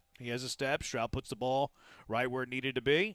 Touchdown, Houston Texans. So, yeah, I've been pleased with Kaylee, while again keeping my tempering my expectations. Not what everybody wants to hear today, but I do think it is the reality of it. This texter on the text line, any quarterback would be good if they have enough protection. I disagree with that. Like, there's inaccurate throwers who, even with the best protection, wouldn't be great. There's a lot of quarterbacks who make terrible decisions, i.e. Will Levis. So, like, and again, it's all relative. Like, you're not going to sit there and protect for 5 seconds. Like, you're winning games on the margins here. It's razor thin. Another junkie on the text line, give the ball to Marks more instead of slow, bad word Chubb. Nick Chubb. Let's have that discussion. What did we think of the running ratio yesterday between Nick Chubb, between Woody Marks, even a British Bulldog sighting? Damian Pierce was active. I love that British Bulldog played just so I could listen to that. I get a kick out of that way more than I should. 713-780-ESPN. It's Jeremy and Joe on ESPN 97.5 and ESPN 92.5. You looking to escape the rat race for the weekend? Maybe the midweek? Maybe you want to get away from a few days, the hustle and bustle of the job, traffic, whatever's causing you stress. Well, you know what the best idea for you is? It's Two Creeks Crossing Resort on Lake Livingston. Escape the city. Enjoy the relaxing, great outdoors. Book your stay now at twocreekscrossingresort.com. Maybe it's the open green spaces that you love. Maybe you like to see wildlife that you don't see in the city.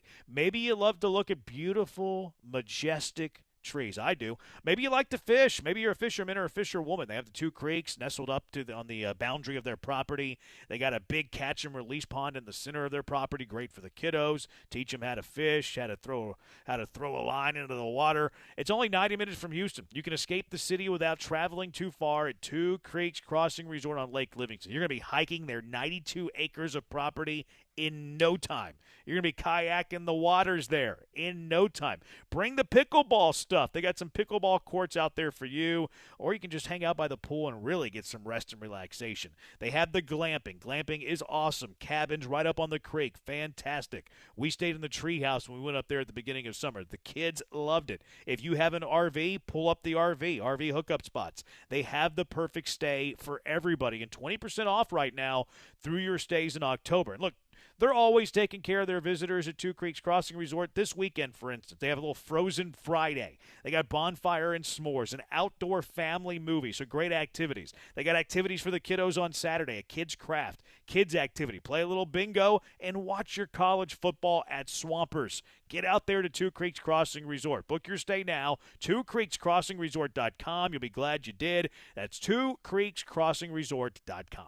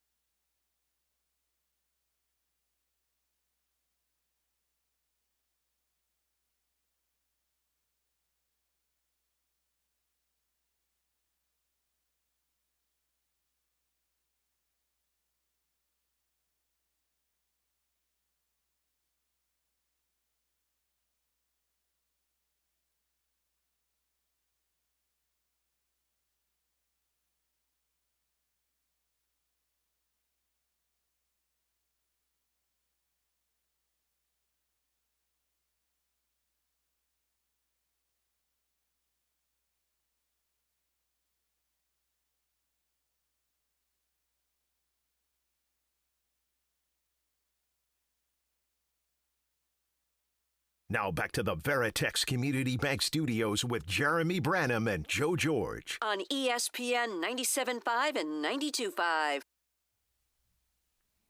713-780 ESPN. Brian's in his bag. He is in his bag. He's pumped up. He's fired up about the Houston Texans going on the road yesterday and doing something that they've never done. It's always in fun to franchise win. History. Cal got a game ball yesterday. Did you see that? That's lame. You don't like it when the coach gives the owner a game ball? Go Texas. I think it made sense for Jim Irsay's daughters to get a game ball, after they became the owners of the team. So it takes death before you can get a game ball, Joe? I don't think Cal deserves a game ball. Why does he need more? Because they've never won. The franchise in the history of the organization, they've never won in Baltimore. This is a first. This is a big deal for Cal. Cal is the franchise leader for owners to win in Baltimore. That's true. He's got the record. He is. Why wouldn't you get a game ball for that? I wish we would have gotten a speech, though. I wish we would have gotten a speech after the game ball because he kind of just held the football up there like he was toasting the football, which was hilarious. And he also had, like, the handlebar mustaches going, which, like, he's starting to look a little bit like Hulk Hogan. So, like, that's cool. What you gonna do, brother? When Cal Mania runs wild on you. It's the flat bill hat for me that I can't get over it. Man, Cal's a vibe more than he's an owner. For sure. His little thumb ring and stuff. Did Hannah get one? Hannah? Well, no. I mean, Well, she gets half. Yeah, she does. Well, she might eventually. I mean, that is. I guess that is a little sexist of D'Amico that he gave it to Cal and not Hannah. Hannah's the one that's really the one that's we all believe has brought change to the Texans organization. She's the puppet master. Yeah. Shouldn't she get the game ball for this? Busby sent out a press release though that Kerry McNair is suing for a third of it. He's suing for a third of that game ball yesterday. There's a junkie trying to put in the promo code for Underdog. I think he's misspelling Killer B. Killerb. Just the letter, not the little insect. Killer B, Killerb. I wish we could text our junkies through our text line. That'd be fun. Running game, though. One of the junkies on the text line said that they didn't really care for the distribution of carries yesterday. Now, look, it was garbage time quickly. Like, Dameon Pierce got 7 carries yesterday. Dameon Pierce wouldn't have had a single carry if that game was in jeopardy or if it was a close game yesterday. Like, Pierce got garbage time carries. So while the game was still, I don't even want to say, in the balance, but while the starters and, you're running your ones and all that, Chubb got 11 carries. Woody Marks got 7. Are you okay with the way that they distributed the carries yesterday? I would like to see Woody Marks get more carries. And we talked last week. I think it was like we said if there's 30 carries in a game, like a 20-10 split in favor of Woody Marks. Obviously, that wasn't necessary in this game. So I would like to see, in a situation like this, I would like to see it be more balanced. Because if you take out the 27-yard run that Nick Chubb had, I think they averaged the same amount of yards per carry. I think it was 3.4 yards per carry if you take away Nick Chubb's one big run in the game. Yeah, it doesn't seem fair to do that, though. Like, why are we just hey, okay, I'm going to take out Nick Chubb's biggest run so I can lower his average and make it look better against Woody Marks? Well, let's take out Woody Marks' 11 yards, and he had 6 carries for 13 yards. That's true. Thanks. That's a good counterpoint, Jeremy. I'm not going to tell you. It's a good counter. No, okay? I'm okay. Look, I'm okay with going with, like, the hotter hand. Like, Woody Marks is not established as a bona fide, true starting running back one in the NFL. I like the balance that they have, Like, and Woody Marks is going to see more snaps if you're trailing in a game because he's better out of the backfield catching the ball than Chubb is. Marks has shown that he's pretty good in pass protection. Chubb has always been known of being good in pass protection. So I'm okay with the way they handled it yesterday. They scored 44 points and had over 400 yards of total offense. Like, I don't see anything wrong with the usage of their players, unless we're talking about they should have pulled the starters a series or two earlier.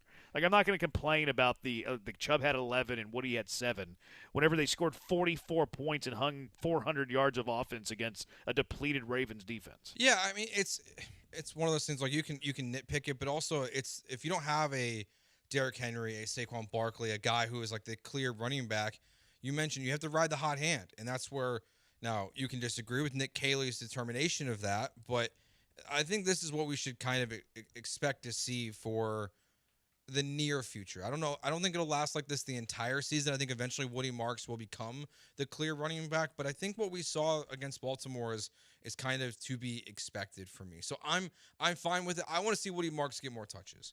I want to see him run the ball on average more than Nick Chubb, but I'm also not going to be up in arms about it after this last game. No, especially in a game where Chubb was better than Woody Marks. I mean, 5.5 yards a carry to 3.5 yards a carry. I mean, I think the way that he deployed his running backs yesterday was fine, and I also like that he got Dameon Pierce in there for 7 carries too. Because, like, why would you want? Even if you pull Chubb and it's Woody Marks getting 4 of those carries, why would you want Woody Marks taking 4 hits when it's unnecessary whenever he's going to be in a rotation with your first-team offense? Like, I like that they got Dameon Pierce in there, and then, British Bulldog had a 15-yard. But they should have fed him more. 7.5 yards a carry. Joe, feed the British Bulldog more. Feed him more. Give him the football. Nico Collins rushed for 8 yards. 8 yards per carry. And that second best on the team yesterday. C.J. Stroud had 30 yards per carry. Let's give him the ball 10 times. Let's run him up the middle. Let's see what that – I'm just kidding. Obviously, I'm just kidding. 713-780-3776. Junkie on the text line. I've said in the beginning of the season, Stroud is a shotgun quarterback. His decision-making and quickness of the reads much better out of the gun as opposed to under center.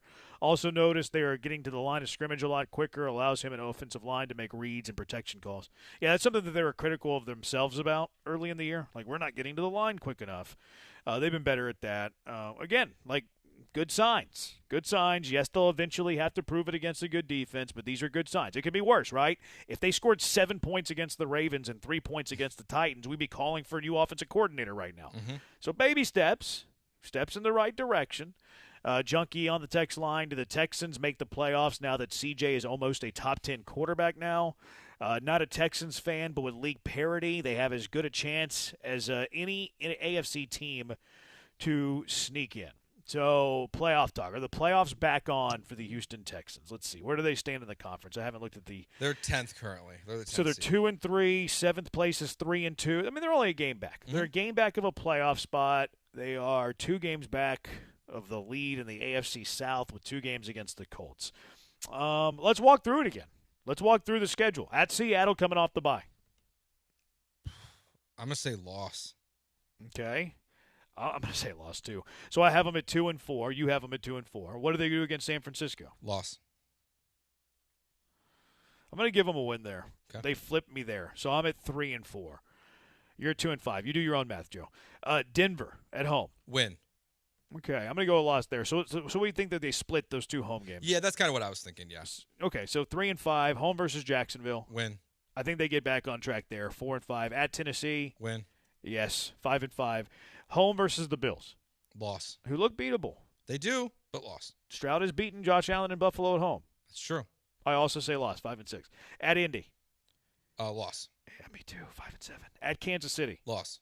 Yeah, me too, 5-8. Home versus Arizona. Is this one guy still on the team who dropped the ball? Matter. Win. Yeah, they'll win that. 6-8. Home versus the Raiders. Easy win. 7-8. At LA. This is where I'm flipping. Win. See, they have so many injuries. They lost Hampton yesterday, too. Yeah, and the interception that Justin Herbert threw there in the red zone was atrocious. Yeah, but it's at LA. I'm gonna also chalk just that one up trust to the a loss. Texans I'm gonna put that one at defense. 7-9. I think I trust the Texans defense just to win it on their own in that game. Like, I think that's an offense that could fall apart and look really bad against the Texans. And then the last week against the Colts. I'll say win. See, I think I could see them splitting those last 2. Like, I don't know which combination, but going 1-1 in those last 2 games. But that puts me at 8-9. I've got them at 9-8.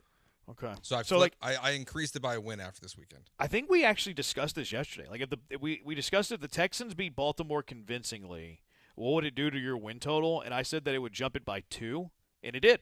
I said 6, but I did have them losing to Baltimore, which was a terrible take, which is good. It was an emotional hedge. You just made the list. Yeah, it's fine. Emotional hedge. Although I'm 0-2 betting against the Texans the last 2 weeks, so I might need to cool keep it doing with that. it. No, keep betting them. You're right. I need to continue to do it for the sake of the city. Yeah, I'm you're doing it you're for the city. reason. I'm putting on for the H. Yep. Is what I'm doing.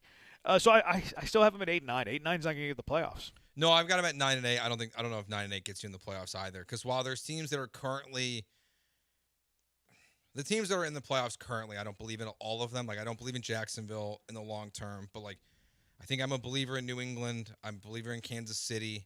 So it's going to be tough at 9-8 to make the playoffs this year. We haven't really seen a lot of in the new playoff format. We have not seen a lot of below 500 teams make the playoffs. It's not a very common occurrence. I mean, last year in the NFC, not a single team had less than 10 wins in the playoffs. I think there was 1 in the AFC last year. So it's not easy to make the playoffs, even with the expansion to make it with 9.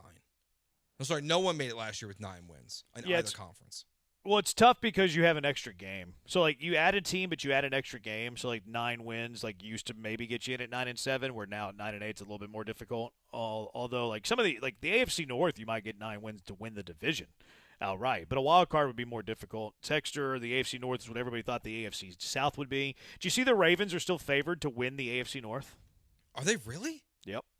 At least in one book. I saw one book like they were minus 130 to win the AFC North. Sometimes I just don't understand. I don't understand Vegas. I mean, that's why they do what they do. But like college, not NFL. But like, I was shocked when I saw Texas as the favorite this weekend against Oklahoma. Well, I mean, like blew my mind with how they've played. What's the number? 2.5 last I saw. Mateer's probably out. Yeah, I'm guessing that's why. Yeah, it's got to be. But that's interesting. Interesting line. That surprised me if the Ravens are still the favorite. They must really not believe in Pittsburgh then. No, clearly not. I mean, Pittsburgh's been kind of meh. Like they've won very close games against some less than competition. Texans beat the Ravens practice squad. Wouldn't use that game as a baseline. No one's using that game as a baseline. Like, how are we doing that? Like, we're certainly not. Maybe the internet is. Maybe the people that are apologizing to Nick Caley are. Maybe the ones that are like, yeah, C.J. Stroud, top 5 quarterback. Like, no one on this show is doing that. Like, we're all very aware that they beat a depleted Ravens team that played their junior varsity. Like we're not using that game as a baseline. We're saying it's a step in the right direction. It's better to have seen that 44 points, 400 yards, than it was to see 19 points, 230 yards. Like, you needed to see what you needed to see for this offense to have a chance the rest of the year. Mm-hmm. Plus, Joe had them at 9-8. I have them at 8-9. Like, what are we doing here? We're not fluffing them up. Yeah, and when the next time they go to Baltimore, whenever that ends up being, because next year Baltimore comes here, and no one's gonna be like, well, they've got their first win. Can they make it 2 in a row? We're all gonna be looking back and say, all the good Ravens were out of this game. Sure. Like this win it's your first win in Baltimore, but it almost doesn't count. Yeah, it almost doesn't. I agree with you. How many wins to take this division? See, the Colts are good, man. The Colts are a good football team. Now, could Daniel Jones get hurt next week and miss the rest of the year? That's kind of his MO. And if they bring in Anthony Richardson, that's a much different football team than how Daniel Jones is currently playing. But if Daniel Jones stays healthy, I think it's going to take like 11 wins at minimum to win this division. Yeah, they're not going to – they're playing so well right now. It's hard to imagine them not getting to at least 10 wins. And then, I mean, what they did to the Raiders yesterday was embarrassing. Geno Smith is awful. But they lost their kicker, and they're having to go for 2 the entire game. And their schedule's not as challenging. No. Like, the only really good teams that the Colts play this year, the remainder of the year, they play the Chargers, the Steelers, the Chiefs, but they don't play the Seahawks and the 49ers until the end of the season. Their schedule is much easier than the Texans. So yeah. I think they're going to get to 11 wins this season. So to win the division, you're going to have to win 11 games and beat them twice probably. Did you see these holes that Jonathan Taylor was getting? They're massive. Like, you could drive a truck through these holes. B-Mac could gain 5 yards against defenses with the holes that the Indianapolis Colts offensive line is generating. It's insane how many yards they're opening up for Taylor. And Taylor's good. Mm-hmm. Like, Jonathan Taylor's good at football, obviously. Like, their offense is legit, man. They're one of my favorite offenses to watch in the NFL right now. They got to be up there. They're getting everyone involved. Tyler Warren's incredible. I mean, the impact he's making right away as a rookie is unbelievable. But they're getting the ball to all these different guys. I still in my mind, I'm like, I can't really buy into this Daniel Jones thing, but I'm having a hard time not to.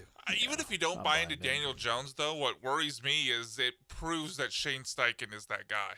Yep. And even if they move on from Daniel Jones at the end of the year, as long as Shane Steichen's there and it's not like literally the worst passing quarterback of all time with Anthony Richardson that he's got to work with, that he's going to be doing some dangerous things for the Texans. I know you're doing it to prove a point, but in what world do they let Daniel Jones go? Yeah, I don't know. I'm just playing out the scenario. Like, even if you don't believe in Daniel Jones, they've changed the name. As long as it's not Anthony Richardson, they're going to be really scary on offense. Yeah. Hell, they should have beat you with Gardner. Let's be real. Gardner Minshew a couple years ago, if that running back catches the ball in the flat, they beat you in that game. You don't make the playoffs in 23. That's the only way I know to be, Brian, is real. 713-780-3776. How about the defensive side? Do we need to be giving D'Amico Ryans and this defense some flour? How about Jalen Petrie, huh?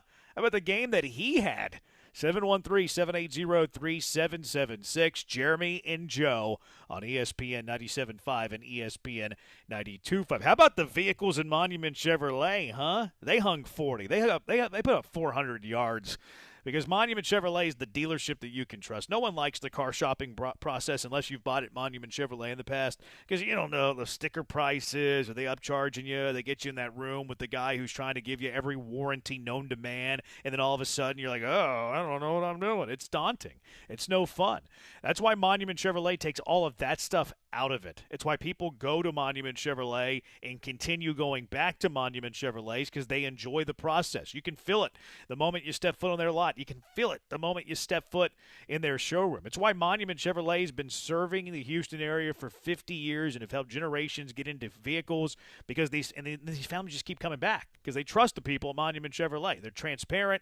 They're not going to hassle you the pricing. It's a family feel, great culture, friendly atmosphere, great people. You're going to get a fair deal, a fast deal, in an easy deal without wasting your time and aggravating, stressful negotiations that no one wants to do and has time for. No tricks, no time wasting, no hidden charges. If you've been waiting to upgrade your ride, now is the time to do it. Go online, visit them at monumentchevrolet.com, monumentchevrolet.com. Check out their full inventory. They got it all. Or just go stop by in person. They got a massive lot out there, Beltway 8 and 225. They have road names. Their lot is so big. So go check them out at Monument Chevrolet. Chevrolet, together, let's drive.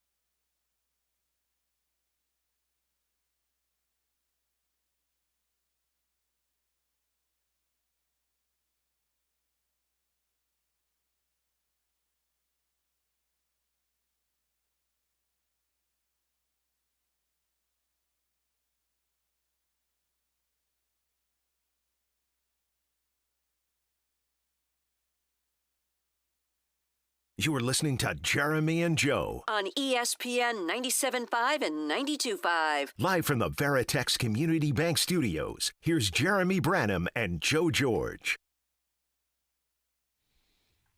I don't know how I feel about this song. Really? This song's good. What's the opposite of macho? Of macho? Yeah. What's the Wimpy? opposite of macho? Yeah. Kind of a wimpy song. I enjoy this song.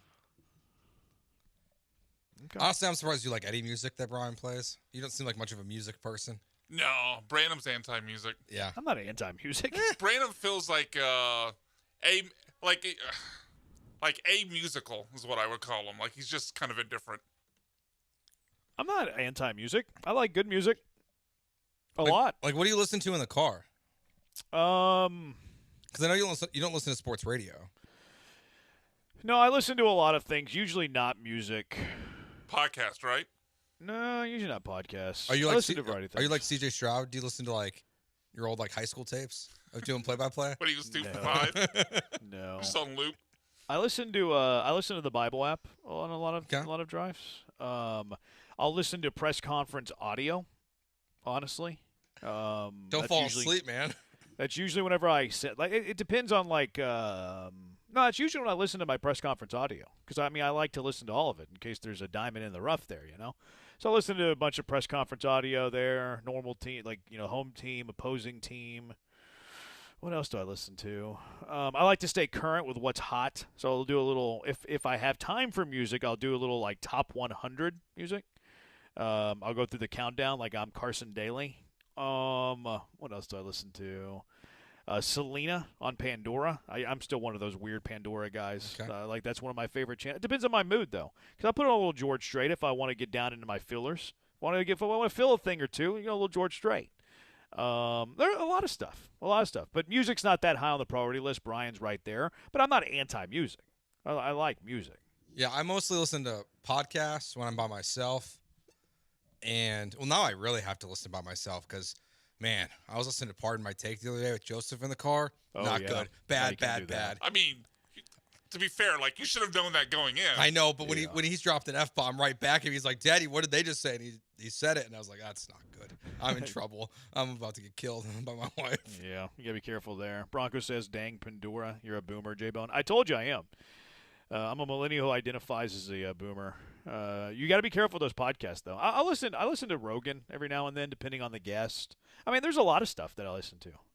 I'll bookmark a lot of audio I see on Twitter, but I don't want to waste 2.5 minutes at home. So I'll bookmark it, and then I'll listen to it when I'm in the car. Because I have a bit of a commute most days. That makes sense. Yeah, so I mean, there's a lot of but usually music's not on that high on that list. To be fair to Brian, but I like music. I like good music at least. Battery Chuck, Branham's into Broadway hits. I'm personally, I don't mind them. I don't seek them out. But it's funny you say that because my wife will actually put that on for the kids.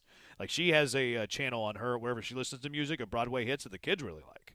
So not that far off of the path there, Battery Chuck. All right, anyways, enough about Brian's poor choice of music intros. 713-780-3776. Let's go out to the HRP listener line. Alex, you're in the junkyard with Jeremy and Joe. What's up? Hello? Yeah, what's up? A couple of things I want to ask you. I know you guys have talked about the Texans and in the past the O-line issues and things like that. I'm just curious, how much of that do you think is because of the strength of training? It seems like the really good teams have really good strength of training programs in place, medical staff, this and that. I wonder what you guys think the Texans rank in terms of the league and how much of their problems may be attributed to that, because I feel like that doesn't get a lot of coverage.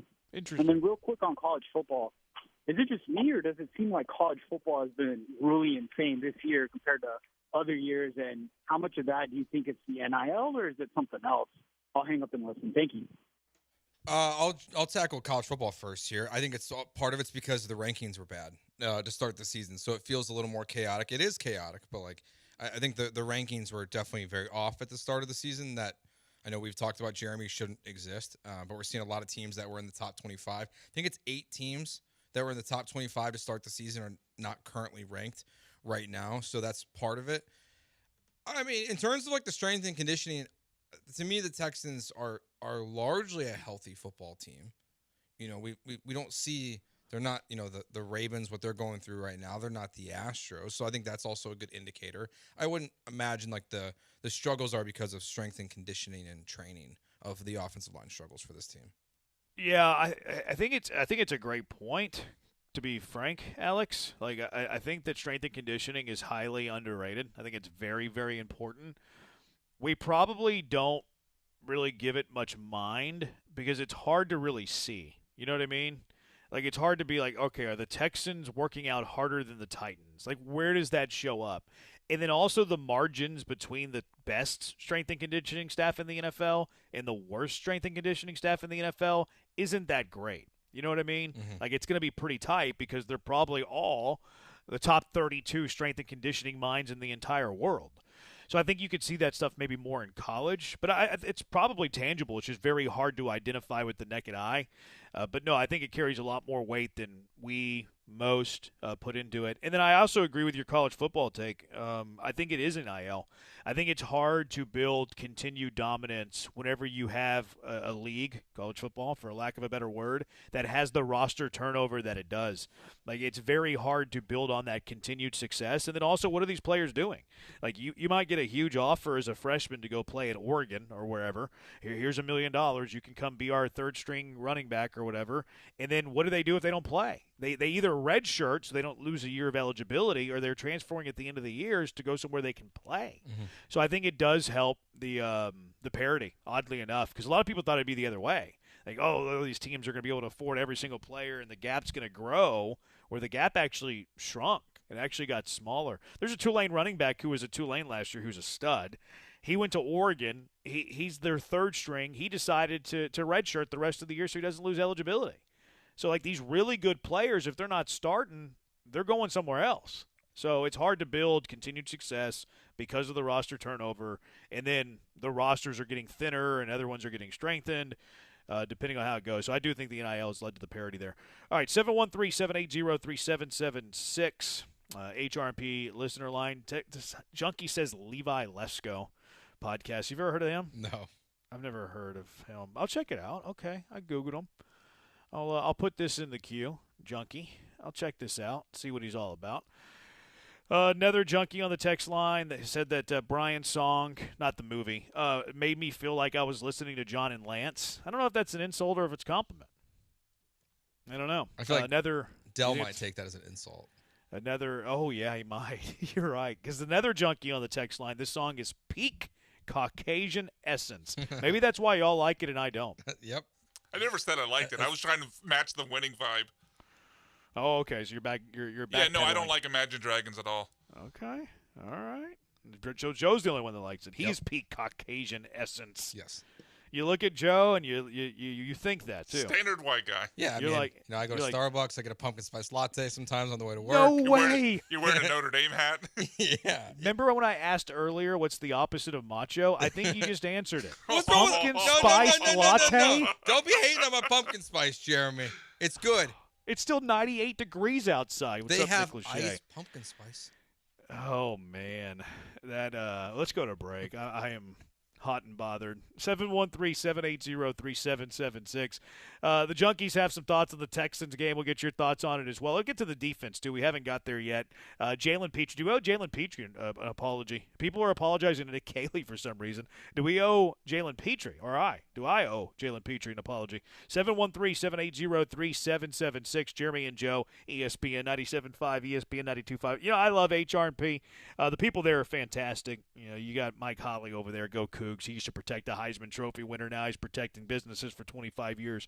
Chris Fisher's over there. Chris Fisher, one of the best people you'll ever meet. And what I love about HR&P, too, is whenever you make fun of a coworker's pumpkin spice latte, they got my back. They got my back. Makes me bulletproof even. That's not true. But I do love HR&P, human resources and payroll. Business owners, let HR&P help you. They can help you in HR compliance. They can help you in benefits administration. They can help with your payroll. That's always annoying and no fun. They can help you onboard your new employees. You don't want to waste time there, right? Get HR&P. They can help you there. There's no boxes with HR&P. Doesn't matter how small the job, how big the job, HR&P is going to completely customize a plan for what you and your business needs.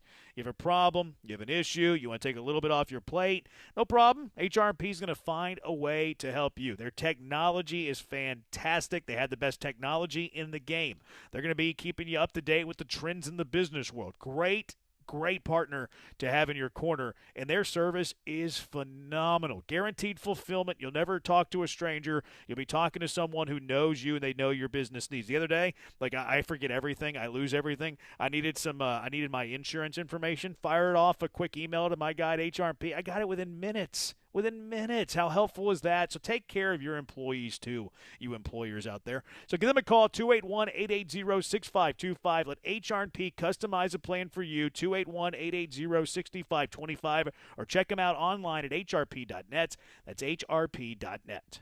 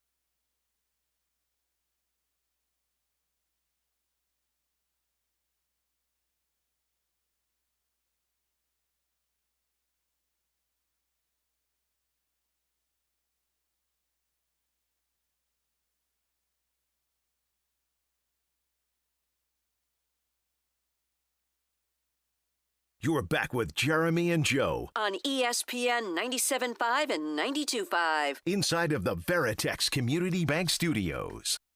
And I know Brian's got a little taste. I know he's got a little. Oh, I don't really want to think about West Texas today, but good taste, no doubt. It's a king right here, man. My wife and I argue who's better between George Strait and Garth Brooks. 713-780-3776. George Strait or Garth Brooks? 713-780-3776. Where are you on that, Joe? I'd probably lean Garth. Casual. He's from Chicago. His country music takes don't count. That's He probably prefers Garth's rock music album. That's not true. Okay, look, there's going to be some slander coming my way in this segment, Brian. I can read the text line too, but I don't have to stand for that. That's where you draw the line. That's too far. That's where you draw the line. Oh, too fair. far. That's fair. Joe likes Chris Gaines. Who he's a fan of. Pause, Branham. Never say a man got you hot and bothered. Yeah, I didn't really feel great coming out. That's a valid point, Junkie. Touche. Like I would love to just fill every hole.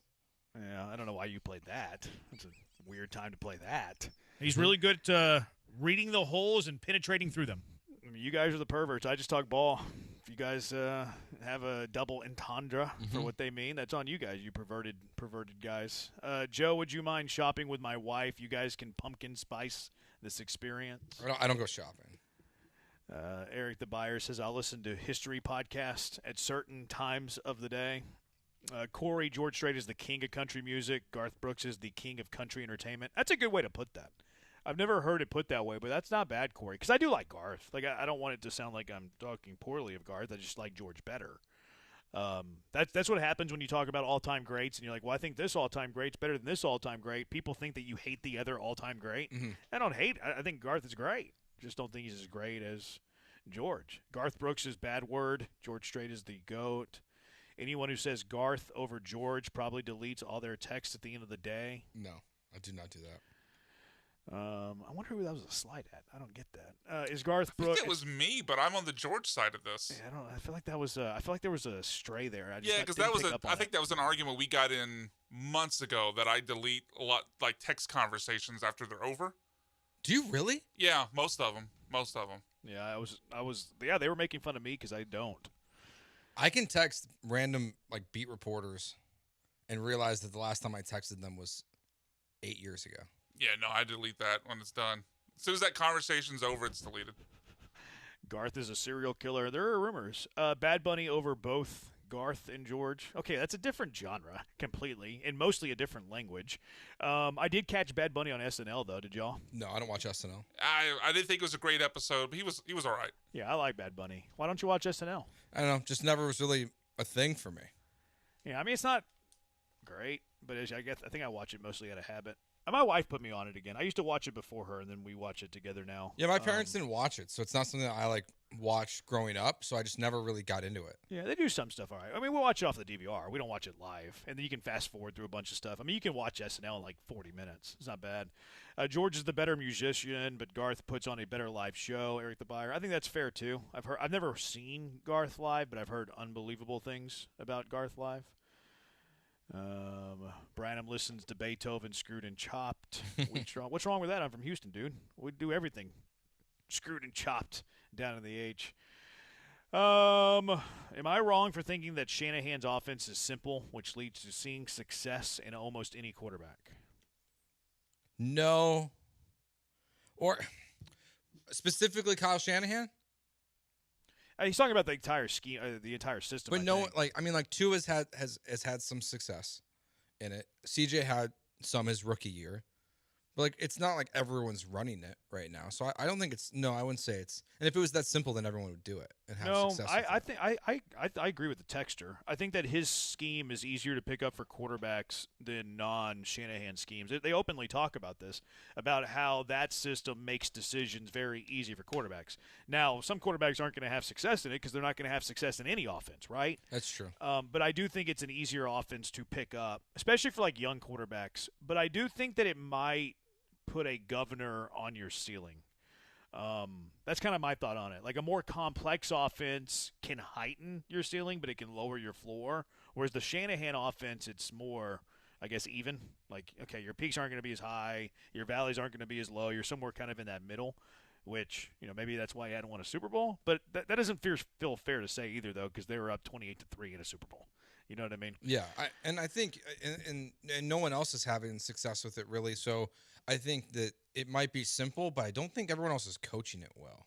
I mean, McVay has a lot of those principles, too. Kevin O'Connell has a lot of those principles, too. Like, O'Connell and McVay are closer to Shanahan than, Charlie Weiss. Yeah, I mean, I feel like McVay is his own thing at this point. I know it has principle of it, but I do feel like when I watch those teams play, and maybe it's the quality of quarterback here, with Stafford being the guy versus Purdy or Mac Jones or Garoppolo, I just feel like it's a different thing that they're running. Yeah, they're not an apples to apples comparison. Did you ever listen to that podcast that The Athletic did? I think it was called Play Callers. Mm-mm. I think it was called Play Callers, and they just basically had a bunch of offensive play callers, and they would talk about their schemes and how they would draw up X's and O's. It was awesome. It was so good. It was so insightful.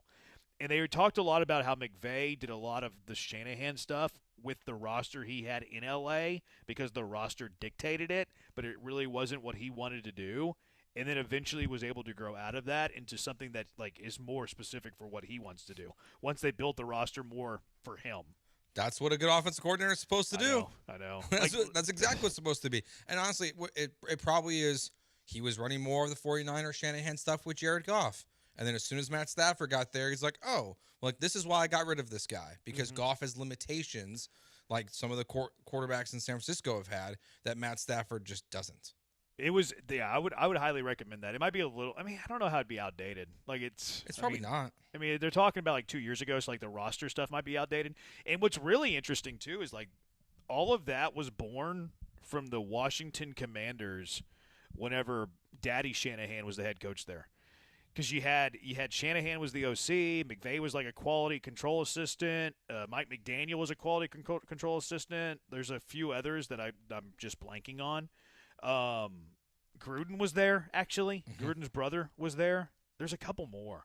But, they were all there together, and then, all of a sudden, they all, become head coaches, offensive coordinators. No, it's really good stuff. And you get some, behind-the-scenes stuff on Robert Griffin. That stuff was really, it's a really good podcast. That's what I listen to in the car. Yeah, as of 2024, you have Kyle Shanahan or guys who are head coaches or coordinators. Kyle Shanahan, Sean McVay, Matt LaFleur, Mike McDaniel, Raheem Morris, Bobby Slowick. So this is from last year. Those were all guys who were in Washington at the same time. Yeah. I think they might have had Slowick on, actually. I know they had Gerard on. Because they kind of sat down with Shanahan, McVay, and then they kind of milked it to death and started to get more of the tree and a little bit lesser of coaches. You know what I'm saying? Mm-hmm. But it's very good, very good. Eric, how does the Colts GM keep his job with how bad the Richardson miss was? That's a good question, but I think he's a good GM. It's one of those where your ownership has to trust the process. They trust their GM, and I think a lot of people were. I thought Ballard was going to get fired last year after the way the season ended because of the Richardson thing. Honestly, Jeremy makes me wonder if he chose Anthony Richardson, and that's why he didn't get blamed for it. Yeah, we wouldn't know, right? We would be guessing, especially at this point. Or we could provide evidence to support that. I don't get that. I don't get that feel. I think it was a Ballard thing. God, Lance would know. Send him a text. Yeah, it feels like that's an Irsay. It just screams Irsay based on everything else they've done. Like the quarterbacks they were bringing in, you're going Matt Ryan, Phillip Rivers, those are the guys replacing Andrew Luck, and then you go, let's take a guy who's barely played college football and Anthony Richardson. It just didn't make sense. I don't know, man, because I didn't think Anthony Richardson was going to be good. I thought the only chance that he had was if he landed with Shane Steichen. And I could see a lot of the stuff that Shane Steichen wants to do offensively where that guy is unbelievable at those things, right? He's incredibly athletic. He's got a massive arm. There's a lot of what Anthony Richardson has that Shane Steichen wants in his offense. Mm-hmm. And then Anthony Richardson did that at astronomical levels, right? And then it just didn't work. The accuracy, maybe desire wasn't there. I think that it was a Ballard pick, but again, we're guessing. But and even we're seeing organizations that are being more patient now with people. I think it's some good, some bad. We've also seen, I think we're seeing two extremes here. We're seeing coaches get fired after a year, but we're also seeing some GMs and coaches get more time to figure things out. I don't know if it's you draft a quarterback and it doesn't work and you're automatically out of your job kind of a thing. If you can build up the rest of the roster around you, which clearly people feel like Ballard and the Colts had, like they're more likely to keep him in place. And to their credit, it's working for Ballard and Steichen, because there was an argument for both those guys to get fired this last offseason. Yeah. Right now it looks unbelievable for them. Jalen Petrie, 2-interception game yesterday. Jalen Petrie looks really good. I don't want to overrate the interceptions. Like, one of them was on a deflection. One of them was on a terrible, terrible pass by Cooper Rush. Like, the pass from Cooper Rush, it was to a running back. I can't remember which one. Like, it was behind him at his ankles. Mm-hmm. Like I saw people on the internet, oh, what a read. What a read by Jalen. No, he took advantage of a terrible, terrible pass. So, like, I want to say that on one hand. The other hand, though, like, Jalen Petrie's playing a high level of football. I didn't love the contract that he got. I still don't know if I do. But he's playing really good defensively. Just want to put that out there. Really good defensively. But let's also not overrate that interception. Yeah, it's one of the, but it's the first one, the one you're talking about. Like, it's good instincts. It might be, it's a bad pass, but it's a good ball, like to make the jump when he's throwing the ball. I think it's to Derrick Henry. He had to read it there in the moment. He does accomplish that. I like Jalen Petrie, the player. As long as he's not guarding one of the best tight ends in football, I'm all about Jalen Petrie.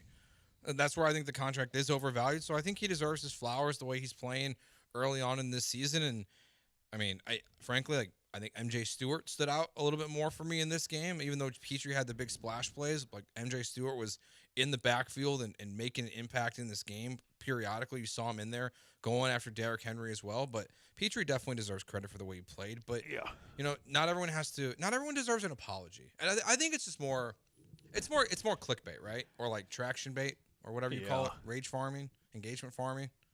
I think you combined a lot of different things. I did. But I got there eventually. I don't think you did. Engagement farming. You called it rage farming. It's rage baiting, and it's engagement farming. I said the last thing I said was engagement farming. I don't think so. I think you said rage farming. No, I said rage farming, and then I said engagement farming. Okay. I didn't catch that part. I got there eventually. Should we rewind and go to the tape? I'm pretty confident I got there eventually. Give me a second. I don't want to challenge this. It's not worth it. But this isn't worth one of my 2 challenges. I think it's you more. Only get 2? That's fine. But if you're right on both of them, then we get a third on. This is Goodell's world. We're just living in it. Not everyone deserves an apology after one good game. You can recognize the game that they had, and that's what I want to do here as well with Jalen Petrie. That he was very good in this game. He made impactful plays, but it doesn't just one win doesn't just like wash away everything. I know there's people who want it to, but it's just not the reality. But he was awesome in this game. Joe, that's really well said. Thanks. That's really well said. Because this is kind of the game, though, that he would excel. Like, it's not a good quarterback that can expose you in certain coverages. Like, the Texans are going to be very mindful of who he's lining up against. There's only one receiver that scares you with the Ravens, which Zay Flowers, man, his quickness is insane. It's impressive. He's a cat, the way that he bounces around out there. That dude's a freak. His quickness is on another level. Like, we have Tank here, and we love Tank. Go Cougs. Zay Flowers might be the shiftiest receiver in the NFL. Shiftiest. I'm not talking point A to point B. I'm not talking about best receiver. I'm talking about one attribute that a receiver possesses. I'm talking about side-to-side movement. Find me somebody that moves better side-to-side than Zay Flowers. I don't think you could do it. No, he had that one where it was just like a catch over the middle of the field and then just started looking like a cat out there. And he's all over the place. He's a freak. Yeah. That dude is insane. Texans defense against the Baltimore Ravens offense. This is where I thought they would struggle, and they didn't. They held Derrick Henry to 33 yards on 15 carries, just under 2.5 yards per touch. He was getting carries in the fourth quarter when they were down 25. That was weird. But they did a really good job stopping the run game. 44 yards as a team the Ravens had yesterday. Yeah, I mean, they keyed in on him, and he hasn't had a very good year this year so far. He hasn't rushed over like 50 yards in his last 4 games. But the Texans, they knew that if they were going to lose this game, or if Baltimore was going to win this game, it was because Derrick Henry was going to have a throwback performance against him. So they did a really good job keying in on him. I thought the tackling looked better for the most part in this game, which that's a huge positive as well, because that's something that has been an issue. Even though the defense has been excellent this year, they have not been able to tackle very well. Yeah, they've kind of like, tried to just deliver the big blows, and the whole wrapping up was an issue after the first 3 games. That's true. Lesser competition, but absolutely true.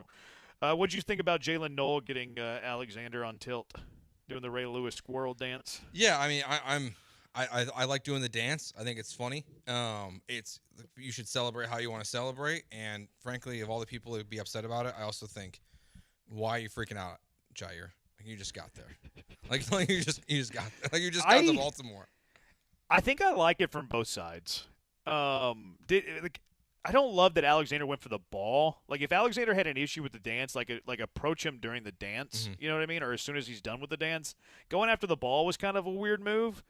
But I also don't mind. Like what is? I was trying to think of this today, and I couldn't really think of one. I was trying to think of a celly that is most synonymous with Houston. The only one that I could really come up with was the Ernest Givens electric slide. Like, is there another celly that's synonymous with Houston that I'm just overlooking? 713-780-3776. But the electric slide, Ernest Givens, back in the day, run and shoot Oilers, he would do the electric slide. Like, if another team did the electric slide to show up Ernest Givens and the Oilers, I would love if, like, Chris Dishman just wiped them out. Like, I maybe not wipe him out, but address him, confront him. Like, I would have been okay with that. So I defend Jair Alexander a little. I don't love the timing of him doing it, but I do like the fact that, hey, you're not going to do the Ray Lewis in our backyard. I understand that he hadn't been there that long, but maybe it's his way to get some love from Baltimore fans, and I think it worked. And I also love that Jalen Noel did it. Yeah. I love it so much. I mean, I'm glad if he's like, I have to have a touchdown celebration. I'm not just going to have a touchdown celebration. I'm going to have the celebration ready to go. There's nothing better you can do. Like for the Houston, there's no other comp. Like, what are they going to do? Like the rock and roll celebration? Yeah. What do they call them? The Rock Boys? Yeah, they're going to do the Rock Boys after a sack. Okay. Yeah, I love that Noel did it. D-Hop and Will Fuller Karate Kid celebration. Maybe. Maybe that's the best Texans one. Well, I mean, Arian always used to do the Namaste bow. But I feel like Namaste is not that, like, symbolic of one person. Like, it's symbolic with, like, peace and yoga and, like, kind of a crunchy lifestyle. Like, Namaste is not very unique. Well, the only NFL player I've seen do it consistently, though, was Arian. That's my point. He brought it to the football field. But I think, like, Namaste is just a very normal thing in life. You know what I mean? Like, you don't see people walking down. Like, a lot of people do the bow of the Namaste. You don't see people doing the Ray Lewis squirrel down, like, in the middle of the road. You know what I mean? Okay, like, fair. That's very unique. The Namaste is not that unique.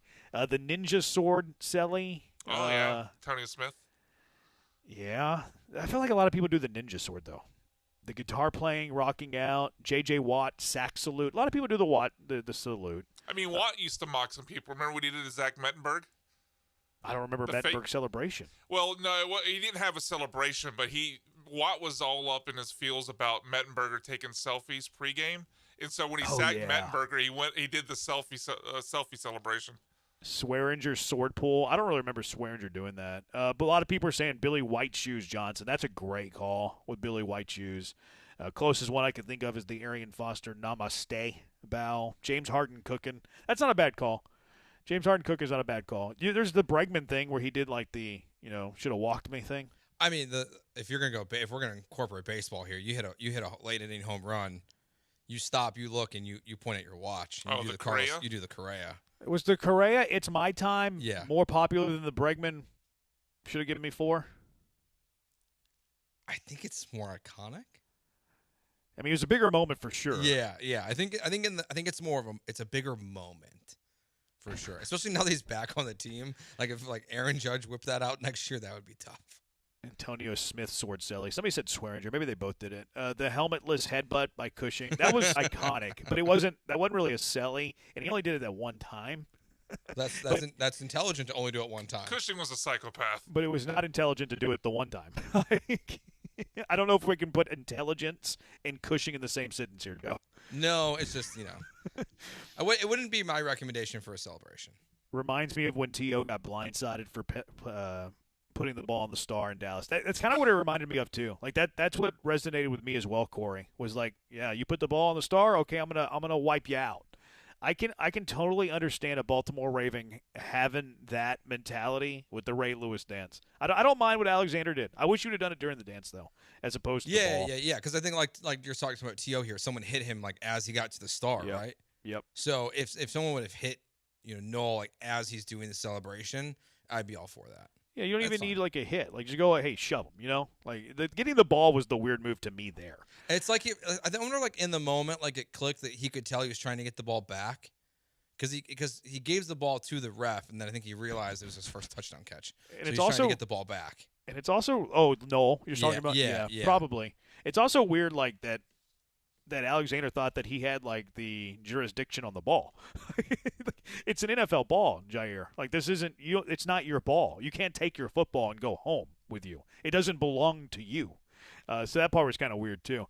713-780-3776. Let's go out to the HRP listener line. Keith, you're in the junkyard with Jeremy and Joe. What's up, Keith? Hey, first off, you mentioned Jair Alexander. It's not his ball. Well, a ball landed in the stands for that Bills fan, and he technically took it home as if it was his ball. So, but I'm a Ravens fan. Tough loss. We had 42% of the roster, the salary cap, injured, out, unable to play.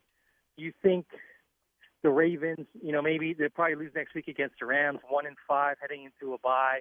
Do you think when Lamar gets back from his injury, do you think the Ravens, still try to win the division, or do you think they potentially tank for, a top 5 pick? Also, I think now that Lamar's missed the game, is it fair to say that the injury is real, B-Mac? Just want to get you guys' thoughts. Thanks, guys. Keith's a Ravens fan. Brian? You want to take that first? Keith, the bandwagon fan with his weirdest fandom ever. Have you ever seen his Twitter profile? Yeah. Okay. I'll go ahead and leave it there. I mean, I think the Ravens are probably heading towards tanking, to be No honest. chance. What do you mean? They're not tanking. Like, no. It's You think absurd. John Harbaugh, who is fighting for his job, is going to roll over and tank when they're the betting favorite to win the AFC What, are you just North? going to bench Lamar when he's healthy? You think he's They're not gonna actually do that. fighting for his job, or is this fan discourse? I think if he is fighting for his job, it's ridiculous. He's had an unbelievable career there. I don't think he is the issue. I think it'd be tough finding a head coach as good as him. I hope that it's fan discourse for the sake of what is right in football. I wouldn't be wanting to get Harbaugh fired. John Harbaugh, by the way. Plus, I just learned which one's which. Like I don't want one of them to be out of the league. I want to flex my Harbaugh knowledge. I can't see there being any chance he's fired after this year. You know what I think happens? Is I think that Zach Orr gets one more week. I think they get embarrassed by the Rams, and I think that they fire Orr going into the bye, promote Chuck Pagano, get Lamar back, and win the AFC North. I still think they're going to win the division. I didn't realize Chuck Pagano was on that staff. Yeah, I read it today. I mean, if Harbaugh was a free agent, he'd be the most sought-after coach. I mean, there are people getting fired to hire him. Like you are making waves in your organization if you can have a chance to bring in Harbaugh at this point. So I would be shocked. I know he hasn't won the Super Bowl, and it's been a couple years. More than that. But like you look at like him and Tomlin, and it's where the grass is not always greener on the other side.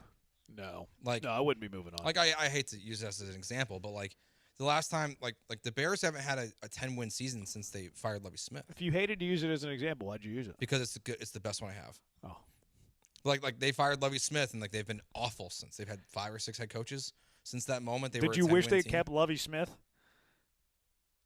Because of where they went to, yes. Because of what happened next. But it's like that's what with Harbaugh. Like, what are you going to replace him with? Like the idea of like they're trying to like replace him with Chuck Pagano. I'm like, really? Like that's your answer?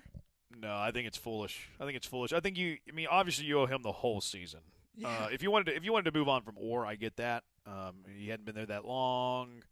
You have a guy ready who's done it in the past, who's been very good at it. Like, hey, this is going to be our scapegoat, and we're going to rally. Like, I get that, but not John. Not John. All right, 713-780-ESPN. But no, I don't think the Ravens will tank. I think they'll try to win the division, and they're still the betting favorite to win the division. 713-780-3776. Let's get to some of the other NFL stuff. Who had the most impressive win in the NFL for you yesterday? 713-780-3776. Jeremy and Joe, ESPN 97.5, ESPN 92.5. Let's talk about ESPN Bet inside LaBerge in Lake Charles. They got a brand new VIP fan cave sections. Cannot wait to check it out and see what that looks like. We'll be out there October 25th and 26th. They have a new chef, which means they have new menu items. The restaurant part of the sportsbook now is available to all ages, and it's the best place to watch college football, the NFL, UFC fights like this last week, and UFC 320 there at ESPN Bet. I saw a couple of videos online. It looked incredible there. They've got barbecue offerings every Friday and Saturday. All of your action you can place on the NFL, NCAA football, MLB playoffs. Even you can go up to 20-leg parlays when you're there at the book. You can earn rewards on every wager when you use your Penn Play card. Highly recommend getting one of those things. It's super easy to register, and there's a lot of great perks that come with it. You can get things like free slot plays as well when you have it. And they offer you a chance to wager on all of the Houston area teams. The keyword there is all of them, because you can't do that everywhere. Must be 21 plus to bet. Gambling problem? Call 1-800-522-4700.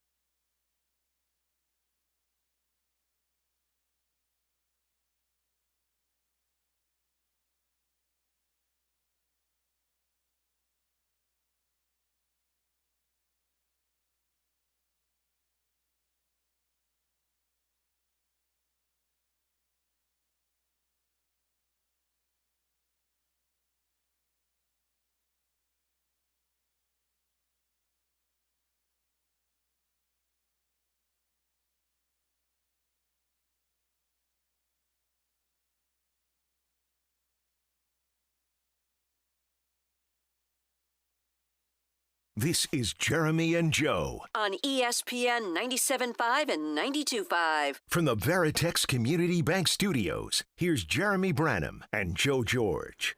He's Joe. I'm Jeremy. We're Jeremy and Joe. Keith, who just called in, is in my DMs. What does my teams have to do with BMAC saying Lamar is faking an injury? SMH. Weak. Saying a 2-time MVP, Hall of Fame quarterback, Heisman winner is faking an injury, who's now 1-4, missed a game because I rep the Knicks. I think it's kind of weak to come in at your DMs rather than just come at me. I agree with Keith, though. You are straw manning here. I don't know why Keith is so worked up about this, to be honest. Like, if people take my take seriously, then that's more on them, I think, at this point. I don't think you have to worry about that. He's very offended. I know. Like, I thought it was a nothing comment. Like, we're just having fun, like, throwing a debate on the air, and Keith's got all self-righteous about it. He's a Ravens fan. How dare you talk about his Lamar Jackson like that? Ravens, Giants, Vandy, New York Knicks, that weird fandom. Yeah, I mean, it goes coast to coast. It does. It does. Fandom there. It goes. That is kind of odd. I wonder how he selected all those teams. But he's a big. I mean, if you talked about Case Keenum this way, I mean, we'd be ready to throw down. I'd ask you to step outside, see what we could do about it.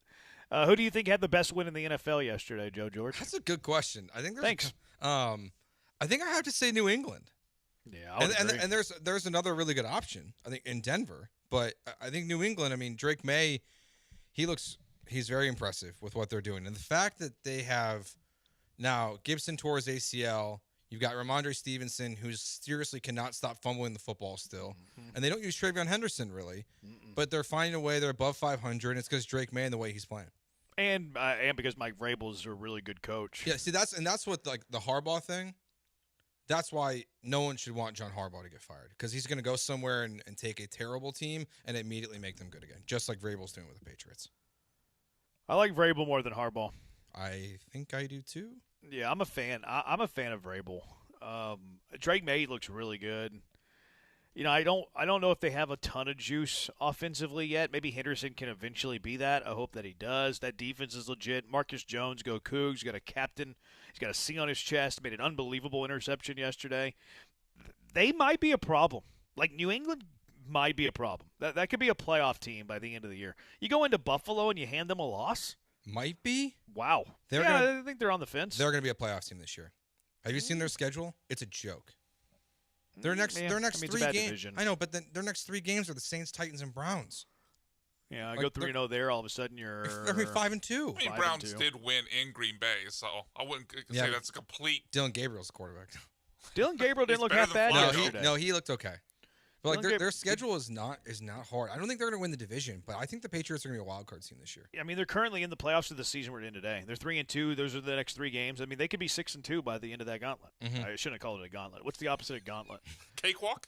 Yeah, after the end of that cakewalk, they could be 6-2. No, I think they're a problem. They're a problem in the AFC. Now, I don't think they're a dark horse Super Bowl contender or anything like that, but could they upset a really good team in the AFC in the postseason? Mm-hmm. I think so. Let's not forget Vrabel took a really mediocre Titans team, quarterbacked by Ryan Tannehill, to the AFC Championship.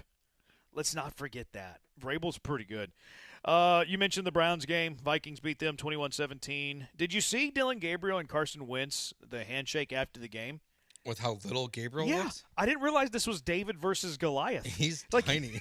Gabriel is – and I've seen Gabriel play in person. I didn't realize he was that little whenever he stands next to Carson Wentz. Yeah. Wentz looked like a giant. Yeah, and I know I'm 5'6", and so what should I be saying? I think Gabriel's your height. He looked it in that photo. Yeah. He looks tiny. He looks very little. He didn't look half bad, though. Like, he played okay. No, they moved at a good pace, and he used both of his tight ends a lot. And, I mean, Junkins, to me, is the real story of that game. Mm-hmm. He's very good. I mean, what he's doing with no training camp, with missing, the first 2 games of the season or the first game of the season only, he's been very impressive for them. Yeah, he's pretty solid. Their defense is still good. But the way Gabriel played yesterday, there was reports, Shedeur Sanders is going to start by the end of the year. If Gabriel played like he played yesterday, which wasn't great, it was just okay, it was solid, why would they bench Gabriel for Shedeur? No, if he plays like that the rest of the season, he's the quarterback, and he might be the quarterback going the next season. I think so. He was okay. You mentioned the Broncos. They overcome a 14-point deficit to beat the Eagles, 21-17, game that had a little bit of controversy. But, yeah, that was a big win, too. Like, I think the Broncos went from, like, above-average team based on perception to, okay, this team is good. Good team in the AFC. Yeah, I mean, I do come away with that game more concerned about the Eagles, I think, though, to be honest with you.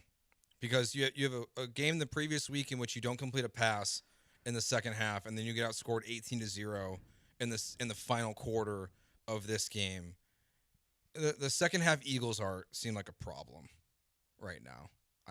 Didn't they come from behind in a game like 2 weeks ago? I know, but like it just to not complete a pass in half of football and then to give up 18 points in the fourth quarter and lose to the Broncos, that's not a good look. They didn't give up a pass because they were winning the game, though. I know. Or they didn't get a pass because they were winning a game. I know, but like people in Philadelphia are nervous. They're always nervous. I watched the 2-minute drive in that game, and that 2-minute drive was one of the laziest, uninspiring 2-minute drives I've seen in a very long time. It was not a very fun 2-minute drive. I was like, oh, okay, here we go. Jalen Hurts, 2-minute drive. And they were still there. Like they were still in position. Yeah. Until A.J. Brown played defensive back against Devonta Smith on that Hail Mary. I can't really blame him, though. It's a Hail Mary, go get the ball. Like, you don't know who's around you. I can't blame him. He was on Devonta Smith's back. I would hope he knows where Devonta Smith was. I mean, you're trying to go up to high point of football. Like, you're telling a receiver, hey, all of a sudden, don't go catch a Hail Mary. Like, I feel like that's very critical. Don't rip it away from your teammate. I feel like that's way too critical. I feel like it's too critical to me. 713-780-3776. Is that too critical or is that fair? We're sure Devontae wasn't in the wrong spot? Well, somebody had to be because they were standing right in front of me. It's a Hail Mary. Everybody's going to the same spot. It's a Hail Mary. Yeah, I can't blame them there. I'm not that worried about the Eagles. I think they'll be totally fine. I mean, they were up 14 in this game against a team that we're saying is pretty good in the AFC, and they could have very easily ran away with it if it weren't for a play or two. I'm not worried about the Eagles. Colts raided the touchdown zone repeatedly as they beat the Raiders 40-6. Colts are legit. I've been saying it for a while. The Colts are legit. It's sad to say, but the Colts are legit. And Geno Smith is the worst starting quarterback in the NFL, I think. That's not true. That's hyperbolic. That's definitely hyperbolic. That's so hyperbolic. I mean, he only has 8 interceptions on the season. So hyperbolic. He's awful. It's okay. You would take every starting That's quarterback different in than the league worst over quarterback Geno? in the NFL. Okay, so he's in front of Jake Browning. Cam Ward. Cam Ward won his game. Dylan Gabriel. Not because of Cam Ward. Dylan Gabriel was better this weekend than Geno Smith. Justin Fields. Okay, yeah. I don't like Browning. Bryce Young. Rattler. Spencer Rattler. Hey, Rattler looks good. Tua. Rattler looks okay. Rattler does not look good. You're speaking in such hyperbolic levels right now. You called Geno Smith the worst quarterback in the NFL, and He's Spencer awful. Rattler looks good. He's thrown 8 interceptions this year. Doesn't mean he's the worst quarterback in the league. He's giving the ball away like it's candy. You're straw manning too. No, I'm not. How many quarterbacks in the league Geno's would you terrible. That's again not the same thing that you said. There's at least 5-6 quarterbacks. There's no way you'd start them over Geno Smith. Are we talking like the planned quarterback or the quarterbacks? What are you talking about? Because you made the claim. Well, because I didn't when I said that I didn't include Jake Browning in that because I'm thinking Joe Burrow. But is he better than Bryce Young? Barely, I guess. I think it's a small margin. Yeah, I don't think it's a crazy. Would margin. you rather start? I'd rather have Geno Tua. or Rattler. If Caleb gets hurt, you got to start one of them for your Bears. Geno. Yeah. There you go. Not the worst quarterback in the league. Geno or Tua? Tua. Probably Tua. Yeah, Tua. I think that one's not that Geno close. or Fields? I still like Justin, but oh come on, you'd start Geno. I don't know. It's different. It's kind of. I don't know. Fields is. I don't like Fields either, but he gives you a running dynamic that Geno cannot. Yeah. I'd probably still go Geno. Geno or Rodgers? Aaron Rodgers? What other Rodgers is there? Well, I don't know. That's why I don't know. That's why it's a question. It's Aaron Rodgers. Quiz Rodgers. Aaron Rodgers. He's dink and dunk right now. It's still Aaron Rodgers. I would go Geno over Cam. How about Geno over Lawrence? Because you hate Lawrence. No, I'll go Lawrence. Okay. All right. Geno over Mahomes. I'm just kidding. Geno or Dart? Oh, Darts look bad. I forgot about Dart. I'd take Geno. Geno or J.J. McCarthy? JJ. You're nuts. I like J.J. McCarthy. They benched J.J. McCarthy for Carson He's Wentz. hurt. If any quarterback had a fake injury, it was J.J. McCarthy. But J.J. McCarthy stayed in the entire game, and then they ruled him out Sunday after the game. Like, They said he had an ankle. He played on an ankle sprain that they ruled him out on the following day. He's hurt. I'm gonna take the Vikings at their word. Geno or Cooper Rush? He's a backup quarterback. That's not fair. It's a backup. No, starter. I think we've qualified though that Geno is not the worst quarterback in the NFL. Yep. Definitively. Oh man, I like that hyperbolic though. That was. I like hot takes though. Thanks. I'm a big. I got them for you. Titans over the Cards. I love the ending of this game. This game is crazy. The Titans beat the Cardinals, and all it took was DeMarcado dropping a ball at the goal line. Kyler Murray literally took a snap to the helmet that the doctors thought concussed him, and then the Titans scored a touchdown on a Cam Ward interception. That might be. It's probably gonna be the strangest game of the season.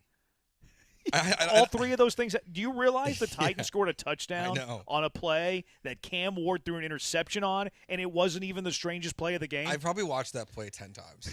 I feel so bad for people I who can't stop. had the Cardinals in Survivor. Can you imagine going out like that? I mean, I had the Cardinals minus whatever, and they should have won this game by 30. I mean, I took a bad beat on this one, too. DeMarcado goes into the end zone there. They're up like 4 possessions. Yeah, they're up 28-7. Yes. He just holds onto the ball for half a second. DeMarcado dropped the ball, which, by the way, how do we him. not have better rules yet? How do we, like, not NFL rules, but, like, team rules? Like, hey, you're running into the end zone, you run into the middle and spike it. You know what I mean? You run to the goalpost and smash the ball on the goalpost. You find a referee after you cross and hand the ball to him.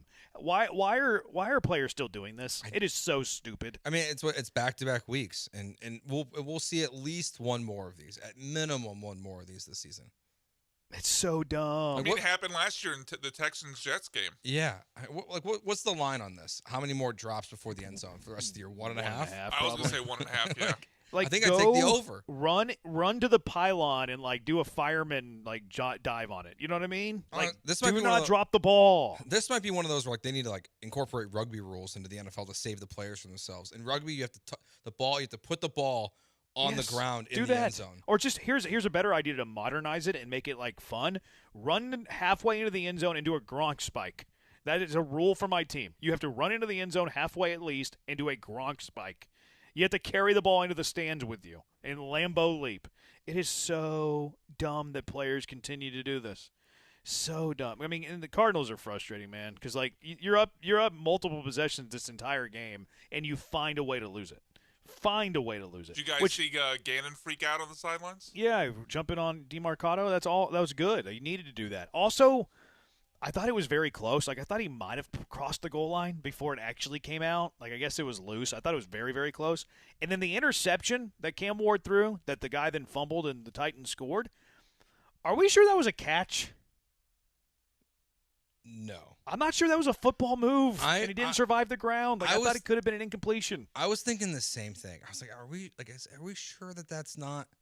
Because I guess the Titans would challenge it then. Every scoring play is reviewable. Yeah, that's true. Yeah, and Scott Hansen said it too. I'm like, I think he might be right. Like, he catches the ball, like leaves his feet, doesn't survive the ground, and the ball pops out. Like I thought that was very, very close. 713-780-ESPN. Let's go out to the HRP listener line. Sean, you're in the junkyard with Jeremy and Joe. What's up? Hey, guys. How's it going? Good. What's going on, bud? Yeah, so, like, going back onto the Cardinals, like, honestly, if I'm being real, that was the most depressing collapse I've ever seen from a football team. Like, first DeMarcado dropping the ball. Like, why do we have players doing that? And then, you know, the Cam Ward interception that somehow turned into a touchdown. Like, is there like fun in Arizona, because I don't know what's going on. Yeah. It's strange. Everything that's happened with the Cardinals this season, it's not good. They've got.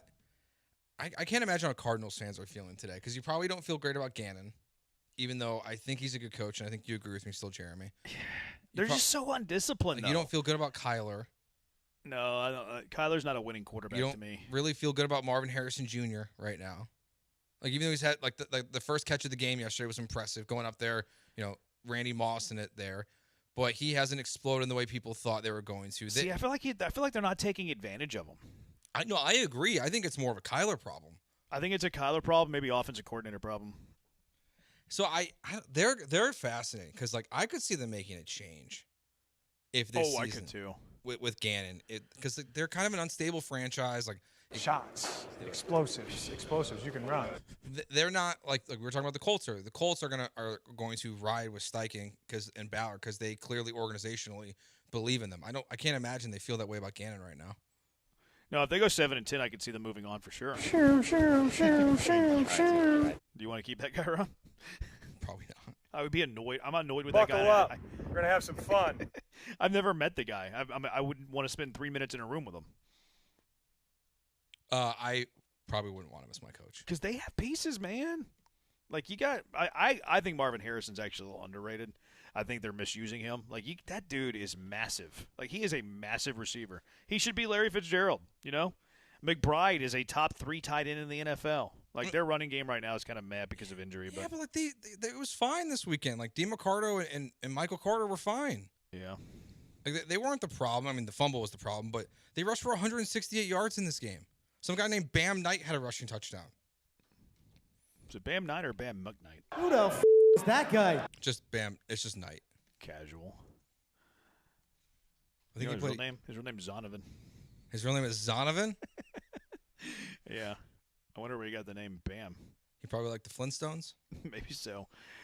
Tampa Bay beat the Seahawks. This was a fun game. 38-35, thriller.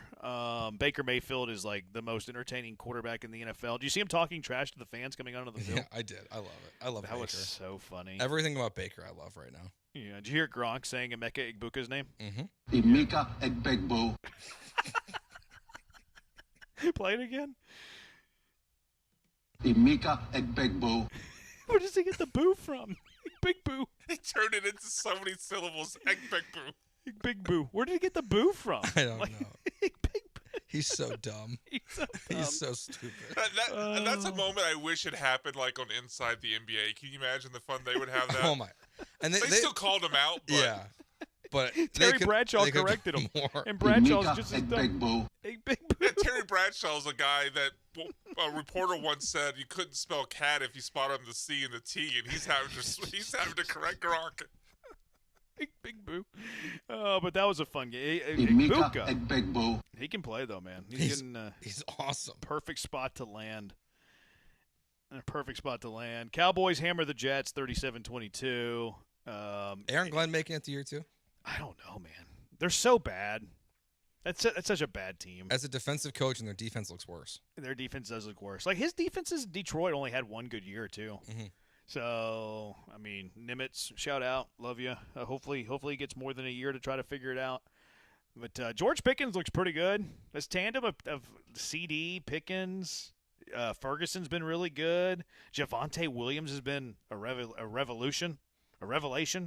Like that offense is legit. Their offense is. I mean, Dak has thrown it around. What are they going to look like with CD when he gets back? I mean, how good is it going to be? Electric. It's.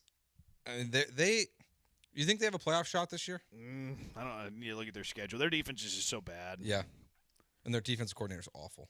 I mean, they're 2-2-1. I know. And the NFC is like there was a number of years where we thought like, okay, there's like 2 teams in the NFC and everyone's mid. NFC feels like the better conference this year. So I mean, look at the NFC West alone. I think it's hard for them to get in as a wild card. Yeah, because Washington's probably going to be in there. Yeah, I think Obviously, it's going to be tough. Philly.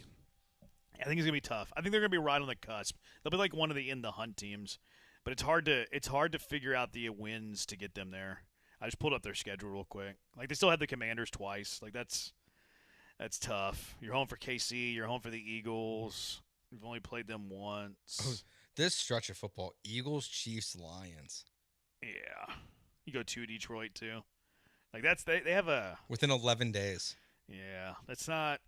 I think they'll be like in the fight, but ultimately, I think they'll fall short. Yeah, they'll be in the hunt graphic at the end. Speaking of the Commanders, really nice win for them. You go to L.A., you win by 17 over a Chargers team who, like many people, think is a dark horse. Now, Chargers have been banged up, but a good win for the Commanders. And then the news here coming out today that Marion Hampton landed on the IL. Yep, so, no Najee, no Hampton. That's rough. Yeah, they're gonna have a running back problem. Yeah, and they like to run the ball. So that had to be tough. Lions cruised by the Bengals. Since he scored 21 of their 24 points in the fourth quarter. It was all garbage time. It's so funny, though. They're going to make a quarterback change, it sounds like. Who Or are they they're, gonna bring in, open though? to it. Yeah, to who? Brett Ripien's the other quarterback on the roster. I do not know this man. Is he related to that Washington quarterback who led them to the Super Bowl? It has to be, right? I've I never don't heard see- that last name before outside of Mark Rippon. Yeah, is he related to him? I wonder. This Jahmyr Gibbs to David Montgomery stat, though, is crazy. I was looking at this yesterday.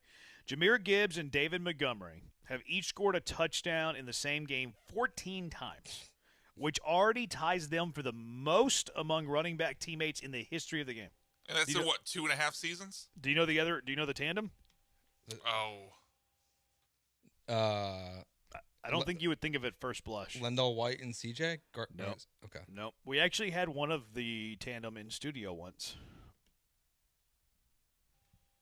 That's not helping me. Nope. Do we have anything to give away? Nope. No. Emmett Smith and Daryl Johnston. Oh. I didn't realize Moose got that many goal line carries. I know. Yeah, which is they also had a long time to play together. Panthers beat the Dolphins 27-24. What an embarrassing loss for the Dolphins. They were up quite a bit in this game too. And they allowed the terrible Carolina Panthers and Bryce Young to come from behind to win. That's an embarrassing loss. And who was the running back that went off? The former Cowboy? Rico Dowdle? Yeah. He had like 230 total yards. Yeah, It went insane. Yeah, there's I thought there was an outside shot there was going to be a firing today. Same. Now, Carolina is 2-0 at home. They don't lose at home. They say that about the Panthers. Carolina is the best home field advantage in the NFL. I think they're stealing signs. And then the Saints beat the Giants 26-14. I was on the wrong side of this game. Your boy Spencer Rattler, top half of the NFL. Yep, first one of his quarterback position. Got the win there. All right, 713-780-ESPN. The Junkyard, they have some thoughts on the NFL. Who do you think had the most impressive win yesterday in the NFL? We'll get to some college football eventually, too. 713-780-3776. Jeremy and Joe on ESPN 97.5, ESPN 92.5.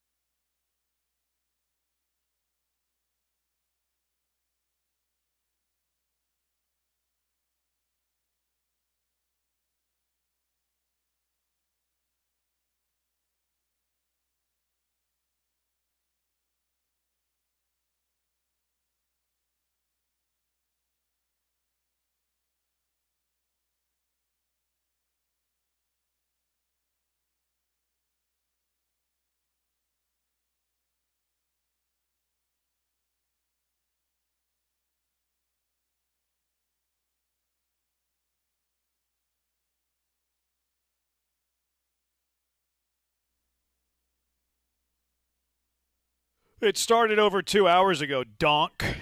He's Joe, I'm Jeremy, we're Jeremy and Joe.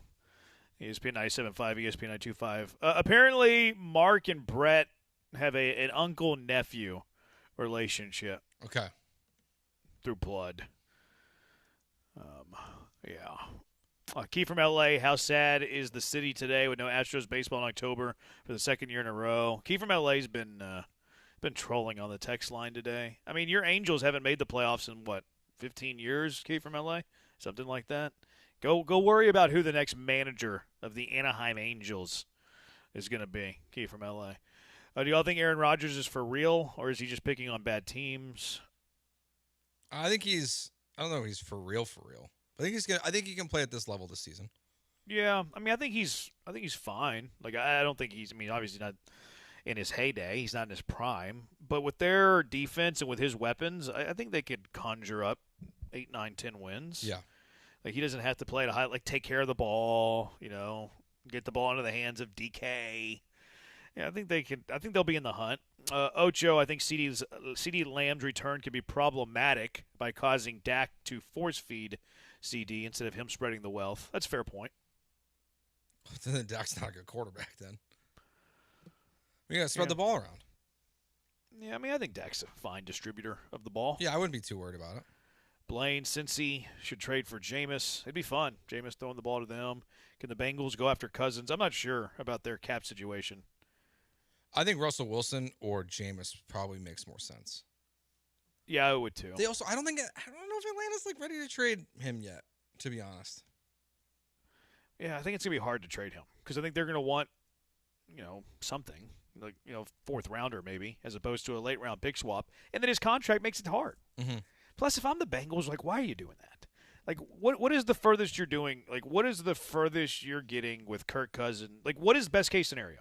You trade for Kirk Cousins, you trade for Russell Wilson. What is best case scenario for Cincinnati? Best case scenario is that quarterback keeps them in the playoff hunt into December, and then Joe Burrow comes back and finishes the push. Okay. And then what is the possibility of you making the playoffs in that best case scenario? The way they're playing right now, it's so small. Yeah, I think I'm just kind of regrouping for next year. Yeah, and investing in a backup quarterback. Yeah, I'm not trying to win 7 games. You know what I mean? Hey, okay, this is a natural way for us to go 5-12 and get a really good draft pick. Yeah, go get an offensive lineman that you need, or go get a pass rusher because they still the Hendrickson deal is only for a year.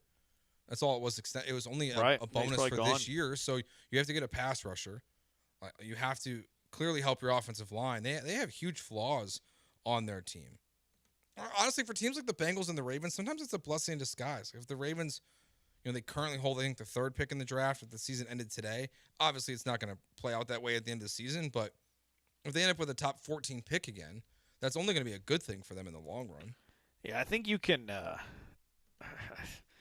I think a rare bad season where you can land a top 10 pick isn't always the worst thing. I mean, Cincinnati did make the playoffs last year with Joe Burrow. Mm-hmm.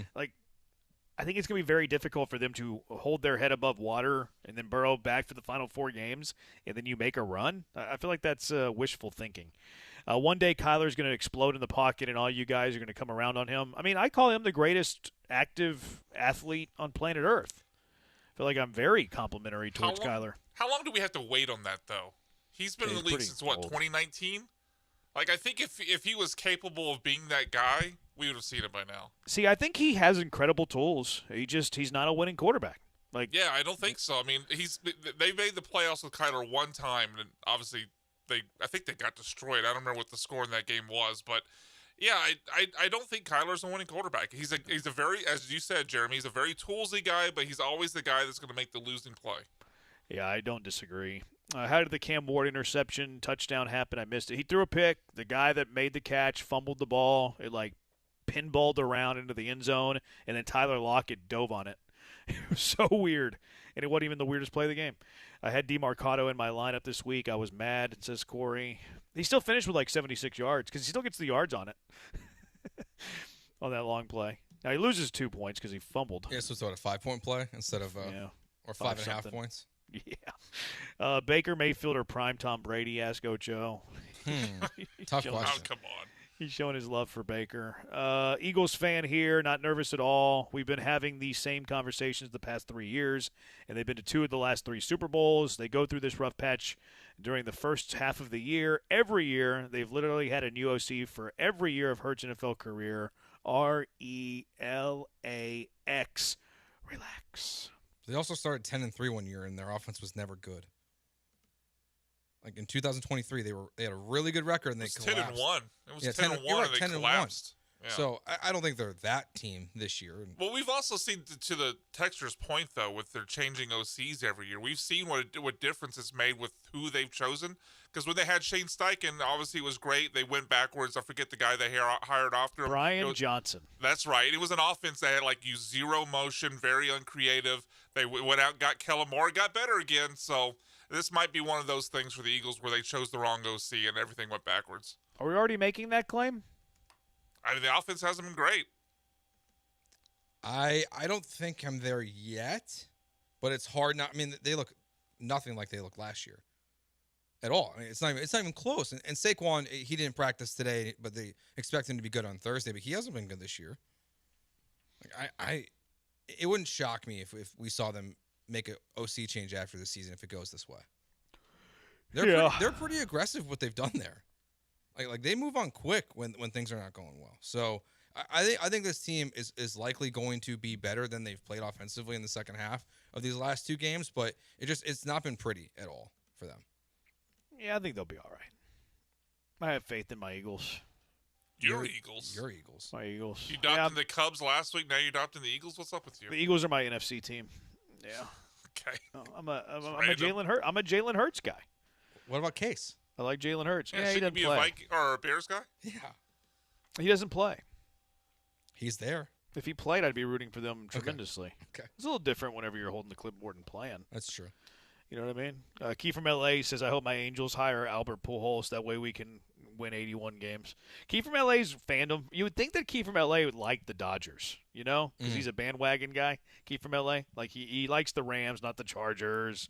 He likes the Lakers, not the Clippers. So you'd think he'd be a bandwagon guy, but he's an Angels fan, Key from LA. I mean, Albert Pujols is going to be a great manager for them.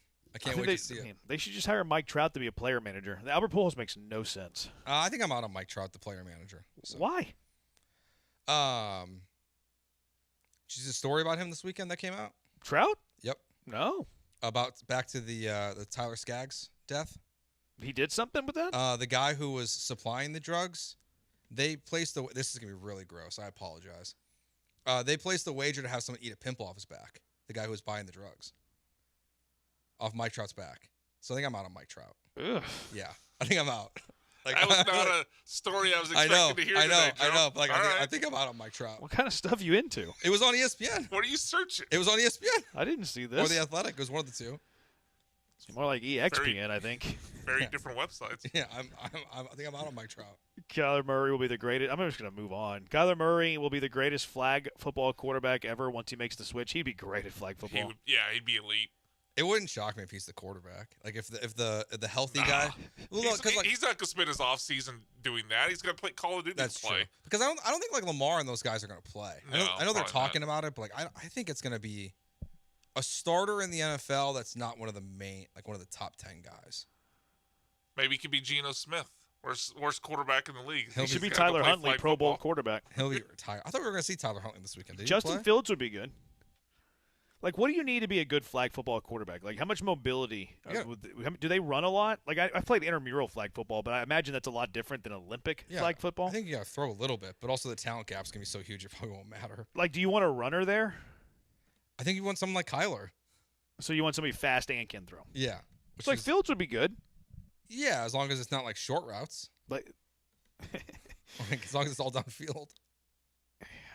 I wonder if flag football is like one of those things where you need like cohesiveness. All right, Kyler's not your guy then. Like I wonder if you just get a collection of NFL guys though, and they get beat by like another good cohesive flag football team because like they're on it. You know, there's just going to be NFL guys on every team. There's going to be NFL guys on Team Mexico in flag football. Yeah. What? What do you mean? Yeah. They're That's what happens in the World Baseball Classic. Oh, because of their second nationality. we see all these American players like they go out and they get their Italian citizenship, and all of a sudden they're on Team Italy. I don't know, man. How else are these teams? They're not going to be able to field teams. I don't think we're going to see that many NFL players on in flag football in the Olympics. You don't think so? I really don't. Yeah, because the summer games are going to be what, in August? They're going to take time out from training camp to go? Yeah, Kyler can do that. Plus, I mean, you're looking at skill position players only. You know, like Will Hernandez isn't going to be playing on Team Mexico. No, what's he going to do? You know what I mean? That's true. Like, what's the like Titus Howard? Like, he's not going to play 7-on-7. Like, what do you like? You know, like who? I wonder what those rosters look. I don't think that we see a lot of NFL guys. I really don't plan on. I feel like we're going to watch a game, and it's going to be such a blowout. We're not going to watch the rest. Wait, you think they're going to Barcelona them, like Dream Team them? Yeah. Yeah, I think it's going to be so non-competitive that we're all going to be like really excited for the first game. We're going to watch it, and then it's going to be I probably don't need to watch a single second of this. I think you're sleeping on the cohesiveness that is needed to play flag football.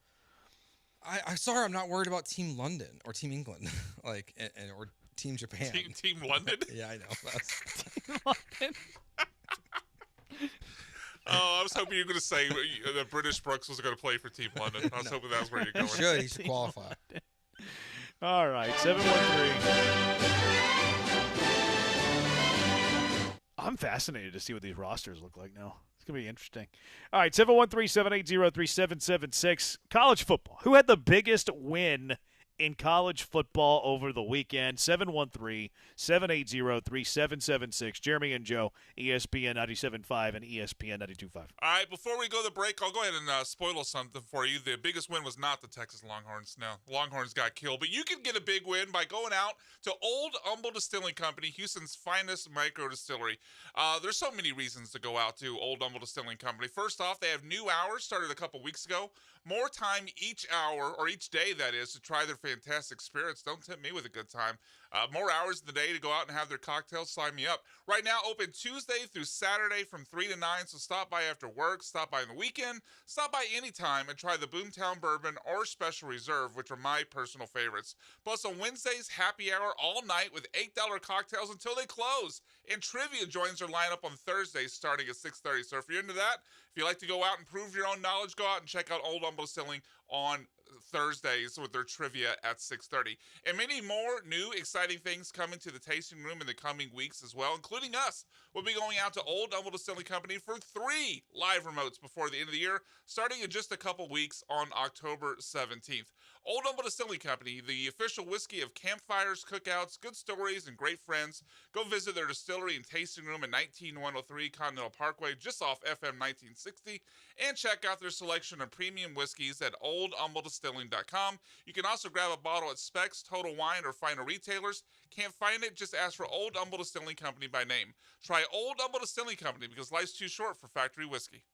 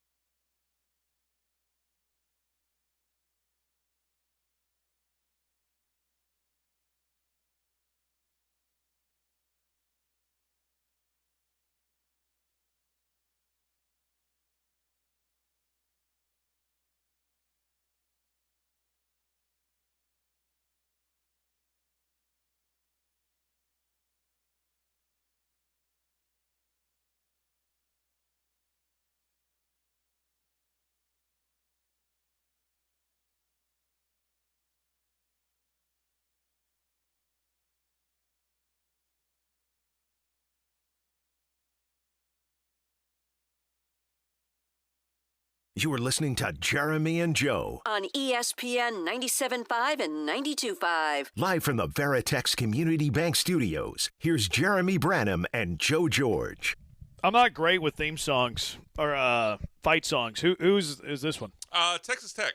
Oh, okay. Congratulate. Red Raiders look good, man. I got nothing bad to say about them. I respect the heck out of that team. They're so good in the trenches. They spent their NIL money wisely. Mm-hmm. Spent it beefing up the line, offensive line, defensive line. They lived in the Houston Cougar backfield on Saturday. They did. I mean, they were. I saw the pressure rate was like 80-something%. You get into the quarterback at that high of a clip. 80-something%. Yeah, it was ridiculous. I mean, Stroud was pressured 55% last year. It was like 80-something%. Wow. It was the worst in college football this week. And look, credit to the Texas Tech defensive line. They're studs. They got that transfer from Stanford, Romeo or whatever. That's like going to be a first-round draft pick. The second highest was Arch. Arch was the second most pressure. Maybe it was only Power 4 teams. I believe it. I mean, that was the most striking thing about that Longhorn game. I mean, I expected the offense to struggle. Already changing the topic, huh? You don't want to change the topic from the Cougars? No, I mean, they deserve their love. That was a huge win for Tech. Top 10 team. They're really good. I like Cody Campbell too. Like, he's trying to change the game with NIL. He's trying to change college football. So I got a lot of respect to them. That was a big time win. Congratulations to the Red Raiders. I wish them well the rest of the year. I mean that sincerely. All right, now you can talk bad about Texas. No, it's just like, I mean, I've obviously been conditioned to expect the offense to struggle with the way things have gone this year. What was shocking, because I think we were all in agreement that, like, well, I mean, their offense might suck, but I don't see how Florida scores. That was kind of the sentiment going into that game. And Longhorns just got absolutely bullied on both sides of the line, on offense and defense. Arch got hit a ton. Now, he also missed a few passes that could have been touchdowns. That's neither here nor there. But the main takeaway to me was just how much Florida bullied Texas on both sides of the line. That is here, and it is there. That matters. Okay. That absolutely matters. They looked awful. Are they getting closer to benching them? I would, yeah. I think he's going to get at least this week against OU. You get crushed against OU, then I think a change is made. My original prediction was the Georgia game was when he was going to get benched, but I think it's been moved up a little bit. Okay. I don't even think it's not all him. I thought he was okay. I mean, he's not the reason why they lost this game. I don't. No, but he missed so many throws. Yeah. I mean, he's not missing throws at the rate like he did against UTEP, which is a fascinating sentence on its own. But he missed a wide open touchdown pass to DeAndre Moore. There was a few more in that game where I forget the kid's name. They got a transfer from Stanford. He missed passes to him. Some of them, I mean, he was getting pressured. I'll give him that little bit of a pass. But man, Texas pays too much in NIL money to get bullied on the offensive defensive lines like they did.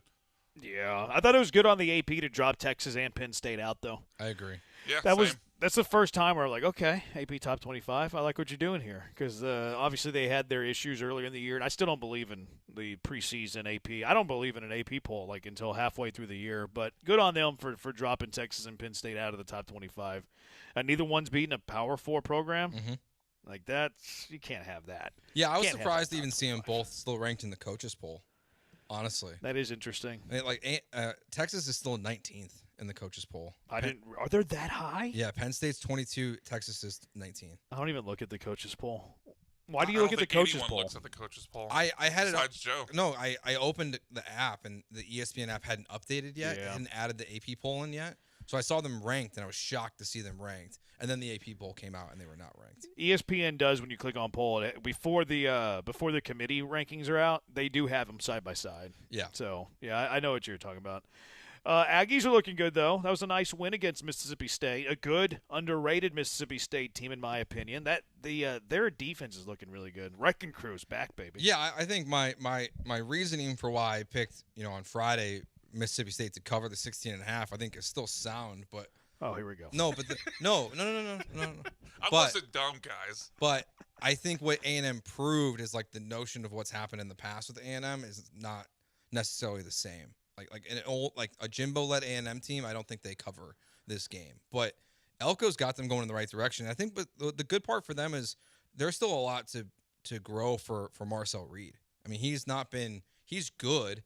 and they didn't really use him on the ground too much in this game till the very end there when they needed, in the red zone. So I like what we're seeing a lot from A&M right now, honestly.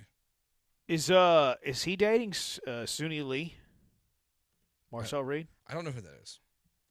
Okay. You don't like Olympics, huh? You don't like gymnastics, huh? Do you know who Simone Biles is? Yes. Okay. All right. Just checking. I watched. No, she was one of the gymnasts. Yeah, I didn't know Suni that. Lee. Who the is that guy? Y'all are both casuals. You guys know two sports. the Y'all know Olympics? football. Y'all know baseball. Maybe a little bit basketball. I know college football. Y'all have a very narrow spectrum in the world of wide world sports. Yes, I'm not locked in on a sport that happens every 4 years. I'm with Joe on this. Gymnastics is year round, baby. Yeah. Gymnastics. You think they just take a 4-year hiatus? Well, Simone might have with the twisties, but you think all these other gymnasts just take a 4-year break? No, they excel in their They craft. do as far as what the television covers. Yeah. No one cares. That's not true. The Olympics are very 99% highly of rated. the sporting world does not care except for every 4 years. Outside of the Olympics, yes. Yeah, but those It's those great. moments are massive. I'm locked in. We remember that. Then not locked in enough. I'm locked You have in very for short-term memory. I'm locked in for 3 weeks. This also is not a sports conversation, Jeremy. This is a dating conversation. But it's with an athlete, so it's sports related. Two athletes are dating is a sports conversation. Travis Kelce and Taylor Swift are dating. That's one athlete. We talk about that nonstop. She's on TV. So Every Suni week? Lee is every fourth year. I think she was dating a Texan, actually. I think she was dating that USC defensive back, and then I guess now she's on to college quarterbacks. She went from a pro to a college QB, but Marcel Reed probably makes more than. That's probably true. The So money maybe these when- guys are making is a joke. Yeah. I heard. Well, it's not a joke. It's a joke. I wouldn't say That it's a feels like you're joke. judging. I think it's a joke. Why? You're worth what somebody's willing to pay you. Yeah, I guess $300,000 for a center at Indiana makes a lot of logical market, sense. baby. That's Indiana's crazy. top. They're one of the. They're in. That's a football school, Indiana. That was last year. This guy was making it. I can't believe these offensive linemen are making $300,000 a year. You're worth it if in you college get it, football. man. It means more in the Big Ten. I guess so. Unless you're Penn State. Did you? The one that caught me off guard was Oregon State's quarterback Malik Murphy. I was watching that game on TV. Former Longhorn. And they said he got $1.5 million. They're winless, and he can't throw the football. I guess that's the quarterback market. Yeah. But hey, you're worth what somebody's willing to pay. I mean, it's not college athletics anymore. This is pro sports. Yeah, I mean, when Quinn got $1 million to be the backup at Ohio State, Quinn Ewers, that's when we kind of knew. It felt like then, that you knew that it was going to get to a big number quickly. I mean, that wasn't really to be. I mean, I understand he wasn't going to start, but that was to get him there and eventually be the starter. Sure, but that's you're bringing in a guy and he's never played college football and you're already paying him $1 million. It was kind of inevitable, inevitable of what a transfer quarterback was going. Bryce Underwood got $10 million. He never played college football. Yeah. To be fair, he's a starter day one though. But what I wonder is the Texans of the world that bring in a senior transfer who's going to be no doubt the backup. I wonder what they're getting. I wonder what the price is for a clipboard holder in college football. I can't imagine it's that much. I would say it's at least 6 figures. For a backup? Yeah, I think so. Yeah. I mean, quarterback position is important. Ohio State or Miami? Who do you think should be number one? I think Miami. I think their resume is better. Yeah.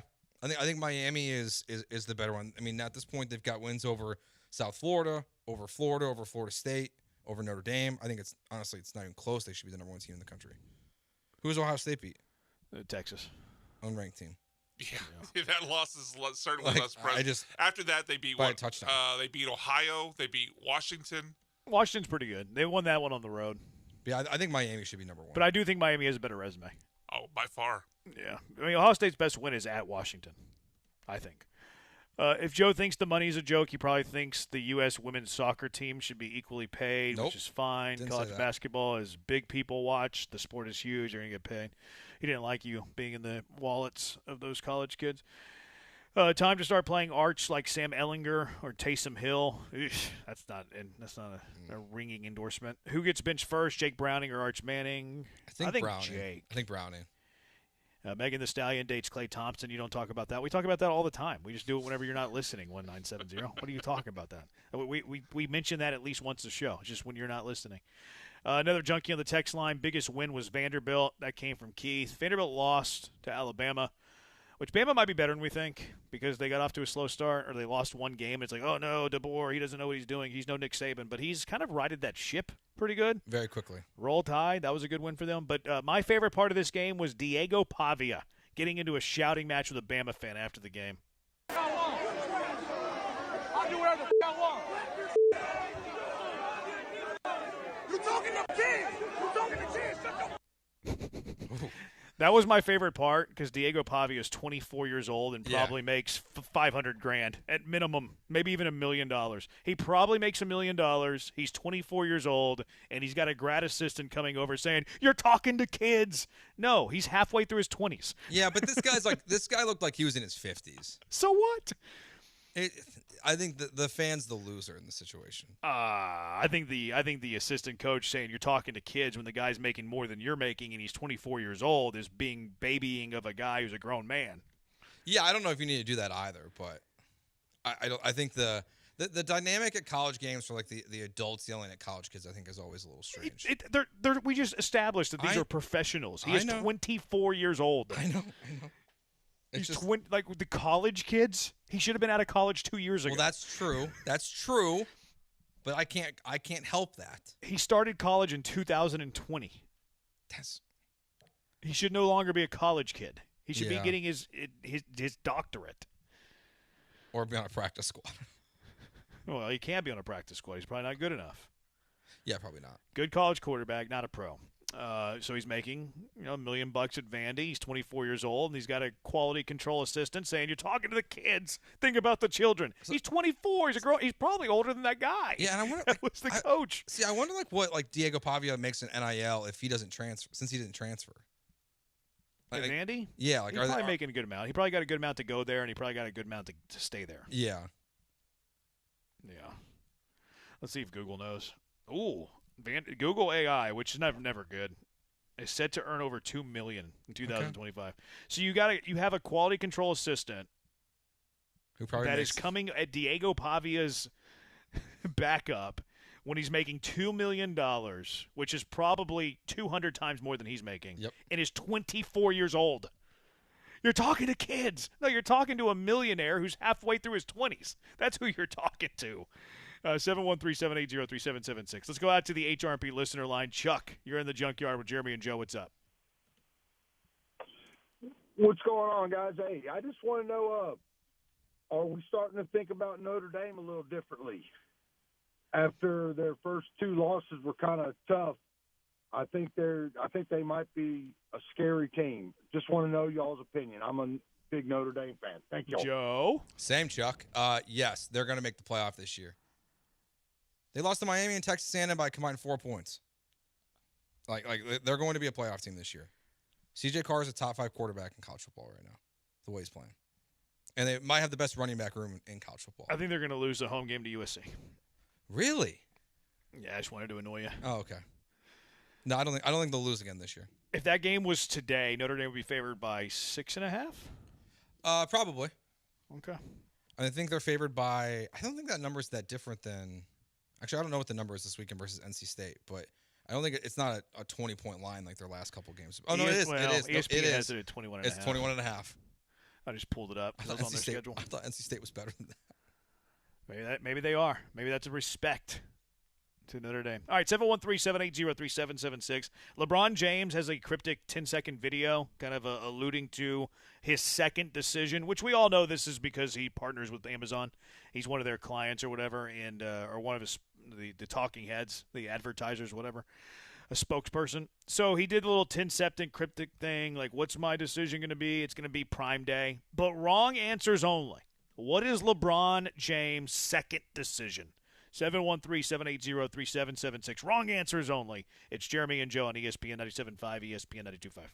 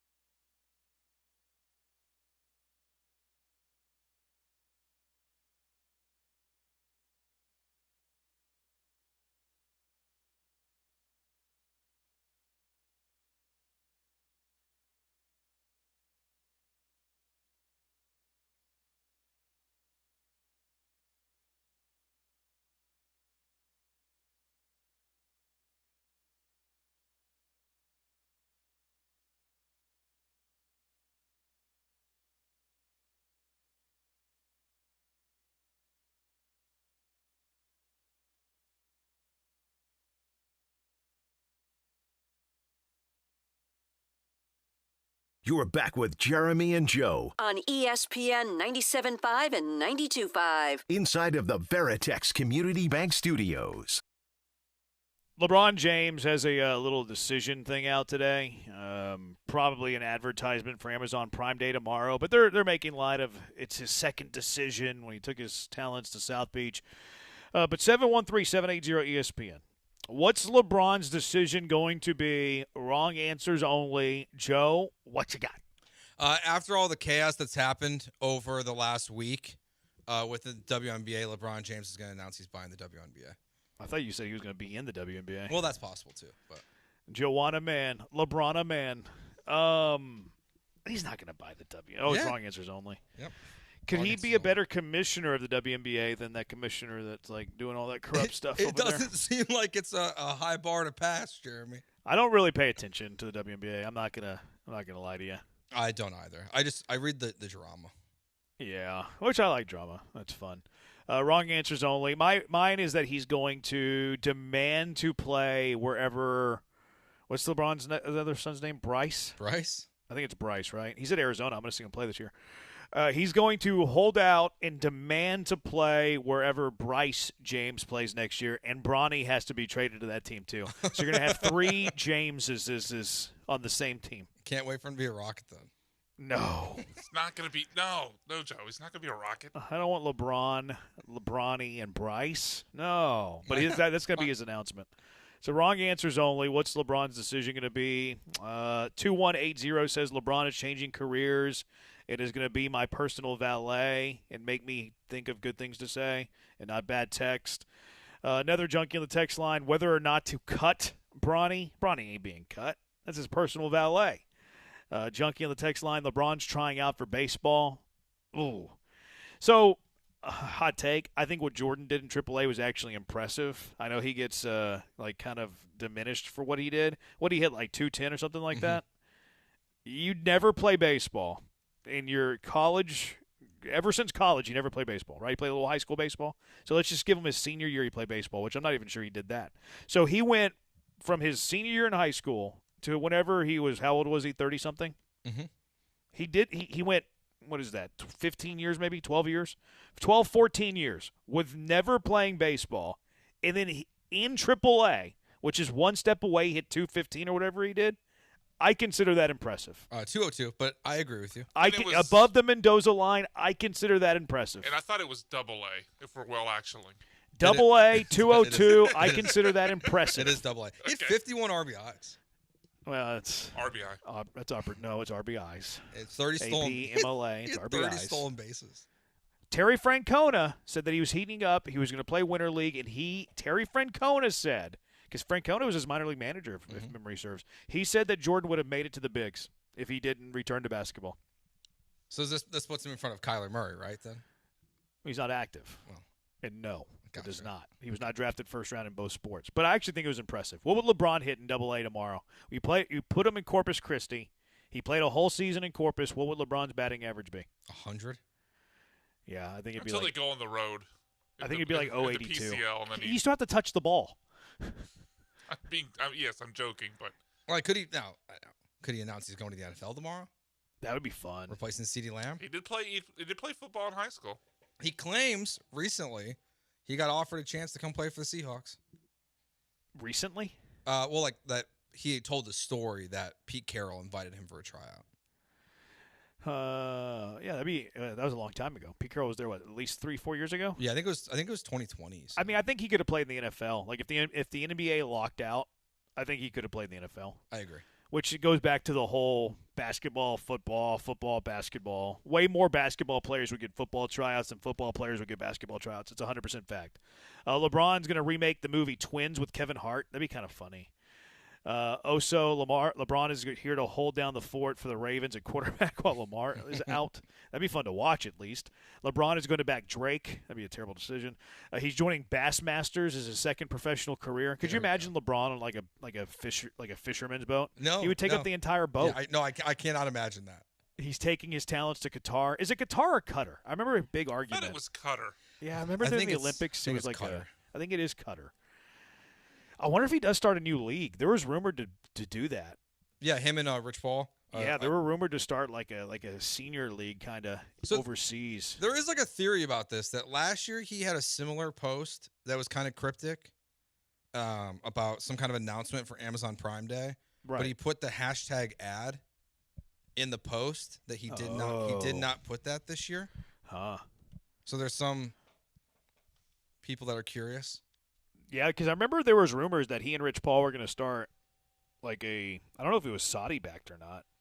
But they were going to start some like traveling senior circuit. Yeah, I think it was just they were backing it. I think wasn't it just like a Euro League? Just them. Yeah. Yeah, it was like a Euro League where they would go to a bunch of different cities. It was kind of a traveling circus, kind of. Yeah.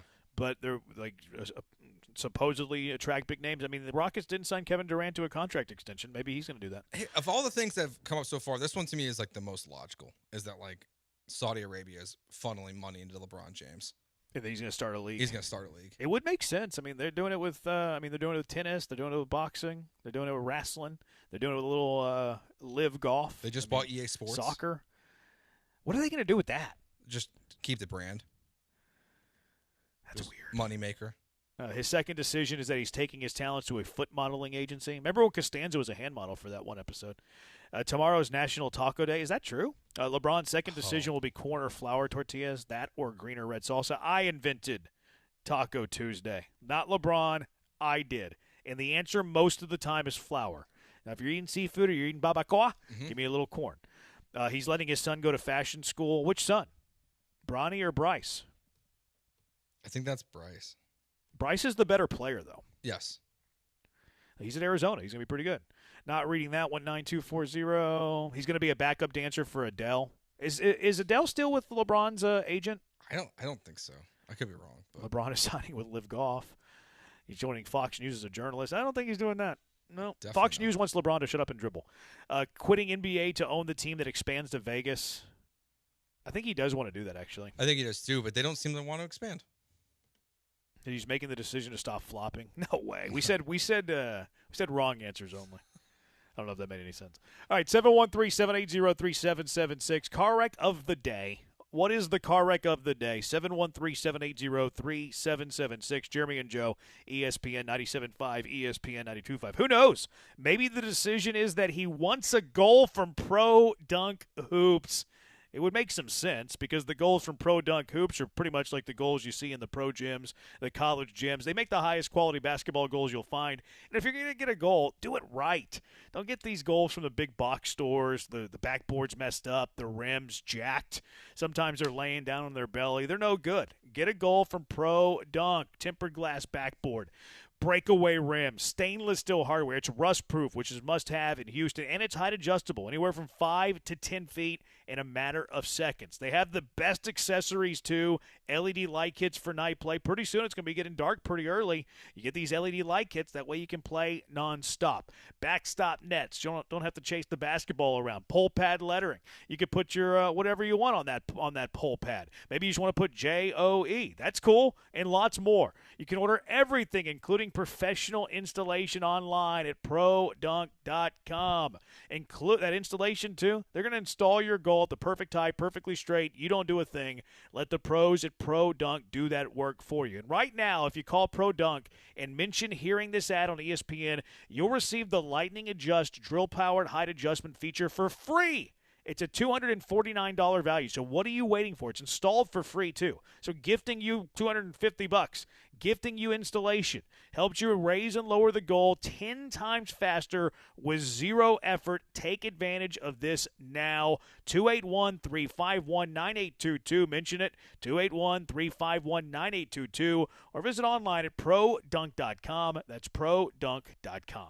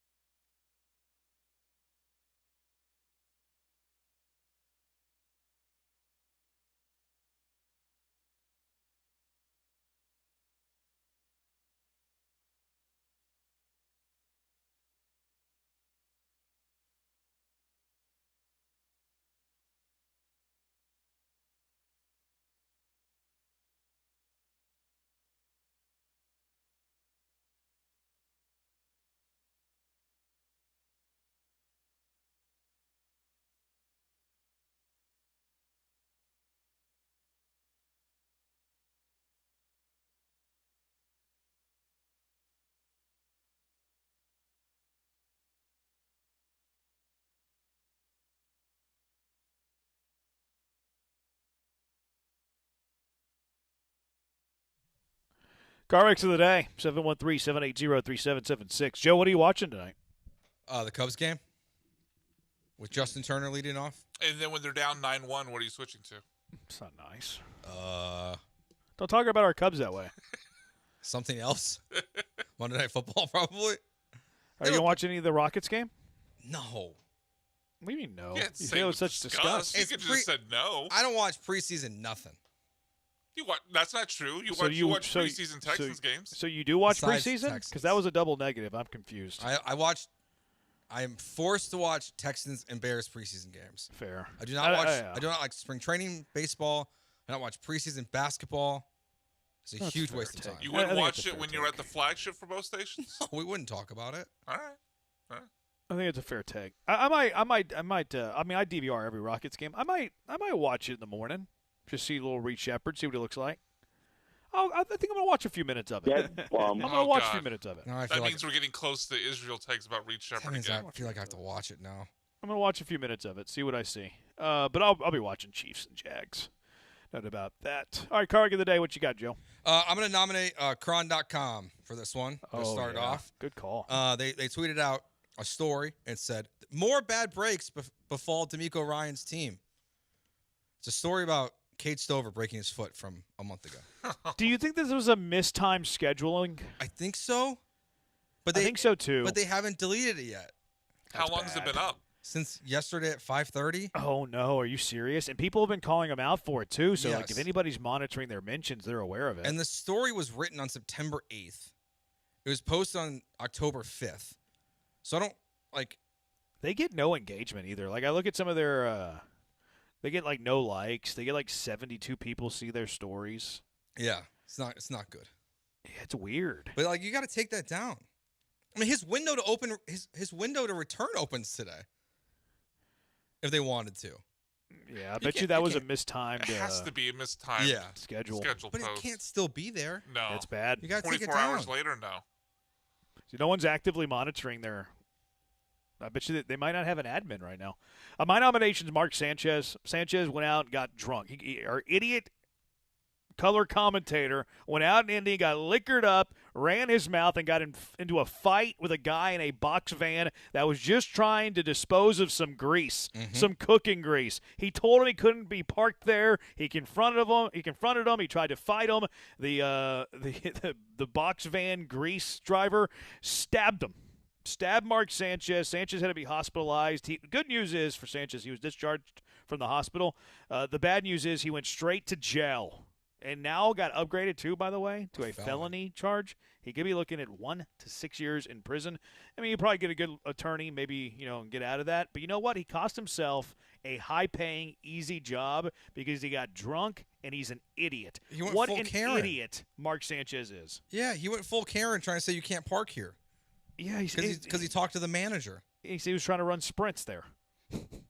What a wild thing. I mean, I know he's drunk and that's the reason, but what a wild thing to get upset about. Like a guy parking his work vehicle there because, I wanted to run sprints in the alley. As he was drunk at 12:30 in the morning. Yeah. What a dumb idiot. I think we got to include Adam Schefter in this one, who apparently tweeted out that Mark Sanchez was stabbed during a robbery and then has since deleted that tweet. Oh, yeah. Because that was wrong. Right. Well, that's the way. It wasn't just Schefter. The way the early reporting was going played Mark to be a victim. Yeah, I wonder why. I wonder why that happened. It switched abruptly. I think TMZ didn't have the full story when they broke it. Somebody gave bad info. Yeah. Maybe it was Mark Sanchez and his agent. I mean, the photos of the dude is pretty yeah, it looks like he got stabbed. He did. Well, he's got a deep laceration on his cheek. But I didn't hear that he had it. Like, how did he get stabbed, though? Well, the part of the reporting was Sanchez attacked him, so I guess it was during the course of that attack. I don't know. Yeah, he looks bad. That guy did file a lawsuit against Mark Sanchez and Fox. Since we've been on the air today. Yeah, what an idiot. All right, Brian, what do you got?